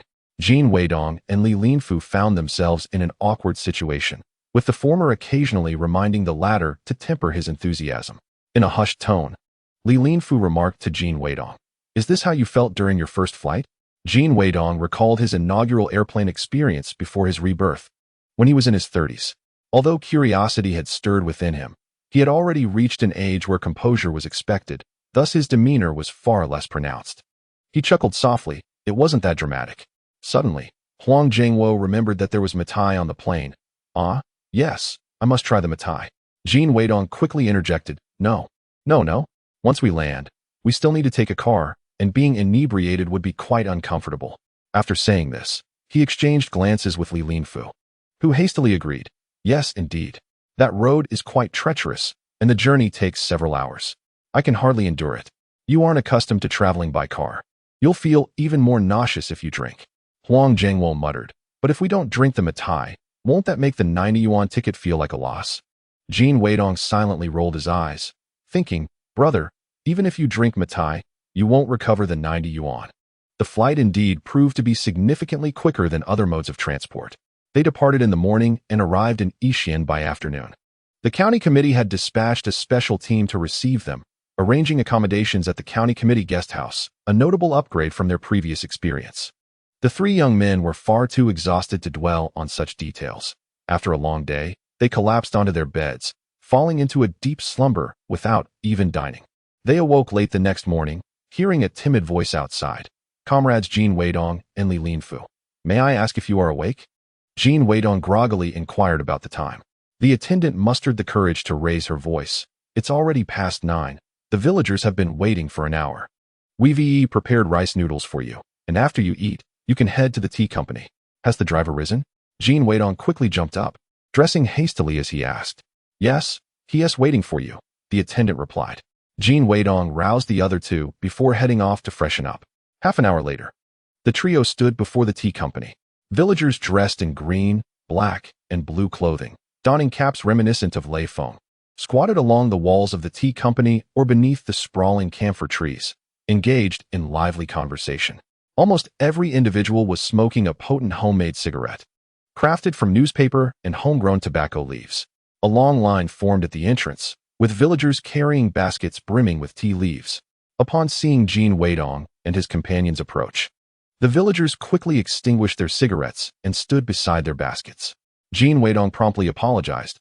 "I'm sorry to have kept you waiting." The tea company staff also emerged to greet them. A round-faced man of medium height stepped forward, shaking Jin Weidong's hand. "Welcome, comrades Jin Weidong and Li Linfu. I am Jin Weiqiang, the manager of the tea company. I hail from Jinjiakan as well." "Greetings, comrade Jin Weiqiang," Jin Weidong replied, gesturing for Wang Jianing to close the door. He addressed the manager. "Today, I will need your cooperation." Jin Weiqiang nodded vigorously. Of course. Jin Weidong continued. "I may have to refuse some villagers' tea leaves. Regardless of which village they are from, I kindly ask you to remain silent and firmly support my position." "I will undoubtedly support comrade Jin Weidong," Jin Weiqiang assured. "However, the villagers' endeavor in tea picking and processing is no easy task. Comrade Jin Weidong is quite understanding and insists on not setting overly high expectations." Jin Weidong, "I shall not deliberately complicate matters for anyone. Please summon the village heads from the other two villages to sign an agreement." Jin Weiqiang stepped outside and called for them in the local dialect. Two elderly gentlemen entered. Jin Weidong stated, "According to this agreement, the tea from both villages must ensure quality and shall be sold exclusively to me. If I do not require it, you may sell it to others." Both village heads agreed, acknowledging that currently there is no demand. They would address future inquiries as they arise. Upon signing the agreement, they arranged tables and chairs at the entrance and commenced their work. Jin Weidong and two others divided their tasks. Jin Weidong was responsible for inspecting the goods and setting prices. Li Linfu was tasked with paying according to Jin Weidong's pricing, registering each individual's information, along with the quantity and quality of the tea delivered, subsequently signing contracts with each villager. Wang Jianing took charge of wrapping the tea in the designated packaging, labeling it with the producer's name, year, and grade, and then categorizing it accordingly. Jin Weidong was establishing a credit system for suppliers and had previously set a covert signal with Li Linfu. The ratings ranged from 1 star to 5 stars, indicating the quality of the tea from low to high. 1-star quality was deemed subpar and would typically be rejected. However, as this was the inaugural formal collection of tea, he intended to give the villagers an opportunity. As Jin Weidong collected the tea, he explained to the villagers, "Your tea is quite commendable, but for next time, please separate the old leaves from the tender ones and ensure to label the packaging with the year as well." He cautioned an elder, "You have too many stems this time. Consider this a one-time allowance. If it happens again, I shall not accept it." To another villager, he remarked, "This batch of tea is unsatisfactory. It carries a musty odor, likely due to excessive moisture during fermentation or picking on a rainy day. The rest, however, is acceptable." Wang Jianing was taken aback, pondering, when did he acquire such knowledge about black tea? I have never seen him drink tea before. And what about repairing cars? He never showcased such skills in his freshman year. How has he suddenly acquired so many talents in his sophomore year? By midday, the 3 villages had collectively gathered over 3,000 qualified tea cakes. Those who received favorable prices were jubilant, while those with lower prices expressed their grievances, lamenting their misfortune. Some had all their tea rejected and approached Jin Weidong. "Comrade Weidong, what is the meaning of this? Is this a jest? After toiling for nearly a month, I rushed here before dawn, only to have all my tea dismissed. You were the ones who encouraged us to produce tea."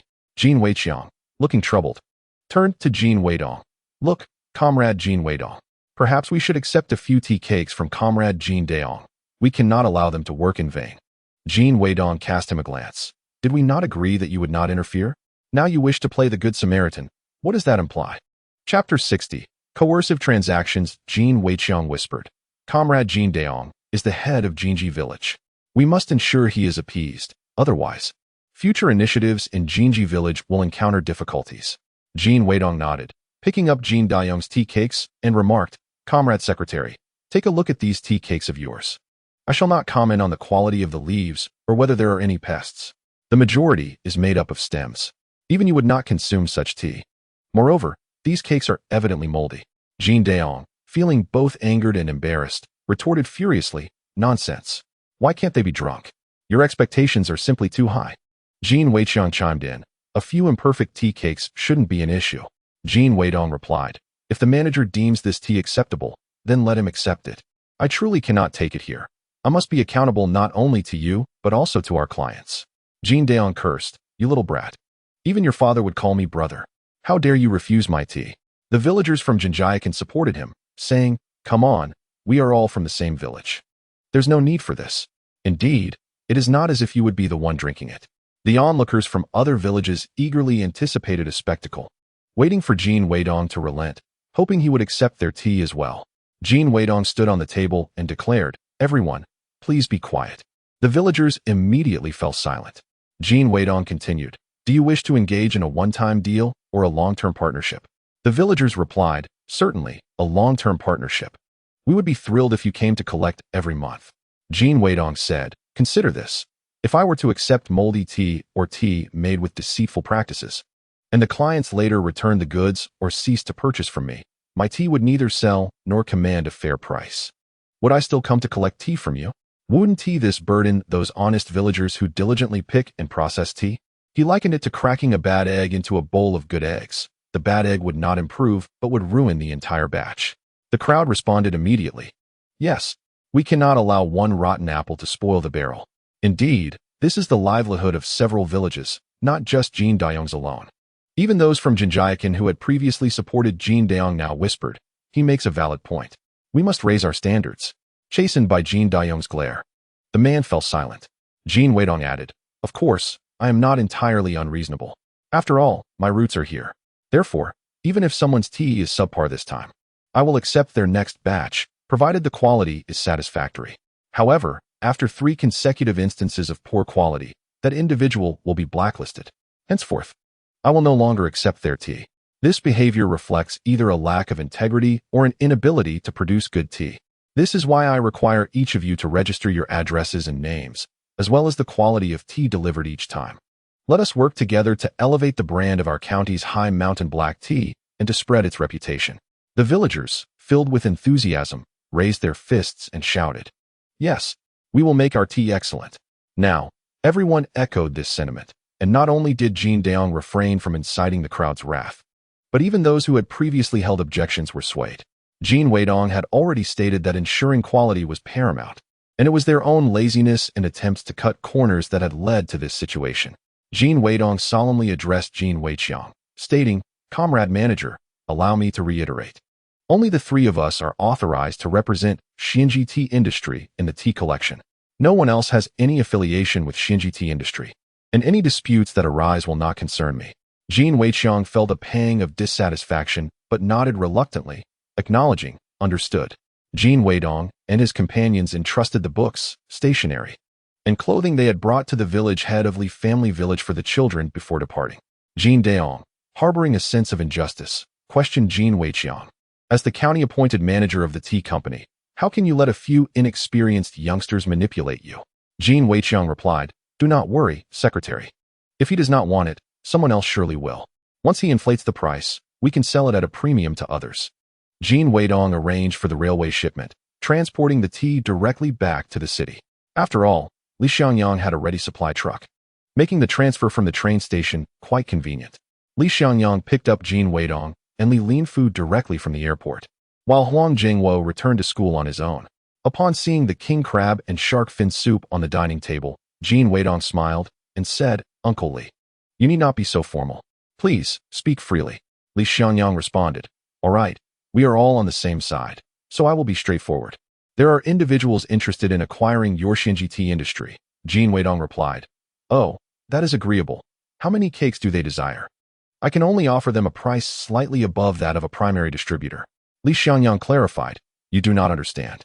They seek the Xinji Tea Industry brand to establish it as a state-owned brand. It would be a pity for such fine tea to remain private." Jin Weidong smirked, "Ah, I have yet to establish this brand, yet someone is already coveting it?" Li Xiangyang remarked, "Do not be so dismissive. It is far better that they wish to purchase than to seize it outright. I merely felt uncomfortable being so direct." Li Linfu, exasperated, exclaimed, "How can this be? The brand we painstakingly built is being taken away so casually." Jin Weidong glanced at him, chuckling, "You are still too young. Such occurrences are not uncommon." Li Xiangyang sighed, "It is not a matter of taking without payment. They are indeed offering us compensation." He continued, "The amount will certainly not be less than what Jin Weidong invested. Otherwise, why would they approach us while Xinji black tea is still gaining traction in a limited market? Once they attempt to expand nationwide, the scale and resistance will increase, along with the costs. This brand is also a lucrative asset for Li Xiangyang, and the fact that he has been compelled to act as an intermediary indicates significant backing. Had it not been necessary to preserve Li Xiangyang's reputation, this step might have been unnecessary." Jin Weidong understood the implications, gazing at Li Xiangyang with a half-smile. "What if I refuse?" Li Xiangyang shook his head, sighing, "You, my dear boy, are usually quite astute. How can you be so befuddled at this moment? What you can do now is to negotiate for a higher price." Jin Weidong lowered his gaze, pondering, "Let me guess. They threaten to hinder my company's operations in the city, tarnish my reputation, and even expel me from school, preventing me from obtaining my diploma." Li Xiangyang pursed his lips. "You have accurately deduced everything." Jin Weidong discerned the answer from the expression on his face, inwardly smirking.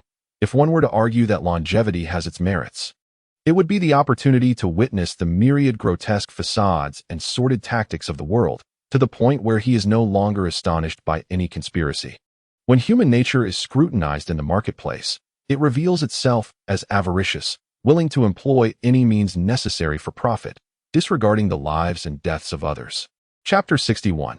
"He cannot move me." Jin Weidong brushed off the dust from his trousers and said nonchalantly, "Uncle Li, do not worry, he cannot harm me." Li Xiangyang chuckled as if he had heard a jest, shaking his head. "Ah, young lad, you truly are like a newborn calf, unafraid of tigers. Having gained some advantages from me, do you presume everyone is as benevolent and amiable as I?" Jin Weidong replied calmly, "I am aware that my opponent wields considerable influence. However, I am no longer merely a naive student. Even if they are not motivated by the overarching goals of reform and opening up, they must consider the implications for the first five-star hotel in Suicheng. and thus they dare not act against me for the time being. Li Xiangyang interjected. You mean the promise made by Mu Qingzi to include you in the hotel construction team, correct? That appointment has yet to be formalized. Jin Weidong responded. Before my departure, Comrade Mu Qingzi sent me the letter of appointment. Uncle Li, perhaps you have been too busy these past few days to collect your mail. Despite Mu Qingzi's arrogance and lofty demeanor, he possesses a commendable trait that many lack. He is true to his word and highly trustworthy. Otherwise, how could he, at such a young age, command the respect of influential figures across various sectors in Suiqing? Li Xiangyang paused and remarked. Even if the appointment were finalized, it could be rescinded. After all, the central government has yet to approve the 5-star hotel project. Jin Weidong smiled. Do you not wonder why those acquiring our red tea are so eager? It is because the central government has already granted approval, and they believe I remain oblivious. You, a mere impoverished student, how is it that you are more informed than I? Li Xiangyang questioned, his mind racing. Jin Weidong sighed. While we were still in Yixian, Mu Qingzi called to inform me that he would be coming in the next few days and advised me not to wander. He has important matters to discuss with me. The so-called important matters undoubtedly pertain to Mu Qinglin, which is a headache to contemplate. Nevertheless, Mu Qingzi would not make a special trip to the city without having received insider information. He must be aware that the approval meeting will pass and anticipates collecting the necessary documents and handling related affairs soon. Li Xiangyang hastily stood to make a phone call. After a brief interval, he returned with a peculiar and complex expression, a mixture of indignation, astonishment, and anger. The leaders had only convened the previous afternoon to make a decision, and the approval documents had just been released. This young man is truly remarkable. Jin Weidong continued. Moreover, I am now the vice president and shareholder of the hotel group, personally appointed by Mr. Qi Jinping. In other words, I serve as Mr. Qi's representative and observer on the mainland. Should they act against me at this juncture, it would not only frighten Mr. Qi but also deter all other Hong Kong investors and even foreign businessmen from considering investments in the mainland. All the statements and promises made by the central government and Suiqing would be rendered futile, and in the future, no one would dare to believe anything. This would be akin to grasping at sesame seeds while discarding watermelons. Indeed, who is Qi Jinping? He is the leader of Hong Kong. Such is the fate of those associated with him. Who would dare to approach? You rascal, were you not, while currying favor with Qi Jinping and Mu Qingzi, simultaneously wary of those coveting your possessions? Li Xiangyang's thoughts were laced with curses, yet his demeanor had relaxed considerably. Jin Weidong remarked, thus, do not claim that the person threatening you would not dare to act against me. Even if others intended to harm me, he would still seek to protect me, fearing that Mu Qingzi and his superiors might mistakenly believe he had orchestrated it. Li Xiangyang remained silent, tacitly acknowledging the truth. Jin Weidong continued, I suspect they have promised you that if you can compel me to relinquish the Xinji Hongcha, they would allow you to retain half of your shares. Those shrewd individuals, eager to expedite their objectives, would undoubtedly entice you with grand promises. Hence, Li Xiangyang feigned indifference. He remained silent, accepting the situation but resolutely unwilling to concede. Jin Weidong cautioned, do not trust them. You know them better than I. They are not unfamiliar with the treachery of abandoning the donkey after it has carried the load or dismantling the bridge after crossing it. Moreover, being beholden to others is hardly a gratifying position. Remember, one should not place all their eggs in a single basket. Your initial support for me was not only to cultivate Li Linfu, but also to ensure that your endeavors could flourish in multiple directions. Li Xiangyang, fortified in his resolve, replied, very well, I understand. How should I respond? Jin Weidong advised, there is no need for an elaborate reply. Simply state that I disagree and that you cannot persuade me. Let them devise alternative strategies. Li Xiangyang nodded slightly. Jin Weidong then inquired, could you, Uncle Li, enlighten me as to the identity of our adversary? It would allow me to remain vigilant. After all, we are now allies. Li Xiangyang responded, the Liang family. Jin Weidong chuckled, if it is indeed them, I can comprehend your position, Uncle Li. The title of Southern Mu, Northern Liang is not without merit. In truth, compared to others, the Liang family adheres to a certain code of conduct, at least showing decorum before resorting to force. The previously reticent Li Linfu suddenly asked, Jin Huyo, are you not at all afraid? Even he behaves deferentially in the presence of Mu Qingzi and Liang Anbang. Jin Weidong's audacious demeanor led one to wonder if he was oblivious to the identities of these two figures. He scoffed, fear? Nonsense. I have nothing to lose. Besides, I am no longer unprotected.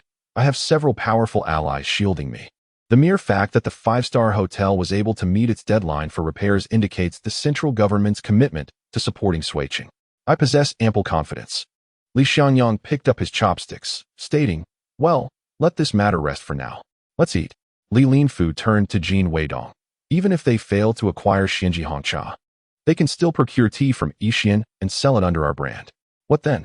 Jin Weidong patted his shoulder. "Ah, well done, second-generation heir. You have swiftly identified the crux of the issue. Even if these individuals harbor no ill intentions, others will undoubtedly seek to exploit this opportunity." Li Linfu smiled with pride. "Indeed, I am the son of Li Xianyang." Jin Weidong replied, "I have already taken precautions." Li Linfu looked puzzled. "How have you prepared?" With a mysterious smile, Jin Weidong remarked, "When the time comes for such matters, you shall understand." Gradually, individuals returned from the port city bearing small newspapers, which featured photographs of the affluent Qi Jinping hosting friends with Xinji black tea. Moreover, prominently displayed in Li Xianyang's home was a 10-year-old tea cake. He reserved the 5-year tea cake for only the most esteemed guests, while others were relegated to 1-year tea. Aged tea, evidently, is consumed in small quantities, with each year increasing its value. This stands in stark contrast to other teas, which annually release fresh products, causing older teas to depreciate. Thus, this particular tea possesses both the rarity of a collectible and the potential for value appreciation. It is no wonder that Jin Weidong claimed that if it could not be sold, he would buy it back in full. The issue is not that it cannot be sold. Rather, it is that everyone is reluctant to part with it. Chapter 62. A gentle reminder: the primary distributors had previously taken a few cakes of tea back to cherish like treasures, leaving the secondary distributors with nothing but a handful of tea dust. Now, upon hearing that new tea had arrived, excited distributors and hopeful individuals surrounded the entrance of Xinji black tea, eagerly awaiting Jin Weidong to release the bounty. It was rumored that this time, Jin Weidong would only sell 70% of the reclaimed tea, reserving some of the highest quality for personal use or to age further. This meant that the opportunity to acquire fine goods would be even more limited. However, urgency was futile, as Jin Weidong would certainly ensure that the primary distributors had their fill first. With 118 primary distributors and over 2,000 tea cakes, each person would average only a few. A secondary distributor could manage a maximum of 6 or 7 cakes, but only if the primary distributors were willing to sell them all. A mere handful of tea cakes would fetch just over 100 yuan. Many primary distributors had profited from selling collectible tickets, and even those without funds, knowing the prices would rise, would likely retain some. Now was the time to compete in stamina, relationships, and networks. Instead of letting batches of tea in today, Jin Weidong convened all primary distributors for a meeting. The small courtyard behind the shop, originally intended for unloading goods, had transformed into a makeshift outdoor conference room. Jin Weidong stood in the corridor, waiting for everyone to settle down in silence before he spoke. "Comrades, the recent surge in the price of our Xinji black tea is quite encouraging. I have heard that some wish to establish a new black tea brand to compete with us, while others plan to directly imitate our brand." Faces reflected a spectrum of emotions, some astonished, some anxious, others sheepish. Jin Weidong silently observed the expressions of each individual. The only proof of identity now was the work badge. During the last establishment meeting, he had meticulously recorded the names and professional backgrounds of all 118 individuals. Jin Weidong continued, "Some may perceive small enterprises as perilous. Yet the reality is that larger enterprises pose greater risks. Within a company, every individual, including the owner, traverses a precarious rope bridge. Initially, this bridge may have been constructed solely by the owner or with a few companions. When the company is small, fewer employees cross the bridge. However, as the company expands, the number of individuals on the bridge increases, heightening the danger. At a certain scale, it becomes akin to a multitude traversing a tightrope. Thus, astute owners will construct numerous bridges. I have already built 2. However, even if I build numerous bridges, I cannot withstand the destruction wrought by others. If everyone neglects maintenance, and those on or off the bridge quietly sever the ropes or dismantle the planks, the bridge will inevitably collapse." Li Xianyang listened in silence, aware that Jin Weidong was not merely admonishing the salesman, but was also directing his words at him. Nevertheless, this fellow possesses remarkable eloquence. If only Li Linfu had half of his adaptability and persuasive prowess. Jin Weidong turned, his gaze steady and resolute, surveying the crowd. Ladies and gentlemen, I hope you are all bridge builders alongside me, not bridge destroyers. Only then can our bridge remain sturdy and enduring. The attendees responded in unison, rest assured. We shall steadfastly support you now that we have joined Weidong Financial and Shinji. We are not the kind to dismantle the bridge after crossing. Jin Weidong replied. Thank you all. Now, can anyone remind me of the greatest advantage we have as primary sales representatives? Someone chimed in. Unsold goods can be returned for a full refund. At that moment, many considered Jin Weidong foolish for adopting such a policy, fearing it would lead to his downfall. Yet now, they saw it as entirely sensible. Jin Weidong nodded. Excellent. Please keep this in mind at all times. The tea we have brought back has been meticulously inspected, and its quality is more uniform and stable than before. I have categorized it into 5 tiers, priced between 16 and 20 yuan. You may freely choose from any tier, with higher tiers being more expensive. To prevent everyone from solely selecting the higher tiers, the total tier count for each individual cannot exceed 30. Thus, you may opt for 6 cakes from the 5th tier or 10 cakes from the 3rd tier. His selling price had been gradually increasing, surging by 50%. Therefore, those who purchase first will reap the rewards. With him, profits are assured. The attendees quickly recognized this and soon selected their tea, paid, and exited. Upon leaving, they were immediately surrounded by secondary salesmen engaging in lively discussions, creating a cacophony that took a while to disperse. Li Linfu remarked, I don't understand. Why not collect all the tea from Ishian? It would alleviate so much hassle. Jin Weidong explained, the value of goods is derived from their scarcity. Consider this. If the issuance of monkey stamps were to increase tenfold, would their value still rise so swiftly? Human nature is inherently greedy. The more elusive an item is, the more one desires it. Regardless of its utility, the instinct is to acquire it first. Thus, when we collect tea, we adhere to the principle of less is more. Noticing Huang Jianing's silence, Jin Weidong inquired, what troubles you? You seem lost in thought. Huang Jianing sighed. I barely passed my electrical engineering course despite investing so much time. This instructor is a relic, devoid of empathy. Why couldn't the questions be simpler? At least allowing everyone to pass? That would benefit us all. Jin Weidong took a sharp breath. Alas, I completely forgot about that. Huang Jianing rolled his eyes. Oh please. Spare me the feigned sympathy. You scored the highest. Jin Weidong paused, chuckled, and reassured him. As long as you passed, that's what matters. What a trivial matter. Hardly worth concern. Li Linfu, grinning widely, intended to mock Jin Weidong, but his jovial demeanor quickly faded as he indignantly exclaimed, Damn it, Jin, are you even human? How are others supposed to survive? Jin Weidong chuckled and patted Li Linfu on the shoulder, replying, I can only say that the questions posed by the teacher align quite well with my interests. Li Linfu scoffed, Spare me. I've never heard of questions being tailored to one's tastes. Jin Weidong, disinterested in further explanation, knew that practical application questions suited him far better than mere theoretical ones. Today's sales had been promising, and Jin Weidong felt a sense of triumph, buoyed by his successful performance. Upon returning to the dormitory, his roommates gathered around him in awe. Wow, Dongzi, you're incredible. You actually ranked first in the entire major. How on earth did you manage that? I've seen you attend class no more than 10 times. Luck, pure luck, he replied. Did you manage to guess the questions? If you do next time, be sure to share with us. I didn't guess the questions. It was merely a stroke of good fortune. If I had guessed, I would certainly let you all know so we could progress together. The Dean Gu is looking for you. He wants you to head to his office as soon as you return. Jin Weidong felt somewhat bewildered, but didn't he want to keep the dean waiting? So he hurried over.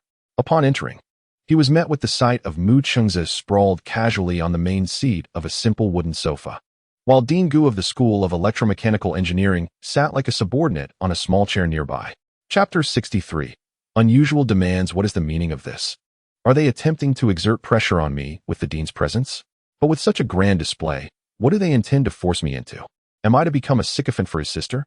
That would truly be outrageous. I've never encountered such a request before. Jin Weidong entered with an impassive expression, nodding respectfully. Good day, Dean Gu and Comrade Mu Chengze. Upon seeing Jin Weidong, Dean Gu appeared relieved and quickly stated, Comrade Mu has conveyed that there is an important task requiring your cooperation. You must comply wholeheartedly. As if he proposes any bizarre demands, I would be a fool to comply. Jin Weidong responded with feigned sincerity. Of course, I will cooperate. Ding Gu, initially expecting to have to persuade him with a few words, was pleasantly surprised by Jin Weidong's eager agreement and waved him off. Go on, go on. However, Jin Weidong did not rush to leave. Instead, he looked at Dean Gu with a troubled expression. Dean, my cooperation with him might require some time. And as for the labor courses, he will surely do his utmost to make up for the cultural courses. But tasks like shoveling dung or planting trees seem rather wasteful of my time and energy. Dean Gu inwardly cursed. You little schemer. This is akin to taking advantage of a crisis. If I deny, you'll claim non-cooperation, and then Mu Qingze will surely lay all the blame at my feet. Meanwhile, Mu Qingze inwardly scolded Jin Weidong. You rascal, using trifles as leverage. Yet I cannot expose you in front of Dean Gu. Dean Gu replied ambiguously. The truck at the electromechanical factory is broken. If you can fix it, consider it a substitute for your labor course. The academy and the school can't find anyone to repair the truck, and it's just sitting there idle. However, with only 2 trucks in the entire school, it would be quite inconvenient if it remains unfixed. I have heard that you have recently earned a considerable sum from car repairs. I am eager to ascertain whether you possess genuine skill or if you are merely engaging in deceitful practices. Should you fail to deliver, I shall insist that you continue with your labor course. Jin Weidong nodded earnestly, expressing his gratitude. Very well, thank you, Dean. He and Mu Qingze stepped outside, standing beneath the ginkgo trees at the School of Mechanical and Electrical Engineering. The day was splendidly sunny, and the 2 young men, both towering at nearly 6 feet, were a delightful sight beneath the golden foliage, attracting the attention of students and faculty alike as they passed by. Jin Weidong inquired, Comrade Mu Qingze, what precisely do you require me to assist with? Mu Qingze replied coldly, please keep your distance from my sister. Jin Weidong's mouth fell slightly agape. Mu Qingze narrowed his eyes. Otherwise, I will not hesitate to confront you, regardless of how vital your role may currently be to us. Understanding dawned upon Jin Weidong. He realized that his methods had been too unconventional, leading Mu Qingze to believe he was of a certain ilk. With newfound resolve, he responded, Comrade Mu, you needn't elaborate. I value our collaboration greatly and will unwaveringly adhere to your request, ensuring I do not approach your sister in the slightest. Surprisingly, Mu Qingze fell silent, taken aback. He had prepared a host of coercive arguments to deter Jin Weidong, such as highlighting their disparate social standings and the improbability of a future between them, or recounting the multitude of men like him he had encountered. Jin Weidong, a mere opportunist, had seized the chance to ascend from the lowest echelons to the pinnacle of society without effort. He would surely grasp at any advantage. Mu Qingze suspected that Jin Weidong had employed some underhanded means to avoid their private interactions with Mu Qinglin, persuading her to pursue higher education elsewhere, thereby controlling her. Even if forced to concede, Jin Weidong would undoubtedly seek maximum benefits, such as demanding more financial compensation or securing a promise of a prestigious position upon graduation. Yet, the speed at which this young man relinquished his pursuit astonished and unsettled Mu Qingze. Something was amiss. There must be some nuance he had yet to grasp. What could it be? Mu Qingze scrutinized Jin Weidong intently. Jin Weidong stated, if there are no further matters, I must take my leave. Just then, Mu Qinglin came running from a distance, nearly colliding with Jin Weidong due to her haste. Fu Xiaoya stood a little farther off, quietly averting her gaze. Jin Weidong steadied Mu Qinglin, subtly increasing the distance between them. Ah, hello, Mu Qinglin. Mu Qingze pursed his lips, observing his sister. At present, it seems your sole focus is on Jin Weidong, as if I have become invisible. You have only known this fellow for a few days, yet you call him senior with such familiarity. After having been siblings for over a decade, you typically refer to me as Hey, and only call me brother when you need something, as if the very act is a humiliation. Jin Weidong distinctly sensed the ominous tension emanating from Mu Qingze and chose not to involve himself in this perplexing dispute, stating, I have matters to attend to and shall take my leave, so as not to interrupt your sibling reunion. He departed swiftly, leaving no opportunity for further dialogue between them.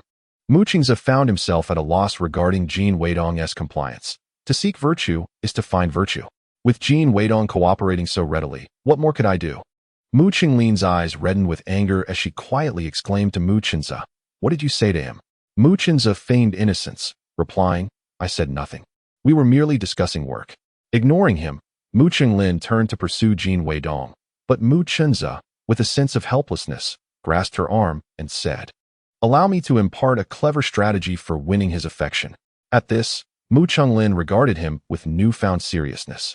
Mu Chenza continued, "You must elevate yourself to a level where you can stand on equal footing with him. Otherwise, the harder you chase, the swifter he will flee.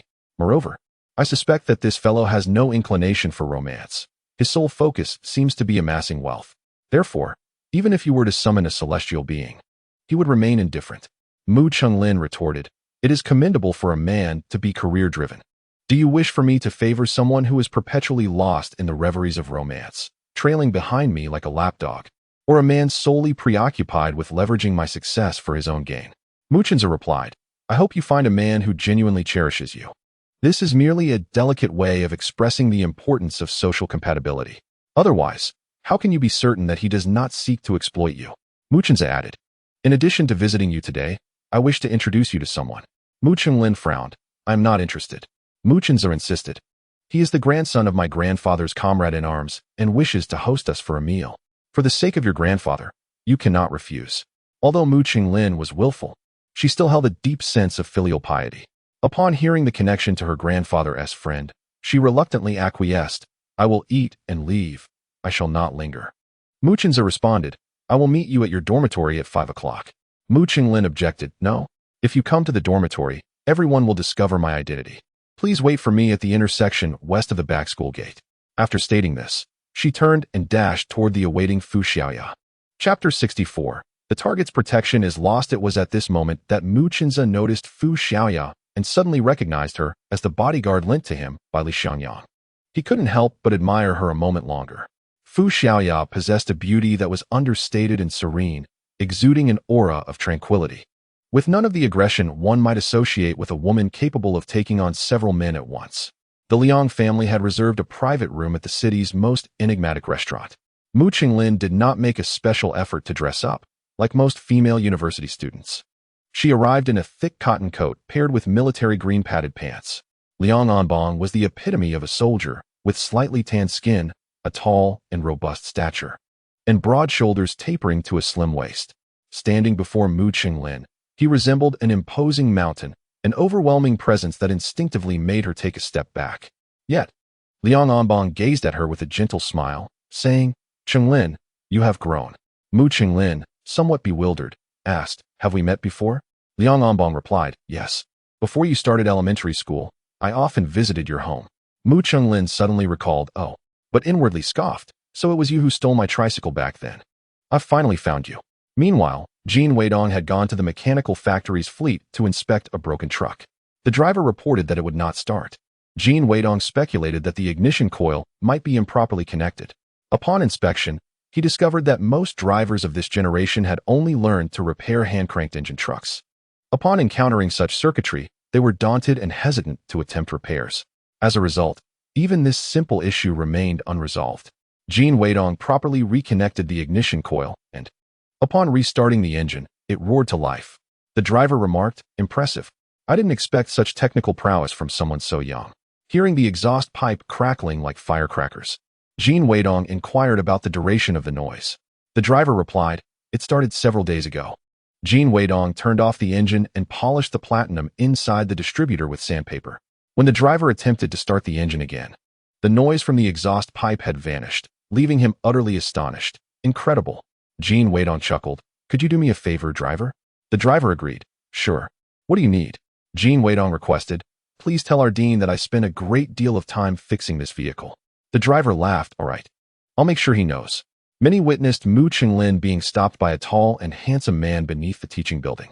Subsequently, some saw her board a car just outside the back gate. The curtains of the car were fully drawn, obscuring the view of its occupants. It was only the son of a wealthy magnate, Li Linfu, who could drive such a vehicle. How could a commoner like Mu Chunlin afford to ride in a car? The female students were consumed by jealousy, speculating that Mu Chunlin must be engaging in illicit affairs and exhibiting a corrupt lifestyle. After reflecting deeply on Mu Chunza's words, Mu Chunlin found them to be quite insightful. Since that day, she no longer pursued Jin Weidong, even when their paths crossed in the classroom. She merely observed from a distance, refraining from initiating conversation. Jin Weidong, indifferent to the events unfolding around him, was content as long as he remained undisturbed. Sharing a dormitory with Wang Jianing, a girl named He Xiuli approached Jin Weidong to borrow a pen. He casually handed her one from the desk. However, she did not leave. Instead, she remarked, "Senior, you may not know, but there are female students in our college who, in pursuit of a bourgeois lifestyle, do not hesitate to sell their bodies. While many may criticize Mu Qinglin, they only do so behind her back." He Xiuli had harbored a secret admiration for Jin Weidong for quite some time, but previously, due to Wang Jianing being his girlfriend, she had refrained from getting close. Being aware of her own limitations, her appearance, while not unattractive, was merely average, even in a school filled with beauty. To her surprise, Jin Weidong and Wang Jianing had broken up. She felt a renewed sense of opportunity. Yet, just as she thought she might have a chance, another Mu Qinglin emerged. Not only clinging to Jin Weidong, but seemingly quite familiar with him. To add insult to injury, Mu Qinglin was openly flirting with other men, getting into their cars for unknown and distasteful activities. He Xiuli, unable to contain her indignation, worried that Jin Weidong might be unaware of this. So she rushed to warn him, seizing the chance to speak with him. Uncertain whether she had failed to notice Mu Qinglin trailing behind, or if she intended for her to overhear, she spoke rather loudly. Jin Weidong, preoccupied with the equations of bending momentarily furrowed his brow, perplexed. He Xiuli hurriedly advised, "Senior, do not be deceived by the charming exterior of certain women." As she spoke, she furtively glanced behind. Jin Weidong turned to take a look, and only then did he comprehend her insinuation. He set down his pen, adopting a stern demeanor, and replied, "He Xiuli, mind your own business and focus on your studies for the upcoming finals." In truth, he wished to express, "How idle must you be to come and speak to me about such matters? Are you concerned about others' affairs? Are you concerned about mine? If it weren't for the fact that you once lent me money, which I acknowledge as a kindness, I would hardly bother with you." He Xiuli, however, mistook Jin Weidong's words for encouragement, her face flushing with excitement as she said, "Thank you, Senior," before departing. Jin Weidong pursed his lips, suppressing an urge to curse. "Seriously, did you even understand what I said? I was scolding you, and you're thanking me for it?"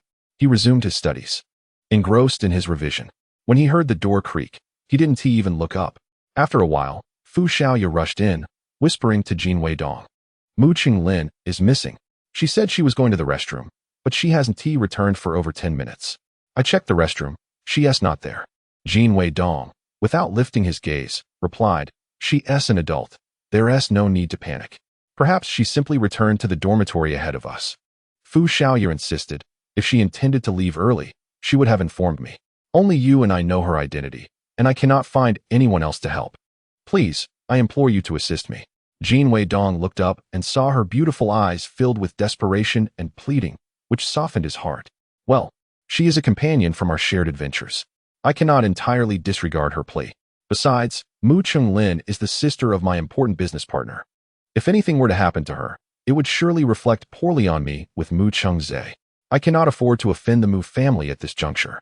He set his pen down and said, "Let us go. I'll accompany you to search."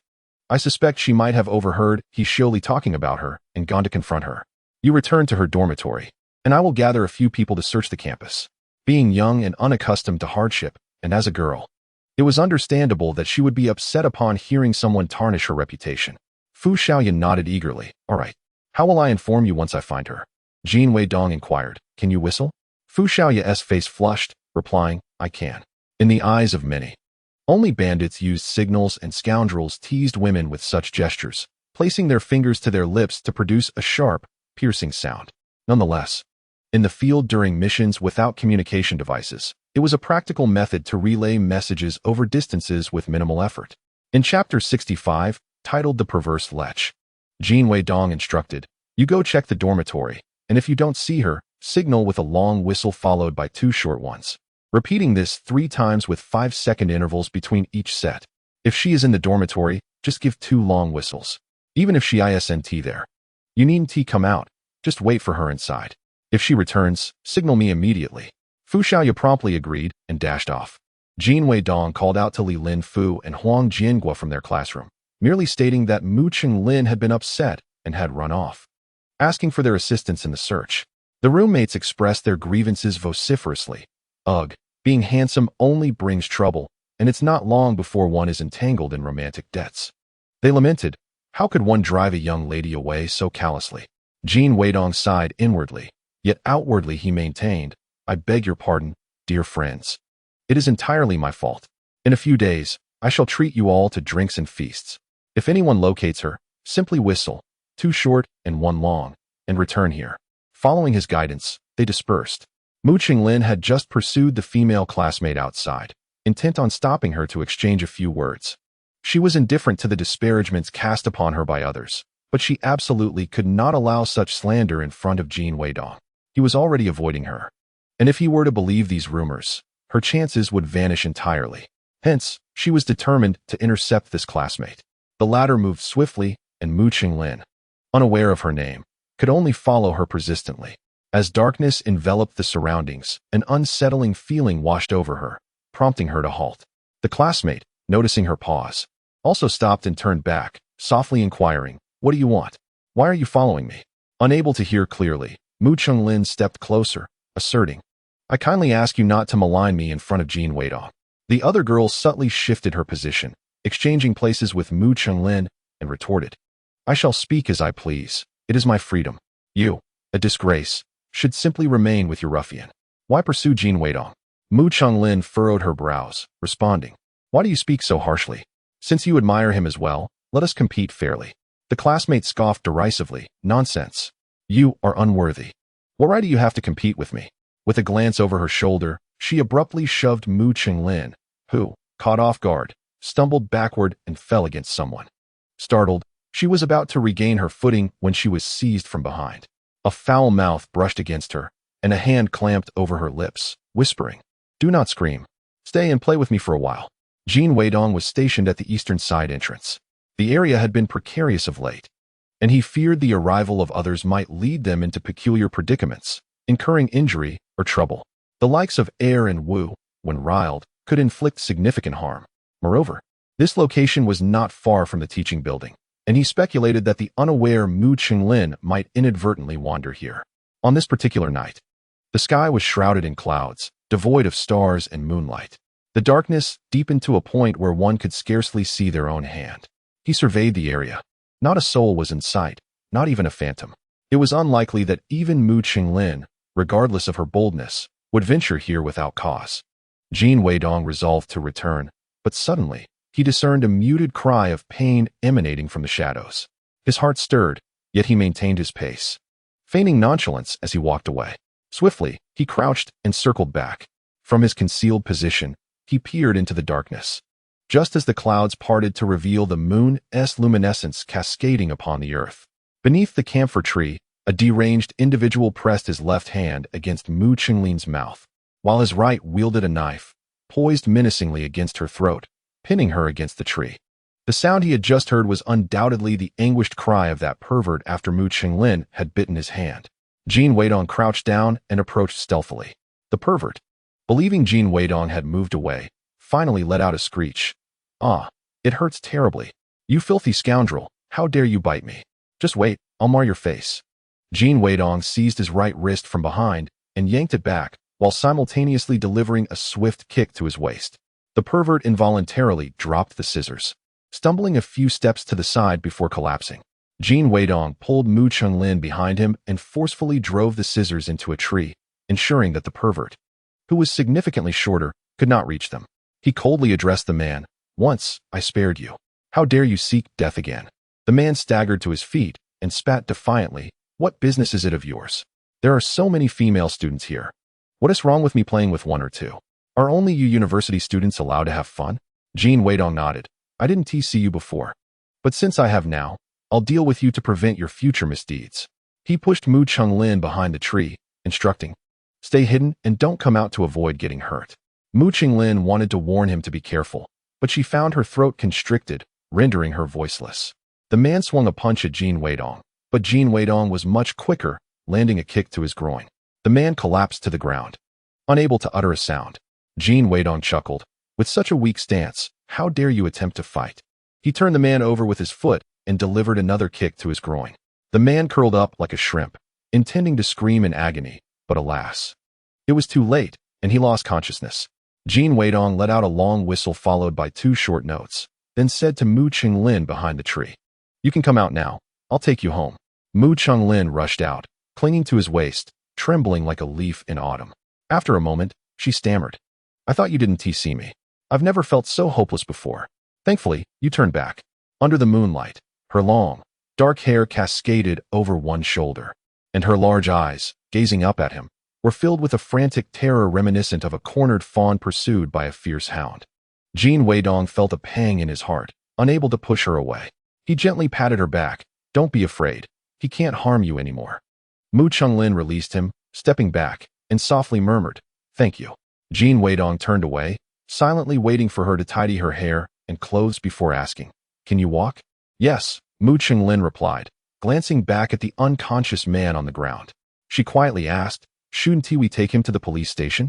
What about the scissors?" Jin Weidong reassured her, "Don't worry. He won't wake up anytime soon. We can report it after we get back." In truth, he had not yet figured out how to explain the situation to the police.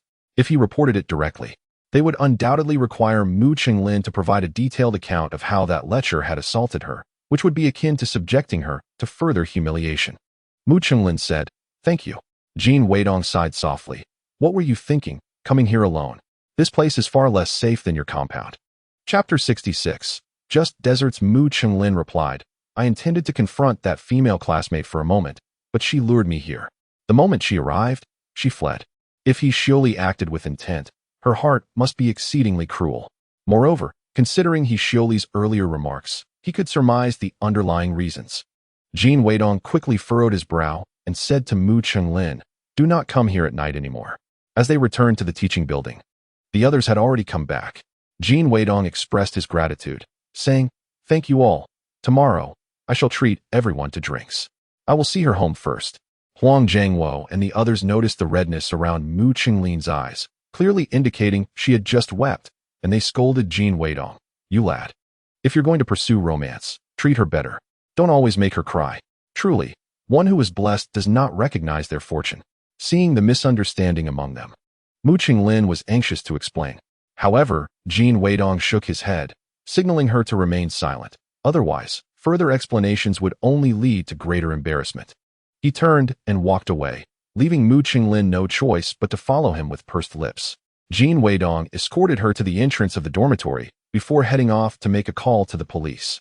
Upon returning, he found Fu Xiaoya waiting for him. Fu Xiaoya said, "I came to express my gratitude." Jin Weidong replied, "No need to mention it. I acted out of self-interest as well. Thankfully, your vigilance spared her from greater harm." In truth, this matter was not his responsibility. However, as long as Mu Qinglin was safe, everything could be addressed. If something had happened to her, it could have repercussions for him. At the very least, Mu Qingzhe would no longer trust him, forcing him to start his plans anew. Fu Xiaoya remarked, "Regardless of your motives, you ultimately helped me avoid a failure in my task. Thank you." She wished to convey that this mission to protect Mu Qinglin was the most enjoyable she had experienced in her years of service. It allowed her to relive her student days and see those she longed to meet. Yet, before she could voice her thoughts, she realized that doing so would violate the code of conduct, and in the end, she could only clench her fist and nod in a composed farewell.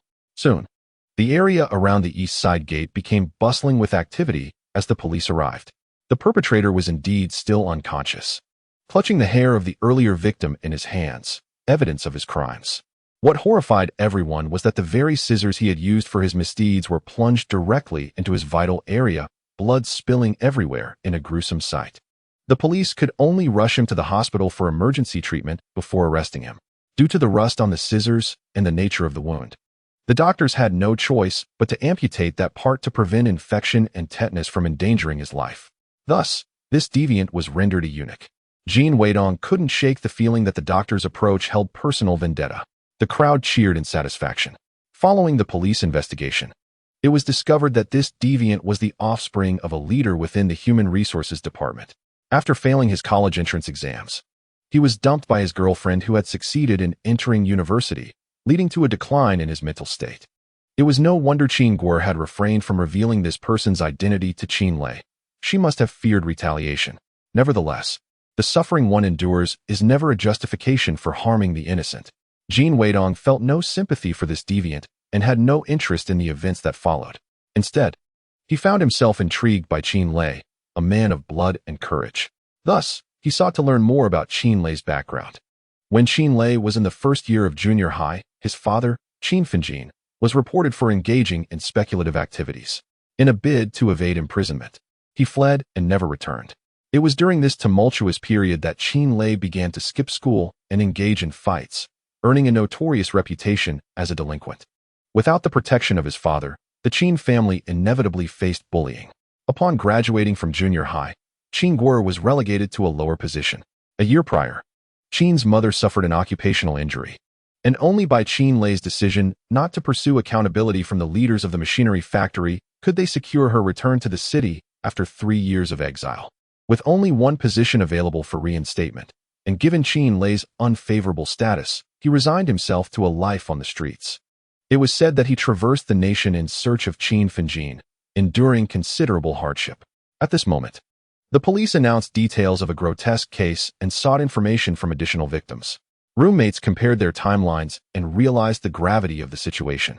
Turning to Jin Weidong for clarification, "Dongzi, did you knock out that pervert? You've got some skills there. Most people would freeze in terror." Jin Weidong smiled, choosing not to elaborate. The rapidly advancing economy undoubtedly attracted a myriad of individuals seeking fortune, not solely those who prospered through legitimate means, but also reckless individuals chasing quick gains. He had roamed the lower strata of the swiftly developing cities of Sui City and Shun City for many years before his rebirth. His adeptness, quick reflexes, and various skills were honed during that time. In truth, he was not one to meddle in others' affairs. Yet he did not shy away from upholding justice while ensuring his own interests were safeguarded. His peers grew increasingly admiring of Jin Weidong.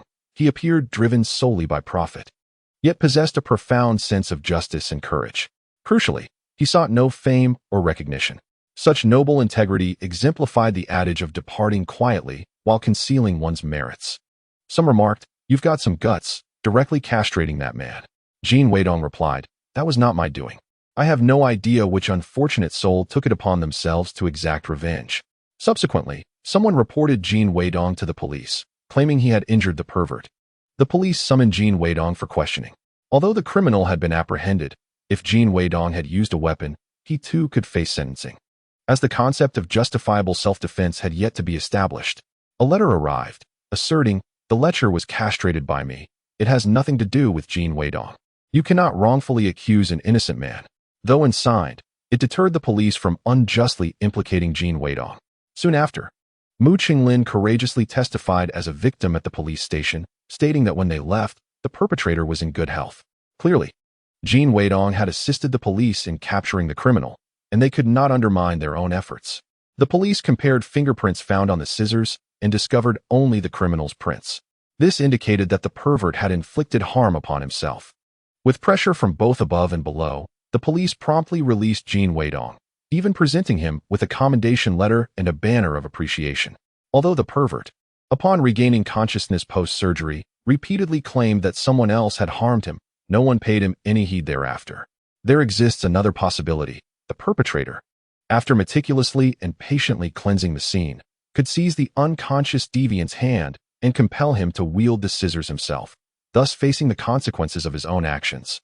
The individual who reported Jin Weidong initially intended to ruin him, yet unexpectedly facilitated the revelation of his valiant deeds, which he had endeavored to keep concealed. Jin Weidong is acutely aware of the identity of his accuser and has surmised who truly inflicted harm upon the villain. However, he finds it unnecessary to voice these thoughts. Chapter 67. The capricious man. The electromechanical college purposefully hung a letter of commendation and a banner in the center of the main hall, convening a grand assembly to honor Jin Weidong. He was exempted from all future labor classes, allowing him more time to devote to matters of greater significance. It was evident to discerning eyes that Dean Gu harbored a certain favoritism towards Jin Weidong. The female students gazed at him with an increasingly fervent admiration. Ever since Lin Sitian learned of the incident between Wang Jianing and Jin Weidong, she held her in the utmost disdain. Now, deliberately in front of her, she remarked in the dormitory, "Ah, Jin Weidong is indeed remarkably brave. He is handsome, wealthy, and capable, truly a paragon of virtues. If I were not already with Li Linfu, I would surely pursue him. Wang Jianing bit her lip, remaining silent as she feigned composure and retreated to the bathroom for her clothes. Lin Sitian rolled her eyes, inwardly cursing, serves her right. To be so blind and of such poor taste. Abandoning a man as exceptional as Jin Weidong to fawn over someone like Zhang Shuai. It's utterly incomprehensible. Only a decade of mental stagnation could lead to such folly. Turning to see He Xiuli at the table, her complexion as pale as a specter, Lin Sitian furrowed her brow and inquired, "What is wrong with you? Are you unwell? Your face looks dreadful." He Xiuli murmured to herself, pacing and tugging at her hair, "It will be fine, it will be fine." At this moment, Mu Qingze had yet to depart the city. Although Mu Qinglin had not disclosed a single word, he gleaned information about the incident from various channels. Infuriated, he approached the leaders of the Public Security Bureau and the university president to engage in a serious discussion regarding safety concerns. The president lamented internally, "I bear this burden silently. If your precious daughter is so delicate, she should not endure hardships here. Since she has chosen to face difficulties, she cannot expect us to treat her as a saint." To speak candidly, the university was inundated with offspring of the elite. If I were to cater to all of them, what purpose would the university serve? It would be better suited as a temple. Ultimately, the president consented to the extraordinary request of installing a telephone in Mu Qinglin's dormitory. Initially, only offices of dean level or higher possessed telephones, and all students were required to queue at the post office for calls.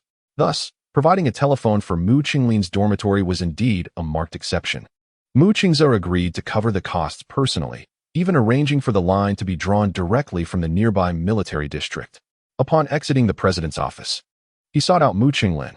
He wished to chastise her for her capriciousness, yet found himself unable to do so. In truth, Mu Qinglin had committed no wrongdoing. She had not even crossed the threshold of the university's gates. Upon sighting Mu Qingze, she clasped her hands in a gesture of supplication, pleading, "I was wrong. Please do not scold me. I should not have heeded that girl's words and followed her to that dark place. Please do not scold me any longer." Upon noticing the bruises on her neck, Mu Qingze felt a surge of anger and pain. Mu Qinglin had always been cherished at home, never having endured such harm. Moreover, from her words, it seemed she had been led there by someone else. A thorough investigation is warranted to uncover who orchestrated this mischief. He maintained a composed demeanor, merely advising, "You ought to exercise more caution. Given the gravity of this incident, how can we allow you to remain here alone? I shall return tomorrow. From now on, wherever you go, take someone with you, be it Fu Xiaoya or Jin Weidong. Anyone will do." He suddenly recalled having recently threatened Jin Weidong to keep his distance from Mu Qinglin. Now, he felt the sting of irony. Mu Qinglin remarked, "Fortunately, Senior Jin rescued me." Mu Qingze replied, "This time, we owe him a debt of gratitude." He expressed the intention to treat Jin Weidong to a meal. Jin Weidong gathered all those who had assisted in locating Mu Qinglin that day, and together, they indulged in a lavish feast. After all, the Mu family possessed ample wealth, and such expenditures were of little consequence. Upon seeing the vehicle Mu Qingze arrived in, everyone realized that Mu Qinglin had indeed met her brother that day and had ridden in their family-esque car. They could not help but gasp in astonishment, realizing she was, after all, a concealed heiress of privilege. Thankfully, they had refrained from overstepping boundaries. Mu Qingze did not reproach Fu Xiaoya. Instead, he privately summoned her to inquire about the details of the incident. He learned that He Xiuli had spoken with Jin Weidong before leading Mu Qinglin into the clutches of the scoundrel. And since Jin Weidong was the first to find Mu Qinglin afterward, Mu Qingze began to suspect that this was a deliberate scheme by Jin Weidong, intended to approach Mu Qinglin under the guise of a favor owed. Fu Xiaoya recounted the events of that day in their entirety. Still uneasy, Mu Qingze had others question everyone who had been near Jin Weidong at the time, and also inquired about Jin Weidong's recent attitude toward Mu Qinglin. The findings were consistent. Jin Weidong had been avoiding Mu Qinglin and only sought to help when he learned of her disappearance. Mu Qingze confirmed that He Xiuli had acted out of jealousy to deliberately harm Mu Qinglin. He clenched his jaw in fury. Why should such a despicable and insidious woman continue to exist? No matter how high her academic qualifications, she would ultimately become a blight upon society. And the higher her status, the greater the threat she posed. Suddenly, He Xiuli was expelled from school on the grounds of failing a moral assessment. The news left everyone in shock, and there was a sense of sorrow for her plight. For many, Attending university represented the only opportunity to escape the mire of their circumstances. Moreover, failing the moral assessment equated to being crushed under a massive weight, leaving her with no chance of further education and facing discrimination. No public office or state-owned enterprise would dare to employ her. What heinous crime had she committed to warrant such punishment? He surely came to kneel before Mu Qinglin, weeping, "I was wrong. I was wrong. I merely intended to frighten you. I beg you for another chance." Mu Qinglin coldly replied, "If your intention was merely to frighten me, you had ample opportunities to call for help when I was captured by that villain. You could have escaped and sought aid afterward. However, you merely departed, revealing the extent of your malice. One reaps what one sows. Do not squander my time any further." He Xiaoli wept bitterly. The dormitory matron pulled her up, shouting, "What are you wailing about? Hurry and leave. If I take action, it will not end well for anyone." Mu Qingze relocated Fu Xiaoya to Mu Qinglin's dormitory to provide closer protection for Mu Qinglin. Before leaving the city, he invited Jin Weidong to dinner, expressing gratitude for his assistance and requesting further vigilance over Mu Qinglin. "Huh? Do you think I am your subordinate, summoned and dismissed at your whim? You change your mind every 3 days. It's quite vexing." Jin Weidong replied, bewildered, "Didn't you tell me to keep my distance from her?" Mu Qingze clenched his teeth quietly, realizing that relying solely on Fu Xiaoya for Mu Qinglin's protection was insufficient. Given Mu Qinglin's persistent pursuit of Jin Weidong, it was evident that entrusting Jin Weidong with her safety would be more reliable. Chapter 68. Some begin to harbor malicious intentions. Jin Weidong stroked his chin with a mischievous grin. "Well, I shall impose conditions." Mu Qingze narrowed his eyes. "You dare to make demands? Do not overstep." Jin Weidong reassured him, "Rest assured, I want to put you in a difficult position. I simply wish to capture a photograph of us enjoying tea together. It would be splendid if you could don your military uniform. Had it not been for the previous meeting's prohibition on photography, that one picture would have sufficed." Mu Qingze inhaled deeply. "Very well. Now that is more like it. I cannot be your nanny for free. Besides, you have work to do, so why be coy?"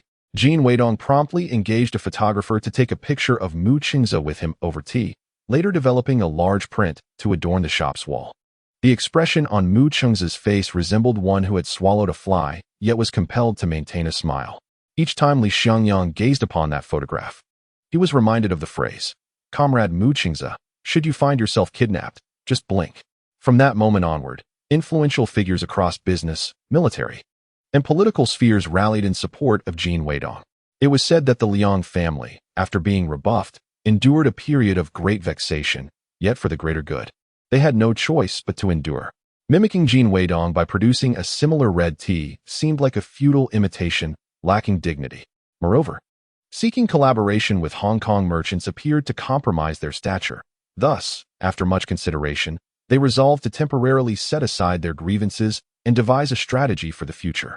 Liang Anbong remained somewhat disgruntled and called Mu Qingze, inquiring, "I can understand Li Xiangyang, but why are you aiding this unknown upstart? Now we find ourselves unable to take action against him." "It's a long story," Mu Qingze sighed, offering solace to Liang Anbong. "Li Xiangyang is merely utilizing Jin Weidong and will not always shield him. Once we establish 5-star hotels in Suiqing and the city, we shall deal with him gradually. The influence and profit of 5-star hotels far outweigh the triviality of red tea." Moreover, he saved Mu Qinglin this time. Upon hearing Mu Qingze's words, Liang Anbong calmed down. Although he had yet to confirm his relationship with Mu Qinglin, they were childhood friends. Such an act as repaying kindness with malice was not in his character. Due to Jin Weidong's assurance that he would not collect the tea leaves until next month and his emphasis on quality, the farmers no longer ventured out at the crack of dawn, regardless of the weather, to pluck tea leaves. Instead, they chose to harvest only on pleasant days, taking their time and diligently drying and processing the tea. Only Jin Daong was in a state of anxiety. For while others had sold their tea and were set to enjoy a lavish new year, he found himself burdened with unsold leaves. His wife incessantly chided him. "I told you not to indulge in those petty schemes, but you wouldn't listen. And now look where we are." Frustration bubbled within him, causing blisters to form at the corners of his mouth. Hearing that Jin Weiqiang had returned to the village that day, he ambled over to his home. Upon seeing him, Jin Weiqiang exclaimed, "Ah, secretary, your timing is impeccable. Someone came to collect tea leaves early this morning, and I sought your counsel." The village secretary is akin to a local monarch. Any endeavor within the village requires their assent. Jin Weidong's heart leapt with joy as he inquired, "Who is this person?" Jin Weidong replied. He appears to be of similar age to Jin Weidong and introduced himself as his classmate. Curious, Jin Weidong asked, "What price is he offering?" Jin Weidong informed him, "The price is the same as that of Jin Weidong." Jin Weidong responded, "Very well, let us sell to him. I shall assist you in approaching each household." Since Jin Weidong had recently collected tea, the villagers intended to reserve their newly processed leaves for the new year. Thus, Jin Weidong managed to find only 2 or 3 families with about 20 cakes of tea that Jin Weidong had rejected, including his own. They had nearly 100 cakes in total. 4 individuals descended the mountain with tea leaves alongside Jin Weidong. The collector introduced himself as Zhang Shuai, and his student ID confirmed that he indeed attended the same school as Jin Weidong. The other 3 quietly queried Jin Weidong, "Secretary, didn't Comrade Weidong mention that if he sent someone else, he would notify us in advance or provide an introduction letter? Otherwise, it could be an imposter. Do you think this person might be a fraud?" Jin Weidong replied, "I am well aware that he is not affiliated with Jin Weidong. However, as long as he is willing to pay for the tea, what does it matter?" The man added, "But we signed a contract with Jin Weidong, stipulating that the tea leaves must be sold to him." Jin Weidong retorted, "Indeed, we signed a contract, but it states that any tea he does not want can be sold to others." The group pondered this, recalling that Jin Weidong himself had said as much. Jin Weidong cautioned, "Be careful not to let anything slip. Do not mention that these are the rejected leaves from Jin Weidong. Otherwise, he might change his mind." The others nodded in agreement. Zhang Shuai feigned inspection of the tea leaves, declaring, "Oh dear, the quality of this tea is lacking." In truth, he could not discern the quality of the tea. His remarks were merely a tactic to negotiate a lower price. Jin Weidong asserted, "The tea is of fine quality. We are simply eager to sell before the year and to make some money for the new year." Zhang Shuai replied, "For this quality, I can only offer 40 cents per cake." Jin Weidong countered, 80 cents, or no deal." Zhang Shuai insisted, "At most 60 cents. I must consider my costs." Jin Weidong clenched his teeth. "Very well. Will you take them all?" Zhang Shuai responded, "I can only take half. If I were to buy them all, the price would drop to 50 cents. Jin Weidong, exasperated, exclaimed, "How can you be so unreasonable?" Zhang Shuai, "I refuse. You certainly won't be able to sell them. Here, a cake costs 50 yuan instead of the usual 50 cents. Jin Weidong gritted his teeth, hesitating for a moment before conceding. "Fine, 50 cents. The 4 of them collected their money and departed. Once they were gone, Zhang Shuai handed Jin Weidong 2 yuan. "Thank you, manager. Please reserve some red tea for me in the future." Jin Weidong's face broke into a radiant smile. Of course. This young man is remarkably considerate. Far more so than Jin Weidong." Zhang Shuai was elated. Jin Weidong's red tea was selling for over 10 yuan a cake in the city, while these farmers remained oblivious, still selling theirs for mere cents. Zhang Shuai set up a storefront not far from Xinji Tea Industry, naming it Xinji Tea Leaves. He merely altered 2 characters, making it not entirely dissimilar. However, those unfamiliar or careless might easily confuse the 2 shops. On the opening day, a great many customers flocked in, and the 100 cakes of tea were snatched up in no time. Upon hearing of this event, Jin Weidong felt a mix of anger and amusement. If one were to call Zhang Shuai clever, it seemed he consistently chose the wrong path, engaging in such foolish antics. Yet, if one deemed him foolish, he was certainly quicker in concocting dubious schemes than anyone else. If one labeled him wicked, he was, after all, already dealing in counterfeit goods.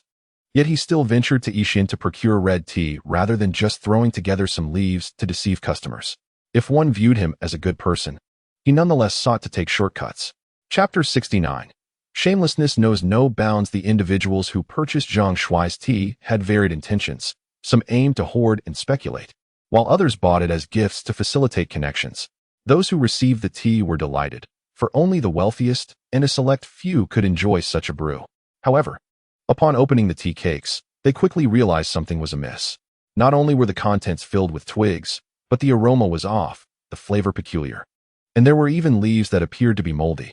Some who tasted it suffered from severe gastrointestinal distress, discovering that it was Xinji tea leaves, a counterfeit. Infuriated, they called to berate the gift giver. The buyers soon realized they had been duped, feeling both anger and humiliation, and returned with fruit to make amends, only to subsequently report the matter to the police. claiming someone was engaging in fraudulent practices with substandard goods, endangering public health and safety. The police accompanied him to Zhang Shuai's shop in search of the culprit. Finding Zhang Shuai absent, they were compelled to locate him at the university. The leadership of the management school promptly summoned Zhang Shuai.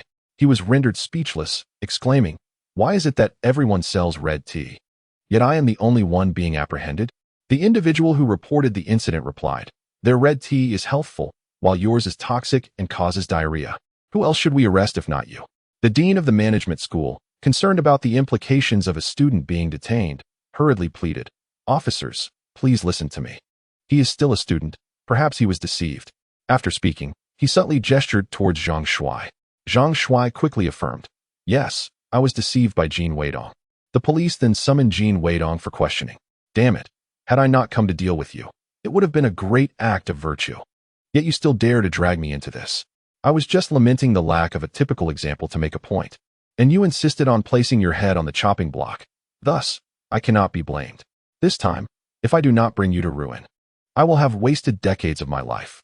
In the depths of his mind, Jin Weidong felt a tempest of turmoil, yet his demeanor remained composed and righteous. He mused, "He neither consulted me nor procured tea through my guidance. How could I possibly deceive him? It is he who peddles substandard goods, harboring unscrupulous intentions. Having failed at his deceit, he now seeks to falsely accuse me to evade responsibility. This is an egregious transgression." Zhang Shuai protested, "I purchased tea from the same place as he did. How can I be accused of selling inferior products?" Jin Weidong scoffed. "Even fruits from the same tree vary in quality. How much more so with tea crafted by different hands? Your own avarice and lack of discernment led you astray. And yet you dare blame others?" He turned to the police officers, asserting, "I am a legitimate entrepreneur, registered in Deep City, with both Hong Kong and state capital backing. This Zhang Shuai is nothing more than a saboteur of our economic reforms, a revolutionary element tarnishing the reputation of patriotic businessmen." He produced his business license and trademark registration. The authorities, recognizing the gravity of the situation as the nation vigorously promotes reform and the regulation of the socialist market, wore increasingly serious expressions.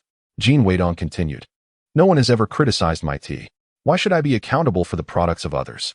The police then directed their attention to Zhang Shuai, stating, "He possesses a license.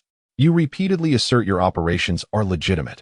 Where is your business license and trademark registration?" Zhang Shuai stammered, unable to respond. Such documentation had only recently emerged in Suiqing, and many from the mainland were still unaware of it, let alone having obtained it. The police comprehended the situation fully, sneering, "Indeed, a counterfeit. And you, a university student, how have you failed to learn properly? You were involved in the stamp fraud previously, were you not? So, you are a habitual offender, and yet you dare to defame others, your audacity surpassing that of a fortress wall." He also reproached the dean of the management school. "How do you educate your students to produce such opportunistic elements, allowing them to tarnish the reputation of a legitimate businessperson?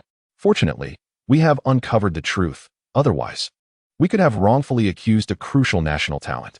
Are you prepared to bear that responsibility?" This final point resonated with emphasis. It is fortuitous that we were not deceived by Zhang Shuai. Otherwise, we would all share in the misfortune. Dean Gu had arrived earlier and interjected, "I will not permit anyone to bully the outstanding students of our academy." The dean of the management school, frustrated and unable to voice his grievances, addressed the police. "I sincerely apologize for my earlier ignorance of the situation. Now that the truth is clear, please take this criminal away. It will cleanse our academy of this malefactor."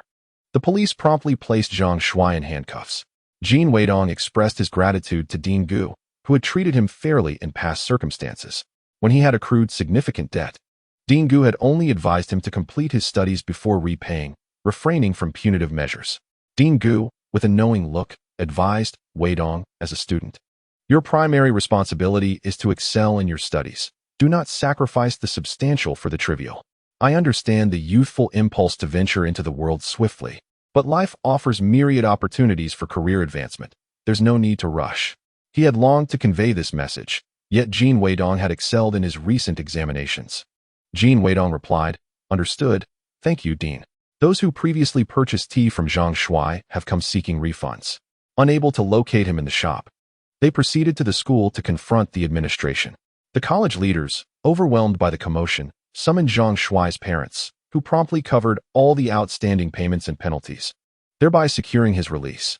Following this incident, Zhang Shuai faced a severe reprimand from his parents, who scolded him while shedding tears. Upon reflection, he realized that not only did he fail to make a profit, but he also incurred significant losses.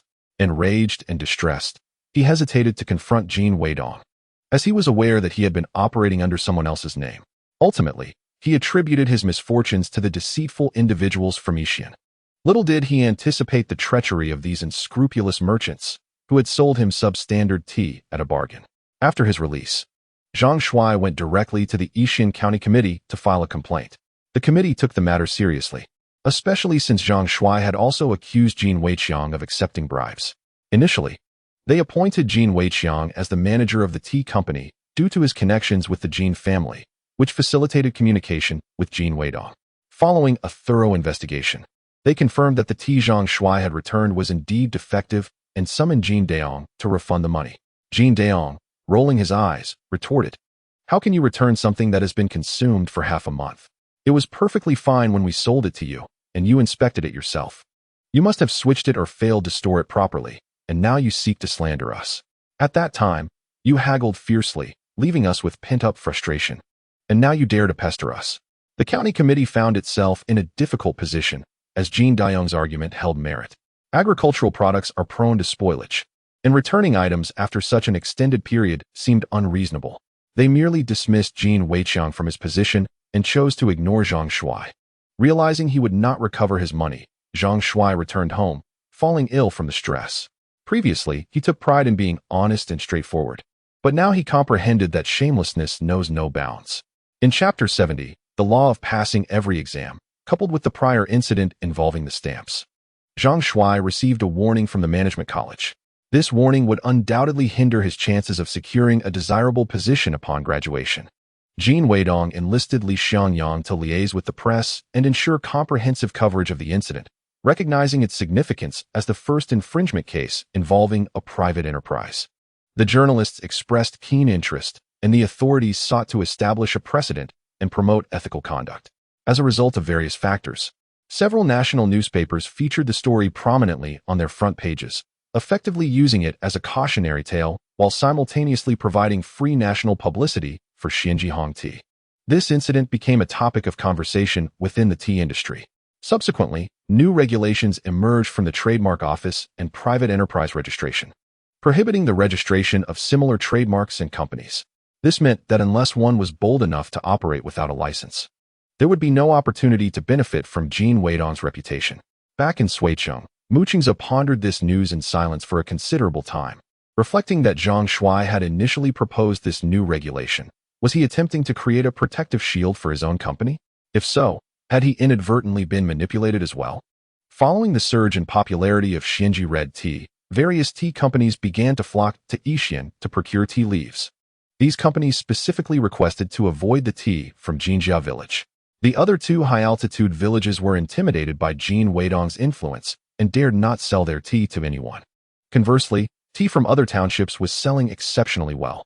Yet, curiously, despite all being produced in Yixian, merchants found it challenging to command high prices for the tea they purchased, leading to minimal profits after several attempts. Consequently, interest waned, and no one was inclined to engage further. Jinjia village lamented its tarnished reputation, casting blame on Jin Weidong and the three tea vendors. It was infuriating. A promising avenue for income had been sabotaged. Such actions seemed destined to condemn them to perpetual poverty. The four simpletons, driven by greed, had led the community astray, leaving them with no choice but to let their tea languish. They would have to watch other villages thrive while they subsisted on mere scraps. Although Jin Weidong held the position of village secretary, he could not escape the daily scorn of others, who would circumvent him upon sight. Contemplating the situation, he recognized that this path was unsustainable. If Jin Weidong rejected their tea, their livelihoods would be utterly jeopardized. He then called Jin Weidong's father, pleading for leniency. "Yongjun, I concede my errors this time. I implore you, for the sake of the elders of Jinjia village, grant us another chance. Must we truly watch ourselves descend into destitution?" Yongjun, in turn, approached Jin Weidong. "I shouldn't involve myself in these matters, but please consider giving him another opportunity." To speak bluntly, Although we have been away from Jinjia village for some years, the graves of your great-grandfather and great-great-grandfather remain there. Denying them a chance may incite their wrath, potentially leading them to disturb our ancestral graves. Jin Weidong responded, I have previously informed them that each person is afforded 3 opportunities to redeem themselves. Even if this attempt fails, should the next batch of tea be exceptional, I will certainly accept it. Yongjun nodded. Very well, your assurance should provide them with some comfort. Upon hearing Yongjun's message, Jin Daong and the others breathed a sigh of relief, feeling immense gratitude towards Jin Weidong, and ceased their dubious machinations. Li Linfu was beset with questions regarding why only Jin Weidong's tea could command a premium price. The reasons provided by Jin Weidong seemed superficial at best. First and foremost was the notion of scarcity. It was not solely Ishian that produced high-altitude red tea. Even if high-altitude red tea possessed scarcity, what of black tea or white tea? There were far more teas that were rarer. Many were speculating on prices, yet none could elevate them. Additionally, the characteristic of increasing value over time was ubiquitous among all red teas, thus negating any competitive advantage. He hesitated, contemplating whether to question Jin Weidong further. Jin Weidong, casting a sidelong glance, urged him to speak freely. Go ahead, it one tea be the death of you. Li Linfu asked, why is that? Jin Weidong replied, in fact, I touched upon this when I previously discussed tulips with you. It pertains to their financial attributes, human greed, and the game of passing the parcel. Li Linfu appeared to grasp the concept only partially. Jin Weidong instructed, just remember these 3 points. I will elucidate them further in due course. When the opportunity arises, you shall understand clearly. As the end of the term approached, examinations loomed heavily on the horizon.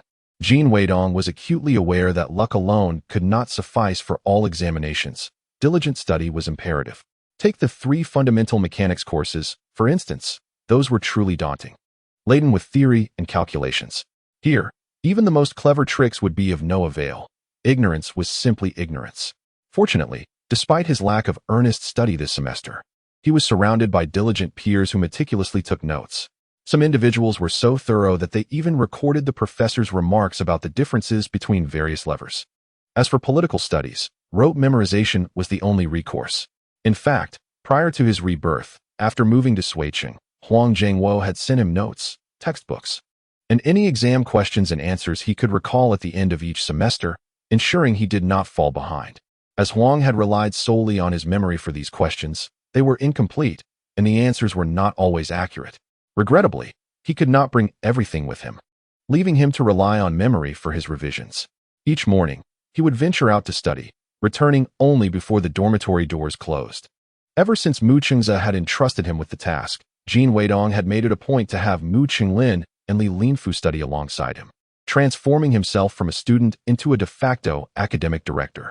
Li Linfu had also enlisted Lin Xitian's help. Those in Jin Weidong's dormitory, fearing that he might withhold answers, joined in as well. Soon, news spread to the rest of the class, and others followed suit, resulting in a classroom filled with familiar faces. The second semester of their sophomore year had already commenced, introducing different foundational courses based on their chosen majors. The only subjects that remained consistent across all disciplines were political studies and English. At this moment, everyone was grappling with political theories. Jin Weidong overheard Li Linfu reciting a peculiar mantra. In a 3 long, 1 short scenario, choose the shortest. In a 3 short, 1 long, opt for the longest. With 2 shorts and 2 longs, select based on disparity or equal length, guaranteed to secure a perfect score. Like Sima Qian, who, despite his physical limitations, maintained his resolve, and Tao Yuanming, who, with a tranquil spirit, achieved clarity, paired with a lifetime of total scores, our essays will surely impress the examiners. Everything that is tested will be known, and all guesses will be correct. May Jesus and the 3 pure ones bless my exams with success. Jin Weidong turned back in shock to glance at him, exclaiming, what in the world is that? Lin Xitian rolled her eyes at Li Linfu, remarking, I have never seen anyone study like you. Mu Qinglin was already laughing so hard he had collapsed onto his desk, while Fu Xiaoya could not suppress a smile. Li Linfu retorted, just wait, my method for tackling multiple choice questions will surely endure for generations. No, I mean, it will be passed down through the ages. Jin Weidong sighed. I implore you, rich heir, at least put in some honest effort to memorize. You cannot rely entirely on guesses. Otherwise, when the time comes for retakes, you may find yourself with no opportunity but to retake the entire course. If you end up crying, I won't have the strength to console you. Chapter 71. Do not be overly proudly. Lin Fu responded defiantly. Bah. I will definitely pass. You are such a jinx. He leaned over to see that Jin Weidong had compiled a list in his notebook, not only categorizing by subject, but also detailing the names of each chapter, followed by numbers. He returned to his seat, but could not resist asking, "Are you planning to draw lots to determine which subject to abandon?" Upon hearing this, everyone nearby gathered around to take a look. Jin Weidong clarified, "No, I am analyzing the significance of each chapter." In truth, he was recalling the topics that had appeared on past exams. He had meticulously organized the review schedule for each subject by day, in accordance with the order and difficulty of the exams, down to the minute. A multitude of individuals hurried back to retrieve their books and notebooks, hastily transcribing Jin Weidong's analytical charts. Jin Weidong remarked, "This is tailored for my own understanding. Do not simply replicate it." Li Linfu furrowed his brow, lamenting, "Had I known, I should have pursued the same major as you. Now, I am at a loss as to whom I should emulate." Jin Weidong then proposed, "I possess a method that guarantees success, and not merely passing, but achieving high marks." Instantly, all ears were piqued. He continued, "If you memorize the textbook and notes verbatim from cover to cover, high scores are assured." Li Linfu, incensed, slammed the table, exclaiming, "You are toying with me. Jin, you are deceiving me. I should have disregarded your counsel." As the study session concluded, Li Linfu approached with a sheepish grin, "Weidong, my friend." Jin Weidong, displaying evident disdain, retorted, "Speak plainly. Your grin unnerves me." Li Linfu pressed, "Could you outline the key points for our political studies?" Jin Weidong, clearly exasperated, took Li Linfu's book and circled key points on each page before returning it, saying, "Memorize these well. Were it not for your father's trust in me, I would scarcely engage with you." He then turned to Wang Jianing, inquiring, "How is your revision progressing?" Wang Jianing replied, "Oh, memorizing is my forte. I fear not." Jin Weidong seized his book, indicating the exercises at the end of the chapters. "This one, delve into it thoroughly." Wang Jianing had previously failed this subject, and a re-examination would mar his transcript, jeopardizing his future prospects. Jin Weidong recalled a letter he had received from Wang Jianing, in which half of the content was an invective against the political teacher for assigning disproportionate weight to a single question, which ultimately caused his failure. This had significantly diminished his hopes of securing a position in a prestigious urban establishment. With the exam looming the following day, Jin Weidong was wary of divulging too much lest he attract suspicion. Wang Jianing countered, "Huh? This will not be on the exam. The teacher never covered it, nor did he highlight it." Jin Weidong insisted, "Just take a good look. It would be best if you could commit it to memory." The next day, after the examination, Jin Weidong exhaled in relief. He deemed this subject passed. From this examination, he confirmed a crucial revelation. The questions Wang Jianing had shared with him in a past life were still applicable in this one. Essentially, he possessed the test questions in his mind, with the corresponding answers readily available in his texts. He merely needed to recall them. To be prudent, he decided to review other key topics as well. While he did not aspire for an excellent job placement, he was determined to avoid failing any subjects and to graduate smoothly. Attaining his diploma would finally rectify the regrets from his previous life. Suddenly, Wang Jianing, who had been lost in thought, sprang to his feet, resembling a startled bird, tilting his head and glaring wide-eyed at Jin Weidong as he approached with purpose. The others anticipated a confrontation, yet he instead clapped Jin Weidong's shoulder with vigor, exclaiming, "Good mate, how did you know?" Jin Weidong felt the weight of the pad and gestured subtly for him to temper his excitement, chuckling, "Just a wild guess. Who am I to explain? In truth, it was you who revealed this to me in your past life, and I merely conveyed it to you before events unfolded in this one." The others, unable to comprehend their cryptic exchange, returned to their own endeavors. Upon exiting the academic building, the lunchtime announcement echoed through the halls. In this era of limited entertainment, even though there are a few televisions, the populace predominantly enjoys listening to the radio. The airwaves resonate with the articulate and robust voices of male and female announcers. This is the Central People's Broadcasting Station. It is now time for news and newspaper summaries. They begin with a report on a domestic affair.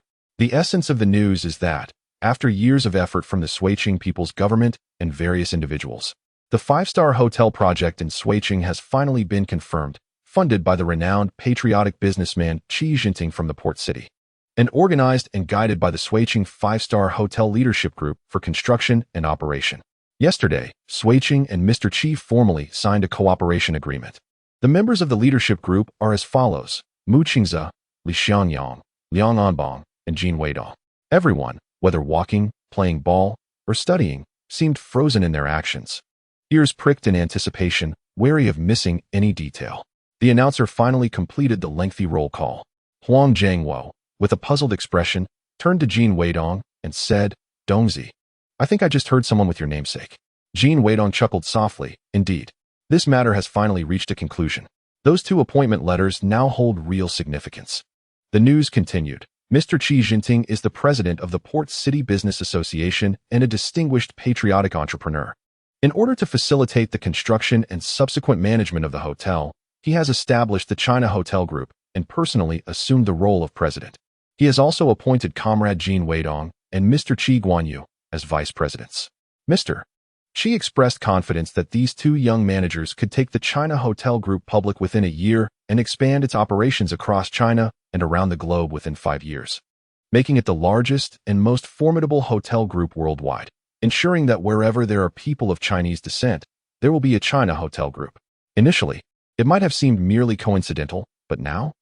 Many had witnessed photos of Qi Jinping and Jin Weidong sharing tea together. The crowd's hearts raced with excitement as they gazed at Jin Weidong. What on earth? When did he become a member of a national project leadership group and a vice president of a multinational corporation? He has been with us, tirelessly preparing for exams. Li Linfu scoffed. Huff. Jin's just pulling your leg. Don't get too proud. Without my father, how could you have made it to Suiqing? How could you possibly know Qi Jinping? Jin Weidong grinned, playfully wrapping his arm around Li Linfu's neck. Of course, rich kid. How could I possibly overlook you? After all, he stood to gain the most from this, so allowing Li Linfu to have a moment of triumph was inconsequential. However, Mu Qinglin defended Jin Weidong, stating, "Senior Jin, you are far too humble and low-key. Without you, this matter would still be at a standstill. How could cooperation have been achieved so swiftly?" Li Linfu's face flushed with indignation. Impossible. Mr. Qi must have been introduced by my father. In the gentlest tone, Mu Qinglin delivered a piercing blow. It was Senior Jin who saved Mr. Qi. Mr. Qi invited Senior Jin to dinner and earnestly requested him to negotiate with my brother, ultimately facilitating the cooperation. If you doubt this, just ask your father when you return. Chapter 72. Wealth breeds friends. Li Linfu's face turned pale as he turned to Jin Weidong and asked, "Jin, is this true?" He felt as though his world was on the brink of collapse. The father he revered as the epitome of excellence had been surpassed by that young man, Jin Weidong, in merely 2 months? Impossible. He absolutely refused to accept it. Jin Weidong patted him on the shoulder, saying, "None of this matters. Stop daydreaming. Let us go eat. I'm treating you to braised pork today." At that moment, every onlooker regarded Jin Weidong with expressions of disbelief, as if pondering, "Who am I? What have I just heard? Surely, I must be dreaming." With an air of nonchalance, Jin Weidong navigated through the crowd, followed by 7 roommates, including Li Linfu, Mu Qinglin, and Fu Xiaoya. It resembled a mob boss strolling with his entourage or a victorious general returning home. As evening approached, Jin Weidong decided to return home for a brief visit. Having previously feared that the occasion might fall through, he had withheld the news from his parents. Now, he imagined their home must be teeming with various visitors, and he resolved to return to offer a greeting, lest he alarm them. Li Linfu, clinging like a pesky adhesive bandage, inquired, "Where are you going?" Jin Weidong replied tersely, "Home." Li Linfu pointed at him, exclaiming, "You're going home for a meal without inviting me? That's rather ungrateful." Jin Weidong chuckled in exasperation. "Fool, I simply didn't wish to trouble you. If you insist on playing the driver, then let us go." Li Linfu hesitated, but having spoken, he could not retract his words, muttering under his breath, "Damn." Before they even approached the Jin residence, they witnessed a flurry of people entering and exiting the house. Neighbors and friends had come to verify the news. Relatives seeking Jin Weidong's assistance in securing jobs, and distant relatives, not seen in over a decade, arrived to reconnect and request loans. Jin Yongjun and Liu Bihua were left bewildered. The commotion surrounding Jin Weidong's university admission paled in comparison. Upon seeing him, Liu Bihua seized him, asking, "Oh, Dong Dong, what on earth is happening?" They too were perplexed by their somewhat mischievous son, who either remained silent or, when he spoke, created a significant stir. Like firecrackers, the excitement had exploded multiple times already. Upon spotting Jin Weidong, the crowd erupted, chanting, "Comrade Weidong, you're back. Nephew, arrange a job for your brother at the 5-star hotel in Suiqing." Jin Weidong promptly ushered these visitors out, shutting the door behind him, and stated to Liu Bihua, "No matter what they come asking for, just ignore them. Tell them I'm merely holding a nominal title. I have final exams coming up and am busy studying, with no time to return. If they find it bothersome, simply close the door and pretend we're not home. Once I earn enough money, we can buy a house in a better location." Despite the familiarity of the neighbors, one could never be too cautious of potential wrongdoers. Having given his instructions, Jin Weidong slipped out the back door. Li Linfu exclaimed, Hey, aren't we eating?" Jin Weidong rolled his eyes. "I never said we were dining at home. You insisted on coming along. Look at how many people are outside. If we linger any longer, we might as well be devoured alive." Liu Bihua emerged from the kitchen with an aluminum lunchbox, saying, "I just fried some meatballs. Take these back to school with you." Li Linfu beamed in delight. "Thank you, Aunt Liu." Exiting through the back door, Li Linfu turned to Jin Weidong, saying, "You drive." Jin Weidong did not think further on the matter. When they disembarked, the box containing meatballs was already empty. Jin Weidong's face contorted in frustration. "Are you a pig? You devoured them so quickly. At least leave a couple for me." Li Linfu burped contentedly. "My apologies, I was just too delighted. After all, my mother made those meatballs by hand. The flavor is exquisite." Jin Weidong was at a loss for words, yet he refrained from scolding him further. Having spent several months with Li Linfu and visited his home numerous times, he had never encountered Li Linfu's mother. Reflecting on this, he felt a pang of sympathy for Li Linfu. He noticed Li Linfu secretly stashing away 2 meatballs and raised an eyebrow at him. "What's that about?" Li Linfu replied with a grin. "Hee. My dog Huampi has never tasted these meatballs, so I'm bringing some back for him." Huampi was the name he had given to the little native dog he brought back from Yixian. Jin Weidong could no longer contain his laughter. "Seriously? You're even saving some for the dog, and not for me." On New Year's Day, the school was hosting a cultural evening. Mu Qinglin was set to perform on the guzheng. The student council invited Jin Weidong to be a guest judge to score the performances. Previously, the council had treated Jin Weidong with indifference, viewing him merely as a pretty face devoid of intellect.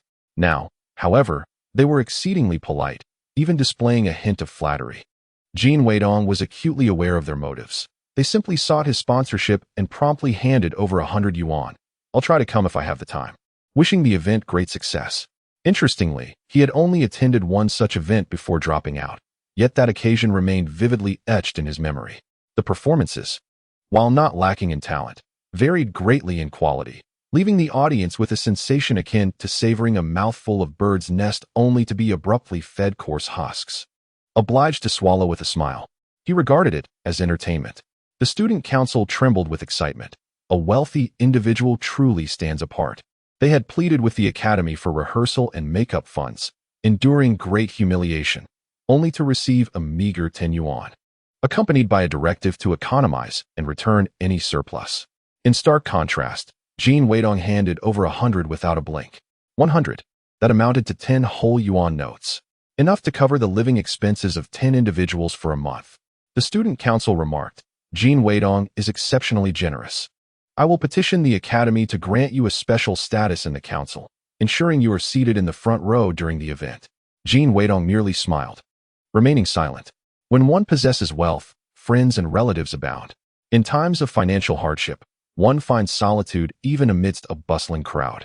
He had once aspired to the titles held by the student council, only to later realize that such accolades are mere illusions until one truly wields power, influence, and wealth. While Jin Weidong enjoyed a tranquil existence, chaos reigned outside. Some calculated that he had earned 30,000 from selling tea, coupled with the proceeds from his previous lunch sales. He now had several tens of thousands in cash. As everyone rushed to speculate on red tea, the recent surge in monkey notes had slowed, now nearing 2 yuan per small note, with 200 for an entire sheet. Jin Weidong possessed over 200 sheets. With his stockpile of red tea, his assets were conservatively estimated to have exceeded 100,000. Others toiled tirelessly, and even with a stroke of luck, It would take them years to attain the status of a 10,000 yuan household. In a mere 2 months, Jin Weidong transformed his dire financial situation, laden with debt, into an impressive asset worth 100,000. He has now become a member of the 5-star hotel construction team in Suiqing, appointed as vice president by Qi Jinping, and is also a shareholder in the Hongqing company. Is this not a myth? This young man must possess some secret. The fact that so many prominent figures are willing to ally with him, and that those who follow him have profited serves as undeniable proof. When he hosts another financial seminar, one must find a way to gain entry. Consequently, daily inquiries flood into the tea shop as people seek information. Chapter 73. Come. Let us mutually inflict harm. In truth, there was nothing left to sell in the shop, yet Jin Weidong insisted that Huang Qiushuang open the store every day. This act of opening the door served to reassure his clients and collaborators, preventing any misunderstandings that he might have fled, which could incite unnecessary panic or allow rivals to strike back. Thus, Jin Weidong could quietly review his studies for a month. He excelled in the first 4 subjects he took, while the remaining 4 would not be assessed until just before the holiday. As soon as he finished the exams, Suiqing summoned him to attend a meeting with Li Xiangyang. The construction of the 5-star hotel was urgent and could not wait for him to complete all his exams. Mu Qingze specifically called to instruct him to bring Mu Chenglin back to celebrate the winter solstice, a significant occasion in Suiqing, where family reunions are highly valued. Jin Weidong felt somewhat perplexed. She is not a child. Why must I bring her back? Mu Qingze replied. I told her that the elders at home are worried about her and asked her to return for a visit, but she refused. Jin Weidong asked. What reason should I give? Mu Qingze suggested. Just tell her that you are unfamiliar with Suiqing and need her to accompany you for a couple of days. Feigning difficulty, Jin Weidong remarked. Although I am a man, this could tarnish my reputation. Others might think I am fickle, climbing the social ladder shamelessly and by any means necessary. These words were initially intended by Mu Qingze to chastise Jin Weidong, making every word he uttered feel like a slap to Mu Qingze's face, albeit over the phone. Sparing him further embarrassment, Mu Qingze's cheeks flushed with anger as he gritted his teeth, saying, Stop the nonsense. What conditions do you want? With a grin, Jin Weidong replied.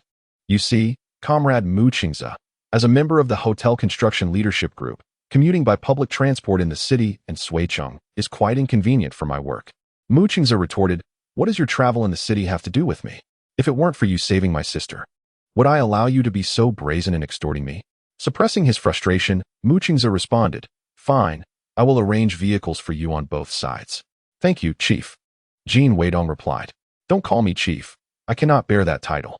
If you were my subordinate, I would surely make you run with a heavy load from dawn till dusk, Mu Qingze said irritably. Li Xiangyang suggested that Li Linfu accompany them for the learning experience. And surprisingly, the vehicle sent to pick up Jin Weidong and others to the airport was driven by Liang Anbang. Although the Liang family and Jin Weidong had never directly clashed, both were acutely aware of each other's presence. Thus, when Li Xiangyang introduced them, their outward politeness concealed an inner animosity. Jin Weidong. What the hell? 5 red flag cars. You clearly know that with the driver, there are 6 of us. Yet you arranged it this way, intending to force my hand, right? Haha. Today I shall compel you to bow down. Who told you to resort to underhanded tactics to make me relinquish Xinji tea industry? A gentleman takes his revenge 10 years later. I, however, can exact my vengeance at any moment. Liang Anbang. I did it on purpose. What are you going to do about it? Mu Qingze summoned me to pick up Mu Chenglin, which is quite obvious. It's a message to you that Mu Chenglin has found a suitable match. If you have any sense, you will leave on your own accord. Don't compel me to humiliate you. The sky darkened, heavy clouds loomed overhead, and a chilling wind began to blow, intensifying with each gust. Clearly, rain was imminent, perhaps even mixed with snow. Liang Anbang, brimming with satisfaction, remarked, Let it rain. The heavier, the better. If we take the bus, by the time we reach the terminal, we'll be drenched. I can hardly wait to teach you a lesson. Jin Weidong stated. I'll take the bus then. Haha, let us engage in mutual harm. If I don't see you submit today, I might as well have lived 2 lives in vain. Liang Anbang remained silent. Mu Chenglin understood the situation and promptly turned to follow Jin Weidong, saying, I'll go with you. Excellent. Thank you for cooperating with me. Jin Weidong replied with a troubled expression, adding meaningfully, It's not ideal for you to follow me. Others might talk. Mu Chenglin smiled sweetly. My brother asked you to protect me. If you're taking the bus, I must take the bus as well. Li Linfu intended to say he would join them, but as he uttered a single word, he was met with a fierce glare from Li Xiangyang, causing him to swallow his words. Jin Weidong, reluctantly nodding to Mu Qinglin, conceded, "All right then, having another person means we can converse." Mu Qinglin beamed, "Good." Liang Anbong, gritting his teeth, called out to Mu Qinglin and Jin Weidong, "Since there's a car to pick you up, you don't need to take the bus." Jin Weidong replied, "There's not enough space. If we wait for the second car, we'll definitely be late." "There is enough space," Liang Anbong retorted, enunciating each word deliberately. He then instructed the driver, "You can go back, we'll drive ourselves. This afternoon, you can come pick up the car." The driver immediately got out and left. Liang Anbong awaited Jin Weidong to take the wheel. Jin Weidong smiled, "I don't know how to drive." Liang Anbong cursed under his breath, "Nonsense. How could you not know how to drive? Didn't you just ask Qingzi for a car? You're doing this on purpose, aren't you?" Li Linfu wanted to express that he could drive, but after receiving a sharp pinch from Jin Weidong, he changed his response to, "Oh, I can't either." Li Xiangyang, amused, thought, "Haha, I'll just play the fool. It's not like I'm going to let an elder drive you all." Mu Qinglin sighed, "I can't drive either. I guess we're left with the bus. I should have known better than to send the driver away." Frustrated, Liang Anbong took a deep breath and declared, "I'll drive." Jin Weidong promptly took a seat in the back, politely stating, "Ah, then it's hard work for you, comrade Liang Anbong." Mu Qinglin quickly settled beside Jin Weidong. Li Xiangyang, wanting to maintain an air of aloofness as an elder, remained silent and sat on the other side of Jin Weidong. Li Linfu acutely sensed the oppressive atmosphere within the car, where silence reigned supreme. Although he wished to occupy the back seat, there was no room, so he cautiously settled into the passenger seat. The stillness was suffocating. In his heart, Li Linfu lamented, "I should not have come. It is a sin to forsake a beautiful woman for the sake of witnessing this pair of adversaries clash." Mu Qingzi had dispatched 2 vehicles, one to escort Mu Qinglin home while conveniently picking up Liang Anbong for a nostalgic chat, and the other for Jin Weidong and his associates to head to the hotel. After arriving home and having dinner, Mu Qingzi and Liang Anbong retreated to the tea room to enjoy tea together. Mu Qingzi inquired, "How did it go?" Liang Anbong managed a bitter smile. "Not much to report. I played the role of a free driver for Jin Weidong. His initial intention was to assert some dominance over Jin Weidong, only to find himself outmaneuvered." Mu Qingzi pursed his lips and remarked, "One cannot employ ordinary tactics to deal with him. You too are a leader of men. Deception is an inherent part of strategy." Liang Anbong, being exceptionally upright, was indeed a man of integrity. Such a person would make an excellent friend or husband, yet in business. Liang Anbong interjected, "Ultimately, this is an internal conflict, not one of enemies. It is not worth resorting to underhanded tactics." Mu Qingzi nodded in agreement, acknowledging Liang Anbong's magnanimity. "Let us first settle matters at the hotel before proceeding." Deep down, he was aware that Liang Anbong would likely struggle to match wits with Jin Weidong in this arena. He merely wished to alleviate some of Liang Anbong's frustration, fearing that it might hinder cooperation on the hotel renovation issue the following day. Chapter 74. A difficult task indeed. Li Xiangyang remained silent throughout the journey and, upon arriving at the hotel, addressed Jin Weidong, "Drop off the luggage and find a quiet place for tea and conversation." Jin Weidong agreed. He adhered to a principle of only discussing significant decisions with those who shared a common interest in the matter at hand. This meeting was essentially a gathering of both parties to clarify the detailed permissions held by each department. For Jin Weidong, even if one side perceived his role as minimal, they would be excluded from the discussion. As for Li Xiangyang, apart from providing assurances to both sides, he appeared to serve little other purpose. Thus, their interests aligned more closely than those of others present. Once seated in the tea room, Jin Weidong produced a cake of 5-star tea he had recently acquired. Sitting at the brewing station, he leisurely prepared a cup of tea and offered it to Li Xiangyang and his son. Li Xiangyang took a sip and remarked, "This batch of black tea is even better than the last." Jin Weidong nodded. "Several villagers possess commendable tea-making skills. I inquired and discovered that their ancestors were indeed tea artisans. When tea production evolves into a means of livelihood rather than mere self-sufficiency, one must invest thought into the seasonal factors, climate, temperature, sunlight, humidity, and ventilation, among other external conditions affecting the tea leaves, subsequently distilling these insights into wisdom passed down through generations. Just as every household has its unique recipe for pickles, dumplings, and fermented tofu. Each family's tea also possesses its distinct flavor and secrets. Therefore, he not only needed to classify the tea, but also to categorize the tea makers themselves, gradually stabilizing the quality of teas across different tiers. Li Xiangyang then asked, "How much do you think we can secure in terms of rights at this meeting?" Jin Weidong remarked, "If we lack leverage, we shall be confined to a mere 5% profit margin, rendering us powerless in daily affairs and decision-making. Moreover, this profit hinges solely on their goodwill. At best, it may last a year and a half post-opening. At worst, it could vanish within 3 to 5 years. Once trust is established and communication flows smoothly, there will be no need for external guarantees. This is quite evident." Li Xiangyang nodded in agreement, "Indeed. So, what do you believe could serve as our leverage?" Jin Weidong furrowed his brow slightly. "This is still under consideration. For the time being, we can only engage in a delicate balancing act without revealing any signs of weakness." Li Xiangyang clenched his teeth inwardly. "If you are merely being cautious of me, that is acceptable. However, if we truly find ourselves at an impasse, that would spell trouble." Suddenly, Li Linfu, who had been silently listening, inquired softly, "What does it mean to engage in a delicate balancing act?" Jin Weidong replied, "You will understand once you listen closely." Li Xiangyang sighed. "It means to stoke the flames when they are in good spirits, yet mediate when tensions rise." Li Linfu asked, "Will they really come to blows? This seems rather intense." Jin Weidong responded, "If it were merely Qi Jinping and Mu Qingze, it would be manageable. However, this time, Liang Anbong and Qi Guanyu have also joined the fray. I have heard that Qi Jinping's eldest son, Qi Guanyu, though designated as the heir years ago, has garnered a reputation for arrogance.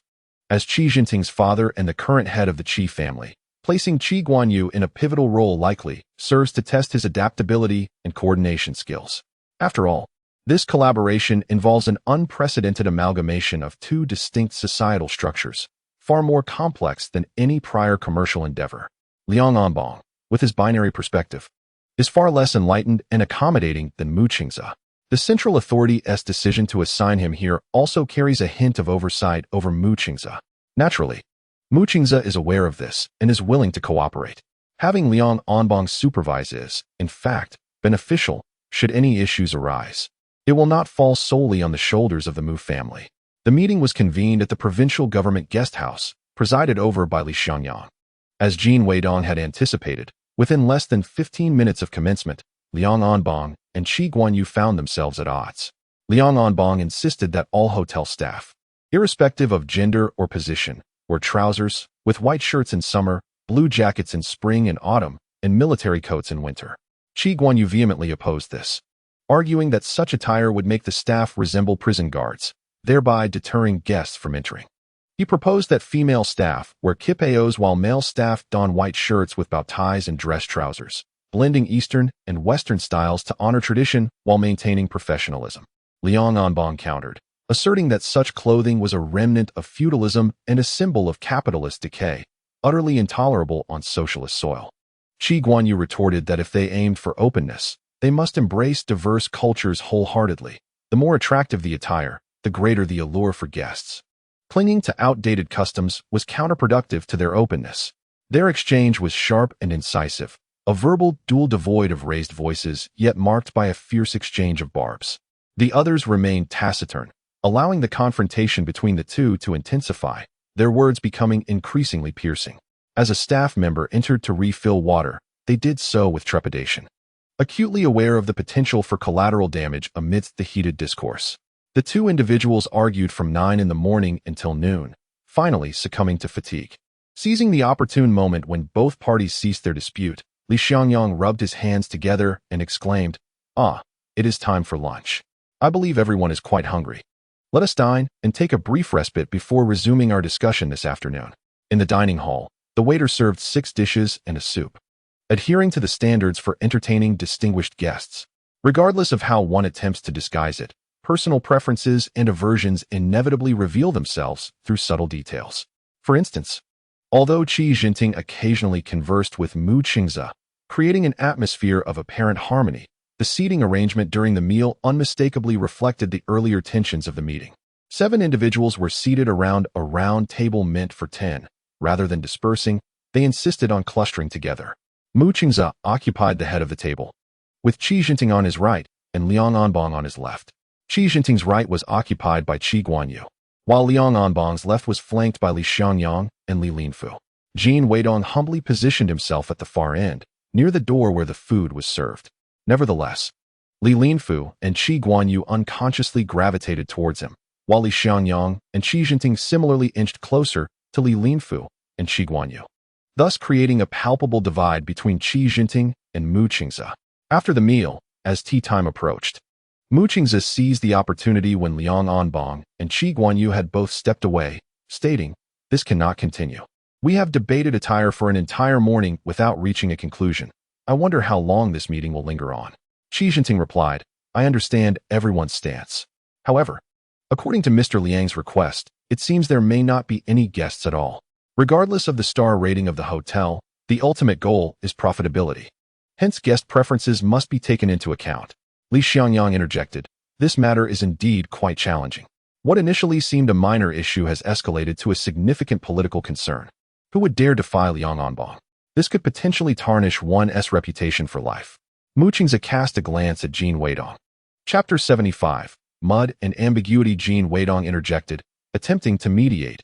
"Everyone makes valid points. I have no objections." Mu Qingze pursed his lips, as Liang Anbang and the others had returned.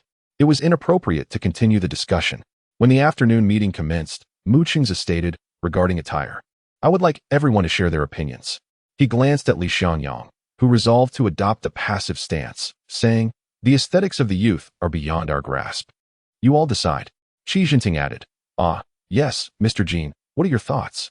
As Jin Weidong was the youngest and held the lowest position, delegating this matter to him ensured everyone's safety. Mu Qingze narrowed his eyes at Jin Weidong, urging, "Do not feign ignorance. Quickly devise a solution. Otherwise, what is the point of your deputy manager position if not to utilize your intellect?" Jin Weidong suggested, "For the gentleman, how about the Zhongshan suit? Short-sleeved for summer and long-sleeved with a coat for winter? Most Chinese individuals can accept the Zhongshan suit, and there should be no objection from higher-ups." Mu Qingze pondered briefly before nodding. "I believe that is acceptable." He looked at Liang Anbang and Qi Guanyu, both of whom nodded in agreement. Mu Qingze then inquired of Jin Weidong, "And for the ladies?" Jin Weidong replied, "White blouses paired with black, gray, or blue knee-length suit skirts. The shirt should be slightly loose, long enough to cover the hips, with the buttons fastened to the top, devoid of any accessories.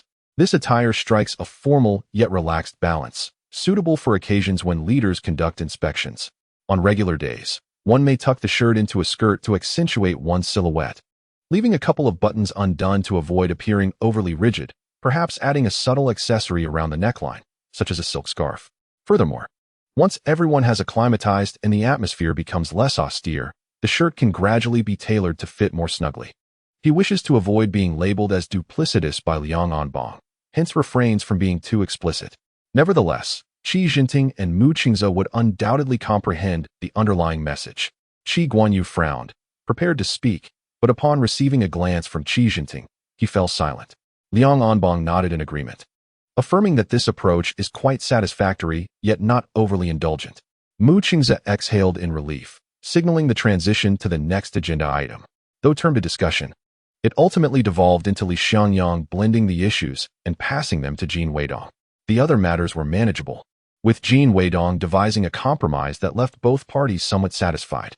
However, when the topic of taxation arose, tensions flared once more. The distribution of profits had been settled between Mu Qingze and Qi Jinping during their initial meeting and subsequently approved. Yet, Liang Anbang raised a new concern, asserting that Qi Jinping must pay personal income tax on his earnings from the mainland as per the new regulations. He glanced at Li Xianyang, who instinctively nodded in agreement, emphasizing the necessity to adhere to Chinese tax laws, a matter of principle. According to these laws, any monthly income exceeding 800 must be taxed. Notably, even a single day's profit from Qi Jinping's hotel business would surpass this threshold. Qi Guanyu scoffed, stating, "As far as I know, the Foreign Investment Enterprise Income Tax Law was promulgated on the same day. Should we not also be considered under this regulation?"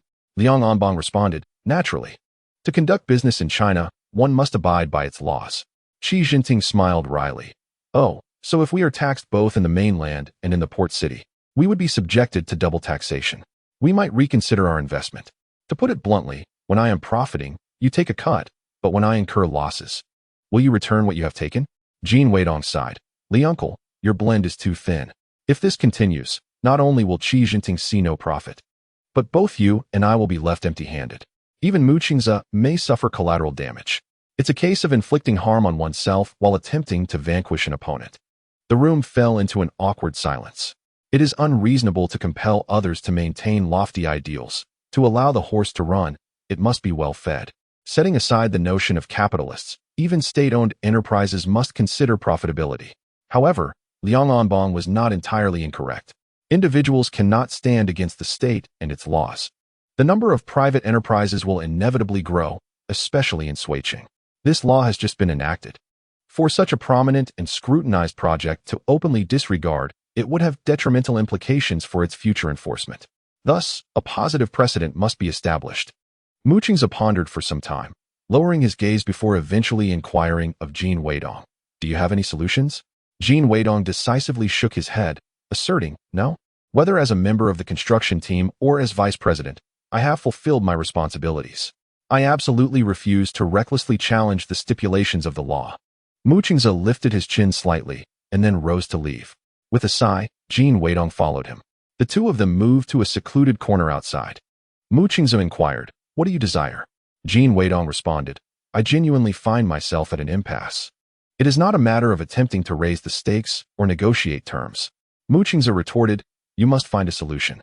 Regardless of whether your claims hold validity or legality, I will not hold you accountable once our conversation concludes. I will consider it as if you never spoke. Jin Weidong stated, I wish to establish a tea house in Suiqing. Mu Qingze frowned, what on earth? Jin Weidong elaborated, a tea house accessible solely to the affluent, who can verify their financial capacity. Mu Qingze scoffed, on the very first day of your establishment, the relevant authorities will likely regard it as a haven for subversive elements. Ready to shut it down? Jin Weidong countered, when I registered my private enterprise, it included the provision for dining services, which falls within permitted operations. After all, I am merely selling tea and providing a space for patrons to enjoy it. I am not engaging in anything illicit. Should anyone harbor suspicions, let them investigate. However, to prevent any intentional sabotage or envy-driven harm, I require your support alongside Mr. Qi.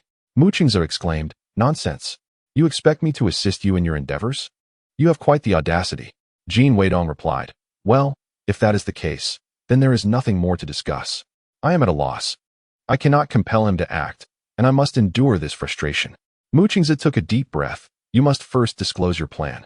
Jin Weidong recognized this as an implicit agreement and stated, this plan can only be articulated through your words. In fact, there is a loophole in the tax law.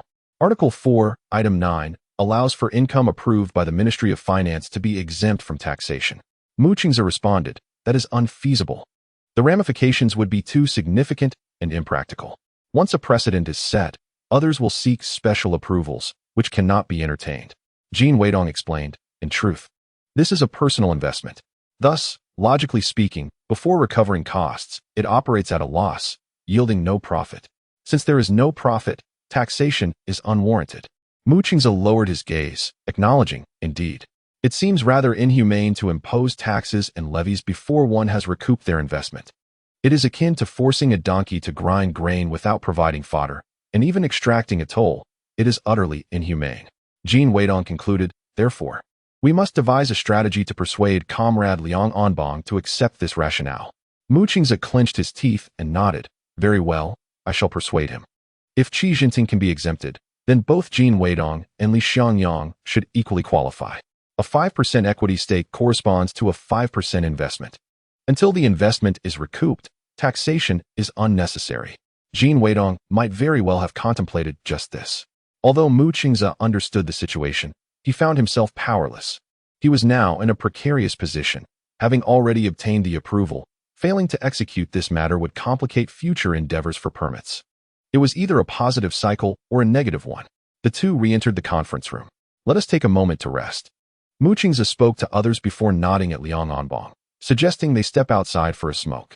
The two made their way to a secluded corner of the garden below, where they engaged in conversation for half an hour.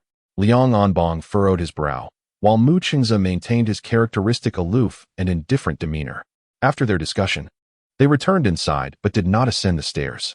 Jin Weidong speculated that they had gone to consult with higher-ups. In truth, everyone was navigating uncharted waters, lacking certainty in these unprecedented circumstances. Meanwhile, Qi Guanyu inquired in the conference room, "Mr. Jin, what did you discuss with Mr. Mu?" Jin Weidong replied, "Not much, really." Qi Guanyu pressed, "Now that they are absent, please tell us what was said so we can prepare accordingly." Jin Weidong responded, "We were deliberating on a solution." Qi Guanyu coldly retorted, "What do you mean by being so evasive? As the vice president of the hotel group, receiving your salary from us, you ought to align with our interests." Jin Weidong ignored him and gave a slight nod to Qi Jinting, saying, "I need to step out for a moment." Qi Guanyu, slightly irritated, exclaimed, "What kind of attitude is this?" Jin Weidong strode away, secretly scorning him. "Your composure and intellect are barely a fraction of your father's." He didn't even inquire, clearly trusting me and understanding that I have my reasons for silence. Given the circumstances, when I claimed we were discussing solutions, it was undoubtedly in an effort to secure your interests. Otherwise, why would Mu Qingze feel the need to converse with Liang Anbong alone to persuade him? At this moment, offending me would only bring you misfortune, not benefits. Jin Weidong reached the reception area downstairs and made several calls, just as Mu Qingze and the others emerged from the adjacent office. Upon spotting Jin Weidong, Mu Qingze silently gestured towards the upstairs, indicating they should return to the meeting. Liang Anbong, seeing Jin Weidong, regarded him as if he were a sworn enemy. Such underhanded schemes could only originate from Jin Weidong's mind.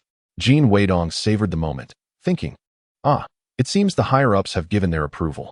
I relish seeing your disdain for me, knowing you cannot eliminate me." He slipped his hands into his pockets, whistling casually as he followed behind them. The nearby attendants watched, their eyes sparkling with admiration, as three tall and handsome gentlemen, each over 6 feet tall, entered in succession. One was stoic, another exuded authority, and the last radiated a sunny charm with a hint of mischief, each more attractive than the last. After Liang Anbong settled into his seat and paused briefly, he stated, "Considering Mr. Qi's substantial investment, we have decided to apply to upper management for a grace period for Mr. Qi to recoup his investment." Qi Jinting nodded slightly. "That seems reasonable. What is the duration of this grace period?" Liang Anbong replied, "A maximum of 1 year." Mu Qingze pursed his lips, but since Liang Anbong had already spoken, he refrained from undermining him. Qi Guanyu interjected, "That is unacceptable. The time frame is too short. With a 13 million investment, daily profits must exceed 40,000 to recoup the investment. Even disregarding operational costs, at an average of 100 per room, we would need 400 rooms occupied, necessitating an average occupancy rate of 50%. Furthermore, based on your salary levels, reaching this consumption threshold is utterly unattainable." Mu Qingze inquired, "What duration do you deem appropriate?" Qi Guanyu replied, 20 years. If business flourishes, recovering costs within 2 to 3 years would yield profits thereafter, all without the burden of taxation. Would that not undermine the foundations of socialism? Liang Anbong remarked nonchalantly, "Oh, then there is no need for discussion." Upon finishing his sentence, he rose. Mu Qingze almost simultaneously stood as well, and they exited in succession. Li Xiangyang suddenly recognized the gravity of the situation. Should their negotiations falter, and the hotel still require repairs, the burden would ultimately fall upon him to fill the void. Goodness. The impudent fellow's comment about the mud being too thin was precisely about this. It was indeed so thin it could swallow me whole. He stood abruptly and called out behind Mu Qingze, "Comrade Mu Qingze, let us sit and discuss further." Mu Qingze appeared not to hear, vanishing through the doorway. Truly, there is no pain like comparison. I had originally thought my son lacked ambition. Yet upon reflection, while Li Linfu may not be of much assistance, he certainly does not complicate matters. This Qi Guanyu truly has a crooked approach, akin to a monk whose chanting grows increasingly askew. Li Xiangyang shook his head in dismay and departed with Li Linfu. Qi Jinting addressed Qi Guanyu, stating, "While you are striving for our maximum benefit, your negotiation style is overly rigid, offering no leeway to the opposing party, ultimately cornering yourself. I have warned you before that this approach is ineffective here." Qi Guanyu, oblivious to Qi Jinting's restrained ire, felt only humiliation, directing his frustration towards Jin Weidong. "What exactly did you promise them? What are you scheming behind the scenes?" Jin Weidong ignored him, standing to speak to Qi Jinting with a calm demeanor. "I have secured all the benefits I can for the group. Mr. Qi, It would be prudent to reconsider the timeline or propose an alternative solution. Liang Anbong's willingness to negotiate the tax exemption period represents a significant concession. Only Qi Guanyu, blinded by arrogance, fails to recognize that if it were not for Jin Weidong's relentless efforts to mend the situation, negotiations would have collapsed on the very first day. Qi Jinting also rose, solemnly shaking Jin Weidong's hand. Thank you, Mr. Jin. Your efforts over the past few days are much appreciated. We shall communicate further shortly. Once Jin Weidong departed, Qi Jinting turned to Qi Guanyu with a stern expression. I do not wish to embarrass you in front of others. However, as a leader of the group, your impatience is unbecoming. Mu Qingze was clearly open to discussion, yet you unceremoniously shut that avenue. Now, you have also alienated the one person genuinely willing to speak on our behalf. Qi Guanyu pursed his lips. He is merely a country bumpkin. What is there to fear? Qi Jinting scoffed. I understand that, in the eyes of those raised in Western education, people from the mainland are seen as unsophisticated. However, the ancestral hall of the Qi family remains in Suiqing. I too was born and raised on this land. To look down upon them is to look down upon me. And moreover, to look down upon yourself. Chapter 77. The Principles of Jin Weidong. Qi Guanyu's face flushed with anger and embarrassment. Father, I do not comprehend why you choose to speak on their behalf. Qi Jinting replied. Reflect carefully. One cannot both desire to partake of their provisions while disdainfully lamenting the age of the bull. If you are incapable of altering your perspective and wish to engage with them earnestly, speak up sooner rather than delaying matters of great importance. In our family, we are fortunate to have many capable individuals. Qi Jinting's words carry a heavy weight. He has 3 wives and has fathered 6 sons. Qi Guanyu, the eldest son born of his first wife who endured hardships alongside him in the countryside, has always been regarded as the heir, receiving the utmost attention from Qi Jinting. However, disappointment now seeps into Qi Jinting's tone, hinting at a desire for change. With that, Qi Jinting swept away, leaving Qi Guanyu seated in a tumult of emotions. His face alternating between crimson and pale as he muttered to himself in Cantonese. Damn it, must I truly bow to that scoundrel? Li Xiangyang was weighed down with thoughts, while Jin Weidong, rising early, planned to stroll through the city center. After an exhausting few days of conversation, he sought a moment of solitude. For convenience, he left without summoning Li Linfu, embarking alone on his outing. To his surprise, he found Mu Chunglin waiting at the hotel entrance. Jin Weidong nodded in her direction, greeting her with a polite, good morning, as he intended to drive away. Mu Chunglin interjected, my brother mentioned you are looking to establish a tea house. I assume you are scouting for a venue today. I am quite familiar with Suiqing. Would you like me to accompany you? Yesterday, Mu Qingze returned with a grim expression, stating negotiations had fallen through, leaving no immediate solutions. Therefore, Mu Chunglin surmised that Jin Weidong would take the opportunity to wander about. Jin Weidong, maintaining a polite distance, replied, no need to trouble yourself. I can manage driving around alone. Besides, you are accompanied by a bodyguard, which might frighten others. Mu Chunglin suggested, actually, I have 2 small courtyards in the city center. Would you be interested in taking a look? If suitable, I could rent them to you. Jin Weidong, with an honest countenance, responded, to be frank, renting from you would be the simplest solution. However, I might face dire consequences afterward, so I think I shall pass. For instance, your brother might claim I am unworthy of you and discourage me from pursuing your acquaintance. Mu Chunglin squinted and smiled. That won't happen, rest assured. Those courtyards were gifted to me by my grandfather and are under my name. My brother is completely unaware of their existence. Jin Weidong furrowed his brow. If they were given to you by your grandfather, then I certainly cannot accept them.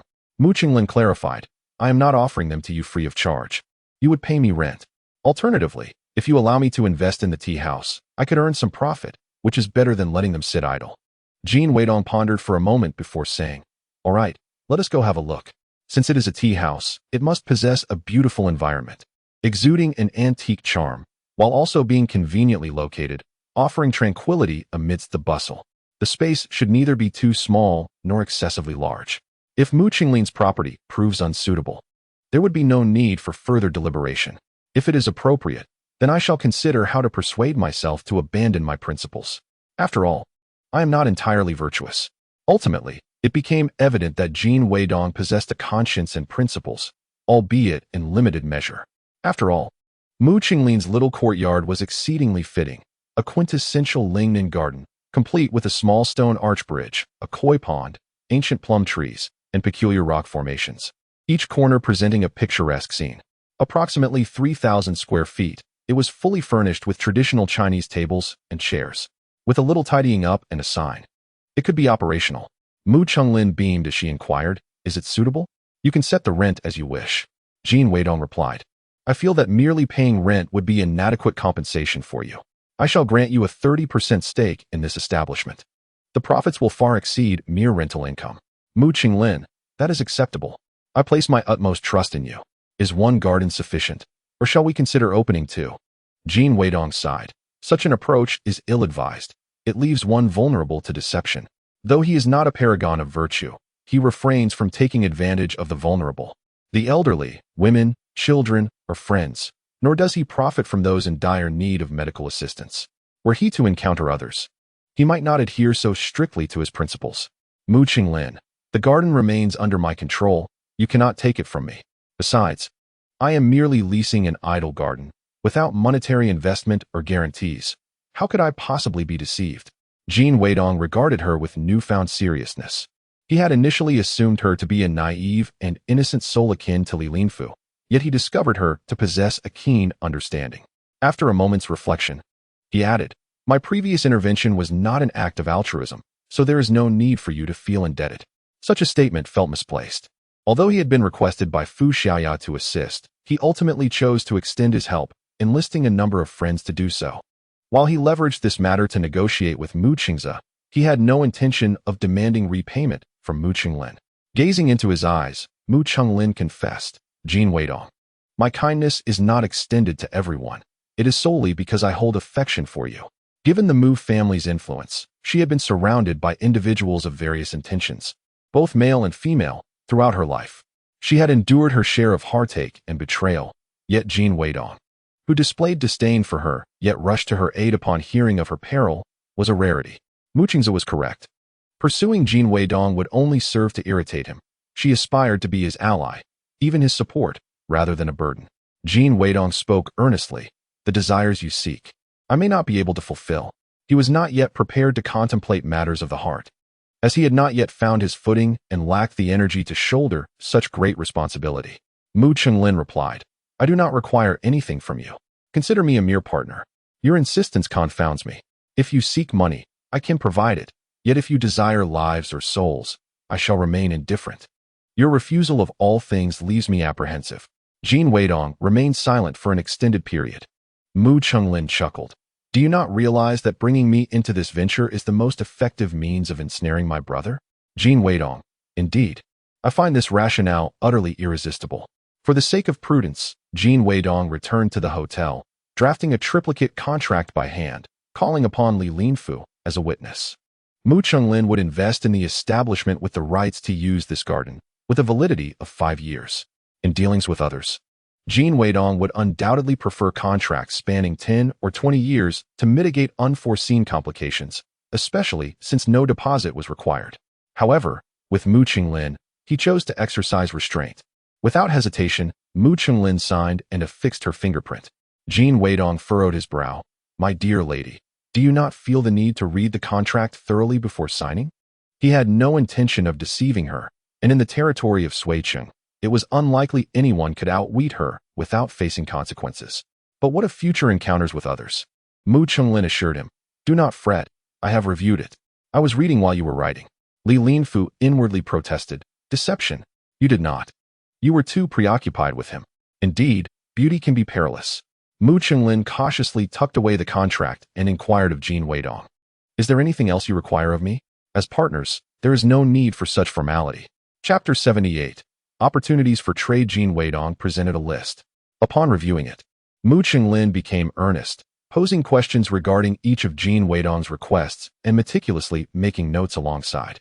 Although the ultimate outcome remained uncertain, her diligence far surpassed that of Li Linfu. Li Linfu awaited her departure, gesturing towards her retreating figure. "While I am aware she will eventually fall into your grasp, your speed is rather astonishing. Have you considered how her brother might react upon learning of this?" Jin Weidong replied, "Then let us ensure her brother remains oblivious." Li Linfu added, "Moreover, do not say I failed to caution you. I have heard that the Liang and Mu families are contemplating a marriage alliance. Jin Weidong responded. Their potential alliance holds no relevance for me. Not to mention, Liang Anbang and Mu Qinglin are neither in a relationship nor wed, even if they were. My interactions with Mu Qinglin are merely those of professional collaboration. He stood firm in his convictions. A server from the hotel tea room received a phone call and approached Jin Weidong, stating, "Comrade Jin Weidong, Mr. Qi Guanyu from Suite 508 has called, requesting your presence in his room." Jin Weidong nodded. "Kindly inform him that I am unavailable. If he wishes to speak with me, he may come to the tea room." Li Linfu frowned. Given the current impasse, why not accept his invitation to discuss? Jin Weidong chuckled. It is evident that he seeks my assistance to resolve an issue. Yet he maintains such an aloof demeanor, expecting me to rush to him. Clearly, he has yet to fully comprehend the situation. Li Linfu asked, "So, no negotiation?" Jin Weidong replied, "The urgency lies with him. Why should you be flustered?" Indeed, mere moments later, Qi Guanyu appeared outside the tea room, his expression one of palpable frustration. After several deep breaths at the doorway, he managed to smile as he entered, addressing Jin Weidong. "Ah, Mr. Jin." Jin Weidong remained seated, merely nodding in acknowledgement. Li Linfu prepared to rise, but Jin Weidong restrained him with a firm hand. Qi Guanyu, disregarding the subtleties, sat before them and stated, "Mr. Jin, given the current circumstances, what course of action should we pursue?" Jin Weidong feigned ignorance. "Surely, this matter should not fall to me. It is your responsibility to demonstrate sincerity. Do not misconstrue the situation. Our failure to negotiate is not due to my actions, but rather your own foolishness." Qi Guanyu choked momentarily, inhaling deeply before responding, "Yes. I acknowledge my demeanor yesterday was inappropriate. I was overly anxious. I extend my sincere apologies to you, Mr. Jin. Undoubtedly, the deadlock we find ourselves in is undesirable for all parties involved. Thus, we must endeavor to find a resolution." Jin Weidong inquired, "What concessions can you offer?" Qi Guanyu replied, "We must first recover our costs, though we can extend the timeline." Jin Weidong suggested, "I believe it would be prudent to invite your father to join our discussion." Internally seething with indignation, Qi Guanyu clenched his fists, thinking, "Are you implying my words hold no weight, necessitating a discussion with my father? This is nothing short of blatant disdain."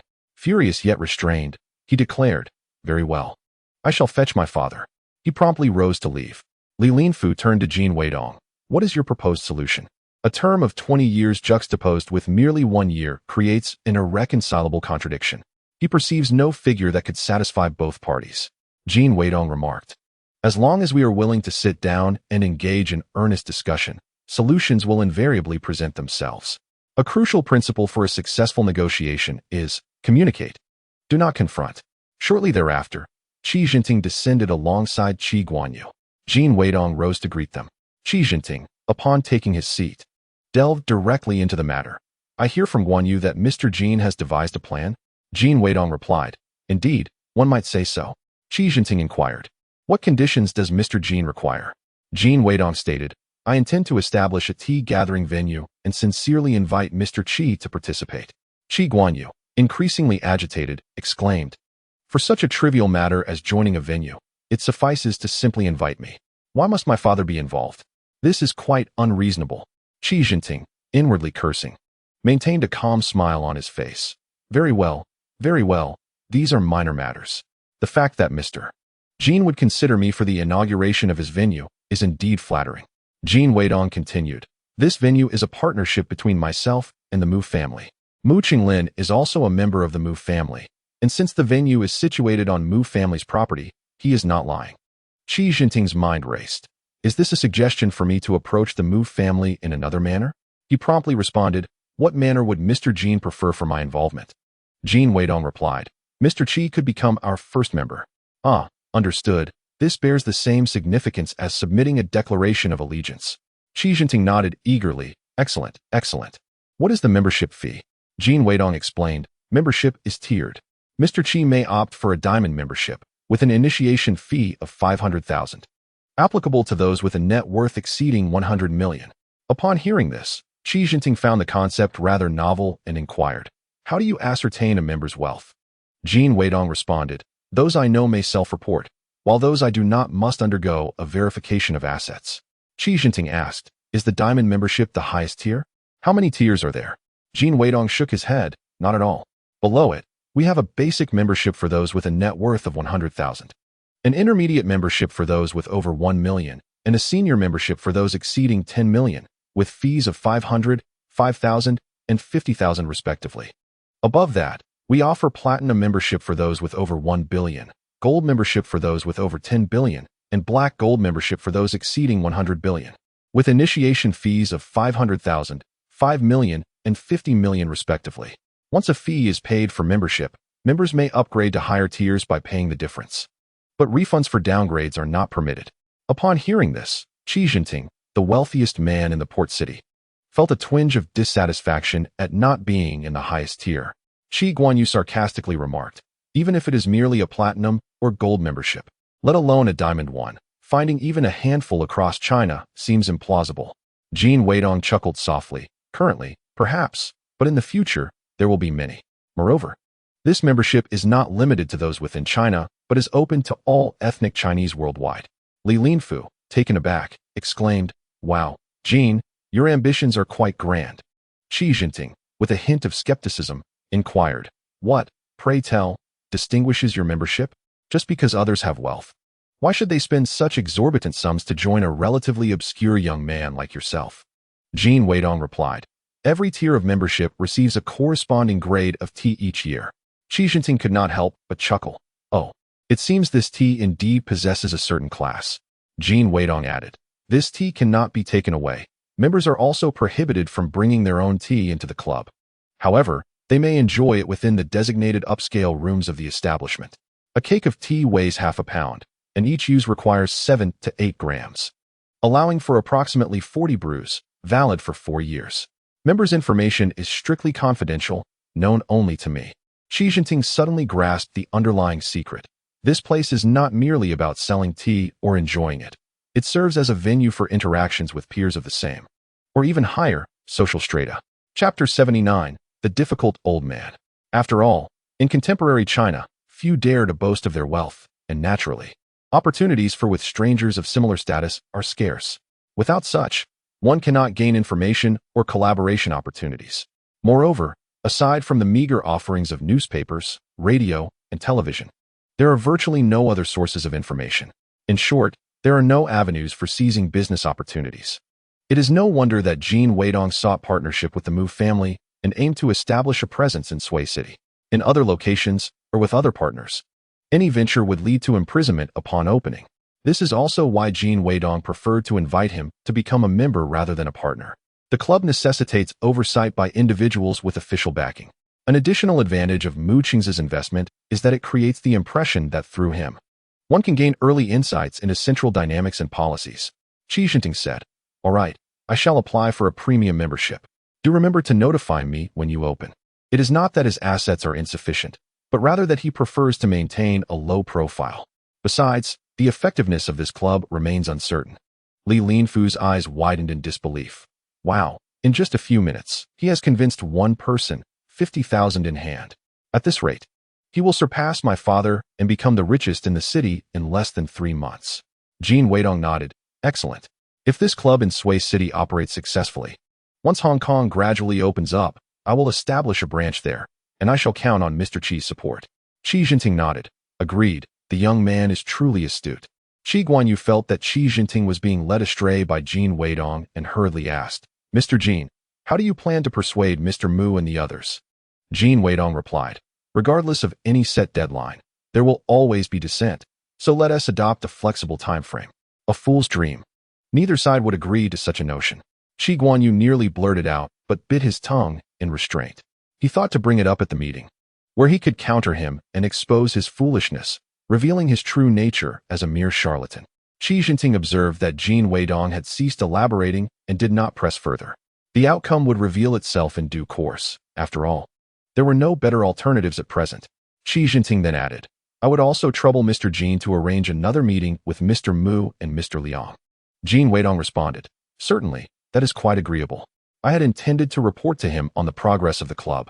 Although he was commanding Mu Qing's, it was imperative to maintain Mu Qing's dignity in public, for his strong-willed nature would undoubtedly lead to a confrontation otherwise.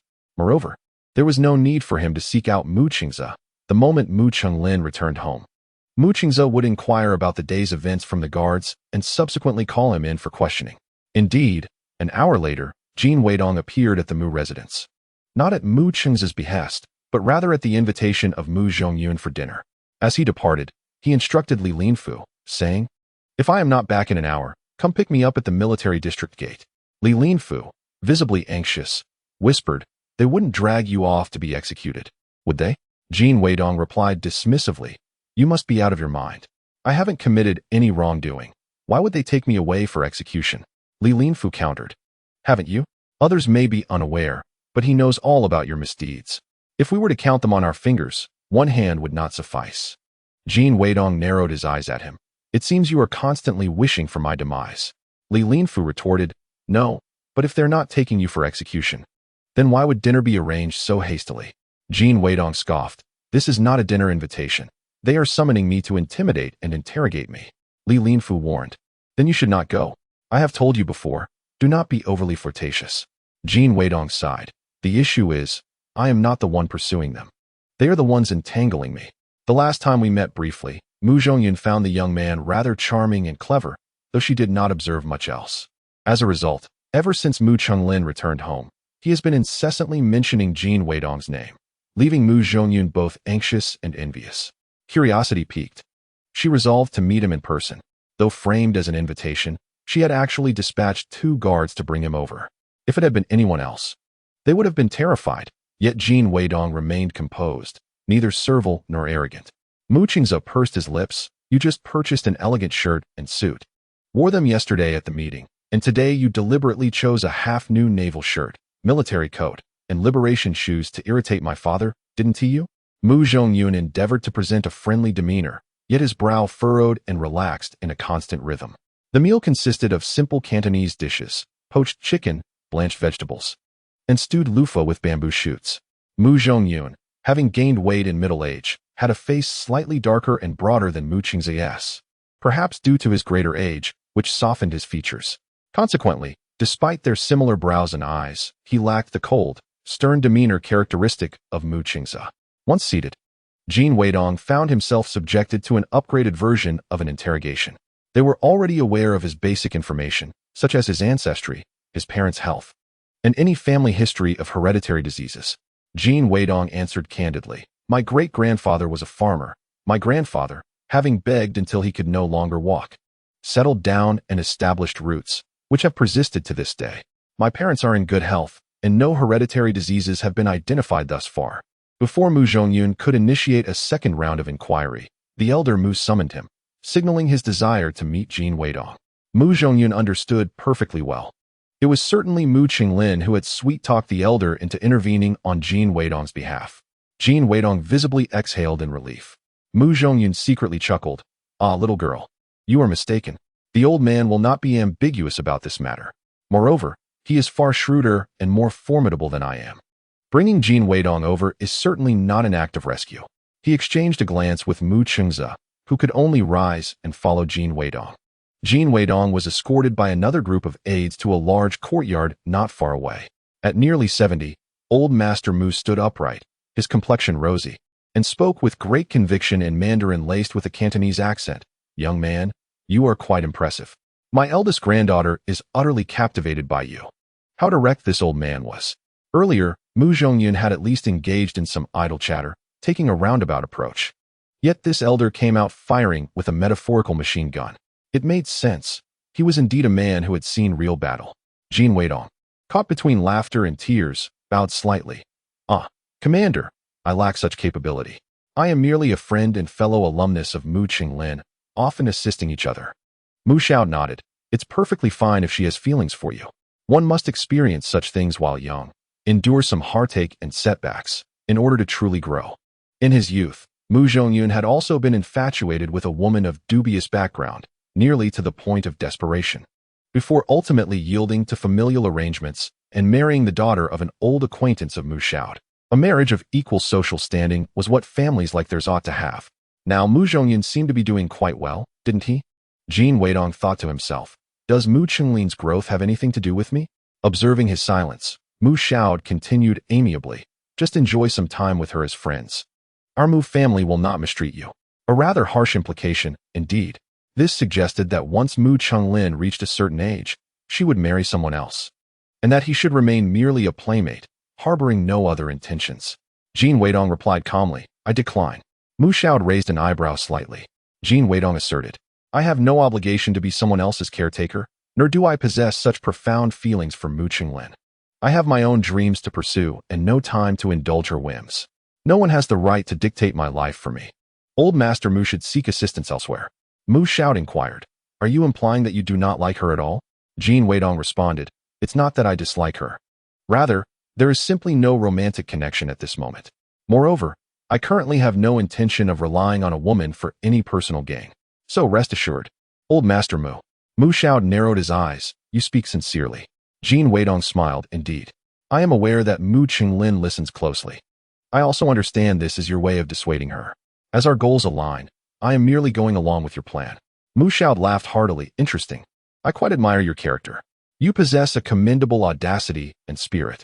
Very well, you may leave. I shall not keep you. Jin Weidong produced the contract he had signed with Mu Chunlin. When we signed this, she did not scrutinize it closely nor consult with you. Therefore, I shall retain the contract. After a brief discussion, he suggested that if it seemed unsuitable, they should simply discard it. With a slight nod as a farewell, he left without casting a glance back. In the adjoining room, Mu Qingze was nearly beside himself with frustration. Is this woman a fool? She reveals everything without a second thought, not even bothering to say goodbye. Once Jin Weidong departed, Mu Chunlin emerged with reddened eyes and took a seat. Mu Qingze approached and meticulously examined the contract. Fortunately, nothing appeared amiss. It was merely a standard partnership agreement, and it pertained to the rights of property use rather than ownership. Thus, the worst-case scenario would simply involve not receiving rental income for a few years. Given that there was no significant loss, and seeing Mu Chunglin's distraught expression, he refrained from berating her, sighing, At least he returned the contract. Next time, please consult us before making such decisions. Mu Chunlin, as if pricked by a needle, suddenly stood up. No, this is my affair.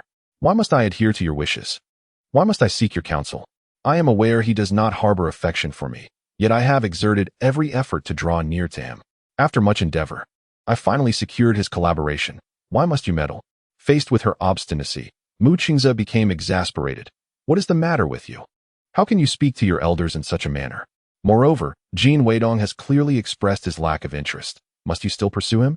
You are still part of the Mu family. Can you not preserve some dignity for us? Mu Chunlin fiercely wiped away her tears. I have often wondered why you prevent me from venturing out. Now I understand. It is to keep me confined for your political machinations, to solidify your own positions.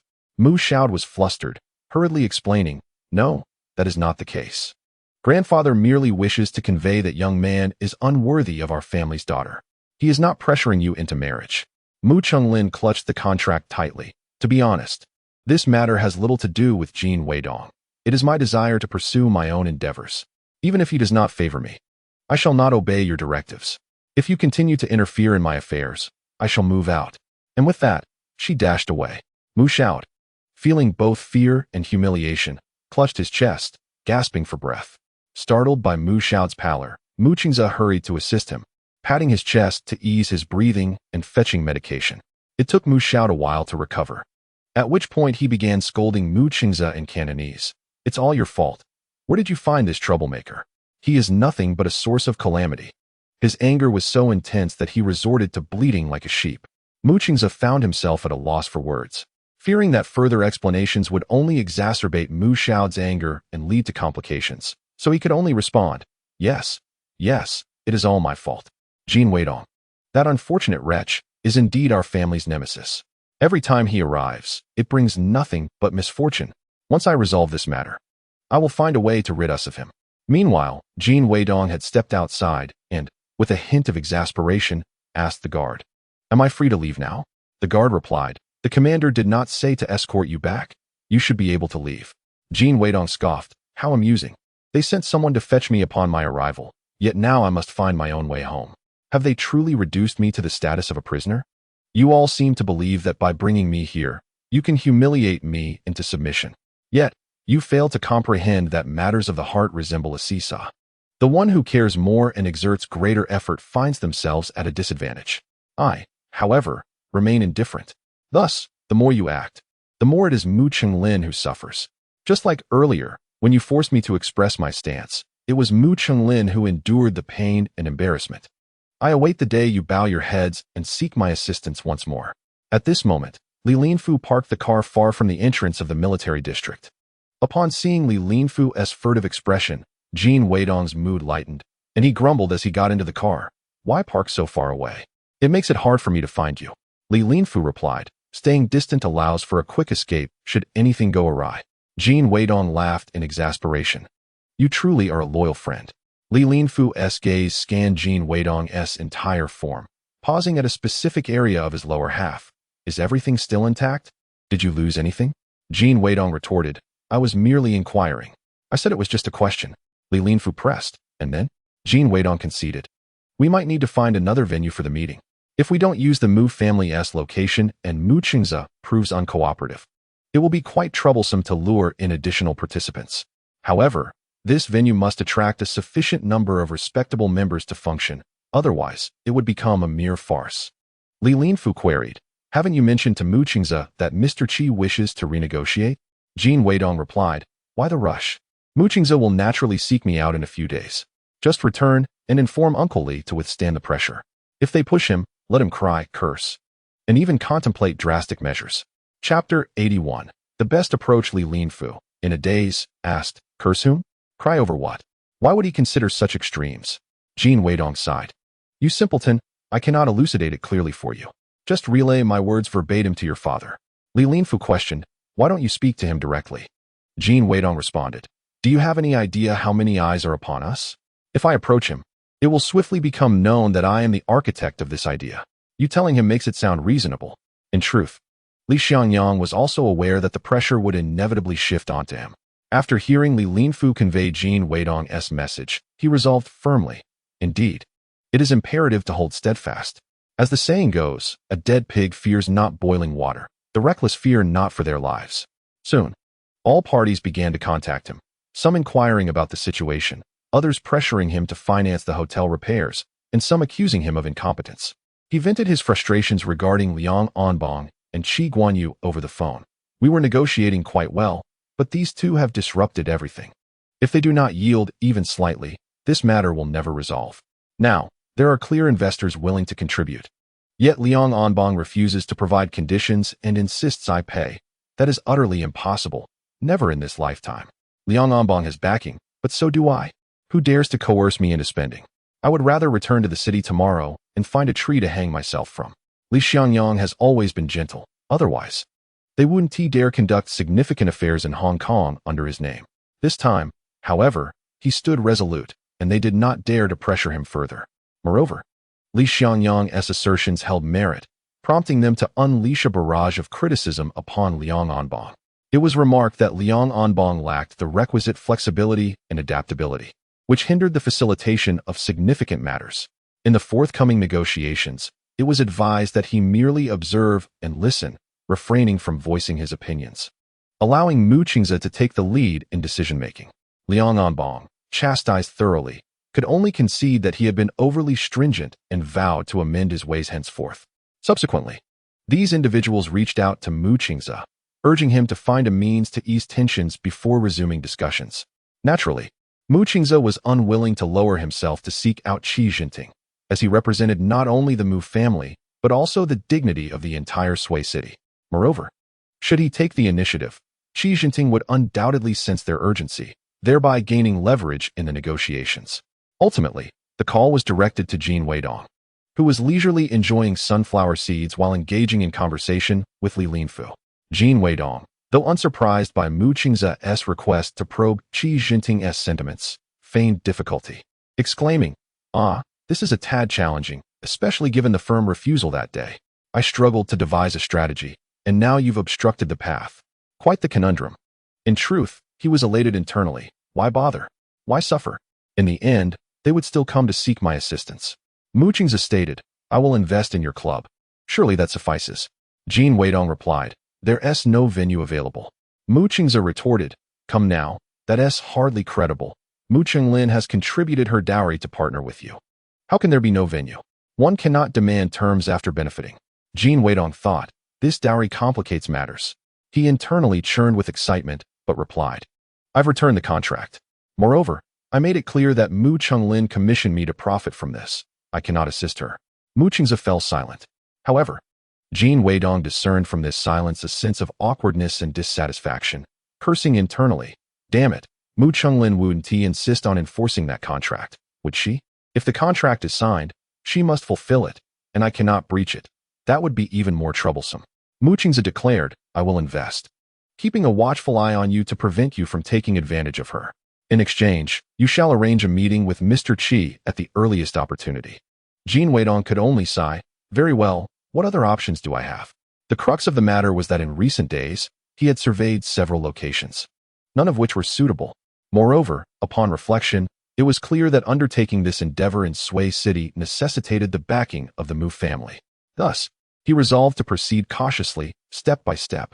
After concluding the call, Jin Weidong resumed his leisurely tea and sunflower seed session.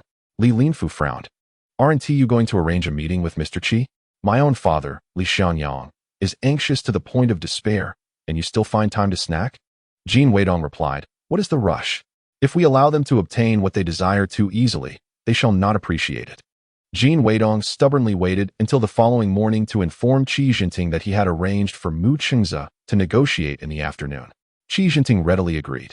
Only then did Jin Weidong call Mu Chengza to convey that after much persuasion, Qi Jinting had consented to meet that afternoon. The three parties reconvened. Mu Chengza stated, though we may have differences, our shared objective is to successfully accomplish this matter. Thus, I kindly request Mr. Qi to extend maximum concessions, just as we shall. Qi Jinting nodded in agreement. Very well.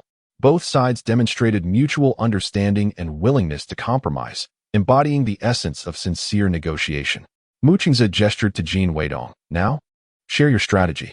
Jin Weidong remarked that due to the unpredictable nature of room rates and guest volume, it is impractical to set a fixed investment recovery period. Thus, a floating term of 3 to 10 years could be established. He suggested allowing a central supervisory team to reside in the hotel until the full investment is recouped, after which discussions regarding tax matters could commence.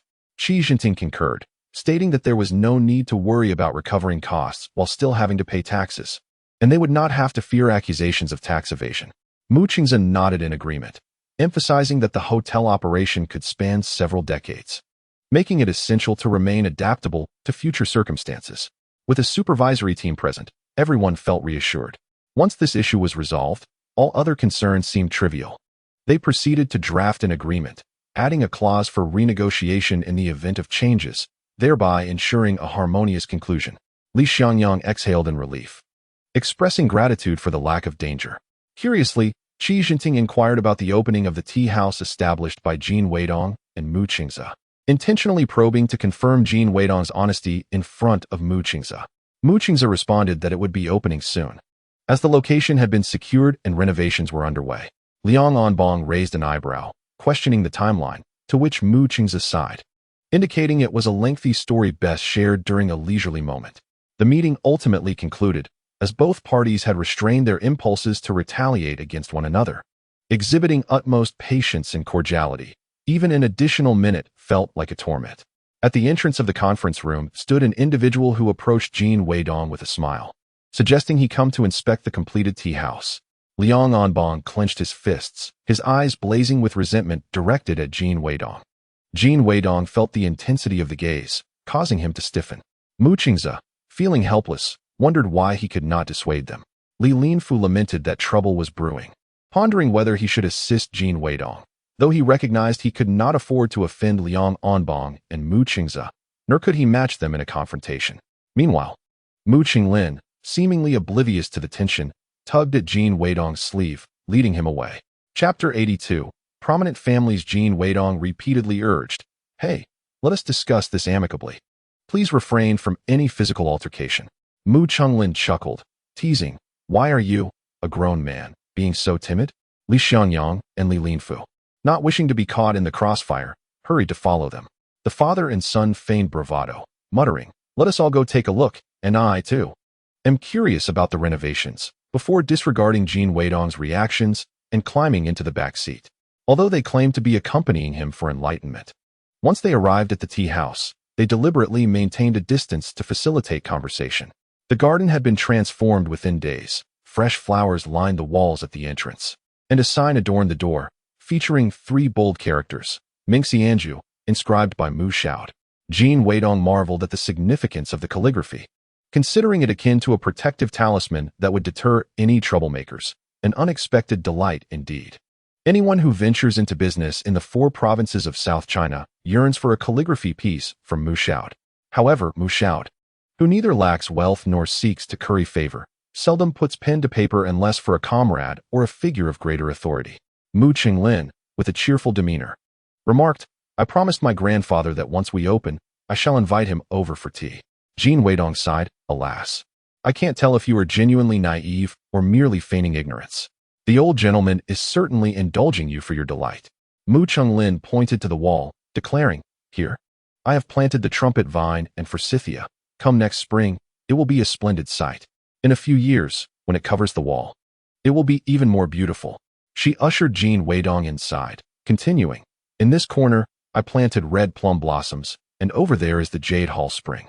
Jin Weidong clicked his tongue. What a laborious endeavor. "How much did it cost?" "I'll cover it." Mu Qinglin laughed. "What are you saying? This will be my home from now on. I have always wanted to plant, but I simply lacked the motivation until now." Jin Weidong pondered for a moment and replied, "Well, that is fair enough." In truth, there was more than just the flowers. Additional decorations included traditional Chinese paintings, porcelain vases, sandalwood screens, lanterns, incense burners, flower stands, and display cases, all newly acquired. The ambience was steeped in antiquity, with every detail meticulously considered. The pond even housed 2 geese and a red-crowned crane. He had not elaborated, yet it was evident that a child from a wealthy family possessed a refined taste and aesthetic sensibility that surpassed the ordinary. Mu Qinglin gestured towards the pavilion in the center of the pond, saying, "If circumstances permit in the future, we could hire someone to play the guzheng or pipa there. Since this is an upscale establishment, we should elevate the atmosphere. I was thinking that merely drinking tea can be hard on the stomach, so I plan to offer some light snacks. The snacks will be sold at cost to guests, allowing them to choose without any pressure to consume. What do you think?" Jin Weidong sincerely replied, "Excellent. You've put a lot of thought into it. I am truly grateful. I will leave the matter of snacks entirely in your capable hands. I have faith in your abilities." Regardless of the underlying intentions, the outcome that Mu Qinglin produced exceeded Jin Weidong's expectations. The upbringing within the Mu family was indeed as commendable as the tale suggested. Both Mu Qingze and Mu Qinglin approached their tasks with meticulous care. This alone placed them several strides ahead of many others. After a moment's hesitation, Mu Qinglin said, "You need not take my grandfather's words to heart. I do like you, but I am also genuinely interested in collaborating with you. I primarily admire your style and competence in handling matters, and I find it rare to encounter someone with whom I can communicate so effortlessly." "What a coincidence. I feel the same," Jin Weidong replied. Although Mu Qinglin was younger, she conducted herself with remarkable maturity. "It is rare for me to find such a compatible partner." Jin Weidong smiled, contemplating before adding, "Since you've broached the subject, I believe we may be embarking on a long-term partnership. I shall be straightforward to spare you any discomfort. I do not harbor any dislike towards you. In truth, I am simply not inclined to contemplate personal matters at this stage. After all, we are still young." Having traversed 2 lifetimes and encountered various women, he had become excessively rational and perceptive.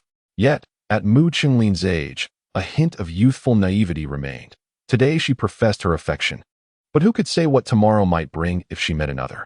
Thus, he chose to disregard her fleeting sentiments, wishing to avoid unnecessary complications.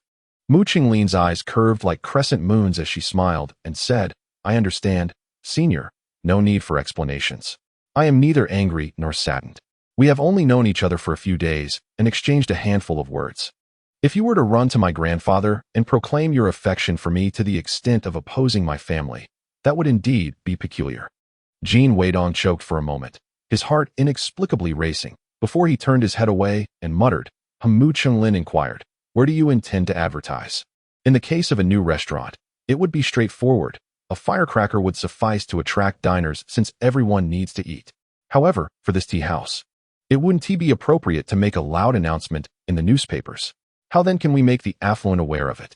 Jin Weidong pointed to the sign, his smile radiant under the sun, reminiscent of the blossoms of the bauhinia. I have been contemplating this matter as well. However, with this in place, many people are likely to inquire. Thus, we must find a clever and trustworthy receptionist capable of discerning various tiers of clientele and explaining our protocols. Mu Chunglin suggested. Could we employ a male receptionist? Jin Weidong replied, there are no restrictions on gender. Ideally, we should have both a male and a female to cater to different guests. Their appearance need not be striking, but they should exude a comforting demeanor, devoid of any hostility. Mu Qingze and Qi Jinting busied themselves with their respective tasks. Mu Qingze was delineating the property, while Qi Jinting sought individuals to design the hotel. Meanwhile, Jin Weidong and Mu Chunglin focused on selecting personnel. Qi Jinting was quite prompt. Upon learning that Jin Weidong's Mingxianju was about to open, he immediately presented a membership fee of 50,000.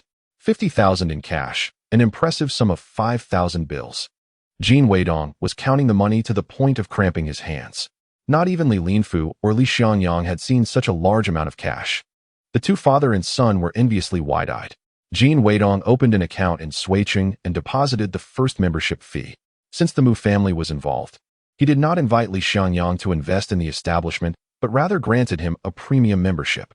Li Xiangyang was quite pleased, exclaiming, "Kid, Uncle Li didn't dote on you for nothing. I didn't follow you around in vain."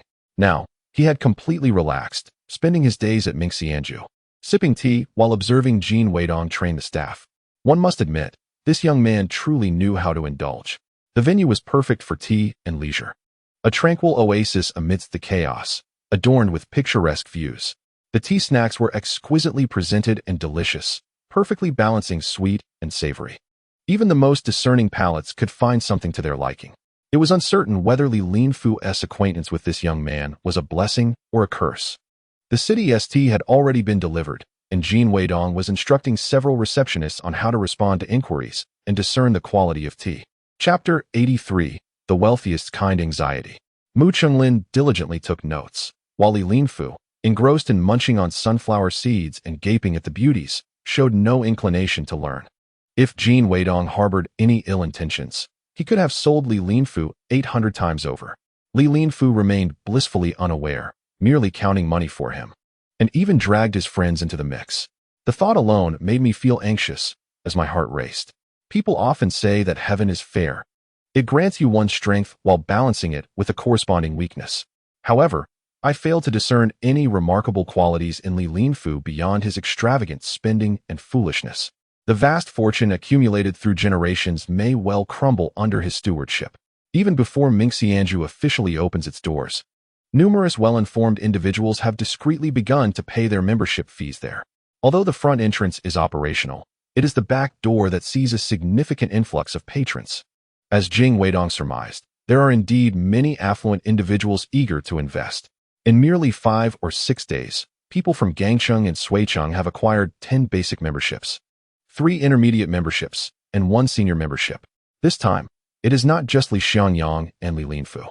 Even Mu Qingze cannot help but exclaim, "This young man has collected over 100,000 in membership fees. Have these people lost their minds?" It feels as though he is amassing wealth at an increasingly rapid pace, akin to a money-printing machine. Jin Weidong allocated 30% of the collected fees directly to Mu Chunglin before returning to the city with Li Xiangyang and the others. Mu Chunglin made some arrangements and hurried back to school to continue his studies. Upon arriving home, Jin Weidong refrained from mentioning his recent earnings exceeding 100,000, choosing instead to secure his bankbook in a safe. Li Xiangyang, acting on Mu Qingze's behalf, assisted Jin Weidong in finding a vehicle. Allowing Jin Weidong to express his own preferences, he requested a military jeep, primarily for work purposes, emphasizing that it need not be particularly grand or comfortable. Subsequently, Li Xiangyang instructed Li Linfu to accompany Jin Weidong, ensuring he followed him closely in all endeavors. With the acquisition of a vehicle, Jin Weidong no longer required Li Linfu to use his own car, thus saving on fuel expenses. With his new vehicle, Jin Weidong seized the opportunity to register a series of trademarks, including Xianji Industry, Xianji Beverage, Xianji Food, and Xianji Water, while the trademark office remained operational.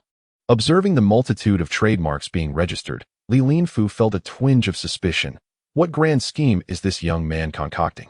He attempted to subtly probe or directly inquire multiple times, but Jin Weidong remained vague and evasive, merely stating that new products would be launched once the spring tea arrived. During the New Year's Eve gala at the school, the student council invited Jin Weidong as a guest. Yet, he had more pressing matters to attend to. This year, the central government is hosting its second spring tea gathering, and he has received an invitation. Notably, Xi Jinping and his son have also been invited. Xi Jinping, as a representative of the Hong Kong, Macau, and Taiwan communities, along with Jin Weidong and Li Linfu representing private entrepreneurs, occupies a significantly more prominent position than Jin Weidong, who has been relegated to a seat by the door. Nevertheless, this does not diminish Jin Weidong's status as the youngest participant in the history of this event. Upon entering that mysterious and solemn venue, he felt a surge of excitement. Today, he caught a glimpse of many figures he had only encountered in history textbooks, albeit from a distance. The specifics of the meal were inconsequential. What mattered was the indication of his extraordinary status. After the gathering, Qi Guanyu approached Li Xiangyang, expressing a desire to explore several local attractions and inquiring if Mr. Li had anyone to recommend as a guide. This was, in fact, a request from Xi Jinping for his son to explore. As the host, Li Xiangyang felt compelled to comply, instructing Li Linfu to accompany Mr. Qi on his sightseeing expedition. Li Linfu immediately said, "Jin Huyo, you should accompany me. I cannot handle it alone. Besides, I have no common topics with Qi Guanyu, and in this frigid winter, what is there to explore?"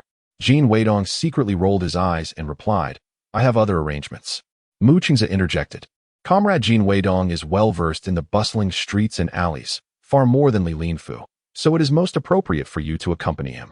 Jin Weidong, with a sardonic smile, gazed at Mu Qingze. "Oh, are you also here to join the fray? Is this an intentional ploy to vex me?"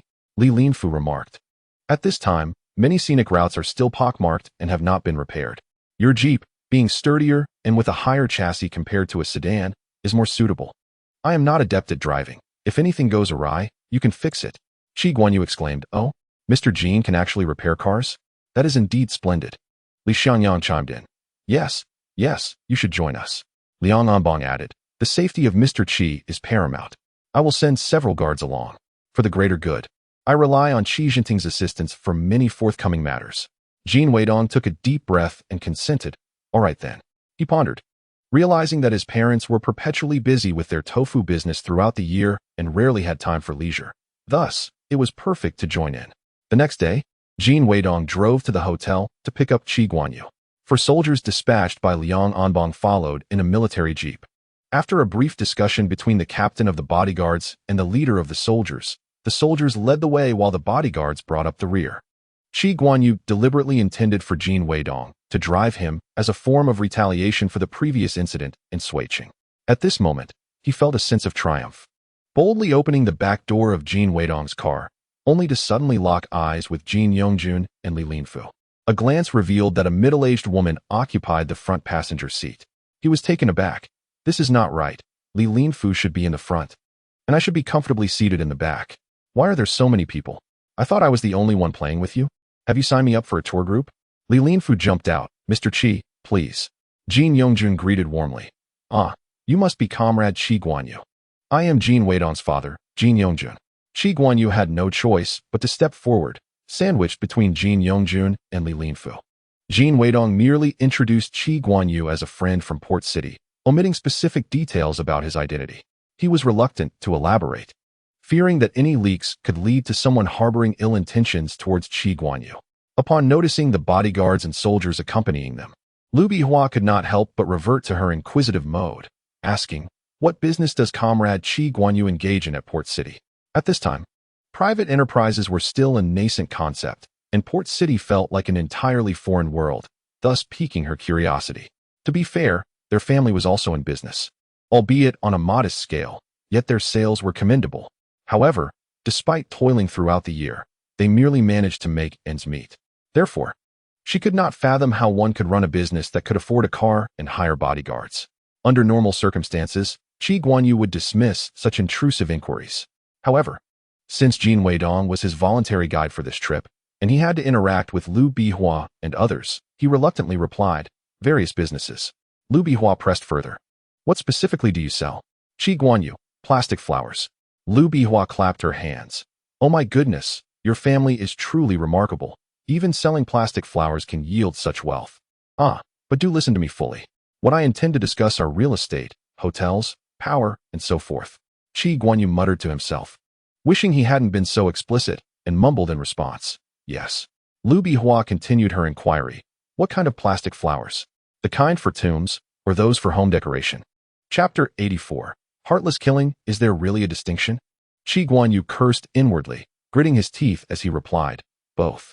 Jin Weidong and Li Linfu were nearly in fits of laughter, yet neither chose to rescue Qi Guanyu, silently cursing. Serves you right for summoning us. No one escapes my mother-s. Aunt Lu's, grilling. Lu Bihua pressed on. How much can you earn in a year? Qi Guanyu replied, it's decent. Lu Bihua inquired further. Where is your ancestral home, comrade Qi Guanyu? Your Mandarin is quite commendable. Qi Guanyu answered, Sui City. Lu Bihua asked, are you married? Qi Guanyu, no. Lu Bihua continued, do you have a girlfriend? Qi Guanyu, no. Lu Bihua remarked, Mr. Qi, you appear to be at least 30. There are several fine, eligible young women in our area. Would you like me to introduce you? Qi Guanyu was beginning to feel overwhelmed and replied, thank you, but no. At this moment, Jin Yongjun could no longer bear it, and said to Lu Bihua, all right, please take a breather, no need to conduct a census. Lu Bihua realized she may have gone too far and chuckled awkwardly. I apologize. I hope I haven't frightened you. I was merely curious, with no other intentions. Qi Guanyu sighed in relief. Apart from my father, very few people show such concern for me. Lu Bihua asked, what about your mother? How can she not care about your lifelong affairs? Qi Guanyu paused, suddenly feeling a surge of emotion. Indeed, if my mother were still alive, wouldn't she be urging me to marry and have children like this auntie? It truly struck a chord. Alas, this knife from my mother pierced directly into Qi Guanyu's heart. If he ends up in tears, that would be quite inappropriate. Jin Weidong hastily diverted the conversation. Mr. Qi, look, there are still people skating on the lake. Qi Guanyu blinked. Yes. I never thought I'd see ice skating on a lake here. I've only witnessed it in the land of maple leaves. Lu Bihua remarked. Oh, it's nothing special. Once it freezes solid, people skate daily. Some even ride ice sleds. After more than an hour, they finally reached the first scenic spot. The reason Qi Jinping insisted that Qi Guanyu visit this site, which had once been set ablaze by the Eight-Nation Alliance, was that he felt Qi Guanyu had become somewhat enamored with foreign cultures, forgetting his roots, and needed a proper education. In truth, within the hotel design plans, there arose a divergence of opinions. This side sought to incorporate more traditional Chinese elements, while Qi Guanyu insisted on a complete westernization. His reasoning bore similarities to previous discussions. Liang Anbong and Mu Qingze, in their cooperation with Qi Jinping, shared similar considerations. Jin Weidong believed Qi Jinping's perspective was not misguided, possessing considerable foresight. However, it might not bear fruit with Qi Guanyu. Those who are enamored with foreign lands often believe that everything abroad surpasses China. Is it not akin to adding fuel to the fire when they present evidence of China's weakest moments of oppression? Upon disembarking, they were encircled by 8 individuals, 4 bodyguards and 4 soldiers dispatched by Liang Anbong. Li Linfu pondered to himself, there are not even birds in sight here. What is there to fear? Their palpable anxiety rendered Jin Yongjun and Lu Bihua speechless with trepidation. Amidst the knee-high wild grass lay the remnants of crumbled walls, faint echoes of past grandeur and exquisite opulence. The biting northern wind rendered the sun a muted yellow, whistling through the cracks in the walls as if someone were weeping. In the distance, a crow cawed from a branch, further deepening the desolation of the scene. Qi Guanyu observed with a furrowed brow, finding little beauty in the bleakness around him. Jin Weidong noted his disdain without revealing his thoughts. This estate spans over 5,000 acres. Just over a year prior, it had been designated as a cultural heritage site, with plans for public access not set to commence for another 7 or 8 years. Areas previously destroyed or dismantled had yet to be restored, giving it an undeniably forlorn appearance. Nevertheless, Li Linfu enthusiastically elaborated. This garden is actually a collective term for 3 gardens, including this one known as Taidao Garden, as well as the adjacent Changchun Garden and Chichuan Garden to the southeast. It has suffered 2 bouts of rampant plunder and destruction by the Anglo-French Allied forces and the Eight-Nation Alliance. The government is now gradually organizing restoration efforts. He concluded with a remark, These foreigners are truly wicked. Qi Guanyu scoffed. A weak nation has no diplomacy. If one wishes to avoid being bullied, one must grow strong. Li Linfu's face flushed with indignation at Qi Guanyu's apathetic stance. He wished to challenge Qi Guanyu's patriotism, but was restrained by Jin Weidong's gentle pull from behind. Swallowing his words, it was futile to expect a shift in such ideological differences with mere exchanges. Is there a restroom? Qi Guanyu inquired. None, Li Linfu replied. We are in the wilderness. Where would one find a restroom? If you need to relieve yourself, just do it in the woods. Qi Guanyu frowned. That would be inappropriate. Especially with Lu Bihua present. If she catches sight of me, it could become a matter of global discussion regarding my dimensions. Li Linfu responded, Oh. Then hold it in for now. We'll head back to find a suitable place for everyone to relieve themselves. Why the pretense? We are all men. As if no one has ever done such a thing. There were no public toilets for 100 miles in this direction. Even if there were, they would likely be those dreadful latrines that I could hardly bear. You certainly wouldn't dare to enter. I won't let you off so easily today, Qi Guanyu retorted. Fine, he conceded. On their return, the bodyguard's vehicle obstructed the path, necessitating that they lead the way while the soldiers brought up the rear. After half an hour traversing the wild woods, there was still no sign of a restroom. The bumpy terrain only added to Qi Guanyu's discomfort. Each jolt akin to someone striking a bag filled with liquid. The leading vehicle slowed, perhaps encountering an even bumpier stretch ahead. Qi Guanyu could no longer contain himself. Gesturing towards the thicket nearby, here will suffice. There's no need for excessive deliberation. Had he made this decision earlier, he wouldn't have had to endure such discomfort. Jin Weidong found the situation somewhat amusing and deftly turned the steering wheel to bring the vehicle to a halt. As Qi Guanyu exited, the bodyguards and soldiers instinctively followed suit. Qi Guanyu frowned. Surely, you need not accompany me for such a brief moment. Besides, being observed here without any cover is rather unsettling. The soldiers glanced back at Jin Weidong. As their instructions from Liang Anbong were clear, they were to adhere strictly to Jin Weidong's commands today. Jin Weidong let out a soft sigh. I merely need to relieve myself. You may come along. Li Linfu replied. Very well, let us proceed together. Qi Guanyu pursed his lips, recalling that in the office, it was not uncommon for colleagues to accompany one another to the restroom, yet he could not shake the feeling that these two were following him like peculiar shadows. Jin Weidong reassured the soldiers, if anything arises, I shall whistle. The soldiers and bodyguards, equally desperate for relief, quickly split into two groups to attend to their needs. In an effort to evade Lu Bihua, Qi Guanyu instinctively sought to distance himself as much as possible. Jin Weidong silently trailed behind him, and when Qi Guanyu came to a halt, he found a suitable tree and turned to address his own concerns. Hearing a rustling behind him, Jin Weidong instinctively pulled Li Linfu behind the tree. A small hole had appeared in the tree, from which wisps of smoke emerged. Chapter 85. All were trapped not far away. A person adorned with a ludicrous mask brandished a gun at Qi Guanyu's head, signaling Jin Weidong and Li Linfu to remain silent. Jin Weidong raised his hands, his gaze fixed on the assailant. Yet he spoke to Li Linfu. We are many, but he has Mr. Qi in his grasp, so we must not act rashly. Any injury to Qi Guanyu would be troublesome. Li Linfu's legs quaked in fear. Jin Weidong seemed to perceive the smug smile of the masked figure behind the disguise. The assailant slowly retreated with Qi Guanyu, vanishing into the woods. Jin Weidong instructed Li Linfu, you go retrieve the vehicle and circle around. I shall wait here.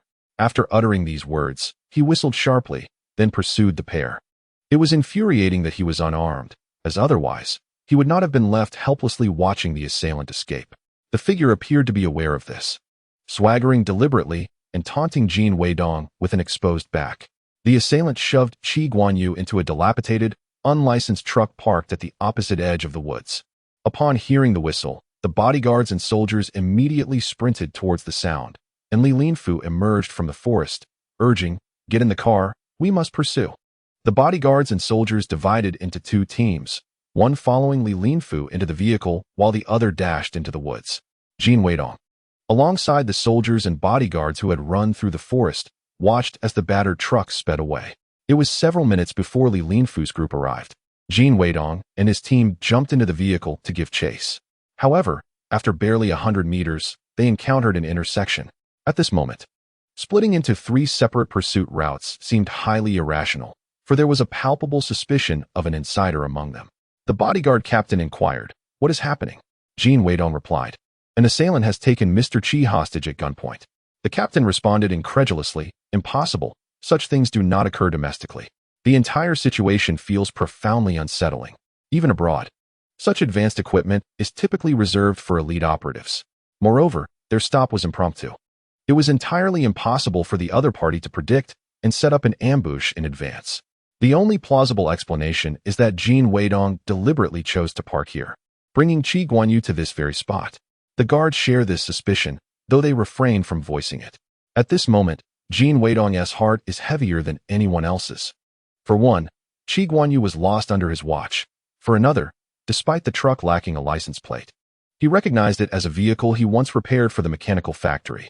This incident bears all the hallmarks of a premeditated kidnapping, meticulously orchestrated to ensnare him. The other party had calculated the time it would take to run from the woods to the outside, ensuring that Jin Weidong could not return to his vehicle and pursue them. Such precision could only be achieved with insider knowledge. In this era, without surveillance footage, identity information is easily fabricated, and tracing train ticket purchasers is exceedingly difficult. Jin Weidong remarked, "Let us return for now." En route, they encountered a post office, where the guards, Li Linfu, and the bodyguards all paused to make phone calls back to report. Upon their return to the hotel, they found Mu Qingze, Liang Anbong, Qi Jinting, and Li Xiangyang waiting for them.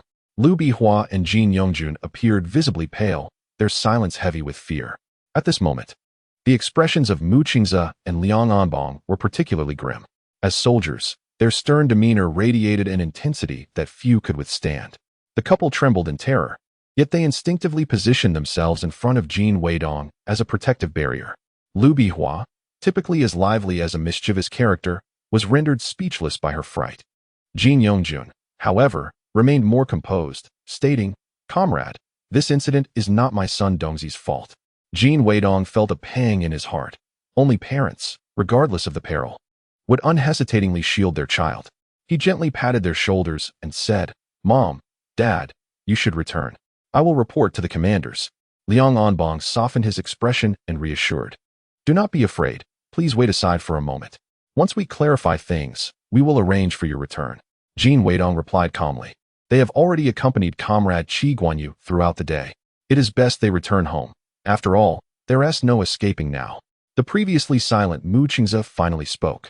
"You all should return, but do not venture out for the time being. Remain on standby." Jin Yongjun attempted to speak again, but Jin Weidong shook his head. With a tight-lipped expression, he took Liu Bihua's hand and departed. Their presence here would not aid the situation, and Jin Weidong needed to focus on the task at hand.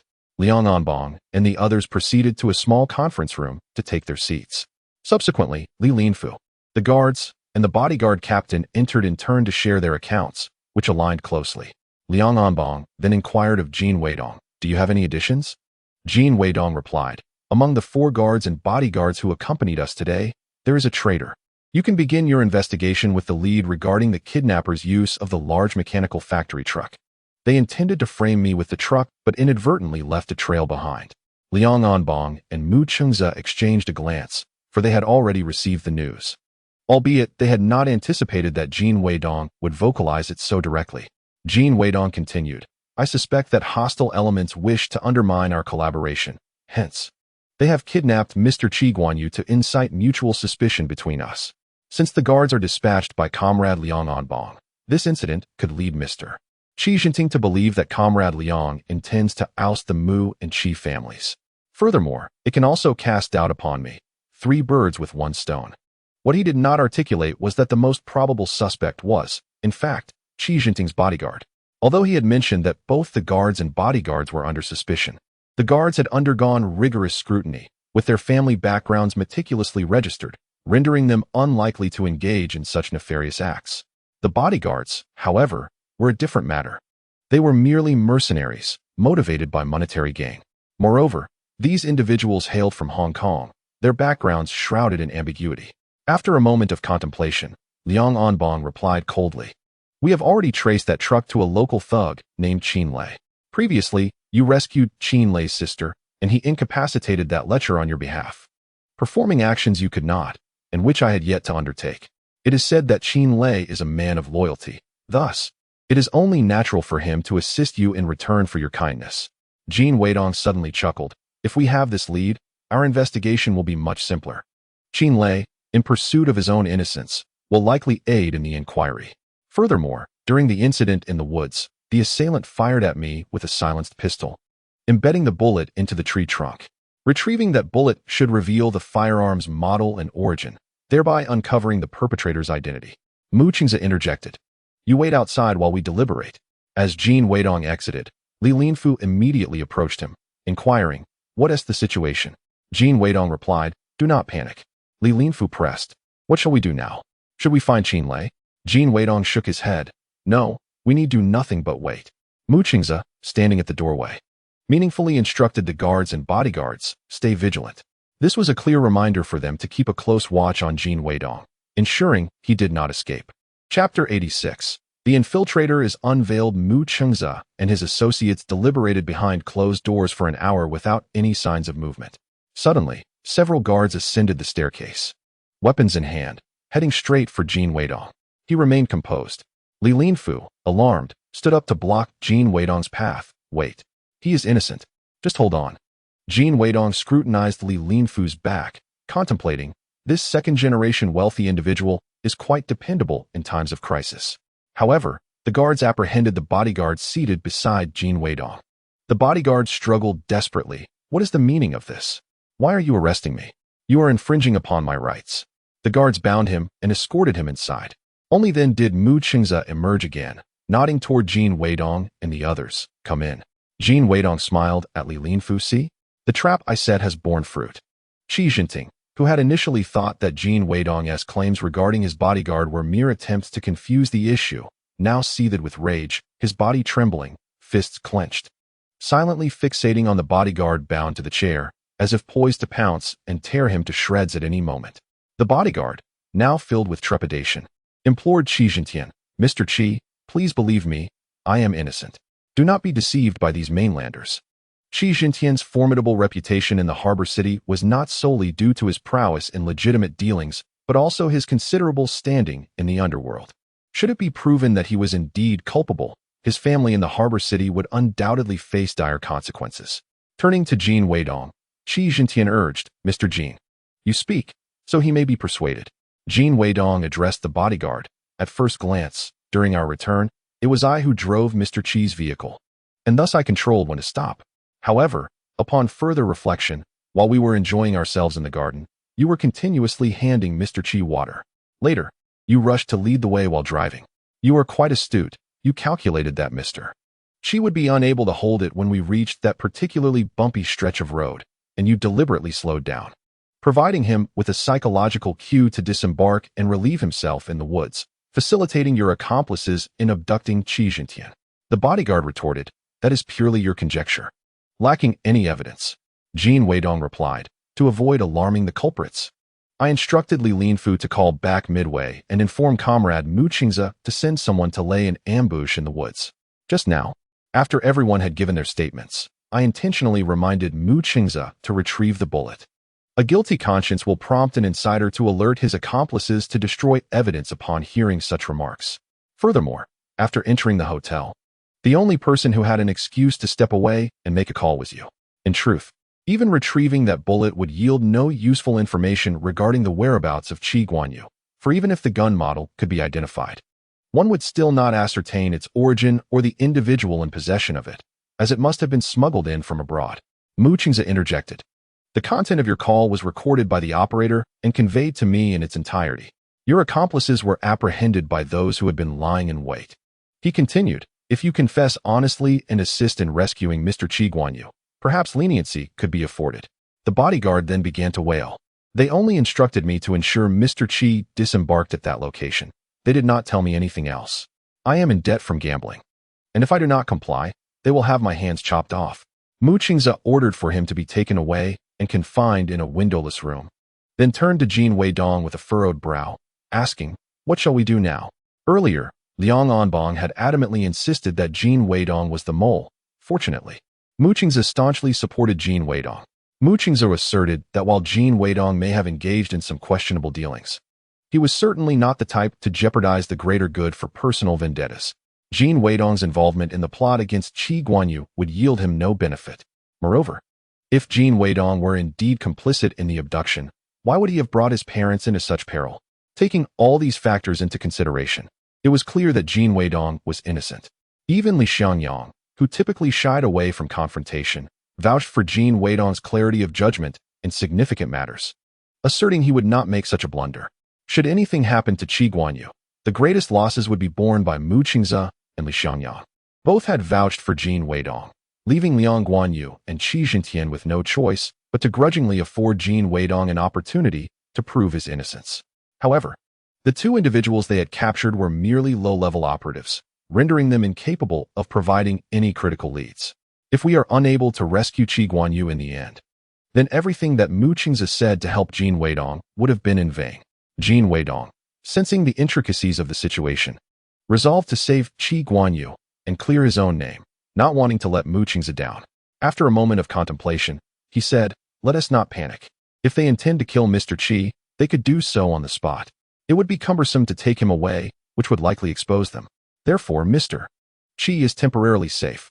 Mu Qingze nodded slightly, indeed. However, we must act swiftly. Otherwise, if they realize the situation has been compromised, they may resort to desperate measures to eliminate witnesses. Jin Weidong replied, "Exactly. We need to create a time gap.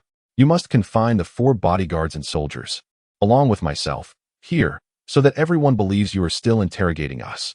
I will stealthily go out to seek assistance." Mu Qingze inquired, "Who will you find?" Jin Weidong responded, "Qin Lei. I will ask him to help locate Mr. Qi." Liang Anbong remarked, "That is akin to seeking the skin of a tiger." Jin Weidong insisted, "He is currently our only lead." Mu Qingze agreed, "Very well, go ahead. However, it is too perilous for you to go alone." Jin Weidong pondered for a moment and suggested, "Have Fu Xiaoya come to assist me. He must be utterly trustworthy and skilled. For now, only Fu Xiaoya fits that description. Moreover, if Li Linfu summons Fu Xiaoya, it will not raise any suspicion. On the surface, they are alumni. Beneath it all, Fu Xiaoya is the bodyguard of Li Xiangyang.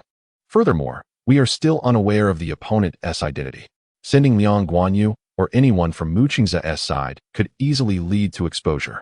Mu Qingze considered this and nodded in agreement. Li Linfu immediately made a phone call. Mu Qingze asked Jin Weidong, "Are you proficient with firearms?" Jin Weidong affirmed, "Yes."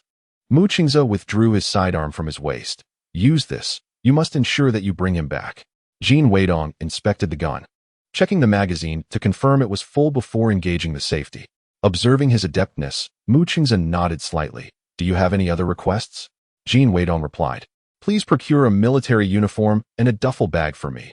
Otherwise, I cannot evade enemy surveillance.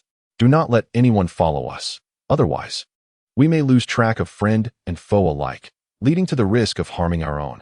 Mu Qingze turned to Liang Anbong, who nodded at Jin Weidong, stating, "Within 24 hours, if you have not returned, we will proceed according to my plan." His plan entailed a citywide search, a measure that was regrettably necessary. Mu Qingze summoned the hotel to deliver meals, and once everyone had finished, he secured the soldiers and remaining bodyguards in 2 rooms that had no external communication. They could not ascertain whether there was only one mole among them. Half an hour later, Fu Xiaoya arrived, driving Li Linfu's car. Li Xiangyang briefly outlined the task to Fu Xiaoya, providing her with a small handgun. Meanwhile, Li Linfu expressed his concern to Jin Weidong, saying, "Be cautious, Jin." Jin Weidong flashed a reassuring grin. "Rest assured, it may not even come to me needing to act." He lowered his hat to obscure his face, grasped the duffel bag, and had Fu Xiaoya link her arm with his as they exited the bustling hotel and entered the vehicle.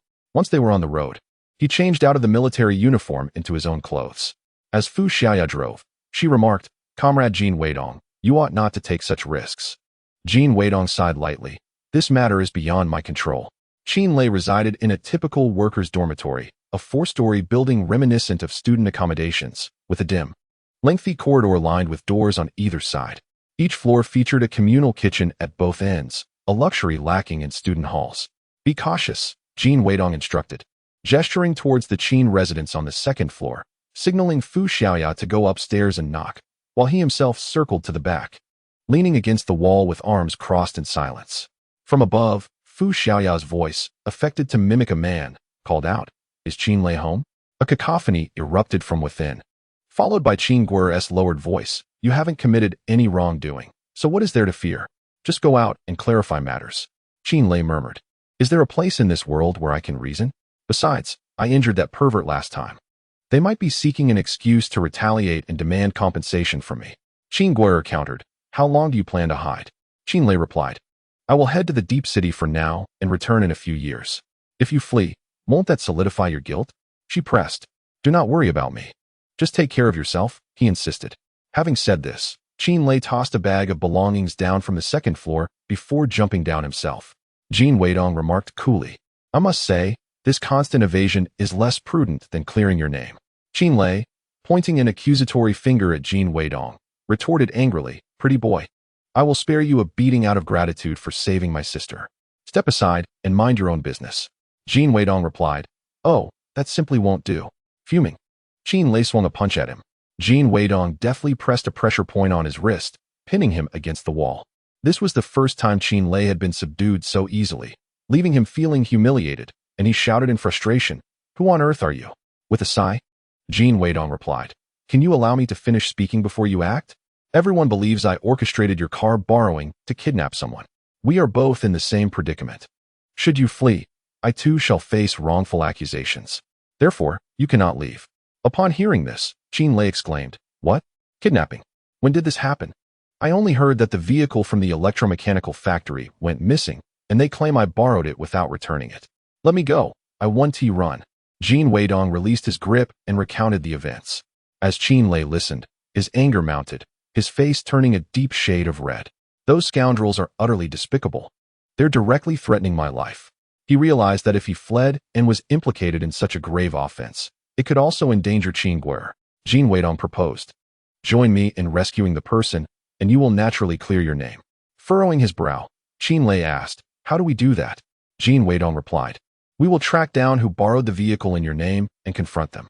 Very well, Qin Lei agreed. Jin Weidong whistled and, along with Qin Lei, returned to the front where Fu Xiaoya had already descended. Upon seeing her, Qin Lei instinctively frowned and said, So it's a woman. You need not accompany us, as it will be too cumbersome. Without offering any explanations, Jin Weidong and Fu Xiaoya climbed into the car and drove towards the factory. Jin Weidong halted the vehicle at a considerable distance from the electromechanical factory and turned to Qin Lei, stating, As I am currently engaged in a confidential rescue operation, we shall wait outside while you venture in alone to gather information. Exercise caution in your inquiries, and do not disclose my whereabouts. Jin Weidong succinctly outlined the approach to questioning. Qin Lei appeared momentarily taken aback. Once Jin Weidong concluded, Qin Lei feigned disdain with a scoff. It's merely a matter of inquiry. Do I require your guidance? I am not a child. Fu Xiaoya interjected calmly, at such a critical juncture. It would be prudent to heed comrade Jin Weidong's counsel. Qin Lei shot Fu Xiaoya a glare, retorting, I do not require a woman to instruct me in my duties. He then descended with a stern demeanor. Fu Xiaoya pursed her lips and eventually remarked, It's like casting pearls before swine. He will undoubtedly disregard your advice. Jin Weidong smirked. It is essential for him to stir the waters, for the individual who borrowed the vehicle under Qin Lei's name is certainly not an outsider. Fu Xiaoya contemplated this and said, So you imply that there is an insider at the electromechanical factory, and that person drove away the vehicle, falsely claiming it was borrowed by Qin Lei. Jin Weidong chuckled. Engaging in conversation with an astute individual is indeed effortless. He started the car and maneuvered to a concealed spot behind the factory. The establishment was modest in size, and having visited it several times, he was well acquainted with the layout. The person, feeling cornered by Qin Lei's inquiries, would likely concoct an excuse to check the registration book and attempt to escape by scaling the wall. The afternoon sun shone brightly upon the large pond beyond the rear wall, its glare somewhat blinding. A fish suddenly leaped from the water, creating a cascade of shimmering ripples as it splashed back into the depths. There were few suitable footholds along the wall, overgrown with weeds, save for one patch that was slightly barren, indicating that this was the only feasible escape route. Thus, there were limited areas for Jin Weidong to monitor. After a time, a figure stealthily emerged from the wall. Buckling his seatbelt, Jin Weidong whispered to Xiaoya while revving the engine and surging forward. Just as the individual descended, the headlights dazzled him, rendering him motionless as he pressed against the wall, eyes shut tight. Jin Weidong showed no inclination to decelerate, his expression darkening as he slammed on the accelerator, charging directly at the figure. Fu Xiaoya tensed, her body rigid, glancing anxiously at Jin Weidong. The man, terrified, screamed as he shut his eyes, but Jin Weidong halted mere centimeters from him, causing the man to nearly collapse. A fine sheen of cold sweat broke out on Fu Xiaoya's back. Jin Weidong exited the vehicle, seizing the man and pinning him against the car, demanding, "Confess where he is, or Mr. Qi and the military will not show you the same mercy I do." The man trembled uncontrollably, his voice quavering as he pleaded. "I don't know. I only know they instructed me to drive the car to a certain location and offered me 100 yuan. I truly have no idea what they intend to do with the vehicle." Qin Lei, having pursued from the front, was seething with rage. He approached and slapped the man across the face, exclaiming, "Damn it, I told you to run. I warned you against using my name for nefarious deeds." The man, in a state of heightened fear, shrieked in desperation, "Please spare my life. I understand my mistake." Chapter 88. One shot, one kill. Jin Weidong pulled him aside and inquired, "What did the individual delivering the money look like?" The man remarked, "It's your classmate, the one with an exceptionally long face and rather short stature. You both interned together." Jin Weidong paused, then inquired, "Wang Jianing?" The man nodded. Yes, that's him." Qin Lei cursed. "Damn it, how could it be him? I never would have guessed that kid had such audacity." Fu Xiaoya was equally astonished. A myriad of complex thoughts raced through Jin Weidong's mind, and after a moment, clarity dawned upon him. These individuals had always aimed to achieve two objectives with one action. Thus, they would spare no effort in framing him. Jin Weidong asked, "What else did Wang Jianing say?" The man replied, "If anyone comes to ask me, just tell them to inquire whether he remembers how many subjects he hasn't yet taken for finals." 5 subjects? Did this imply he had seen 5 criminals? Jin Weidong found something to silence the man, binding him and tossing him into the trunk, locking it securely. Qin Lei questioned, "What now? Should we go find Wang Jianing and demand answers?" Fu Xiaoya asserted, "Clearly, Wang Jianing has been taken hostage." Qin Lei furrowed his brows, contemplating the situation. Jin Weidong started the car and declared, "Let us go rescue him." Fu Xiaoya asked, "Rescue Mr. Qi? Where to?" Jin Weidong replied, "Think about it. Where could a few individuals hide in a short span, without drawing attention, while also framing me?"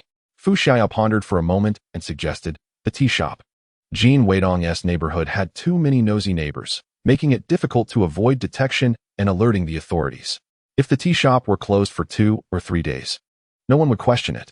The backyard was stocked with all necessary supplies, making it entirely feasible to hide there for a few days. Moreover, apart from Wang Jianing and Huang Qiushuang, no one else would typically visit the tea shop's backyard at this time. The criminals had likely captured Huang Qiushuang, coercing Huang Jianing to deliver money. It was quite possible that the person contacting the bodyguards at the hotel was also Huang Jianing. Otherwise, Liang Anbong would not have so adamantly accused Jin Weidong of being the mastermind. Jin Weidong parked the car at a distance and instructed Fu Xiaoya, "You pretend to be a passerby and check if the shop is open." A few minutes later, Fu Xiaoya returned, reporting, "It's still closed." This already signified a problem, for Jin Weidong had instructed Huang Qiushuang to open the shop daily. He fixed his gaze upon Fu Xiaoya's eyes. "Prepare for battle. Remain concealed, no matter what happens. You stay at the front door and do not move until I signal the end of the confrontation with a long whistle. Remember, anyone emerging from within, apart from Qi Guanyu, Huang Qiushuang, and Huang Jianing, are all ruthless enemies and must be dealt with immediately, without mercy. In between skirmishes, use short whistles to inform me of how many you've taken down." Although Fu Xiaoya had witnessed Jin Weidong's prowess, it was the first time she had seen such a chilling intent to kill etched upon his face.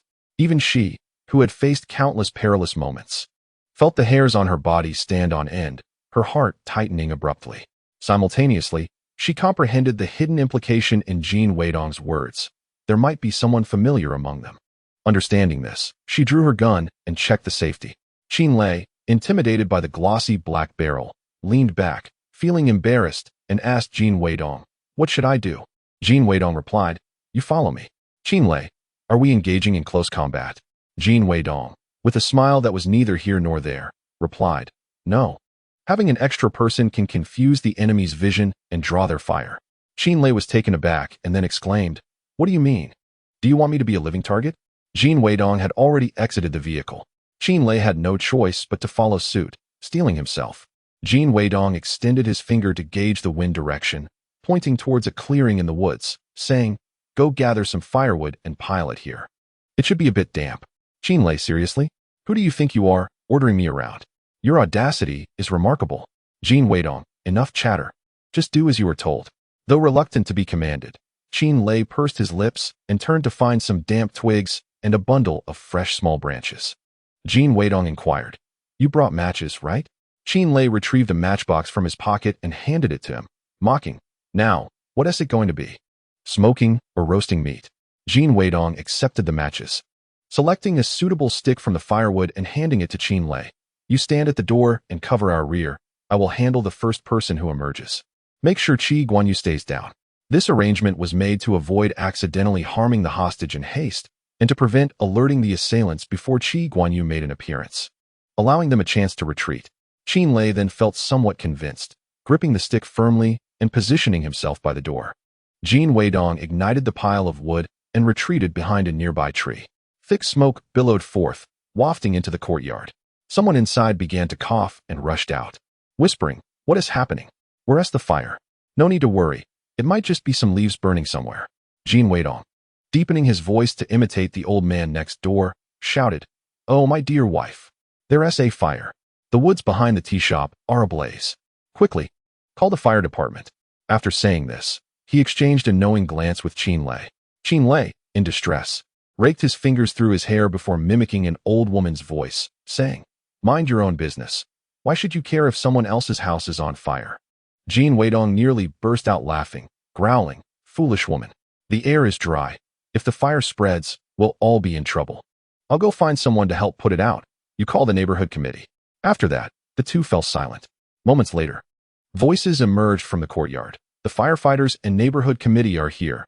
They will surely come knocking, asking questions, which will complicate matters. Move the hostages. You take Qi Guanyu away, and I'll cover your retreat. How should we deal with this pair of siblings? Once you're gone, I'll eliminate them and set this place ablaze to destroy the evidence. After all, someone has already reported the fire. It's a perfect opportunity." Jin Weidong gritted his teeth in silence. Such ruthlessness.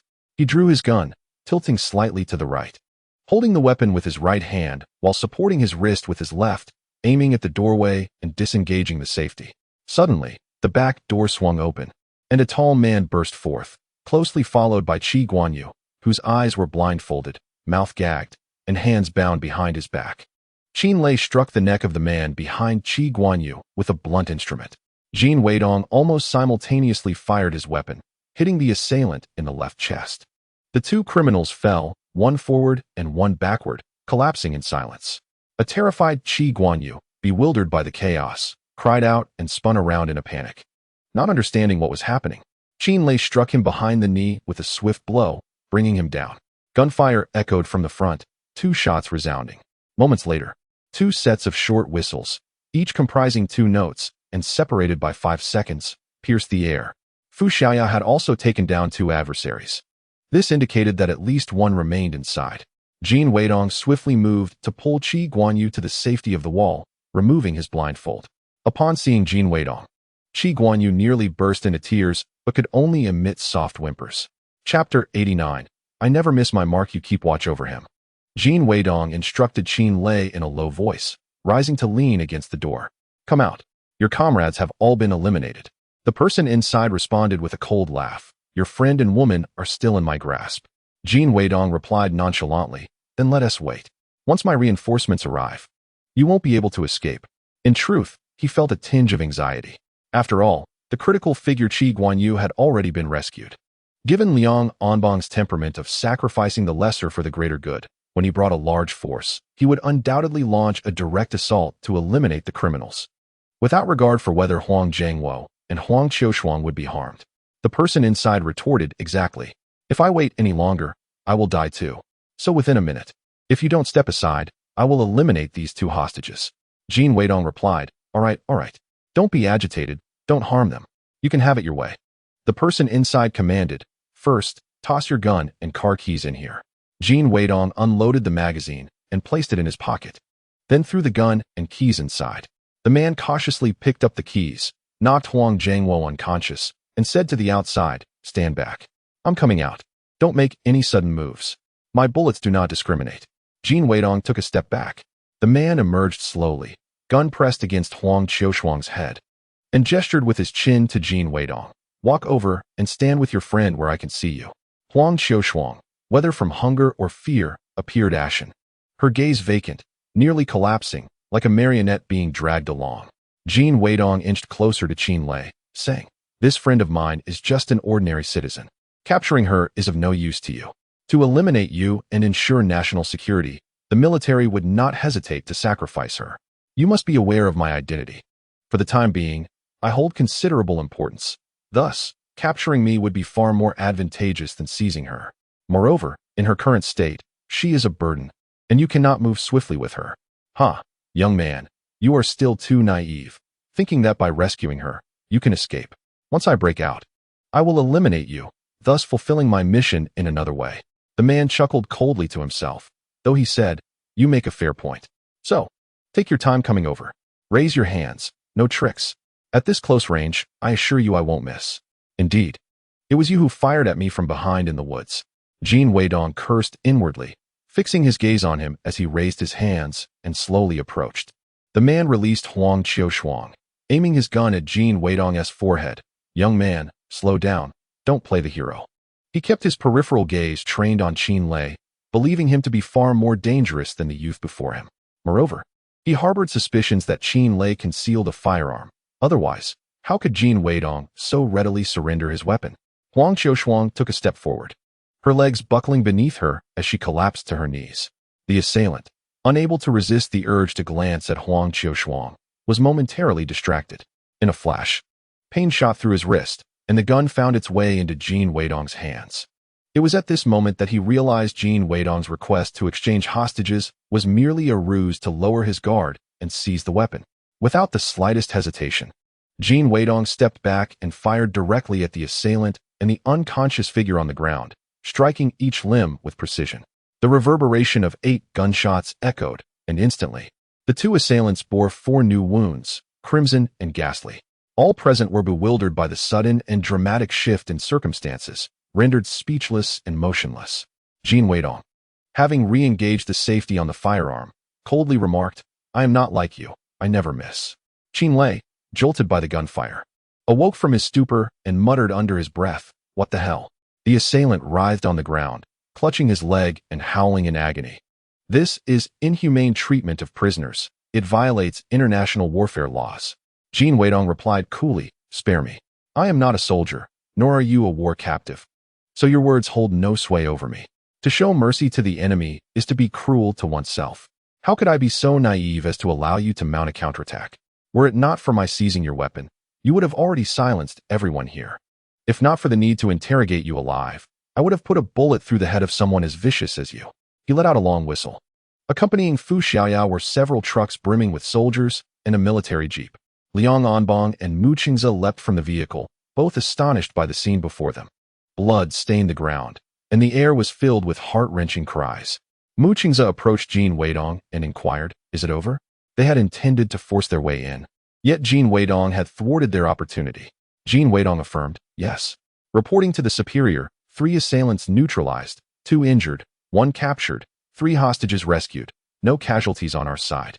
Mu Qingze saluted solemnly and said, "You have all worked tirelessly." Liang Anbang gestured to the soldiers, who promptly dispersed to secure the area. Someone rushed forward to restrain Qin Lei. Another military jeep abruptly halted nearby. Li Linfu and Mu Qinglin emerged from the vehicle. Mu Qinglin dashed over and embraced Jin Weidong, her voice quivering with emotion. "How could you take such risks? Did you intend to scare me to death?" Mu Qingze and Liang Anbang turned away in indignation. Finally regaining her composure, Huang Qiushuang bowed her head and slowly made her way inside to check on Huang Jianing. Jin Weidong discreetly pulled Mu Qinglin aside and asked, "What brings you here?" Mu Qingze, as if passing a baton, drew Mu Qinglin to his side. She replied, "With all of you gone, I felt something was amiss. So I went looking for my brother. Yet, he was also absent. Seniorly informed me of today's events." Jin Weidong entered. retrieving the gun and returning it along with the magazine to Mu Chengze, saying, "Thank you. It is only right that it returns to its rightful owner." Mu Chengze examined the magazine and, astonished, exclaimed, "Not a single shot fired." Jin Weidong smiled faintly and handed him another gun, saying, "Indeed. The shots fired earlier were from the enemy's weapon. This one should belong to the assailant who shot at me from the woods." Huang Jianing, holding his head, stumbled out with the support of Huang Qiushuang. Jin Weidong addressed Mu Chengze, stating, "I can attest that Huang Jianing and Huang Qiushuang were coerced into cooperating with the assailants. The criminal in the trunk can confirm that Qin Lei is a victim of mistaken identity." Liang Anbong scoffed derisively. "Humph, you have yet to clear your own suspicions. What gives you the right to testify for others?" His words were laced with a hint of frustration. If Jin Weidong were guilty himself, silencing these two captives would be the safest course of action. Furthermore, the entire operation had been monitored by Xiaoya, so the truth was easily accessible. Qin Lei, his anger boiling, exclaimed, "Do you not feel a twinge of guilt for wrongfully accusing an innocent person?"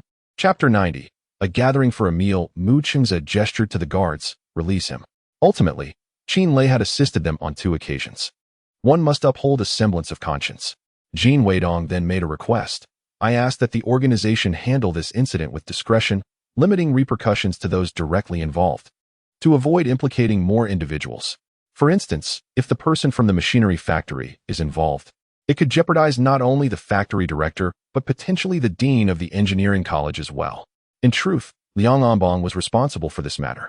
However, directly addressing him would only lead to misunderstandings, so Jin Weidong opted to subtly remind Mu Chengze to keep him in check. Understanding the implication, Mu Chengze replied, "We will consider this judiciously. We shall not let a single enemy escape, but will also ensure no innocent suffers." Jin Weidong, weary of further explanations, said to Mu Chengze, "I am tired and will take my leave. Should any issues arise, you may reach out to me." He then proceeded to his vehicle and drove away. Li Linfu hurriedly followed suit in his own car, tailing Jin Weidong until they reached home, where Jin Yongjun and Liu Bihua awaited him anxiously. Liu Bihua embraced Jin Weidong, tears streaming down her face. "Son, you have returned. You scared your mother to death. It's a relief to have you back." Jin Yongjun inquired, "Are you hurt? Have you eaten?" In this world, only family cares not for your financial gains or professional advancements, but rather for your warmth, hunger, and safety. Jin Weidong reassured, "No, I'm fine. I just wish to rest for a while." As he relaxed, exhaustion washed over him like a tidal wave. He entered his room, shed his coat, and collapsed into sleep. In a daze, he heard the thunderous snores of someone, coupled with the sensation of people entering and exiting multiple times. He was simply too fatigued to care. It wasn't until the enticing aroma of meat wafted through the air, making his stomach grumble, that he awakened from his slumber. Opening his eyes, he beheld the yellowed ceiling with its incandescent light, taking a moment to realize he was at home. Beside him, he heard voices amidst food consumption.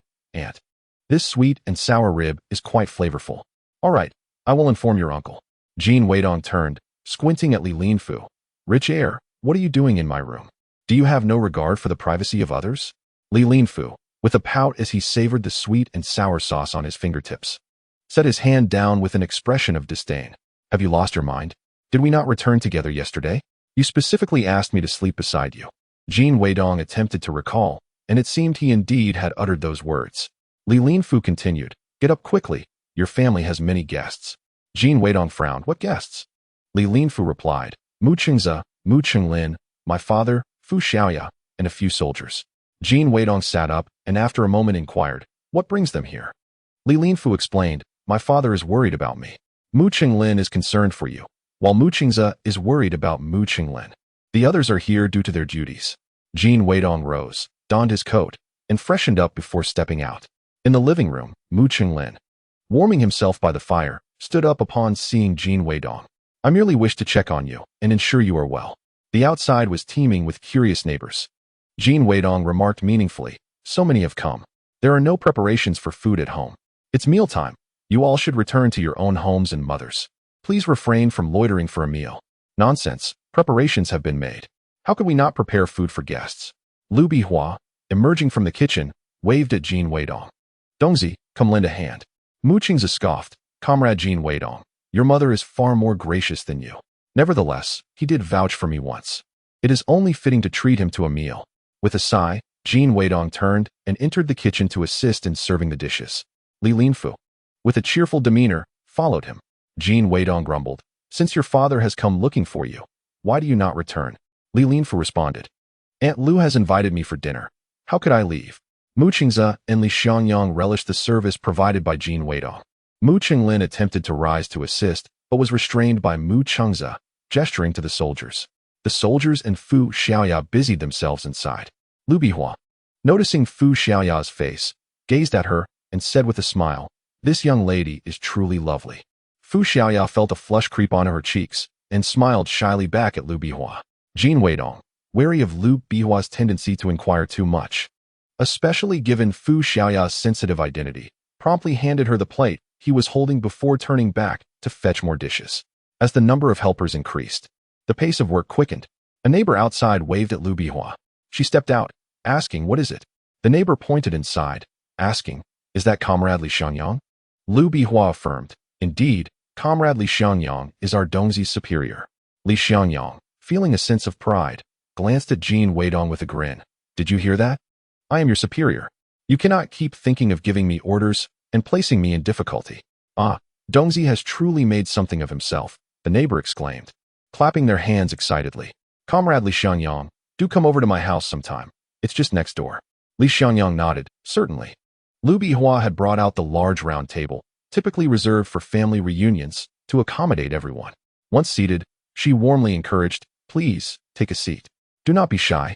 The soldiers hesitated to sit, but Mu Qingze gave a slight nod, prompting them to take their places at the lower end of the table. Jin Weidong silently counted 12 individuals. Lu Bihua, aware of Li Xiangyang's identity, dared not overstep her bounds. However, she was oblivious to Mu Qingze's background, and given his youth and striking appearance, coupled with the evident fact that he was the leader among these people, her curiosity surged, prompting her to inquire, "Comrade Mu, do you have a girlfriend?" Caught off guard, Mu Qingze inhaled sharply, nearly choking. This was the first time he had encountered someone who bluntly posed such a question. Jin Weidong and Li Linfu desperately lowered their heads, fearing they might burst into laughter. Mu Qingze managed to suppress his irritation, forcing a smile as he replied, "No." Jin Weidong, undeterred, boldly remarked, "Oh, Comrade Mu is already of considerable age. How can he not have a girlfriend? There are many outstanding young women in our area. Let my mother introduce you to one." The daggers in Mu Qingze's gaze had already been unleashed. Although the others dared not speak, they too bowed their heads, stifling their laughter. Lu Bihua chimed in, "Indeed, indeed. Dongzi is right. The girls from our community even have city household registrations, far superior to any dowry." Jin Weidong echoed, "Yes, yes, far superior." Then Mu Qingze uttered a statement that rendered Jin Weidong speechless. "Auntie, perhaps you should introduce one to Dongzi first. He is still single as well, and should he marry, I will certainly present a generous gift." Chapter 91. Jin Weidong is a gold standard. Mu Qinglin bit his lip, glaring furiously at Mu Qingze. Lu Bihua, reminded, turned to Jin Weidong. "By the way, since you broke up with your previous girlfriend, why has there been no news? You are still quite young. It would be good to date someone new." Jin Weidong replied, "Mom, I need to focus on my studies right now. There's no rush." "All right," Lu Bihua nodded, then turned back to Mu Qingze. "Comrade Mu, how many family members do you have? Why are you asking me again?" Mu Qingze's mind raced, and he vaguely responded, "Dozens, I suppose."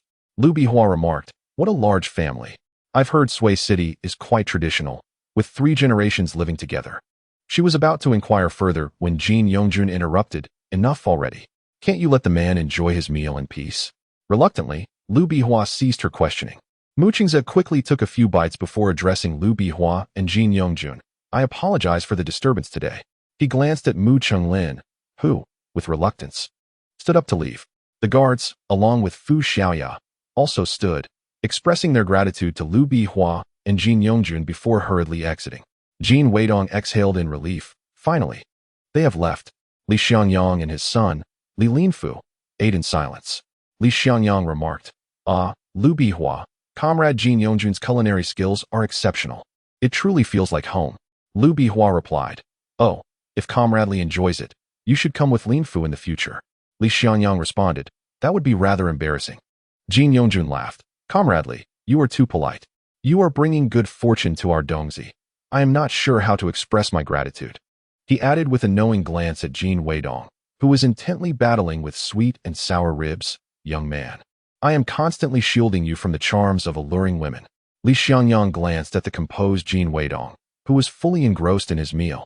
And with a meaningful look at Jin Yongjun, he remarked, ultimately, it is still up to Weidong's own abilities. He still had some shame, reluctant to directly claim this credit. Jin Weidong politely invited Li Xiangyang to his room for tea. Li Xiangyang squinted and asked, "Speak up, young man. What is it you desire that you cannot simply discuss with Mu Qingze and the others?" Jin Weidong replied, "Uncle Li, you truly understand me. After this incident, do you not feel that our tea shop is rather desolate, making it susceptible to being targeted, perhaps even used as a hideout for nefarious activities?" Li Xiangyang pondered for a moment and answered, "Indeed. There are only a few residents nearby, and behind us lies a vast expanse of wild woods." Jin Weidong continued, "Could we perhaps purchase or lease that stretch of unclaimed land to construct a sturdier office building, surrounded by a wall? As our tea business flourishes, we will undoubtedly attract more attention. Furthermore, my employees and I require a fixed place of business." Li Xiangyang responded, "That request is not unreasonable. Additionally, the black tea requires a controlled temperature and humidity storage facility. Otherwise, it may mold and spoil." Jin Weidong said, "Then I must trouble you, Uncle Li." Li Xiangyang remarked, "Constructing a building requires funds, and there are also property rights issues to consider. How do you intend to address this? We are all intelligent individuals. It is best to clarify rights and obligations beforehand to facilitate future transactions." Jin Weidong replied, "You once mentioned using the property as a stake. Once the building is completed, it will naturally be considered your investment. Since it counts as your stake, the costs for construction and land acquisition will rest upon you, Uncle Li." Li Xiangyang agreed. "Fair enough. I will take my share based on the valuation of the completed building." At this moment, Jin Weidong had not sold many cakes of tea and was still in the stage of building momentum, so he had not elaborated in detail. However, after witnessing the influx of money at the tea appreciation venue in Suicheng, which had nothing to do with him, he was quite displeased. Jin Weidong declared, "I intend to offer you 40%, 5% for Mu Qinglin, and I will retain 55%. However, once you invest, this building will belong to the company, not to you personally. Any future changes in ownership will require the company's consent." Li Xiangyang responded, "Young man, I have no objections to your 5% for the Mu family, as my tea appreciation venue and future expansions to the south will depend on their goodwill. However, constructing this building will cost at least 80,000 to 100,000. Are you suggesting I only receive 40%? Does that not seem a tad insufficient?" Jin Weidong replied, "My company's assets are nearing 300,000. Even if you invest 100,000 in cash, it would only amount to 40%. And it is not even cash." Li Xiangyang chuckled, 300,000? How did you arrive at that figure?" Jin Weidong explained, "Brand value, as well as the worth of the stock I possess. Although a 2-year-old 3-star tea can fetch 30 yuan per cake in the market, the total value of the tea I hold is merely a few tens of thousands. Thus, I dare to price the brand at over 200,000. Li Xiangyang scoffed. "Your brand premium seems rather excessive." Jin Weidong countered, "In truth, it is not excessive. Our tea prices are still rising, and consequently, the brand's value is also increasing." This was a reminder to Li Xiangyang that entering now would grant him 40%. In the future, with similar investments, it would be impossible to acquire such a significant share. Li Xiangyang silently clenched his jaw, realizing this was nothing short of extortion. The crux of the matter is that Jin Weidong can easily dismiss him now. If this piece of land proves unattainable, he will simply seek out another. After all, Jin Weidong has honed his skills and ascended to become the very soul of the company, completely supplanting Li Xiangyang. Investors recognize only him. The notion of brand premium is merely a facade for the value of Jin Weidong's name and reputation. Li Xiangyang mused, "I will consider it. Regardless, if we are to construct buildings, we must first acquire the surrounding land." Indeed, Li Bo, with his foresight, was correct. Jin Weidong unfurled a map and deftly circumscribed an area of 50 hectares around the current shop. Li Xiangyang's face contorted in anguish. Goodness, this lad's appetite is insatiable. This is not merely about erecting an office building. It resembles the ambition of constructing a royal palace. Did you, young man, initially choose this dilapidated shop with the intent of encircling it for an office complex? Jin Weidong set down his pen, stating, given the constraints. We can only proceed in this manner for now. Was that an expression of grievance? It appears you are not merely aiming for a palace, but a grand imperial palace. Should I arrange for you to reside in the Forbidden City instead? Li Xiangyang frowned. Isn't that a bit excessive? Jin Weidong replied, Indeed, it is necessary. I foresee it will not suffice in the future. This area will encompass not only offices, but also employee accommodations. Ideally, we could acquire it in the company's name. Li Xiangyang immediately retorted, That is impossible. Private land transactions are illegal. Jin Weidong countered, Securing a 50-year usage right would suffice. Li Xiangyang responded, We can discuss this later. Jin Weidong smirked slightly. I am fully aware that it is not feasible at present. I merely wish to plant a psychological suggestion in your mind. Once policies relax, you will recall this conversation. Li Xiangyang, efficient in his dealings, promptly drew boundaries and set about seeking individuals to design blueprints for the buildings. Chapter 92. Please allow the thugs to enter. The truck was ultimately located in a large, abandoned warehouse. Jin Weidong harbored no interest in how Liang Anbong and his associates would interrogate and handle the captives. The fact that Liang Anbong had not sought him out again indicated that his suspicions had been dispelled. Moreover, there was no involvement of others, which put Jin Weidong at ease. He simply requested a new sign for the tea shop. Li Linfu expressed his discontent. Why waste money on a new sign when the old one is perfectly fine? Jin Weidong replied, In light of recent events, it is inauspicious. Li Linfu could not comprehend why the sign was deemed unlucky, but since Jin Weidong asserted it, that was sufficient. In truth, Jin Weidong found the old sign unsightly and had previously hesitated to replace it out of consideration for Li Linfu's feelings. A few days later, Qi Jinting arrived at Jin Weidong's residence accompanied by Qi Guanyu to personally express their gratitude.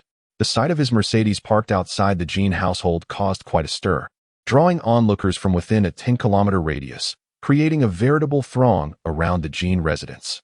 Just days after the city's wealthiest had visited, the wealthiest of the harbor city made an appearance. The Jin family must be experiencing a stroke of good fortune. Qi Guanyu had initially been reluctant to come, believing that Jin Weidong's act of saving him was simply his duty. Furthermore, having endured a brutal blow, he suspected Jin Weidong was merely seeking to exact revenge. Qi Jinting remarked that Qi Guanyu's safety was fundamentally unrelated to Jin Weidong. Jin Weidong was akin to a guardian sent by the goddess Mazu to bless them, selflessly rescuing both father and son despite the peril to himself, thus becoming a benefactor to the Qi family. One must be grateful and repay kindness, otherwise, the goddess Mazu might not only withdraw her favor, but also impose punishment. While Qi Guanyu could disregard law, tradition, and morality, he dared not underestimate the divine, and thus obediently followed. Qi Jinting presented an imported television set, a rarity in the country, to the Jin family. The onlookers were astounded. Qi Jinting expressed his apologies, stating, I should have come sooner, but I was delayed waiting for this television to arrive from Japan. Qi Guanyu respectfully bowed to Liu Bihua and Jin Yongjun, thanking them for raising such an exemplary son. This demeanor starkly contrasted with his previous indifference. Liu Bihua, overwhelmed with emotion, could only repeat, You are too kind, too kind. The crowd murmured in awe, Wow, I heard that an original imported television from Japan costs nearly $1,000. Does it even have color? I've only seen black and white. One remarked, What is this? Just yesterday, I saw Dongzi driving a military jeep, which costs tens of thousands. Jin Weidong remained neither particularly excited nor pleased. In comparison to his sacrifices, this gesture seemed trivial. After a brief stay, Qi Jinting departed. Subsequently, waves of people, regardless of familiarity, clamored to see and touch the 12-inch color television. Jin Weidong, overwhelmed by the noise, informed Liu Bihua and the others before returning to school. Huang Jiangwo noticed Jin Weidong's discomfort and felt embarrassed. Jin Weidong reassured him, You were compelled to act out of concern for Qiu Shuang's safety. There's no need to take it to heart. Huang Jiangwo nodded. Dongzi, thank you for saving us again. Jin Weidong sighed. In truth, I have implicated you. Huang Jiangwo replied. Do not say that. You could not have foreseen their actions. He too was puzzled as to why this group targeted Jin Weidong. Only Jin Weidong understood that these individuals sought to use others to eliminate him, thereby destroying the hard-earned trust. Mu Qingze had dispatched several guards to surveil the vicinity of Jin Weidong's home, both to prevent retaliatory attacks and to monitor Jin Weidong, ensuring Liang Anbong's complete confidence. The guards reported in the morning, last night, a thief attempted to break into Jin Weidong's home, but was chased away by a group. Mu Qingze furrowed his brow. What? The guard continued. It seems that the protectors of the Jin family were a group of thugs, not from the immediate area, but from a larger surrounding gang. Mu Qingze suddenly realized it must be Qin Lei. He appears disreputable, yet surprisingly, he has a sense of loyalty. In truth, Mu Qingze had long looked down upon these aimless youths who loitered about the streets, often referred to as Lanzura Fin Cantonese. After all, the people he interacted with, even those involved in crime, were at least significant figures in smuggling or arms dealing. Witnessing Qin Lei's involvement in rescuing Qi Guanyu alongside Jin Weidong compelled him to reassess this group. Is the boundary between individuals truly so clear and absolute? The guard inquired. Shall we continue to monitor and protect? Mu Qingze replied, yes, we shall discuss it further once we have unraveled this line. On Sunday morning, Jin Weidong returned home and noticed Qin Lei loitering near his residence. He gestured for Qin Lei to come over, saying, since you're here, come in and sit down. There's no need to hide. Qin Lei's face flushed, glancing around nervously. I was just passing by. I have no intention of visiting your home. Jin Weidong remarked. I heard from the neighbors that someone tried to break into my house a few nights ago, but was chased away. That was you, wasn't he it? Thank you. Qin Lei scoffed. I merely happened to be there. I'm not interested in helping you, nor do I require your gratitude. With that, he rolled his eyes and attempted to leave. What a peculiar personality. Clearly here to express gratitude, but speaking so brusquely. Jin Weidong, both amused and exasperated, pulled him back. Come, have a meal before you go. Jin Yongjun and the others were actually acquainted with Qin Lei, as he was notorious in the area. Upon seeing Jin Weidong pull him inside, Liu Bihua felt a twinge of displeasure. Qin Lei turned to his companions, instructing them to greet auntie and uncle politely, lest they frighten them. The gangsters, sporting various hairstyles and tattoos, typically fierce in demeanor, now resembled children in a kindergarten line, nodding and bowing as they greeted Liu Bihua and Jin Yongjun. This made Liu Bihua feel somewhat embarrassed, prompting her to say, come in, come in. We're having egg noodles for lunch. It will be ready shortly. Qin Lei replied, they can eat outside. I want to have a private chat with Jin Weidong. Jin Weidong led him to his room. Qin Lei huffed. You really have no sense of caution, directly bringing me into your room. Are you not afraid I might learn the layout of your home and come back to rob you? Jin Weidong responded, we have fought side by side. Do you think I fear this?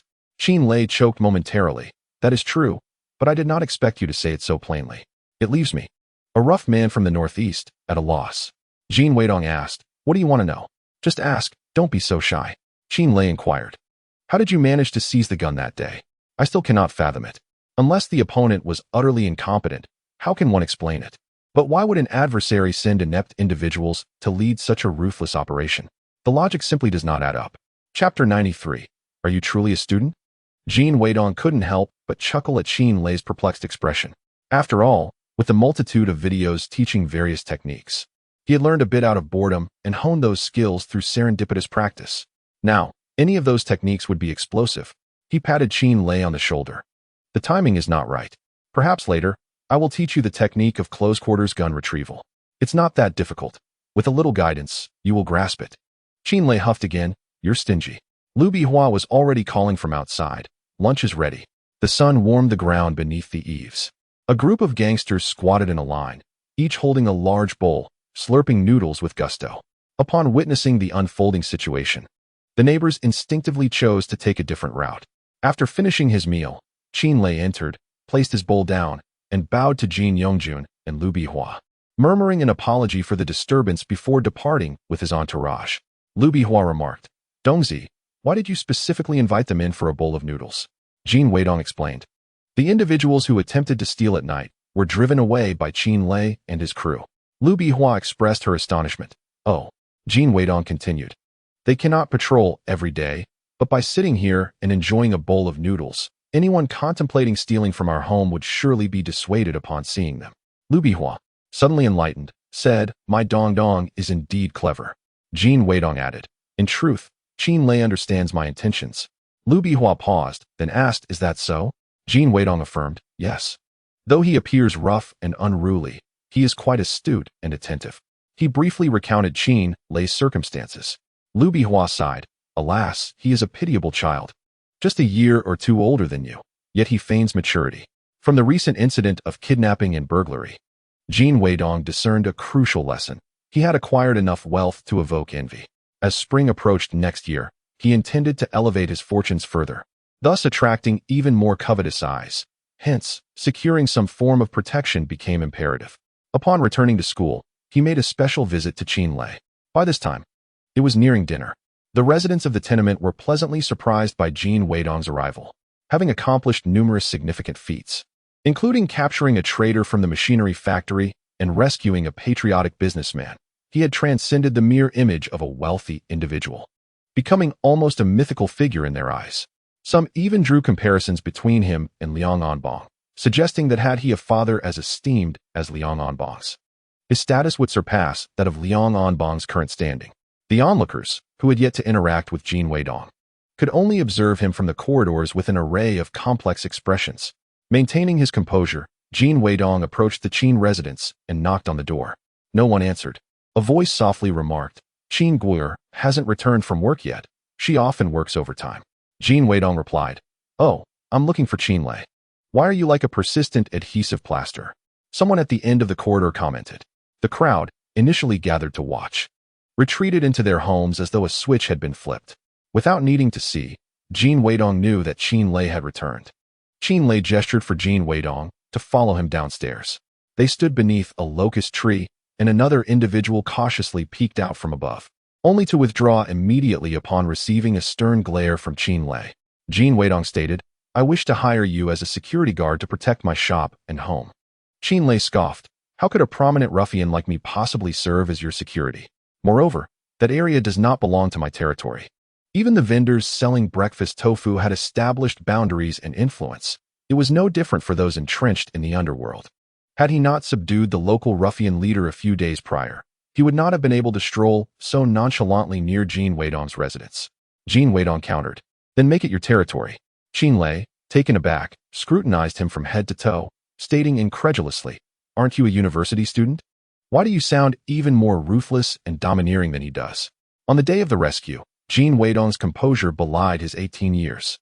Jin Weidong remarked, "I believe there exists a fundamental goodness within you.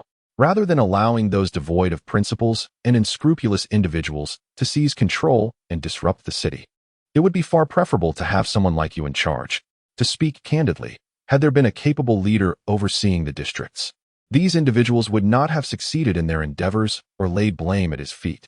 He would not have needed to traverse convoluted paths to deduce the whereabouts of Qi Guanyu." Qinlei scoffed, "You make it sound as if it were child's play." Jin Weidong countered, "I possess wealth and connections, while you bring talent and resources to the table. This is a formidable alliance, not mere child's play." Qinlei replied ambiguously, "Let us discuss it later." Jin Weidong responded, "Very well. Seek me out when you have come to a decision." Qinlei interjected, "By the way, my sister is still unmarried. As a bachelor, it would be rather inconvenient for you to frequently visit my home. In the future, just call for me downstairs. No need to come up." Jin Weidong chuckled, "Oh, I didn't realize you were concerned about such matters." Qinlei, his face flushed, retorted, "Enough of your nonsense. Just do as I say." Jin Weidong acquiesced, All right. No need to be so agitated. I shall say this. You charge ahead, and I will look after your sister. I may not be able to provide much, but I can ensure she has a job that guarantees her comfort and security, and that no one dares to bully her." With a smirk, he added, "It is precisely because of you that I feel at ease." Qinlei cast a glance at him. "You are quite ruthless. Far more so than us." Jin Weidong replied, "The sentiment is mutual. To show mercy to one's enemies is to be cruel to oneself." Qinlei clarified, "I am not referring to the matter of shooting the kidnapper. I speak of the incident involving the scissors and that lecture." Jin Weidong frowned. "Wasn't that your doing?" Qinlei, taken aback, responded, "No. I went to pick up my sister from work, heard someone scream, and when I went to investigate, I found the scene as it was. By the time the police arrived, I had already fled." Jin Weidong pondered this situation. There was no reason for Qinlei to fabricate such a story. Moreover, it was unlikely that Mu Qingze or Liang Anbang could possess such a fierce disposition or motive to harm. Just then, Qin Guer returned and, upon spotting Jin Weidong, hurried over to bow. "Thank you, Jin Weidong. I have yet to express my gratitude for saving me last time. And now you have once again helped Lei clear his name. I am truly grateful." Jin Weidong replied, "This time, We have assisted one another. Qin Guier turned to Qin Lei. I have something to discuss with Jin Weidong. You may go ahead. Qin Lei questioned. What do you have to confer with him? Qin Guier gently urged. You go on ahead. The burly Qin Lei displayed a petulant expression akin to a rebellious youth, casting a fierce glare at Jin Weidong before ascending the stairs in a huff.